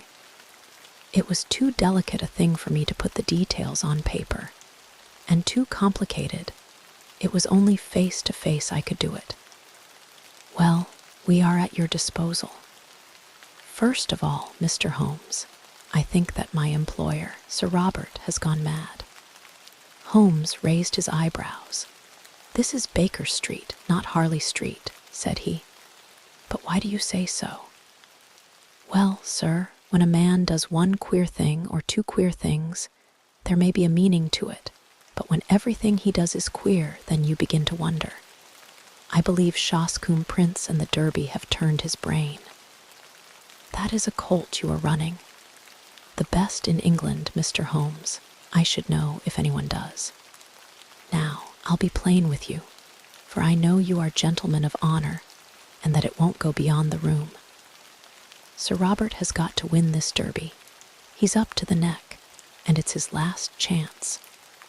Everything he could raise or borrow is on the horse, and at fine odds, too. You can get 40s now, but it was nearer the 100 when he began to back him. But how is that if the horse is so good? The public don't know how good he is. Sir Robert has been too clever for the touts. He has the prince's half-brother out for spins. You can't tell him apart. But there are 2 lengths in a furlong between them when it comes to a gallop. He thinks of nothing but the horse and the race. His whole life is on it. He's holding off the Jews till then. If the prince fails him, he is done. It seems a rather desperate gamble, but where does the madness come in? Well, first of all, you have only to look at him. I don't believe he sleeps at night. He is down at the stables at all hours. His eyes are wild. It has all been too much for his nerves. Then there is his conduct to Lady Beatrice. Ah, what is that? They have always been the best of friends. They had the same tastes, the 2 of them, and she loved the horses as much as he did. Every day at the same hour she would drive down to see them, and above all, she loved the prince. He would prick up his ears when he heard the wheels on the gravel, and he would trot out each morning to the carriage to get his lump of sugar. But that's all over now. Why? Well, she seems to have lost all interest in the horses. For a week now, she has driven past the stables with never so much as good morning. You think there has been a quarrel. And a bitter, savage, spiteful quarrel at that. Why else would he give away her pet spaniel that she loved as if he were her child? He gave it a few days ago to old Barnes, what keeps the Green Dragon, 3 miles off at Crendall. That certainly did seem strange. Of course, with her weak heart and dropsy, one couldn't expect that she could get about with him. but he spent 2 hours every evening in her room. He might well do what he could, for she has been a rare good friend to him. But that's all over, too. He never goes near her, and she takes it to heart. She is brooding and sulky and drinking, Mr. Holmes drinking like a fish. Did she drink before this estrangement? Well, she took her glass, but now it is often a whole bottle of an evening, so Stevens, the butler, told me. It's all changed, Mr. Holmes, and there is something damned rotten about it. But then, again, what is Master doing down at the old church crypt at night? And who is the man that meets him there? Holmes rubbed his hands. Go on, Mr. Mason. You get more and more interesting. It was the butler who saw him go. 12 o'clock at night and raining hard. So next night I was up at the house, and sure enough, Master was off again. Stevens and I went after him. But it was jumpy work. For it would have been a bad job if he had seen us. He's a terrible man with his fists if he gets started, and no respecter of persons. So we were shy of getting too near, but we marked him down all light. It was the haunted crypt that he was making for, and there was a man waiting for him there. What is this haunted crypt? Well, sir, there is an old ruined chapel in the park. It is so old that nobody could fix its date. And under it there's a crypt which has a bad name among us. It's a dark, damp, lonely place by day, but there are few in that county that would have the nerve to go near it at night. But Master's not afraid. He never feared anything in his life. But what is he doing there in the night time? Wait a bit, said Holmes. You say there is another man there. It must be one of your own stablemen or someone from the house.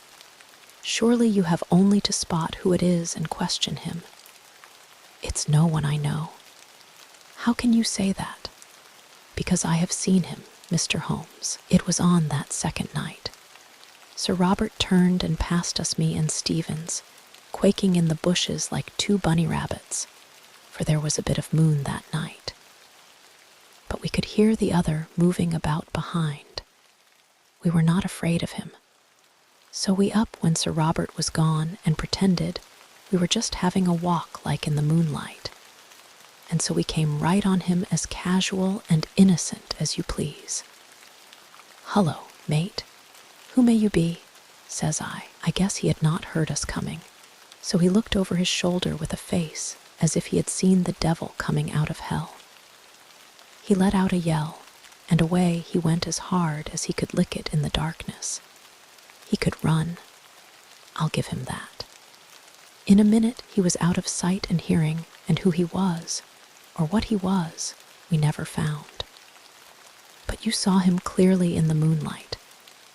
Yes, I would swear to his yellow face a mean dog, I should say. What could he have in common with Sir Robert?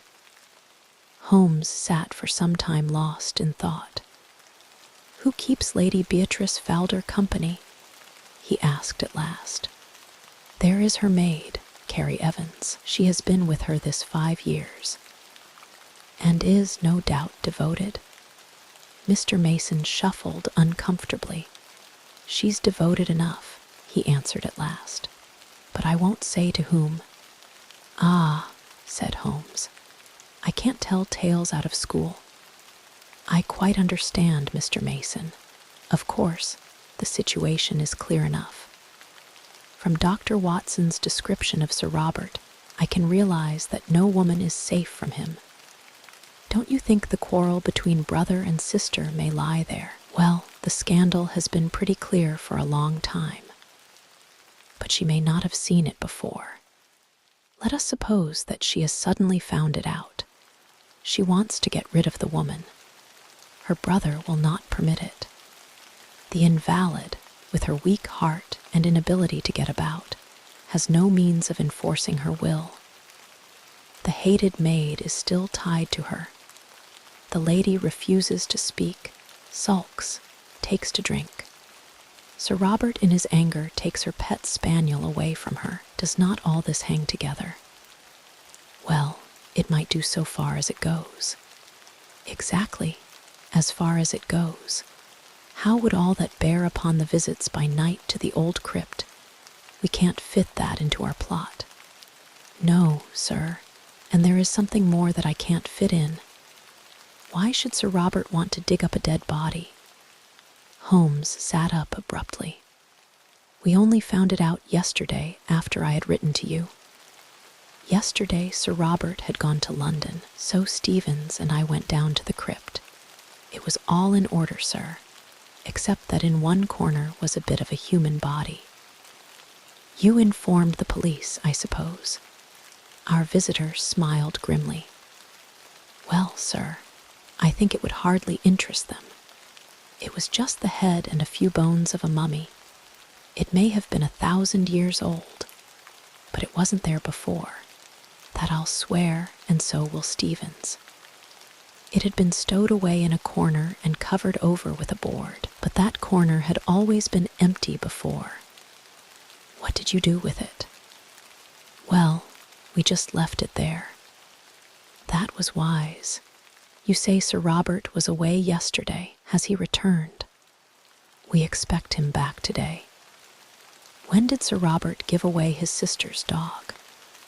It was just a week ago today. The creature was howling outside the old well house, and Sir Robert was in one of his tantrums that morning. He caught it up, and I thought he would have killed it. Then he gave it to Sandy Bain, the jockey, and told him to take the dog to old Barnes at the Green Dragon, for he never wished to see it again. Holmes sat for some time in silent thought. He had lit the oldest and foulest of his pipes. I am not clear yet what you want me to do in this matter, Mr. Mason, he said at last. Can't you make it more definite? Perhaps this will make it more definite, Mr. Holmes, said our visitor. He took a paper from his pocket, and unwrapping it carefully, he exposed a charred fragment of bone. Holmes examined it with interest. Where did you get it? There is a central heating furnace in the cellar under Lady Beatrice's room. It's been off for some time, but Sir Robert complained of cold and had it on again. Harvey runs it. He's one of my lads. This very morning he came to me with this which he found raking out the cinders. He didn't like the look of it. Nor do I, said Holmes. What do you make of it, Watson? It was burned to a black cinder, but there could be no question as to its anatomical significance. It's the upper condyle of a human femur, said I. Exactly. Holmes had become very serious. When does this lad tend to the furnace? He makes it up every evening and then leaves it. Then anyone could visit it during the night. Yes, sir. Can you enter it from outside? There is one door from outside. There is another which leads up by a stair to the passage in which Lady Beatrice's room is situated. These are deep waters, Mr. Mason, deep and rather dirty. You say that Sir Robert was not at home last night. No, sir. Then, whoever was burning bones, it was not he. That's true, sir. What is the name of that inn you spoke of? The Green Dragon. Is there good fishing in that part of Berkshire? The honest trainer showed very clearly upon his face that he was convinced that yet another lunatic had come into his harassed life. Well, sir, I've heard there are trout in the mill stream and pike in the Hall Lake. That's good enough. Watson and I are famous fishermen, are we not, Watson? You may address us in future at the Green Dragon. We should reach it tonight. I need not say that we don't want to see you, Mr. Mason, but a note will reach us, and no doubt I could find you if I want you. When we have gone a little farther into the matter, I will let you have a considered opinion. Thus it was that, on a bright May evening, Holmes and I found ourselves alone in a first-class carriage, and bound for the little halt-on-demand station of Shoscombe. The rack above us was covered with a formidable litter of rods, reels, and baskets. On reaching our destination, a short drive took us to an old-fashioned tavern, where a sporting host, Josiah Barnes, entered eagerly into our plans for the extirpation of the fish of the neighborhood.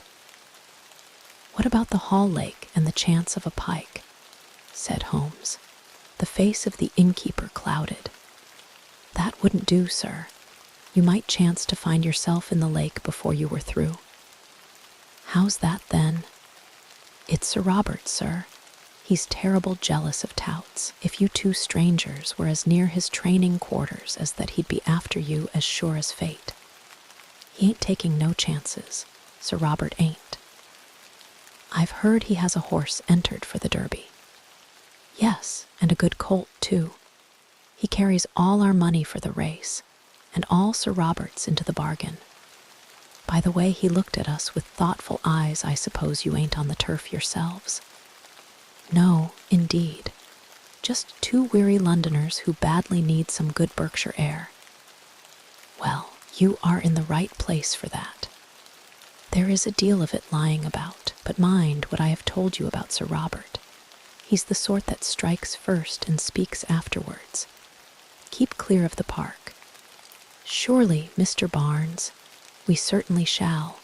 By the way, that was a most beautiful spaniel that was whining in the hall." "I should say it was. That was the real Shoscombe breed. There ain't a better in England." "I am a dog fancier myself," said Holmes. "Now, if it is a fair question, what would a prize dog like that cost?" "More than I could pay, sir. It was Sir Robert himself who gave me this one. That's why I have to keep it on a lead. It would be off to the hall in a jiffy if I gave it its head." "We are getting some cards in our hand, Watson," said Holmes when the landlord had left us. "It's not an easy one to play, but we may see our way in a day or two. By the way, Sir Robert is still in London, I hear. We might, perhaps, enter the sacred domain tonight without fear of bodily assault. There are one or two points on which I should like reassurance." "Have you any theory, Holmes?" "Only this, Watson, that something happened a week or so ago which has cut deep into the life of the Shoscombe household." "What is that something?" "We can only guess at it from its effects.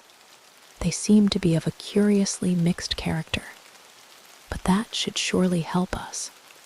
It is only the colorless, uneventful case which is hopeless. Let us consider our data. The brother no longer visits the beloved invalid sister. He gives away her favorite dog. Her dog, Watson. Does that suggest nothing to you?" "Nothing but the brother's spite." "Well, it might be so. Or, well, there is an alternative. Now to continue our review of the situation from the time that the quarrel, if there is a quarrel, began. The lady keeps her room, alters her habits, is not seen save when she drives out with her maid, refuses to stop at the stables to greet her favorite horse, and apparently takes to drink. That covers the case, does it not? Save for the business in the crypt, that is another line of thought. There are two, and I beg you will not tangle them. Line A, which concerns Lady Beatrice, has a vaguely sinister flavor, has it not? I can make nothing of it. Well, now, let us take up line B, which concerns Sir Robert. He is mad keen upon winning the Derby. He is in the hands of the Jews, and may at any moment be sold up, and his racing stables seized by his creditors. He is a daring and desperate man. He derives his income from his sister. His sister's maid is his willing tool. So far we seem to be on fairly safe ground, do we not? But the crypt. Ah, yes, the crypt. Let us suppose, Watson, it is merely a scandalous supposition, a hypothesis put forward for argument's sake that Sir Robert has done away with his sister. My dear Holmes, it is out of the question. Very possibly, Watson, Sir Robert is a man of an honorable stock, but you do occasionally find a carrion crow among the eagles. Let us for a moment argue upon this supposition. He could not fly the country until he had realized his fortune, and that fortune could only be realized by bringing off this coup with Shoscombe Prince. Therefore, he has still to stand his ground. To do this, he would have to dispose of the body of his victim, and he would also have to find a substitute who would impersonate her with the maid as his confidante. That would not be impossible. The woman's body might be conveyed to the crypt, which is a place so seldom visited, and it might be secretly destroyed at night in the furnace, leaving behind it such evidence as we have already seen. What say you to that, Watson? Well, it is all possible if you grant the original monstrous supposition. I think that there is a small experiment which we may try tomorrow, Watson, in order to throw some light on the matter. Meanwhile, if we mean to keep up our characters, I suggest that we have our host in for a glass of his own wine and hold some high converse upon eels and dace, which seems to be the straight road to his affections. We may chance to come upon some useful local gossip in the process. In the morning, Holmes discovered that we had come without our spoon bait for Jack, which absolved us from fishing for the day. About 11 o'clock, we started for a walk, and he obtained leave to take the black spaniel with us. "This is the place," said he, as we came to two high park gates with heraldic griffins towering above them. About midday, Mr. Barnes informs me the old lady takes a drive, and the carriage must slow down while the gates are opened. When it comes through, and before it gathers speed, I want you, Watson, to stop the coachman with some question. Never mind me. I shall stand behind this holly bush and see what I can see. It was not a long vigil. Within a quarter of an hour, we saw the big, open yellow barouche coming down the long avenue, with two splendid, high-stepping gray carriage horses in the shafts. Holmes crouched behind his bush with the dog. I stood unconcernedly swinging a cane in the roadway. A keeper ran out, and the gates swung open. The carriage had slowed to a walk, and I was able to get a good look at the occupants. A highly colored young woman with flaxen hair and impudent eyes sat on the left.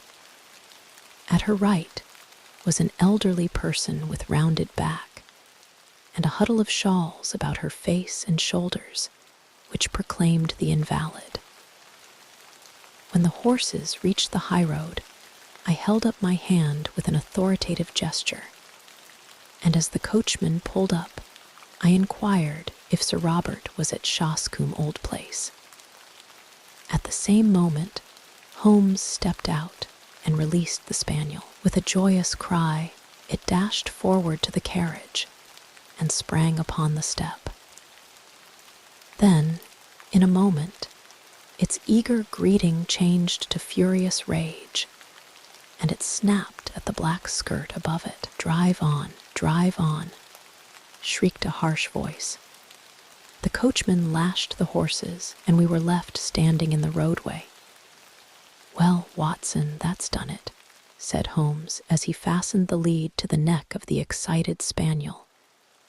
He thought it was his mistress, and he found it was a stranger. Dogs don't make mistakes. But it was the voice of a man, I cried.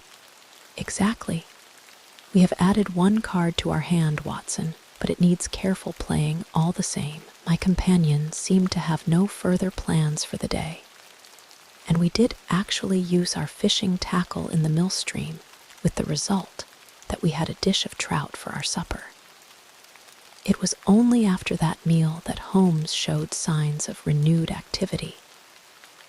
Once more we found ourselves upon the same road as in the morning, which led us to the park gates.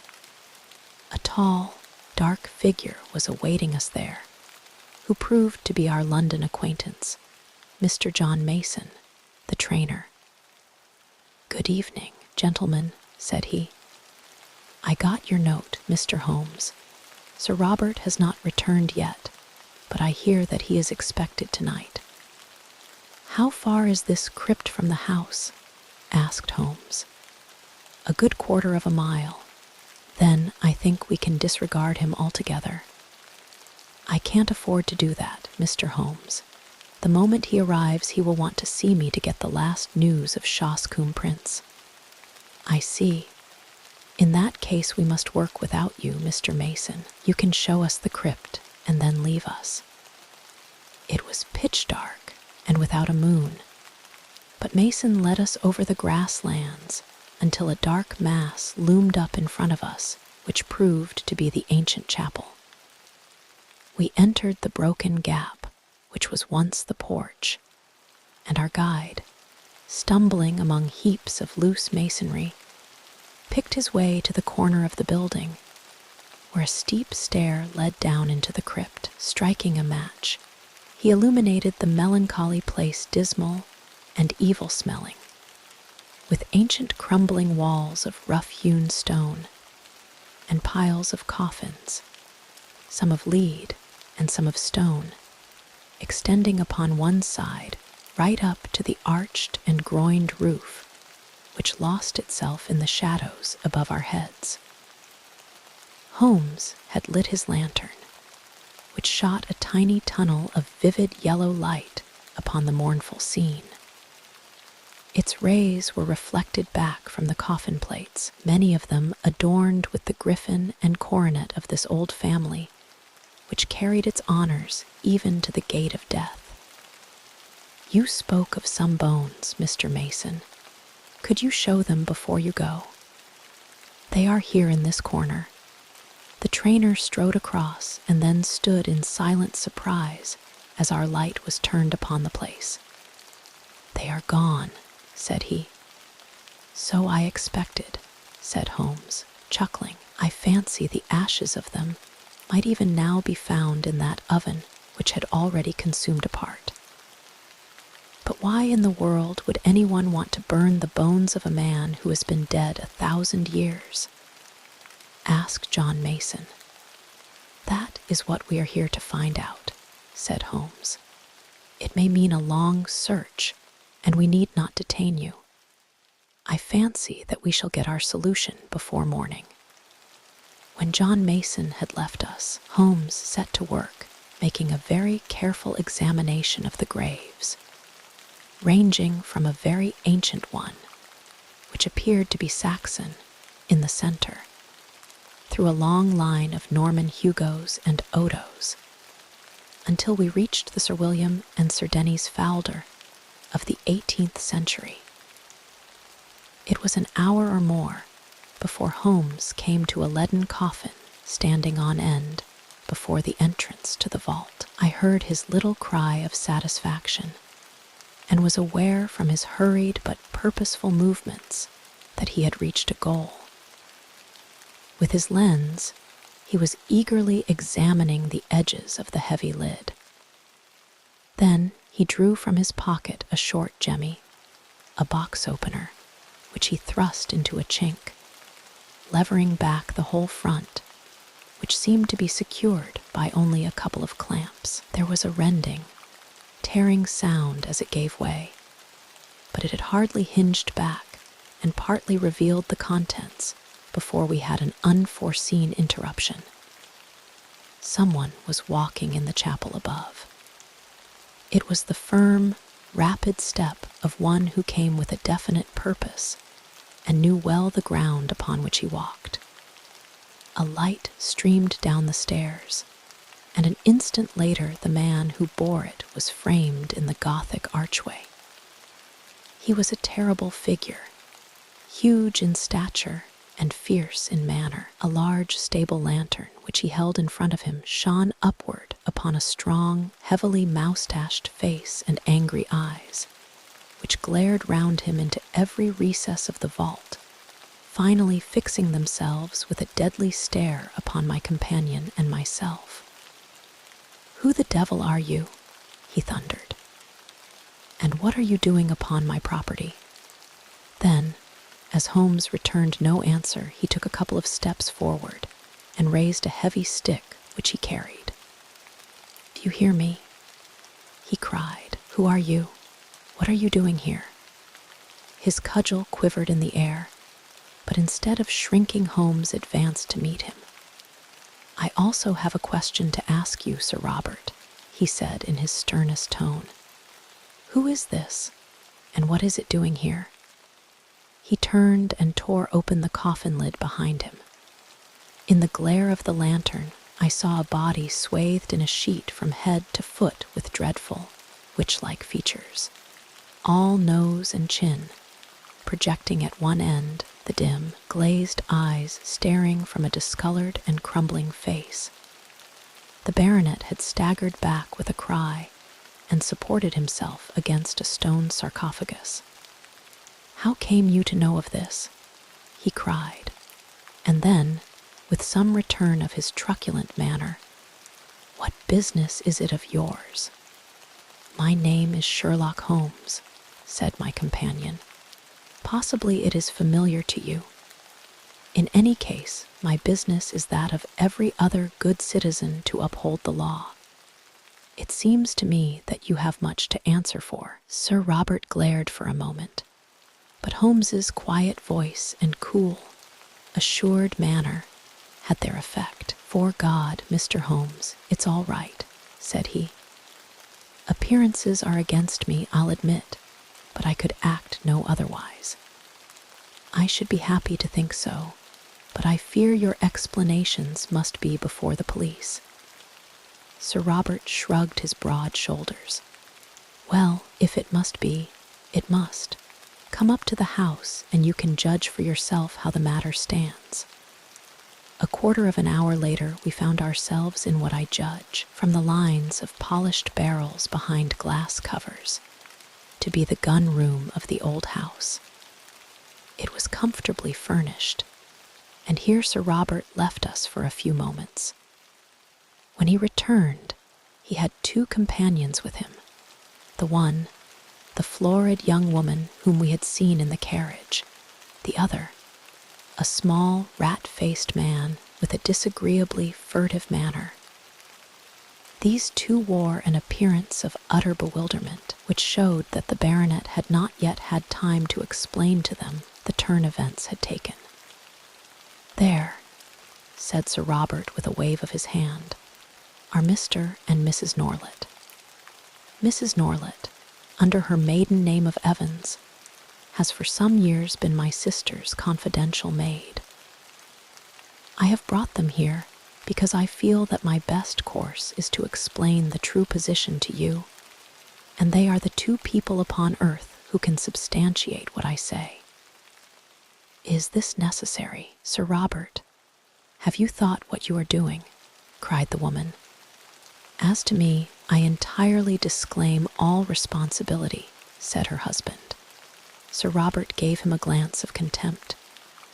"I will take all responsibility," said he. "Now, Mr. Holmes, listen to a plain statement of the facts.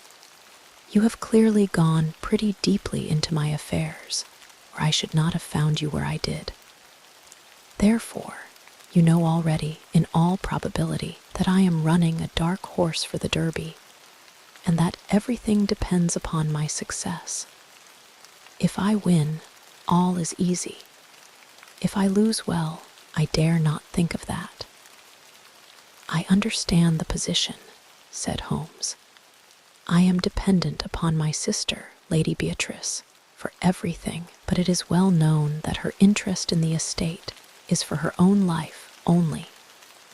For myself, I am deeply in the hands of the Jews. I have always known that if my sister were to die, my creditors would be on to my estate like a flock of vultures. Everything would be seized, my stables, my horses, everything. Well, Mr. Holmes, my sister did die just a week ago. And you told no one. What could I do? Absolute ruin faced me. If I could stave things off for 3 weeks, all would be well. Her maid's husband, this man here, is an actor. It came into our heads, it came into my head that he could, for that short period, personate my sister. It was but a case of appearing daily in the carriage, for no one need enter her room save the maid. It was not difficult to arrange. My sister died of the dropsy, which had long afflicted her. That will be for a coroner to decide. Her doctor would certify that for months her symptoms have threatened such an end. Well, what did you do? The body could not remain there. On the first night, Norlet and I carried it out to the old well house, which is now never used. We were followed, however, by her pet spaniel, which yapped continually at the door, so I felt some safer place was needed. I got rid of the spaniel, and we carried the body to the crypt of the church. There was no indignity or irreverence, Mr. Holmes. I do not feel that I have wronged the dead. Your conduct seems to me inexcusable, Sir Robert. The baronet shook his head impatiently. It is easy to preach, said he. Perhaps you would have felt differently if you had been in my position. One cannot see all one's hopes and all one's plans shattered at the last moment and make no effort to save them. It seemed to me that it would be no unworthy resting place if we put her for the time in one of the coffins of her husband's ancestors, lying in what is still consecrated ground. We opened such a coffin, removed the contents, and placed her as you have seen her. As to the old relics which we took out, we could not leave them on the floor of the crypt. Norlet and I removed them, and he descended at night and burned them in the central furnace. There is my story, Mr. Holmes, though how you forced my hand so that I have to tell it is more than I can say. Holmes sat for some time lost in thought. There is one flaw in your narrative, Sir Robert, he said at last. Your bets on the race, and therefore your hopes for the future, would hold good even if your creditors seized your estate. The horse would be part of the estate. What do they care for my bets? As likely as not they would not run him at all. My chief creditor is, unhappily, my most bitter enemy, a rascally fellow, Sam Brewer, whom I was once compelled to horsewhip on Newmarket Heath. Do you suppose that he would try to save me? Well, Sir Robert, said Holmes, rising, this matter must, of course, be referred to the police. It was my duty to bring the facts to light, and there I must leave it. As to the morality or decency of your conduct, it is not for me to express an opinion. It is nearly midnight, Watson, and I think we may make our way back to our humble abode. It is generally known now that this singular episode ended upon a happier note than Sir Robert's actions deserved. Shoscombe Prince did win the Derby. The sporting owner did net £80,000 in bets, and the creditors did hold their hand until the race was over, when they were paid in full, and enough was left to re-establish Sir Robert in a fair position in life. Both police and coroner took a lenient view of the transaction, and beyond a mild censure for the delay in registering the lady's decease, the lucky owner got away scatheless from this strange incident in a career which has now outlived its shadows and promises to end in an honored old age. The Adventure of the Retired Colourman. Sherlock Holmes was in a melancholy and philosophic mood that morning. His alert, practical nature was subject to such reactions. "Did you see him?" he asked. "You mean the old fellow who has just gone out?" "Precisely." "Yes, I met him at the door." "What did you think of him?" "A pathetic, futile, broken creature." "Exactly, Watson. Pathetic and futile. But is not all life pathetic and futile? Is not his story a microcosm of the whole we reach, we grasp? And what is left in our hands at the end? A shadow, or worse than a shadow, misery. Is he one of your clients?" "Well, I suppose I may call him so. He has been sent on by the yard, just as medical men occasionally send their incurables to a quack. They argue that they can do nothing more, and that whatever happens the patient can be no worse than he is. What is the matter?" Holmes took a rather soiled card from the table. "Josiah Amberley. He says he was junior partner of Brickfall and Amberley, who are manufacturers of artistic materials. You will see their names upon paint boxes. He made his little pile, retired from business at the age of 61, bought a house at Lewisham, and settled down to rest after a life of ceaseless grind.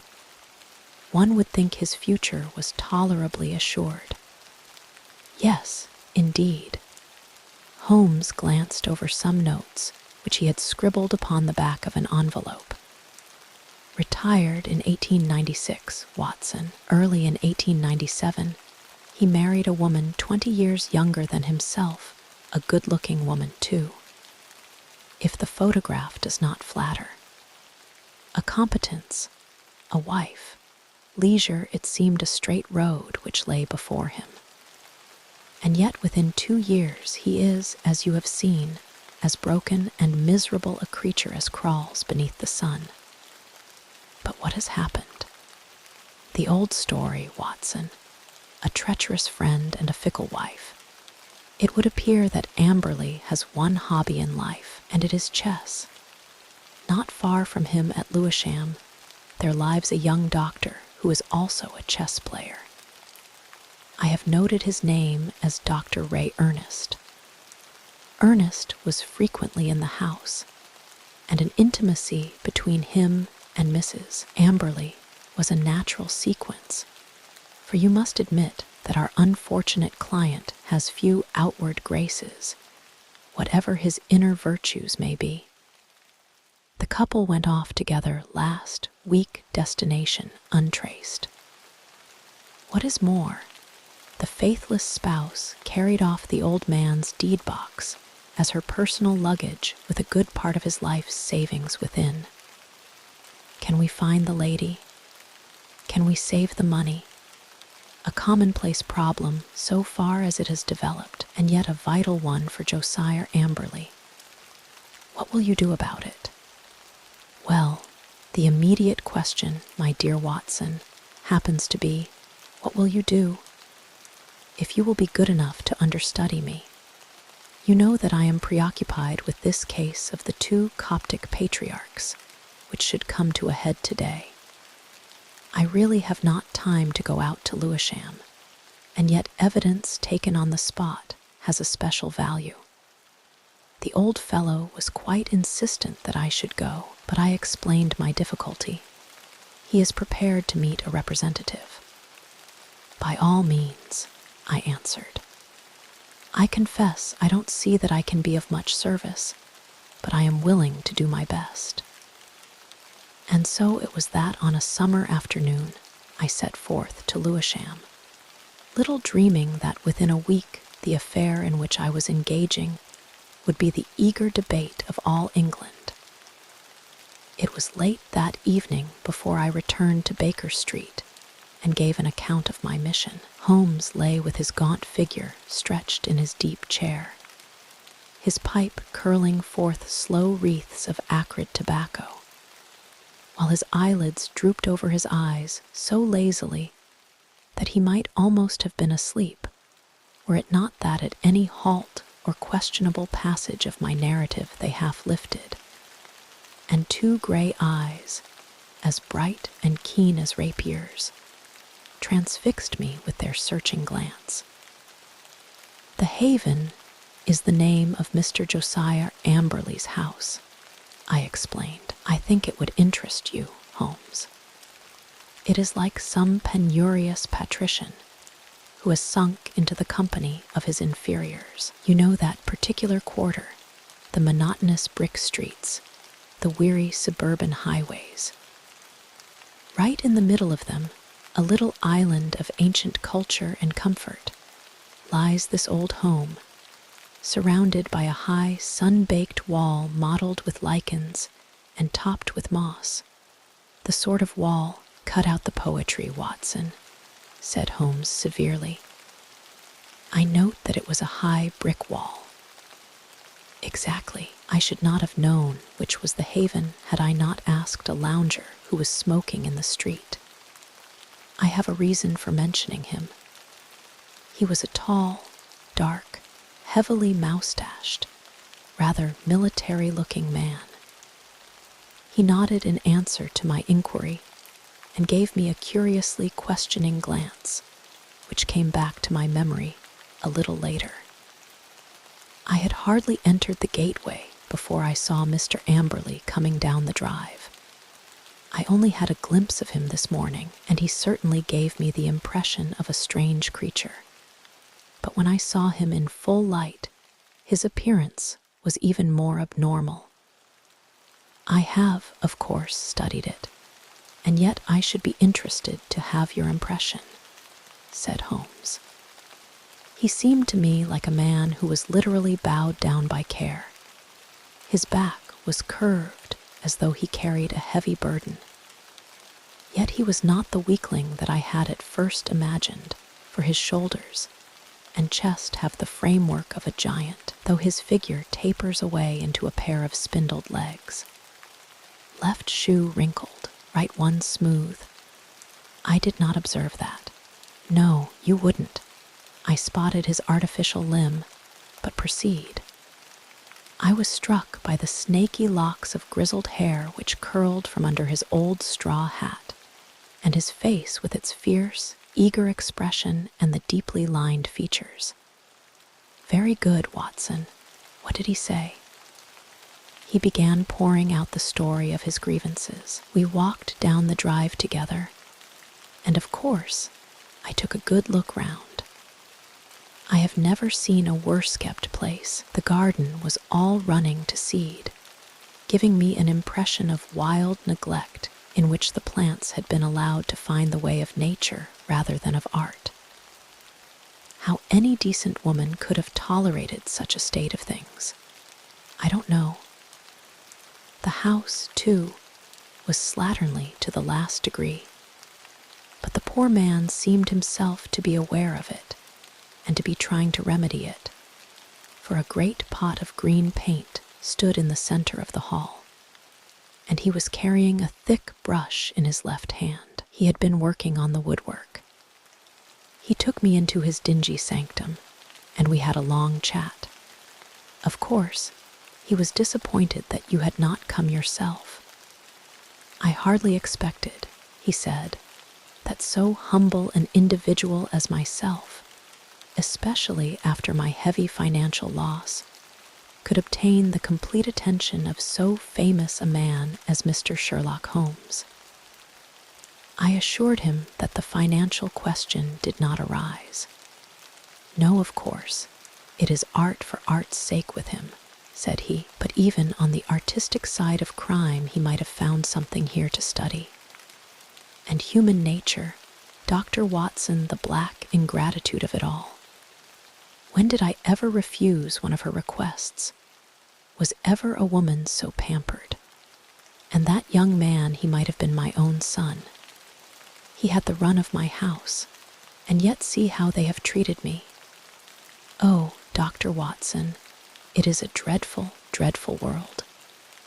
That was the burden of his song for an hour or more.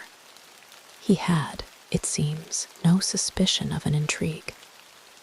They lived alone save for a woman who comes in by the day and leaves every evening at 6. On that particular evening, old Amberley, wishing to give his wife a treat, had taken 2 upper circle seats at the Haymarket Theatre. At the last moment, she had complained of a headache and had refused to go. He had gone alone. There seemed to be no doubt about the fact, for he produced the unused ticket which he had taken for his wife. "That is remarkable, most remarkable," said Holmes, whose interest in the case seemed to be rising. "Pray continue, Watson. I find your narrative most arresting. Did you personally examine this ticket? You did not, perchance, take the number." "It so happens that I did," I answered with some pride. "It chanced to be my old school number 31, and so is stuck in my head." "Excellent, Watson. His seat, then, was either 30 or 32. "Quite so," I answered with some mystification. "And on B row?" "That is most satisfactory. What else did he tell you?" "He showed me his strong room, as he called it. It really is a strong room, like a bank with iron door and shutter burglar-proof, as he claimed. However, the woman seems to have had a duplicate key, and between them they had carried off some £7,000 worth of cash and securities." "Securities? How could they dispose of those?" "He said that he had given the police a list, and that he hoped they would be unsaleable. He had got back from the theatre about midnight and found the place plundered, the door and window open, and the fugitives gone. There was no letter or message, nor has he heard a word since. He at once gave the alarm to the police." Holmes brooded for some minutes. "You say he was painting. What was he painting?" "Well, he was painting the passage, but he had already painted the door and woodwork of this room I spoke of. Does it not strike you as a strange occupation in the circumstances? One must do something to ease an aching heart." That was his own explanation. "It was eccentric, no doubt, but he is clearly an eccentric man. He tore up one of his wife's photographs in my presence, tore it up furiously in a tempest of passion. 'I never wish to see her damned face again,' he shrieked." "Anything more, Watson?" "Yes, one thing which struck me more than anything else. I had driven to the Blackheath station, and had caught my train there when, just as it was starting, I saw a man dart into the carriage next to my own. You know that I have a quick eye for faces, Holmes. It was undoubtedly the tall, dark man whom I had addressed in the street. I saw him once more at London Bridge, and then I lost him in the crowd. But I am convinced that he was following me." No doubt," said Holmes. "A tall, dark, heavily moustached man, you say, with grey-tinted sunglasses. Holmes, you are a wizard. I did not say so, but he had grey-tinted sunglasses. And a Masonic tie-pin. Holmes, quite simple, my dear Watson, but let us get down to what is practical. I must admit to you that the case, which seemed to me to be so absurdly simple as to be hardly worth my notice, is rapidly assuming a very different aspect. It is true that though in your mission you have missed everything of importance, yet even those things which have obtruded themselves upon your notice give rise to serious thought. What have I missed? Don't be hurt, my dear fellow. You know that I am quite impersonal. No one else would have done better. Some possibly not so well. But clearly, you have missed some vital points. What is the opinion of the neighbors about this man Amberley and his wife? That surely is of importance. What of Dr. Ernest? Was he the gay Lothario one would expect? With your natural advantages, Watson, every lady is your helper and accomplice. What about the girl at the post office? or the wife of the greengrocer. I can picture you whispering soft nothings with the young lady at the Blue Anchor and receiving hard somethings in exchange. All this you have left undone. It can still be done. It has been done. Thanks to the telephone and the help of the yard, I can usually get my essentials without leaving this room. As a matter of fact, my information confirms the man's story. He has the local repute of being a miser, as well as a harsh and exacting husband. That he had a large sum of money in that strong room of his is certain.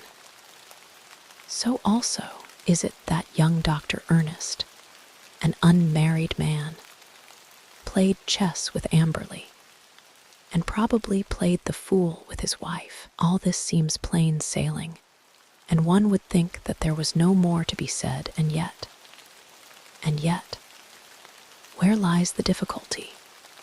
In my imagination, perhaps. Well, leave it there, Watson. Let us escape from this weary workaday world by the side door of music. Karina sings tonight at the Albert Hall, and we still have time to dress, dine, and enjoy. In the morning I was up betimes, but some toast crumbs and 2 empty eggshells told me that my companion was earlier still. I found a scribbled note upon the table. Dear Watson, there are 1 or 2 points of contact which I should wish to establish with Mr. Josiah Amberley. When I have done so, we can dismiss the case or not. I would only ask you to be on hand about 3 o'clock, as I conceive it possible that I may want you. S.H. I saw nothing of Holmes all day, but at the hour named he returned, grave, preoccupied, and aloof. At such times it was wiser to leave him to himself. Has Amberley been here yet? No. Ah, I am expecting him. He was not disappointed, for presently the old fellow arrived with a very worried and puzzled expression upon his austere face. I've had a telegram, Mr. Holmes. I can make nothing of it. He handed it over, and Holmes read it aloud. Come at once without fail. Can give you information as to your recent loss.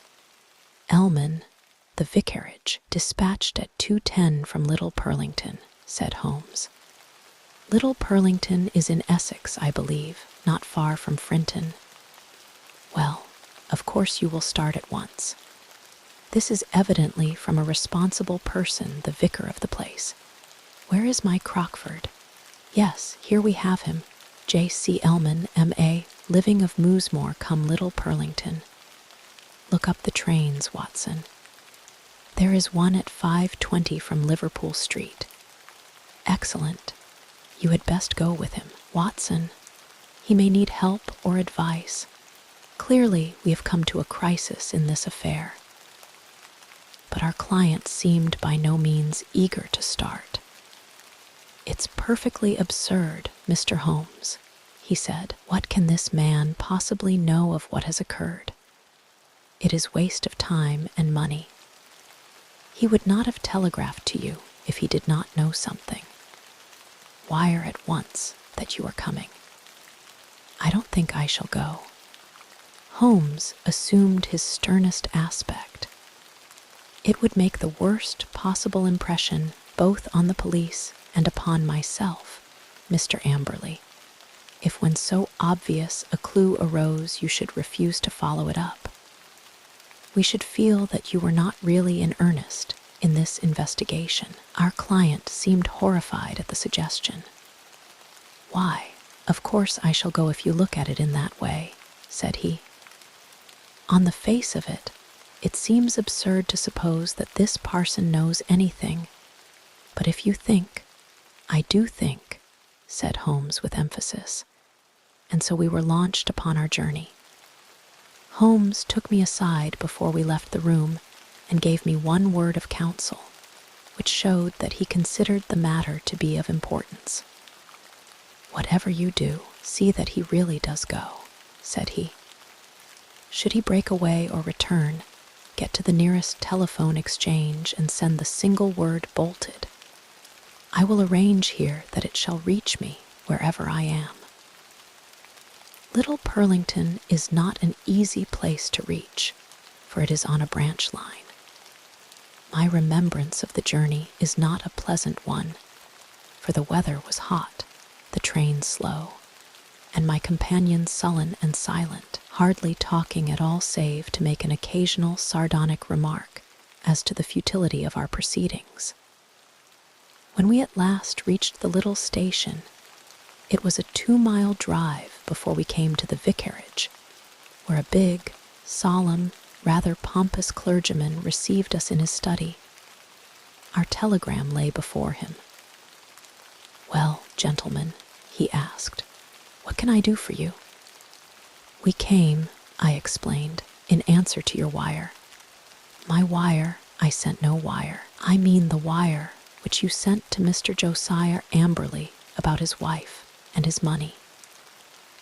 "If this is a joke, sir, it is a very questionable one," said the vicar angrily. "I have never heard of the gentleman you name, and I have not sent a wire to anyone."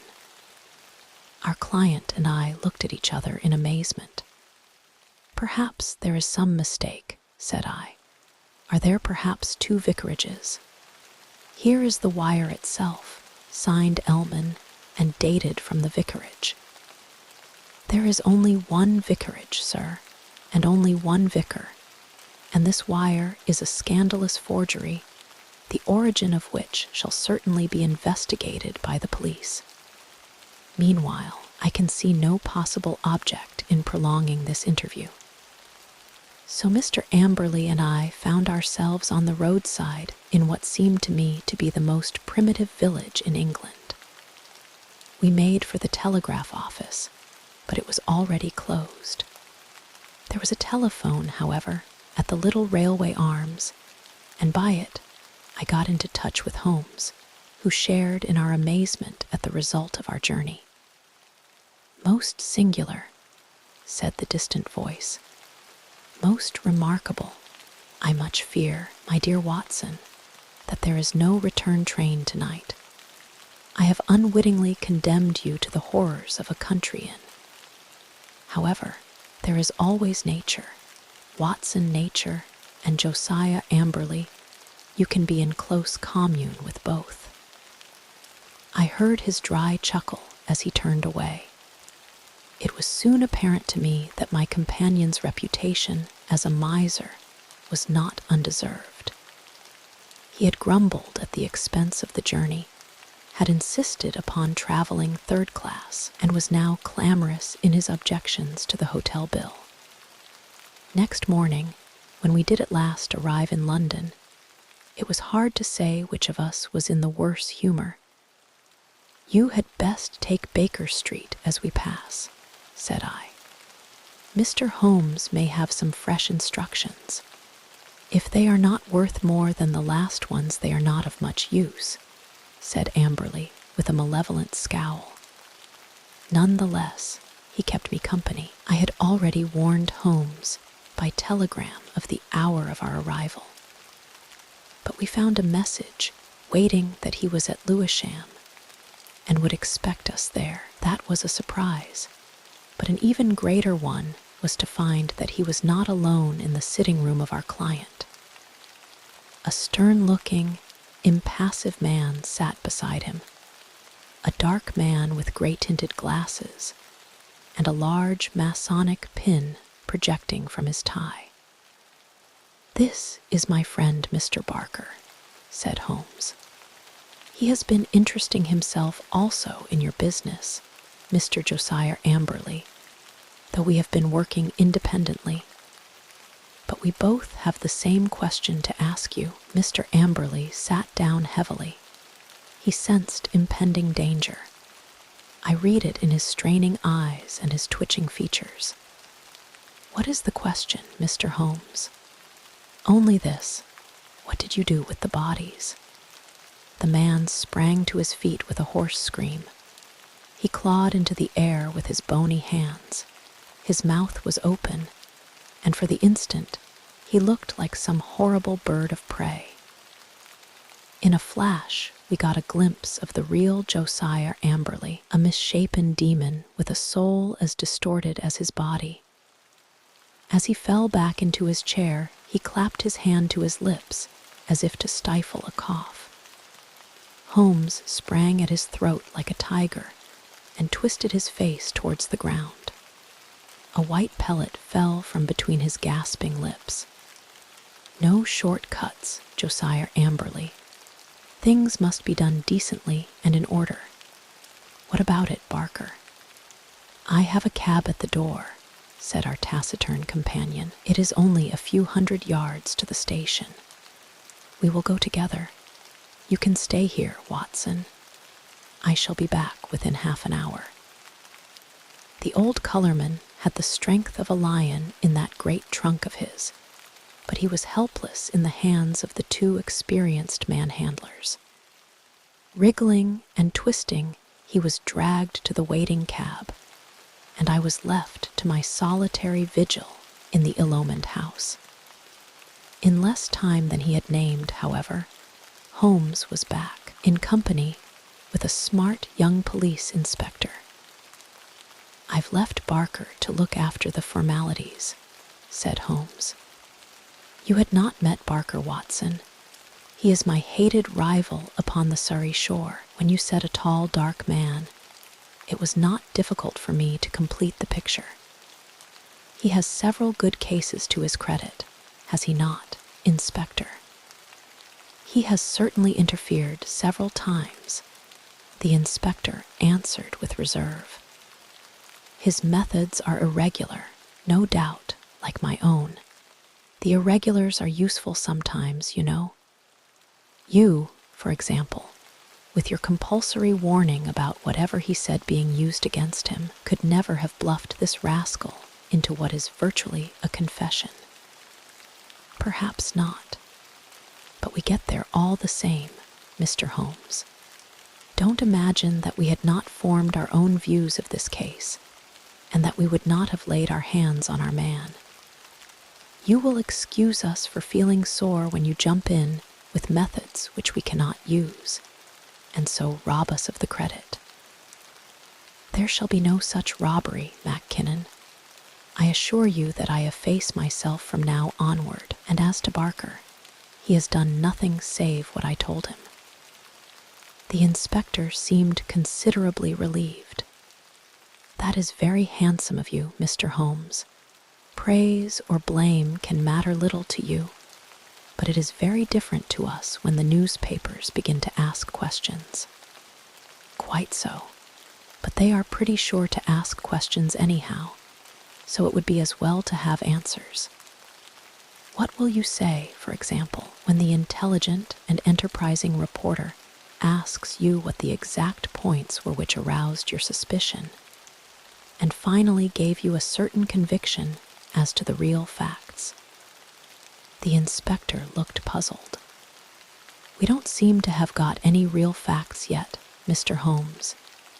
You say that the prisoner, in the presence of 3 witnesses, practically confessed by trying to commit suicide, that he had murdered his wife and her lover.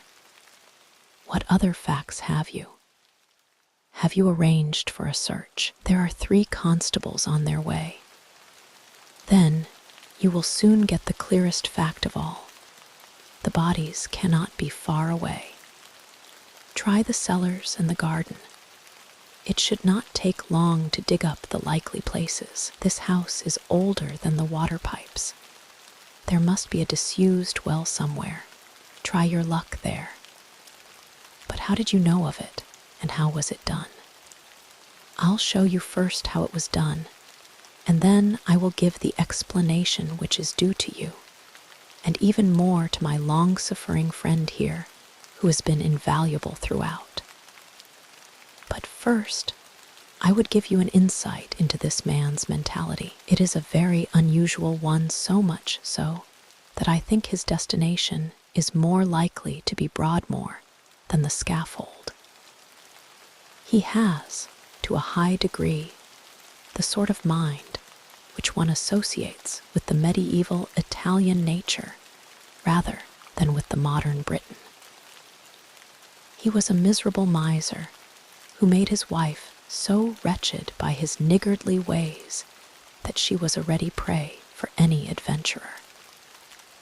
Such a one came upon the scene in the person of this chess-playing doctor. Amberley excelled at chess one Mark Watson, of a scheming mind.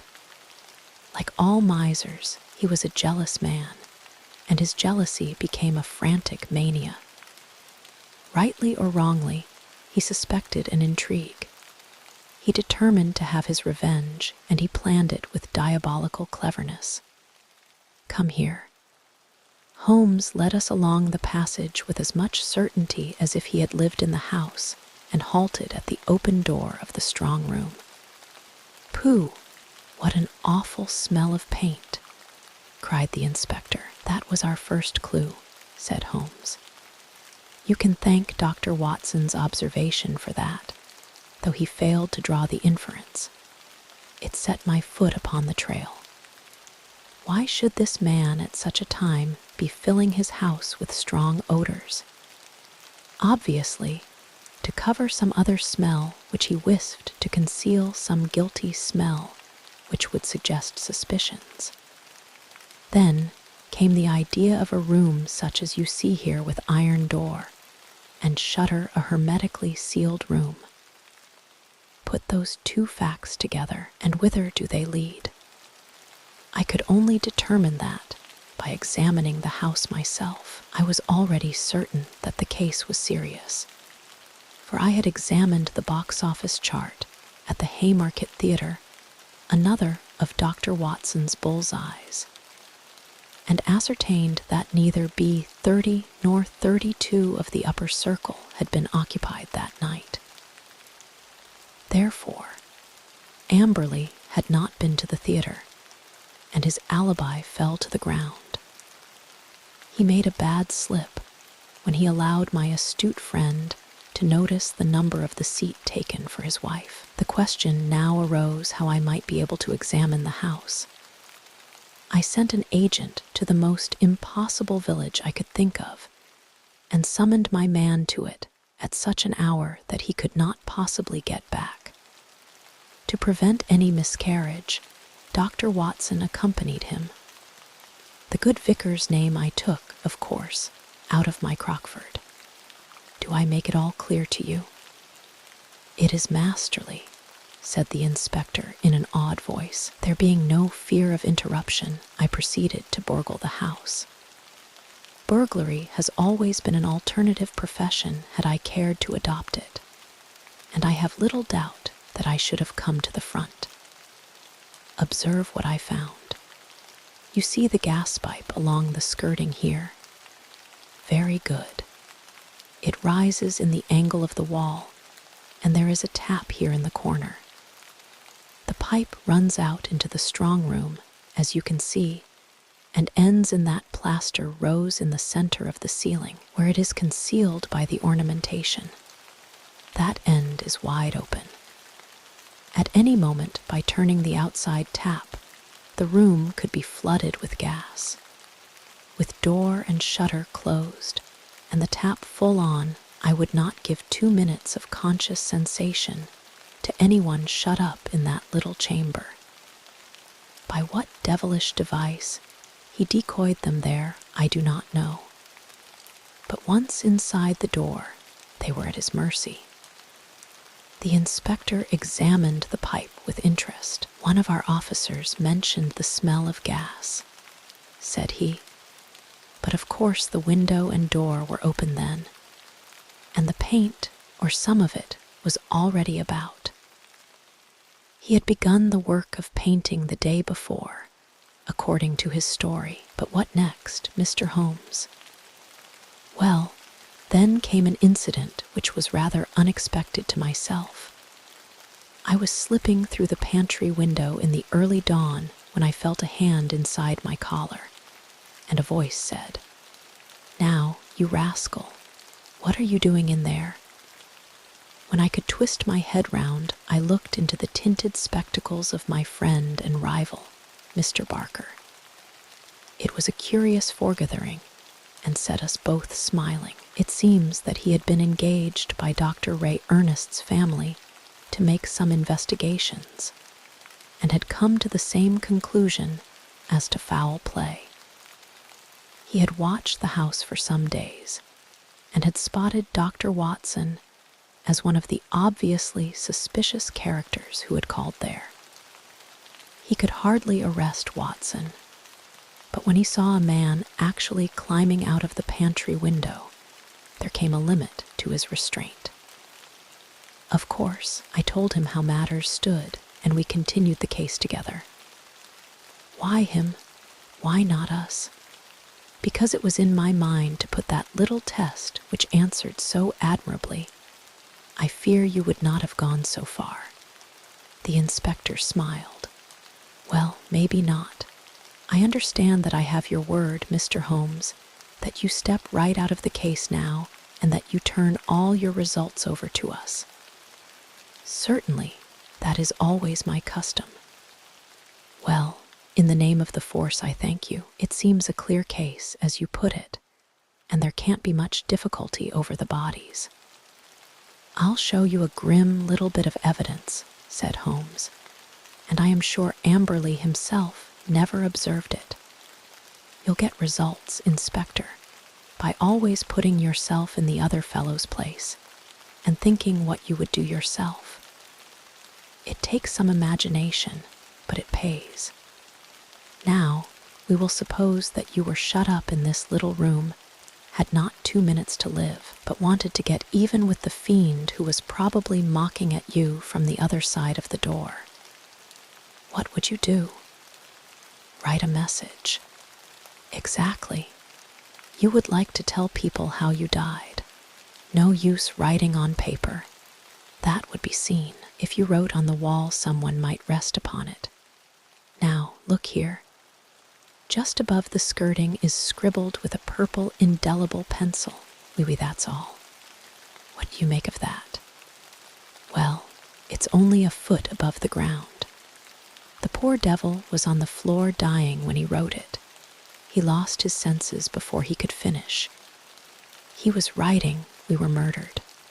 That's how I read it. If you find an indelible pencil on the body, we'll look out for it, you may be sure. But those securities. Clearly, there was no robbery at all. And yet he did possess those bonds. We verified that. You may be sure he has them hidden in a safe place. When the whole elopement had passed into history, he would suddenly discover them and announce that the guilty couple had relented and sent back the plunder, or had dropped it on the way. You certainly seem to have met every difficulty, said the inspector. Of course, he was bound to call us in, but why he should have gone to you, I can't understand. Pure swank, Holmes answered. He felt so clever and so sure of himself that he imagined no one could touch him. He could say to any suspicious neighbor, "Look at the steps I have taken. I have consulted not only the police, but even Sherlock Holmes." The inspector laughed. "We must forgive you your even, Mr. Holmes," said he. "It's as workmanlike a job as I can remember." A couple of days later, my friend tossed across to me a copy of the bi-weekly North Surrey Observer. Under a series of flaming headlines, which began with "The Haven Horror" and ended with "Brilliant Police Investigation," there was a packed column of print which gave the first consecutive account of the affair. The concluding paragraph is typical of the whole. It ran thus: "The remarkable acumen by which Inspector Mackinnon deduced from the smell of paint that some others smell, that of gas, for example, might be concealed. The bold deduction that the strong room might also be the death chamber, and the subsequent inquiry which led to the discovery of the bodies in a disused well, cleverly concealed by a dog kennel, should live in the history of crime as a standing example of the intelligence of our professional detectives. Well, Mac Kinnon is a good fellow, said Holmes with a tolerant smile. You can file it in our archives, Watson. Someday the true story may be told. The end. Thanks for stopping by Audio Shelf. Don't forget to like and subscribe for more great reads.